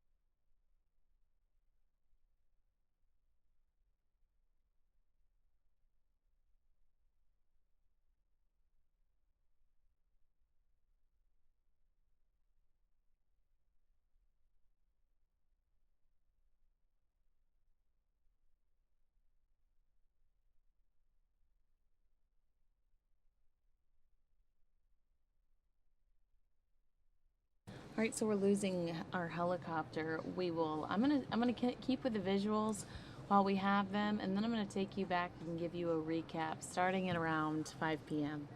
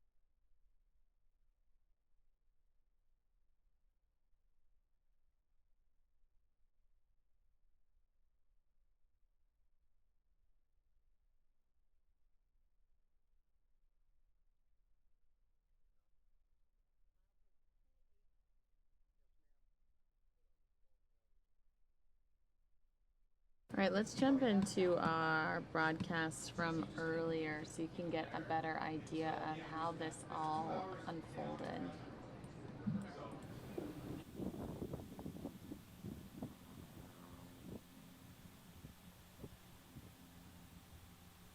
Evacuated from their homes near Yarnell as another fast-moving wildfire tears through that area. So the video you're looking at now was sent to us by viewer John Martin, and you can see smoke kind of pouring over a hill here. And we have some other video we'll show you in a second, but it shows the fire burning right up close to some homes. He says the fire burned a cell tower in the area. And I'll tell you where this fire is burning. It's near State Route 89A and Mina Road. People being told to leave their homes are on the east side of Yarnell. On the fire, we had a little bit of an update here for you, and we'll go show you on our 3D mapping system. So here's Phoenix, and then we go up to the north and the west, and we go up into the mountains here, and I'll go ahead and zoom in on this small town here. So Yarnell is in the middle of your screen right now, and I'll put it in 3D. We understand the fire is kind of burning right in this area right here, so just south of Yarnell, and we saw flames in some video just a few minutes ago, and it appeared the flames are burning right up here in this area, burning very close to some homes. And hopefully we'll get some more in just a little bit. So let's show you some more video now, Kara. All right, this, by the way, is milepost 282 to milepost 275, where the big concern is. And this is more video from viewer Kevin Roush, who lives in that area. And he joins us on the phone. Kevin, are you there?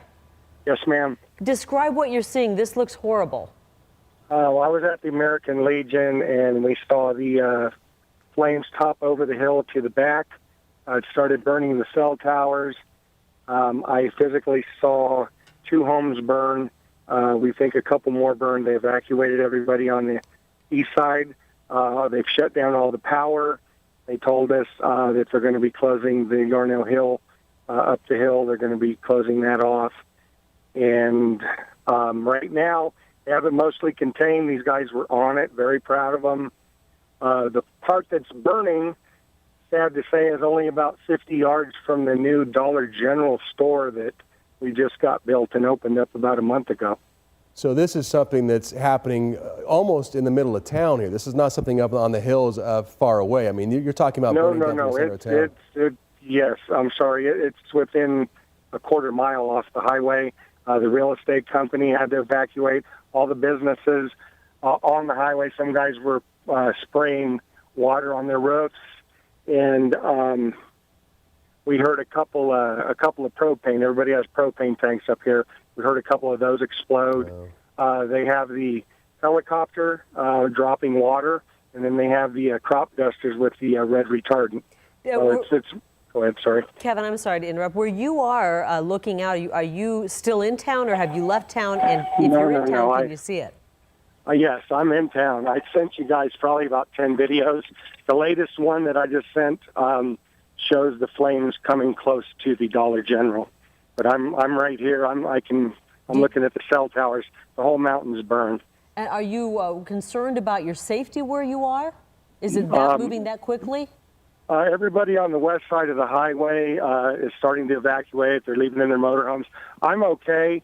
My house burnt fire, and I've just got it halfway rebuilt, so I'm praying that it doesn't get any worse. The wind is bad. They'll put it out, and then the wind will come, and it'll just like go in a circle, and it'll start the fire will just flare up again. But they're really doing their best, and he's here working on it. Yeah, it seems, I've covered many of these wildfires, Kevin, and it seems like these early minutes and hours are really the most dangerous time because they just don't have the firefighters on scene and the air power and things like that. But you were saying they had the fire contained. Are you confident now that there are enough people there and is there enough equipment there to go ahead and get this thing controlled? I think so. I saw a helicopter. They have more firefighters and hot shots, and everybody's up here. I'm sure they have it looks like it's 75% contained. They're just going in and they're cutting back brush, and they're dropping water and retardant on the places they're flaring back up.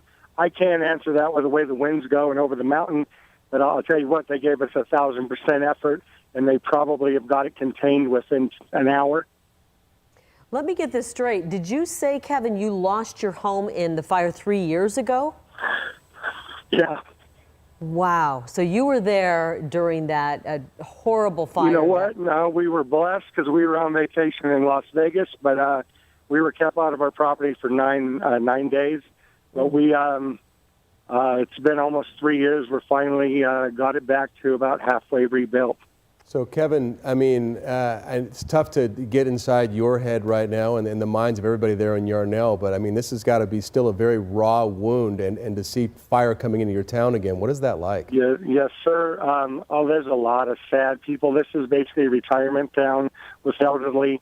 Everybody that knew the elderly that didn't have transportation, they ran up to their properties, drove up to make sure when they were evacuating, everybody helped out to get the people out.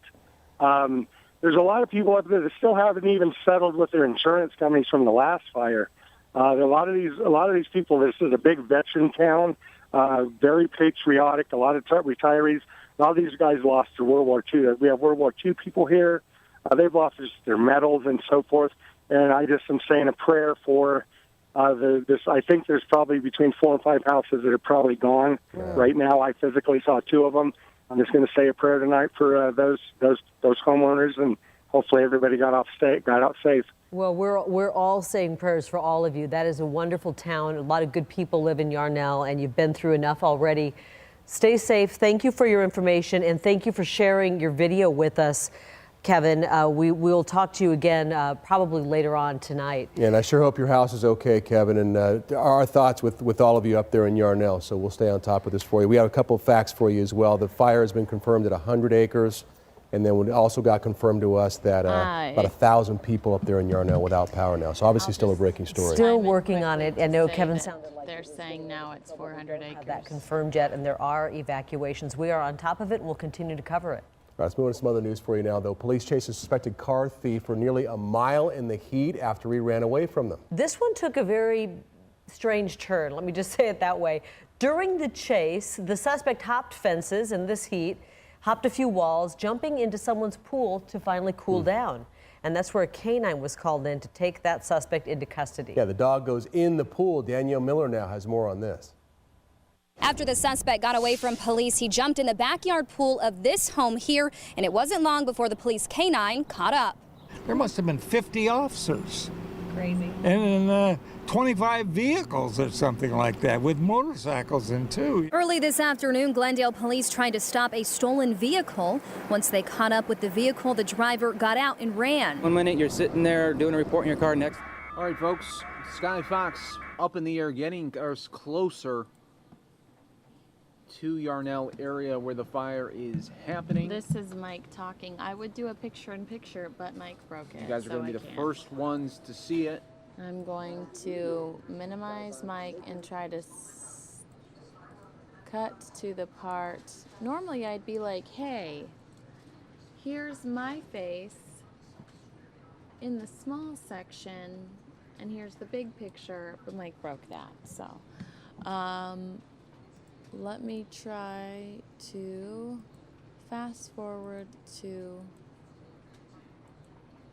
the part where we cut into the broadcast again. I think we're almost there here. This is a 300-acre fire, so it has tripled in size in a very short period of time, and we're hearing it's being described as a very active fire. Yeah, and it's too bad we don't have some of the videos that are being sent to us from the ground level, because we saw one from a man named Kevin, and we talked to him extensively about 10-15 minutes ago, and he said that fire is burning right down into the center of Yarnell. He said there's a brand new Dollar General store there that they just opened up, and it was burning very close to that. He felt confident that they were getting on top of the fire, but as Carrie just said, when we came on the air, it was 2 acres, then 100, and now 300, so it's still growing. And according to the fire department, multiple structures are burning at this time, so we don't know what those structures are. Are they people's homes? And remember, 3 years ago when the Yarnell fire burned and 19 firefighters lost their lives fighting that, so much of that town burned down. People lost their homes. Kevin, who we just spoke to a short period of time ago, said he lost his home. He was just getting it rebuilt, and now he's worried about this new fire.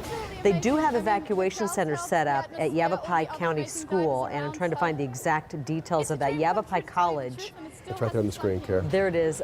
It's at 1100 East Sheldon Street in Prescott. So they do need volunteers. If you're interested in helping out, the Red Cross could use some help. And that opens beginning at 6 p.m. in about 15 minutes. So we had eyewitnesses saying that they saw homes actively burning at that point. So it looks like people have lost their homes again up there, which is just awful in Yarnell. So we'll stay on top of the story for you. We're going to go ahead and go to Dave Munty now with a look at what the weather's doing up there. And is it windy up there, Dave? We know it's hot and dry. Well, the winds have been picking up. It's not as windy as it has been, but a wildfire will create its own wind as well. So as you can see here, we're looking at 93 degrees up in that area. We get you right down into the area that we're hearing the reports of the fire. The relative humidity is at 13%, and the winds are out of the north at about 15, and the gusts are picking up to about 20 miles an hour. And once again, a fire will create its own wind. So whatever wind we're looking at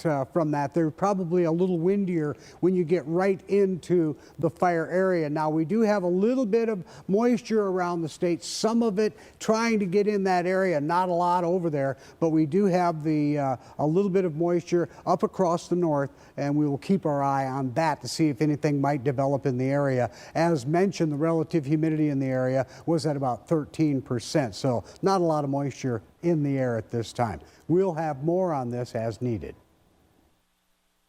All right, folks, now taking you back out live, you can see Skyfox is getting closer. All right, I'm going to mute Mike as I skip to try to take us to the actual fire. Here we go.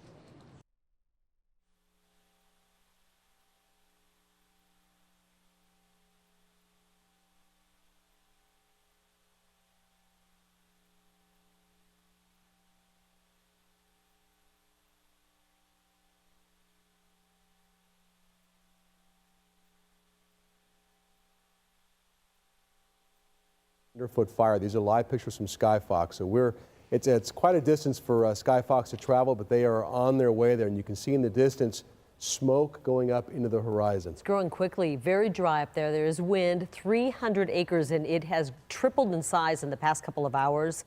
We're told that multiple structures are burning and more than 1,000 people are without power. One of the eyewitnesses, a person who lives there who's just starting to rebuild his home from the last fire 3 years ago, said that some of the cell towers burned down as well in that town. All right, so we're going to keep an eye on this. We're going to go to sports right now. We'll have one more check on it, and then, of course, a full update on this fire. Still burning out of control on Fox 10 News at 6. Richard?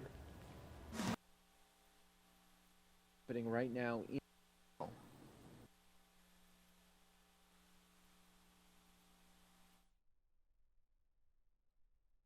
All right, again, so this is during this is about 5:58, which was 2 hours ago. This is when we originally got Skyfox on scene. The fire Thanks, Obi.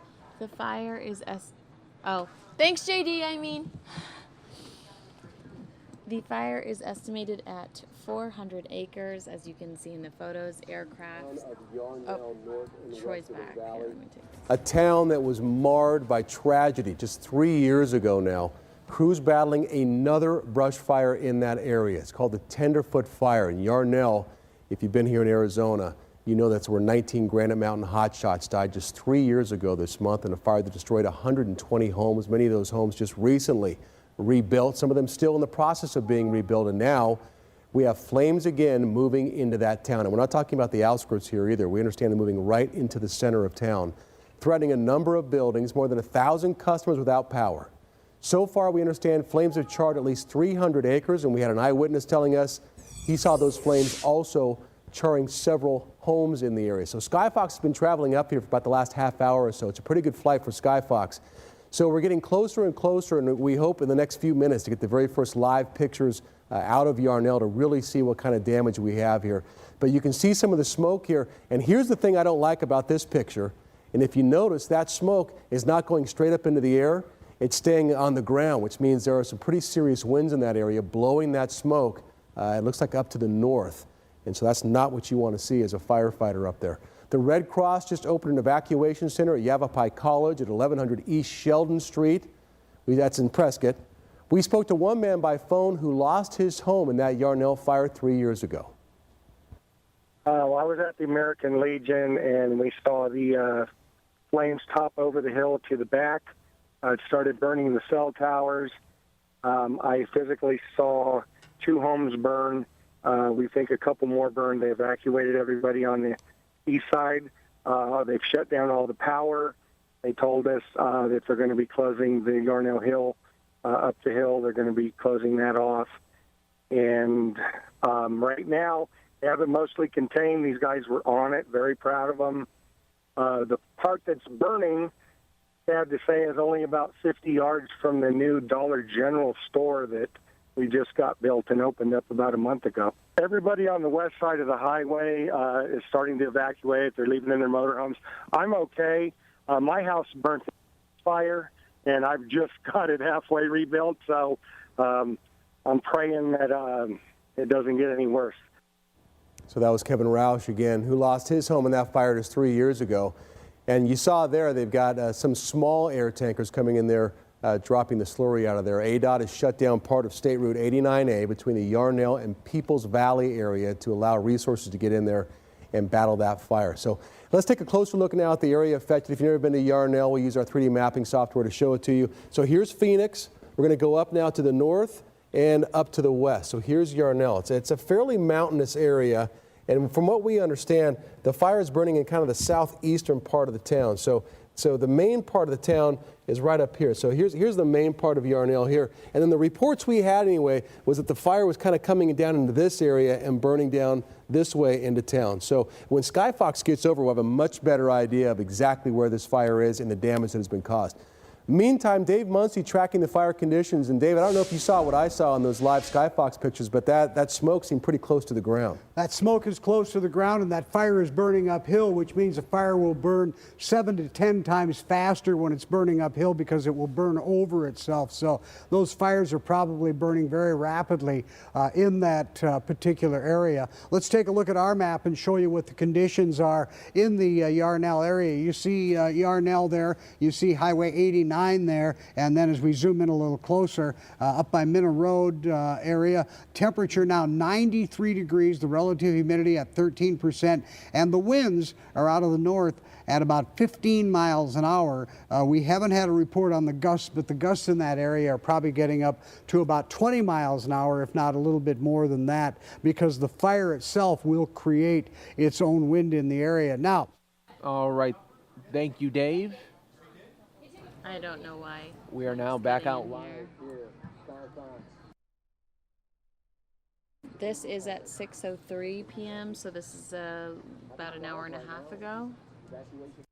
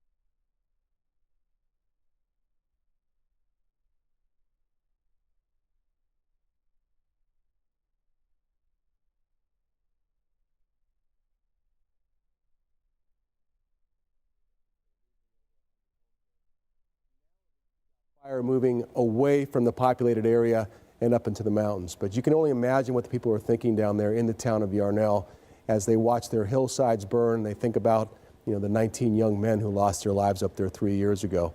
And, we've had such a tough drought condition over the past decade. And you sure hope that they can get the resources up in here to get this thing contained. Because, you really can't put a fire like this out right away. What you can do in these early hours is get in and protect property and protect structures and try to roadways and power lines and cell towers and things like that. And so that's what you're going to see the Forest Service do. Okay, good. We have a drop coming in right now. This is a small air tanker, it looks like. You can see that kind of the fat belly of it here, and that should be full of some sort of a retardant. So it's probably going to try to go up and lay down a line, and usually these are used to get a line between structures and the fire. And it appears, at least in that first shot that we saw, that they've done a pretty good job of that, and hopefully the residents also have cleared away all that brush, giving themselves that 30 feet of defensible space so that these bombers can get in here and really lay something down and help them out. But boy, you hate to see this. I got to say that town of Yarnell that's been through a lot, and they're going through it again tonight. So let's stay on this one more second here so I can get kind of a wider look at what's going on. So down near the bottom part of your screen, you can see a whole host of homes there. I don't know where that Dollar General store is that the gentleman was talking about, but you can also see how that fire burned right up into those lines. That looks like, look at that house on the right. You can see all that defensible space there, and the house on the left, they've got a lot of space between kind of that wooded area and their home. And you can see these fire crews and that grunt work that they do.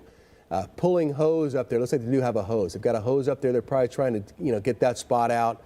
They work with shovels and axes and chainsaws, and they light backfires, and that is just really hot, miserable work.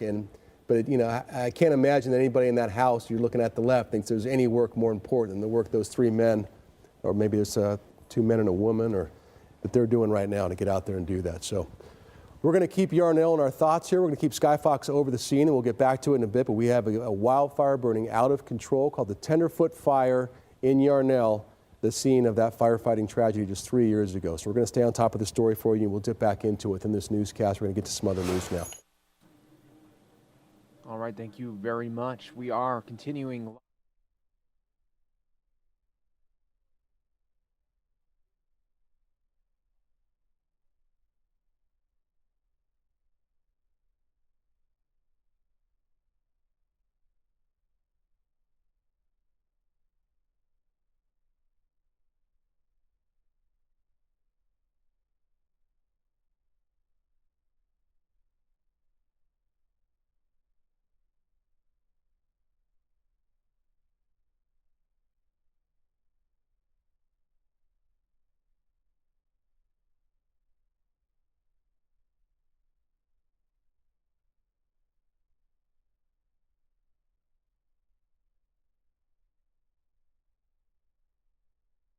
I'm trying to fix our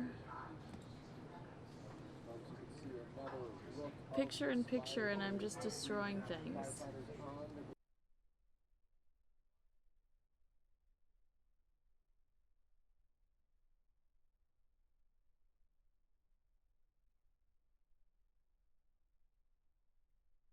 Give me one moment. I'm gonna have to go. I'm gonna pause this. Give me a moment to figure this out.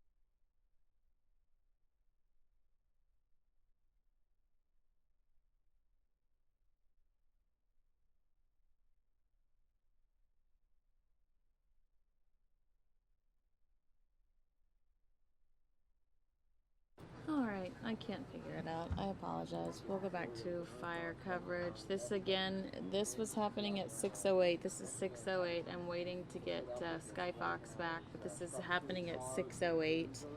We're going to get Skyfox back a little later and give you updated visuals from Yarnell.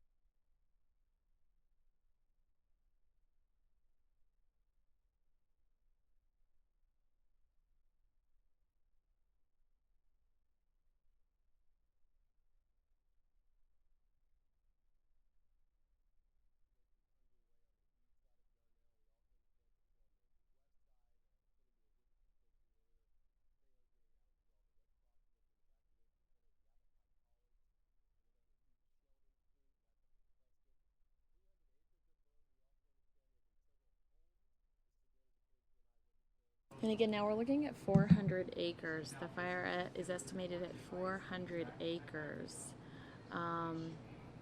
This is per BLM.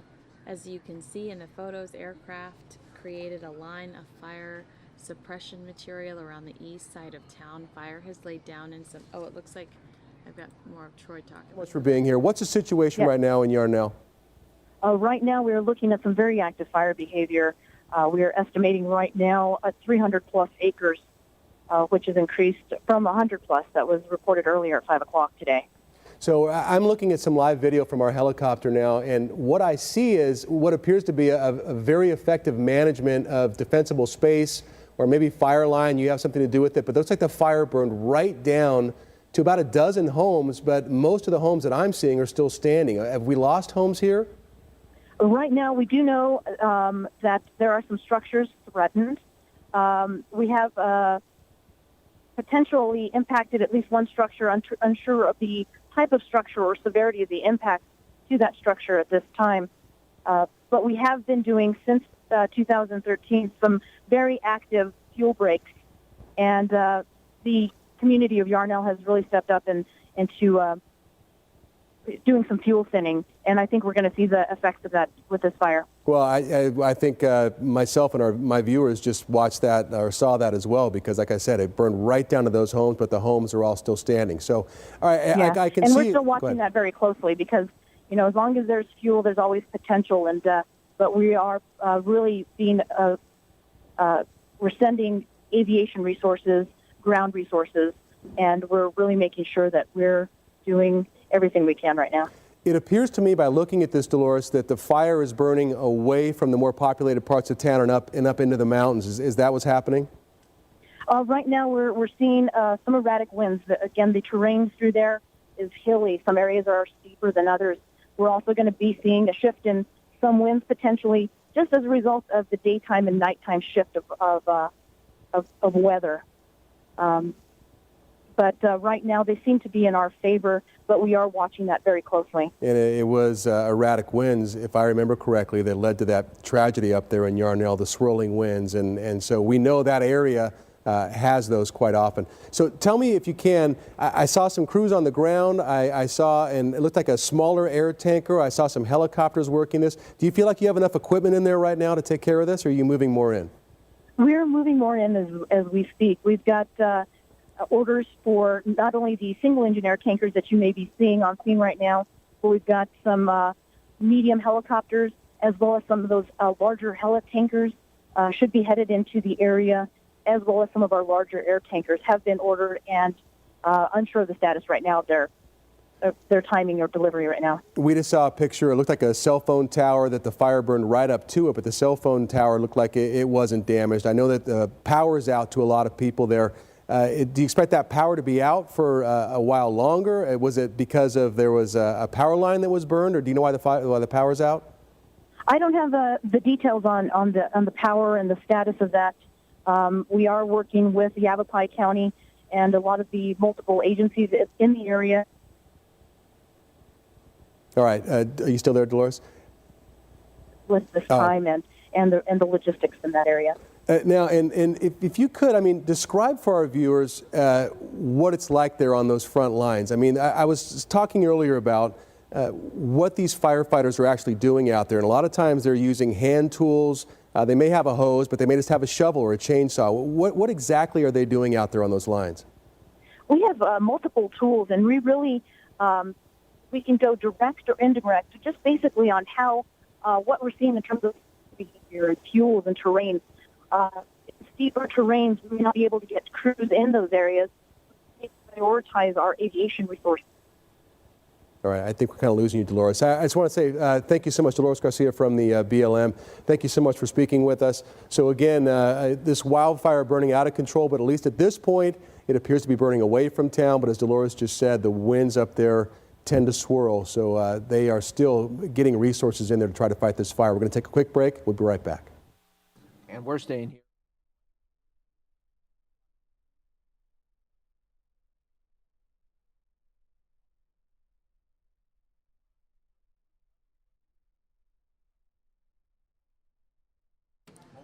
And again, this is footage from 6:15. We're waiting to get our shot back from our Skyfox helicopter. It had to go refuel. These are shots from 6:15, 6:16, and again, now they're saying that this is a 400-acre fire.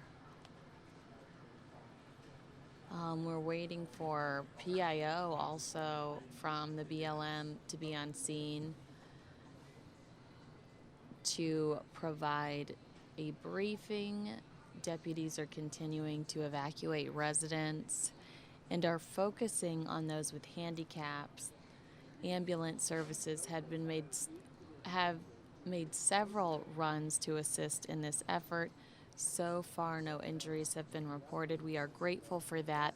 Again, you're looking at visuals from about 6:15 this afternoon but we are headed back there via Skyfox to give you a live look any moment now.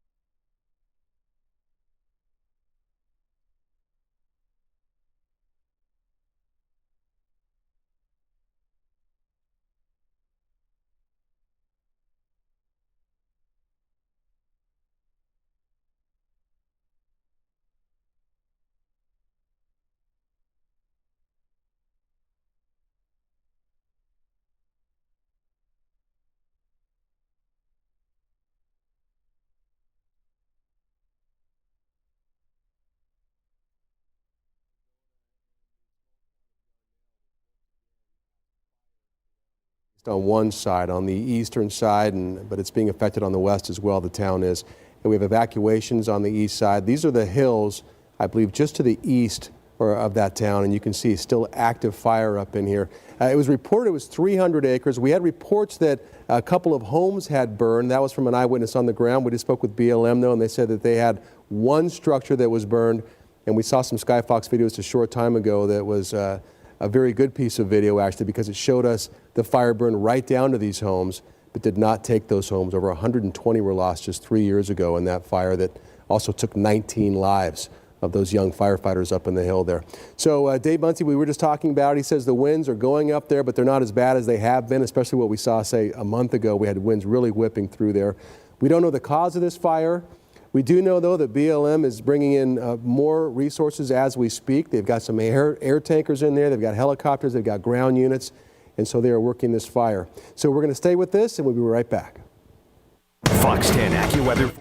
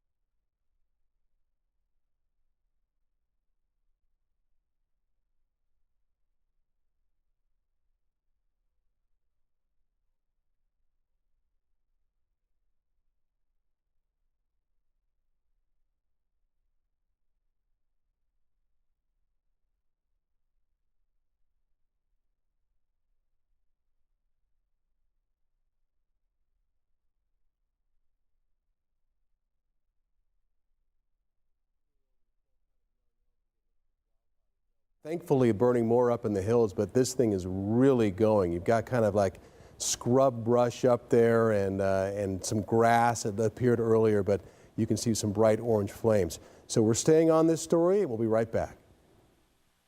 Yeah, that seems like it's of course, repetitive. we are staying Is it here just live. me, or does that just keep cutting in and out like that? All right, so where I'm going to take you now is something that happened earlier today. It's a congressional hearing. We haven't seen a lot of these. The chair appoints as members of the committee on the part of the House to escort His Excellency.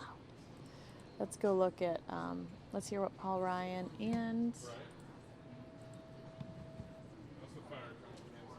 Oh.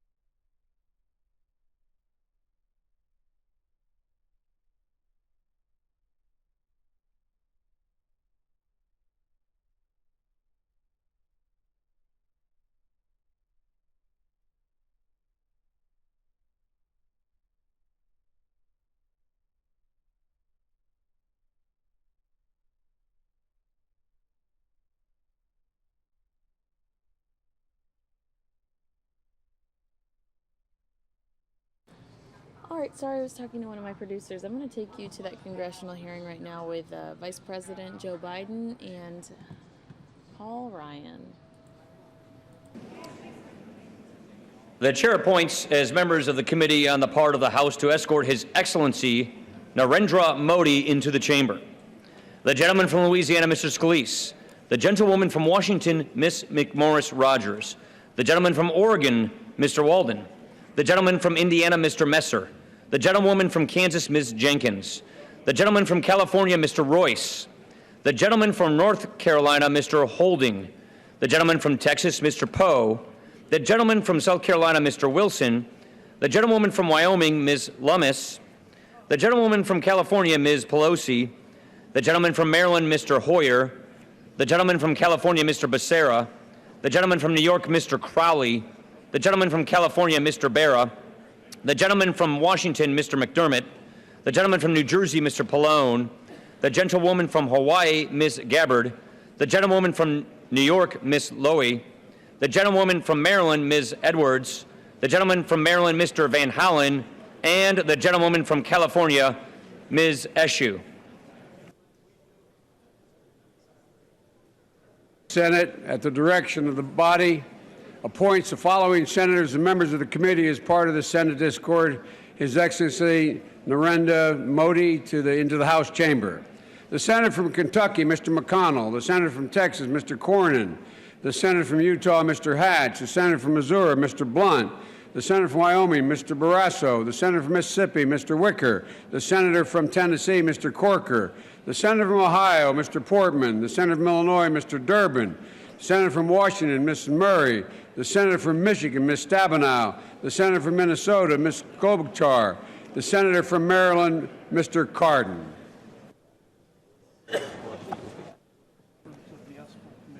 The members of the escort committee will exit the chamber through the lobby doors.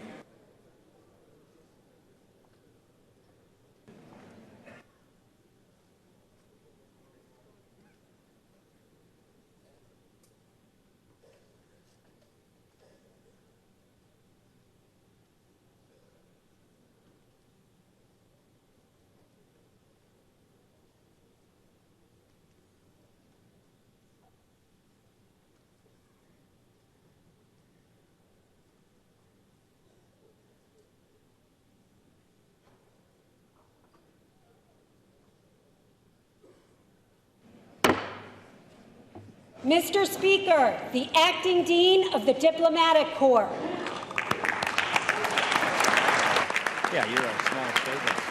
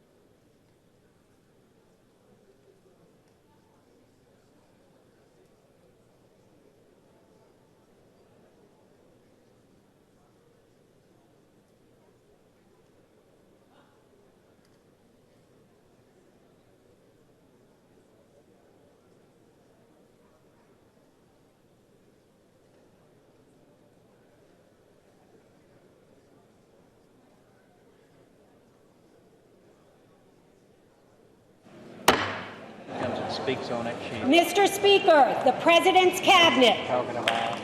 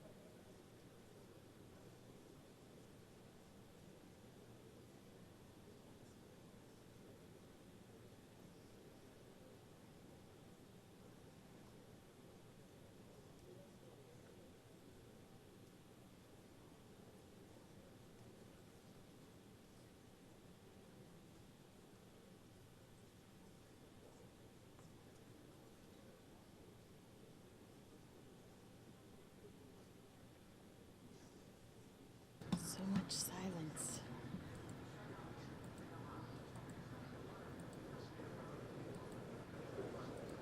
I would need to stay caffeinated if I were any of these people.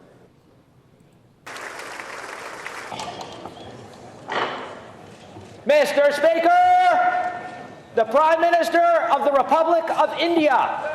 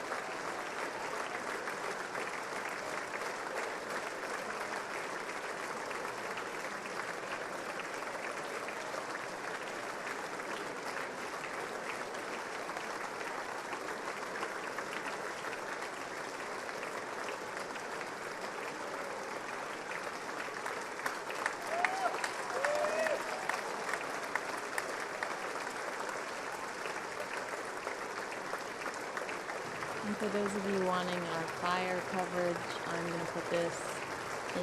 Actually, I can't put anything in this one, so I can only show you the fire. And I'm going to go ahead and do that, actually. This is the south side of Yarnell. This is a live look.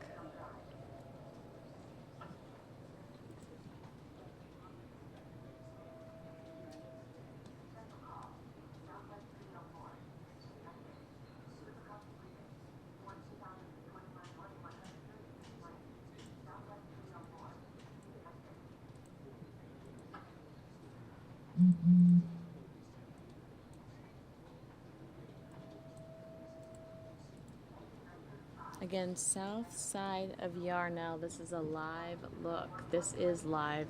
I was showing you some visuals from the 6 p.m. show earlier. We're looking at 400 acres at this point in time. This is our live look of the south side of Yarnell.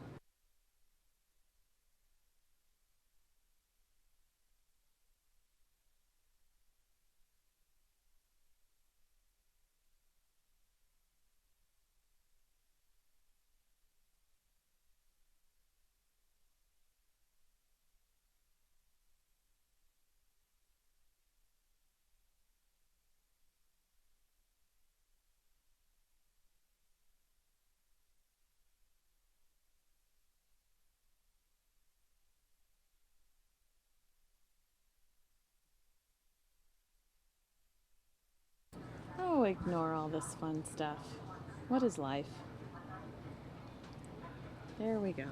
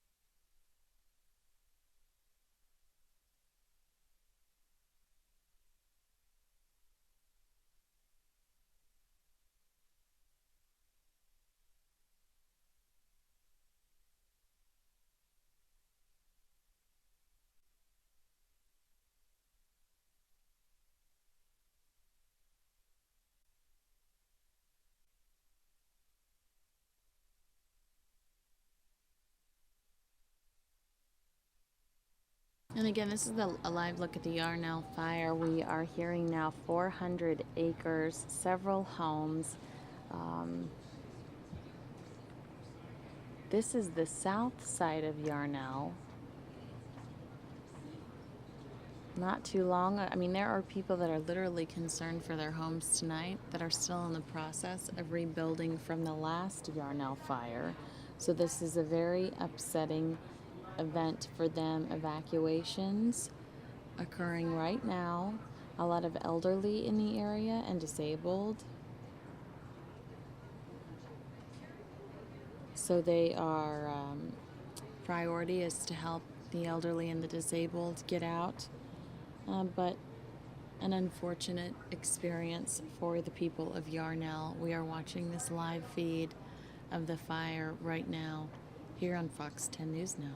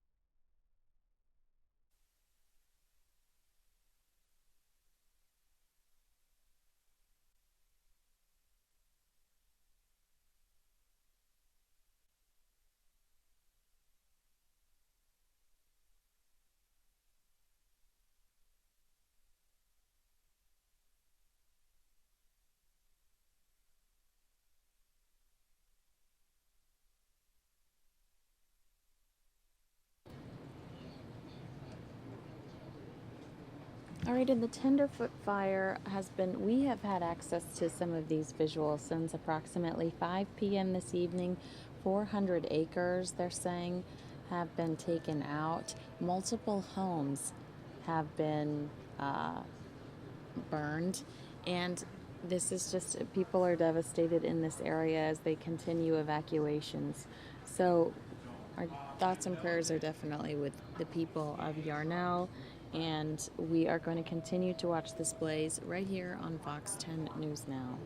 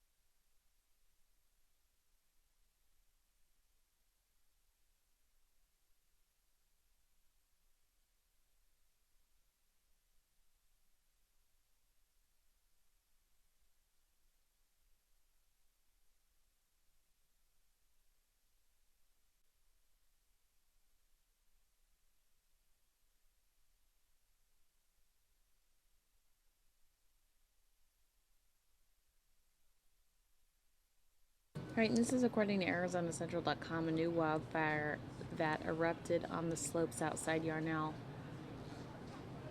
scene of the 2013 disaster that killed 19 firefighters, sent residents scrambling to evacuate and fire crews racing to block the flames from town. Dubbed the Tenderfoot Fire, the blaze was burning on a hill east of Yarnell, according to the sheriff's office. It had destroyed at least one structure. Sorry, I'm having a hard time muting this sponsor message.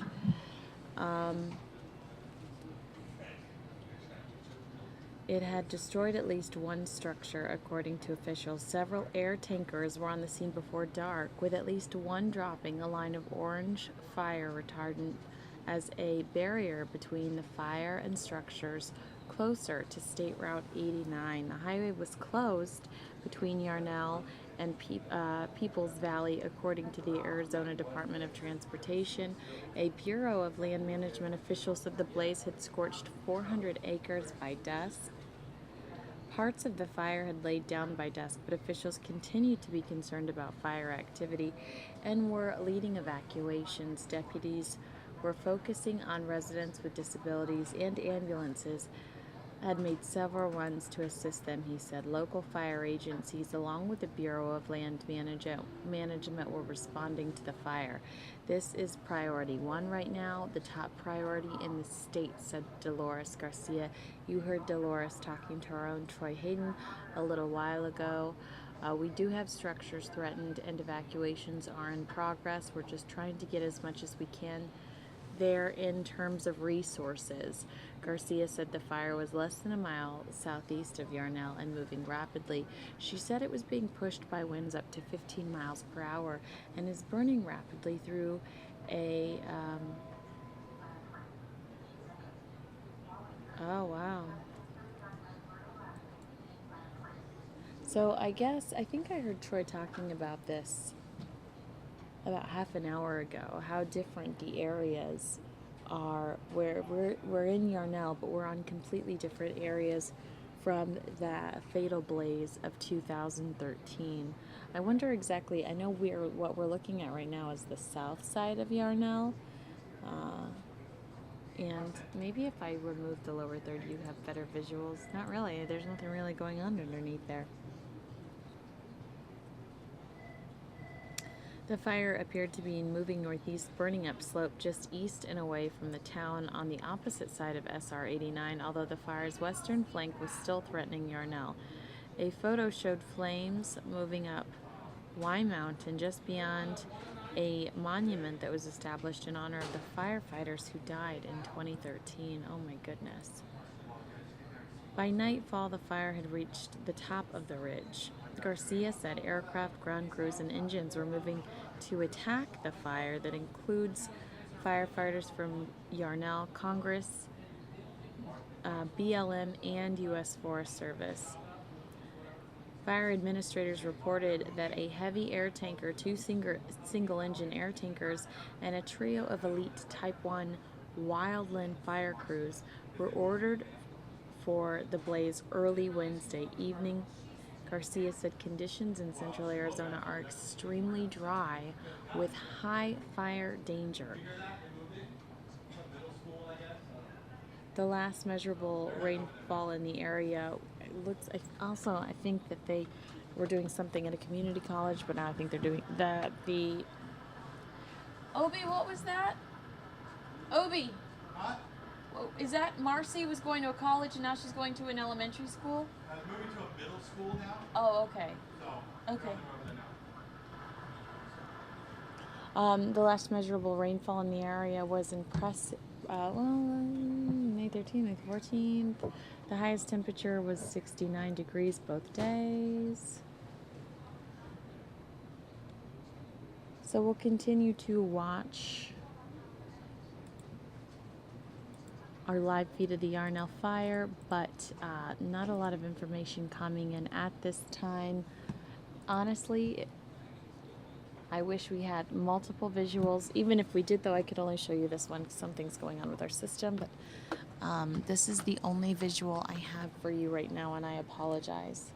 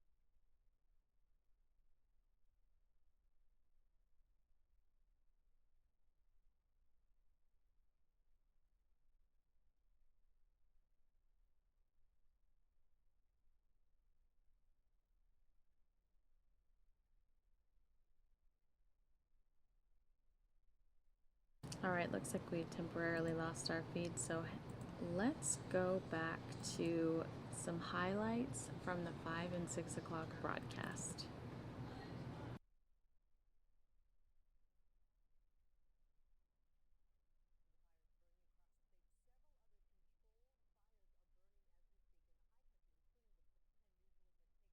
Right to the scene of one of the worst firefighting tragedies in history. 3 years. 10 News alert that takes us right to the scene of one of the worst firefighting tragedies in history. 3 years ago, Yarnell, where 19 firefighters perished fighting a wildfire. And right now, people are being evacuated from their homes near Yarnell as another fast-moving wildfire tears through that area. So the video you're looking at now was sent to us by viewer John Martin, and you can see smoke kind of pouring over a hill here. And we have some other video we'll show you in a second, but it shows the fire burning right up close to some homes. He says the fire burned a cell tower in the area. And I'll tell you where this fire is burning. It's near State Route 89A and Mina Road. People being told to leave their homes are on the east side of Yarnell. And the fire, we had a little bit of an update here for you, and we'll go show you on our 3D mapping system. So here's Phoenix. And then we go up to the north and the west, and we go up into the mountains here, and I'll go ahead and zoom in on this small town here. So Yarnell is in the middle of your screen right now, and I'll put it in 3D.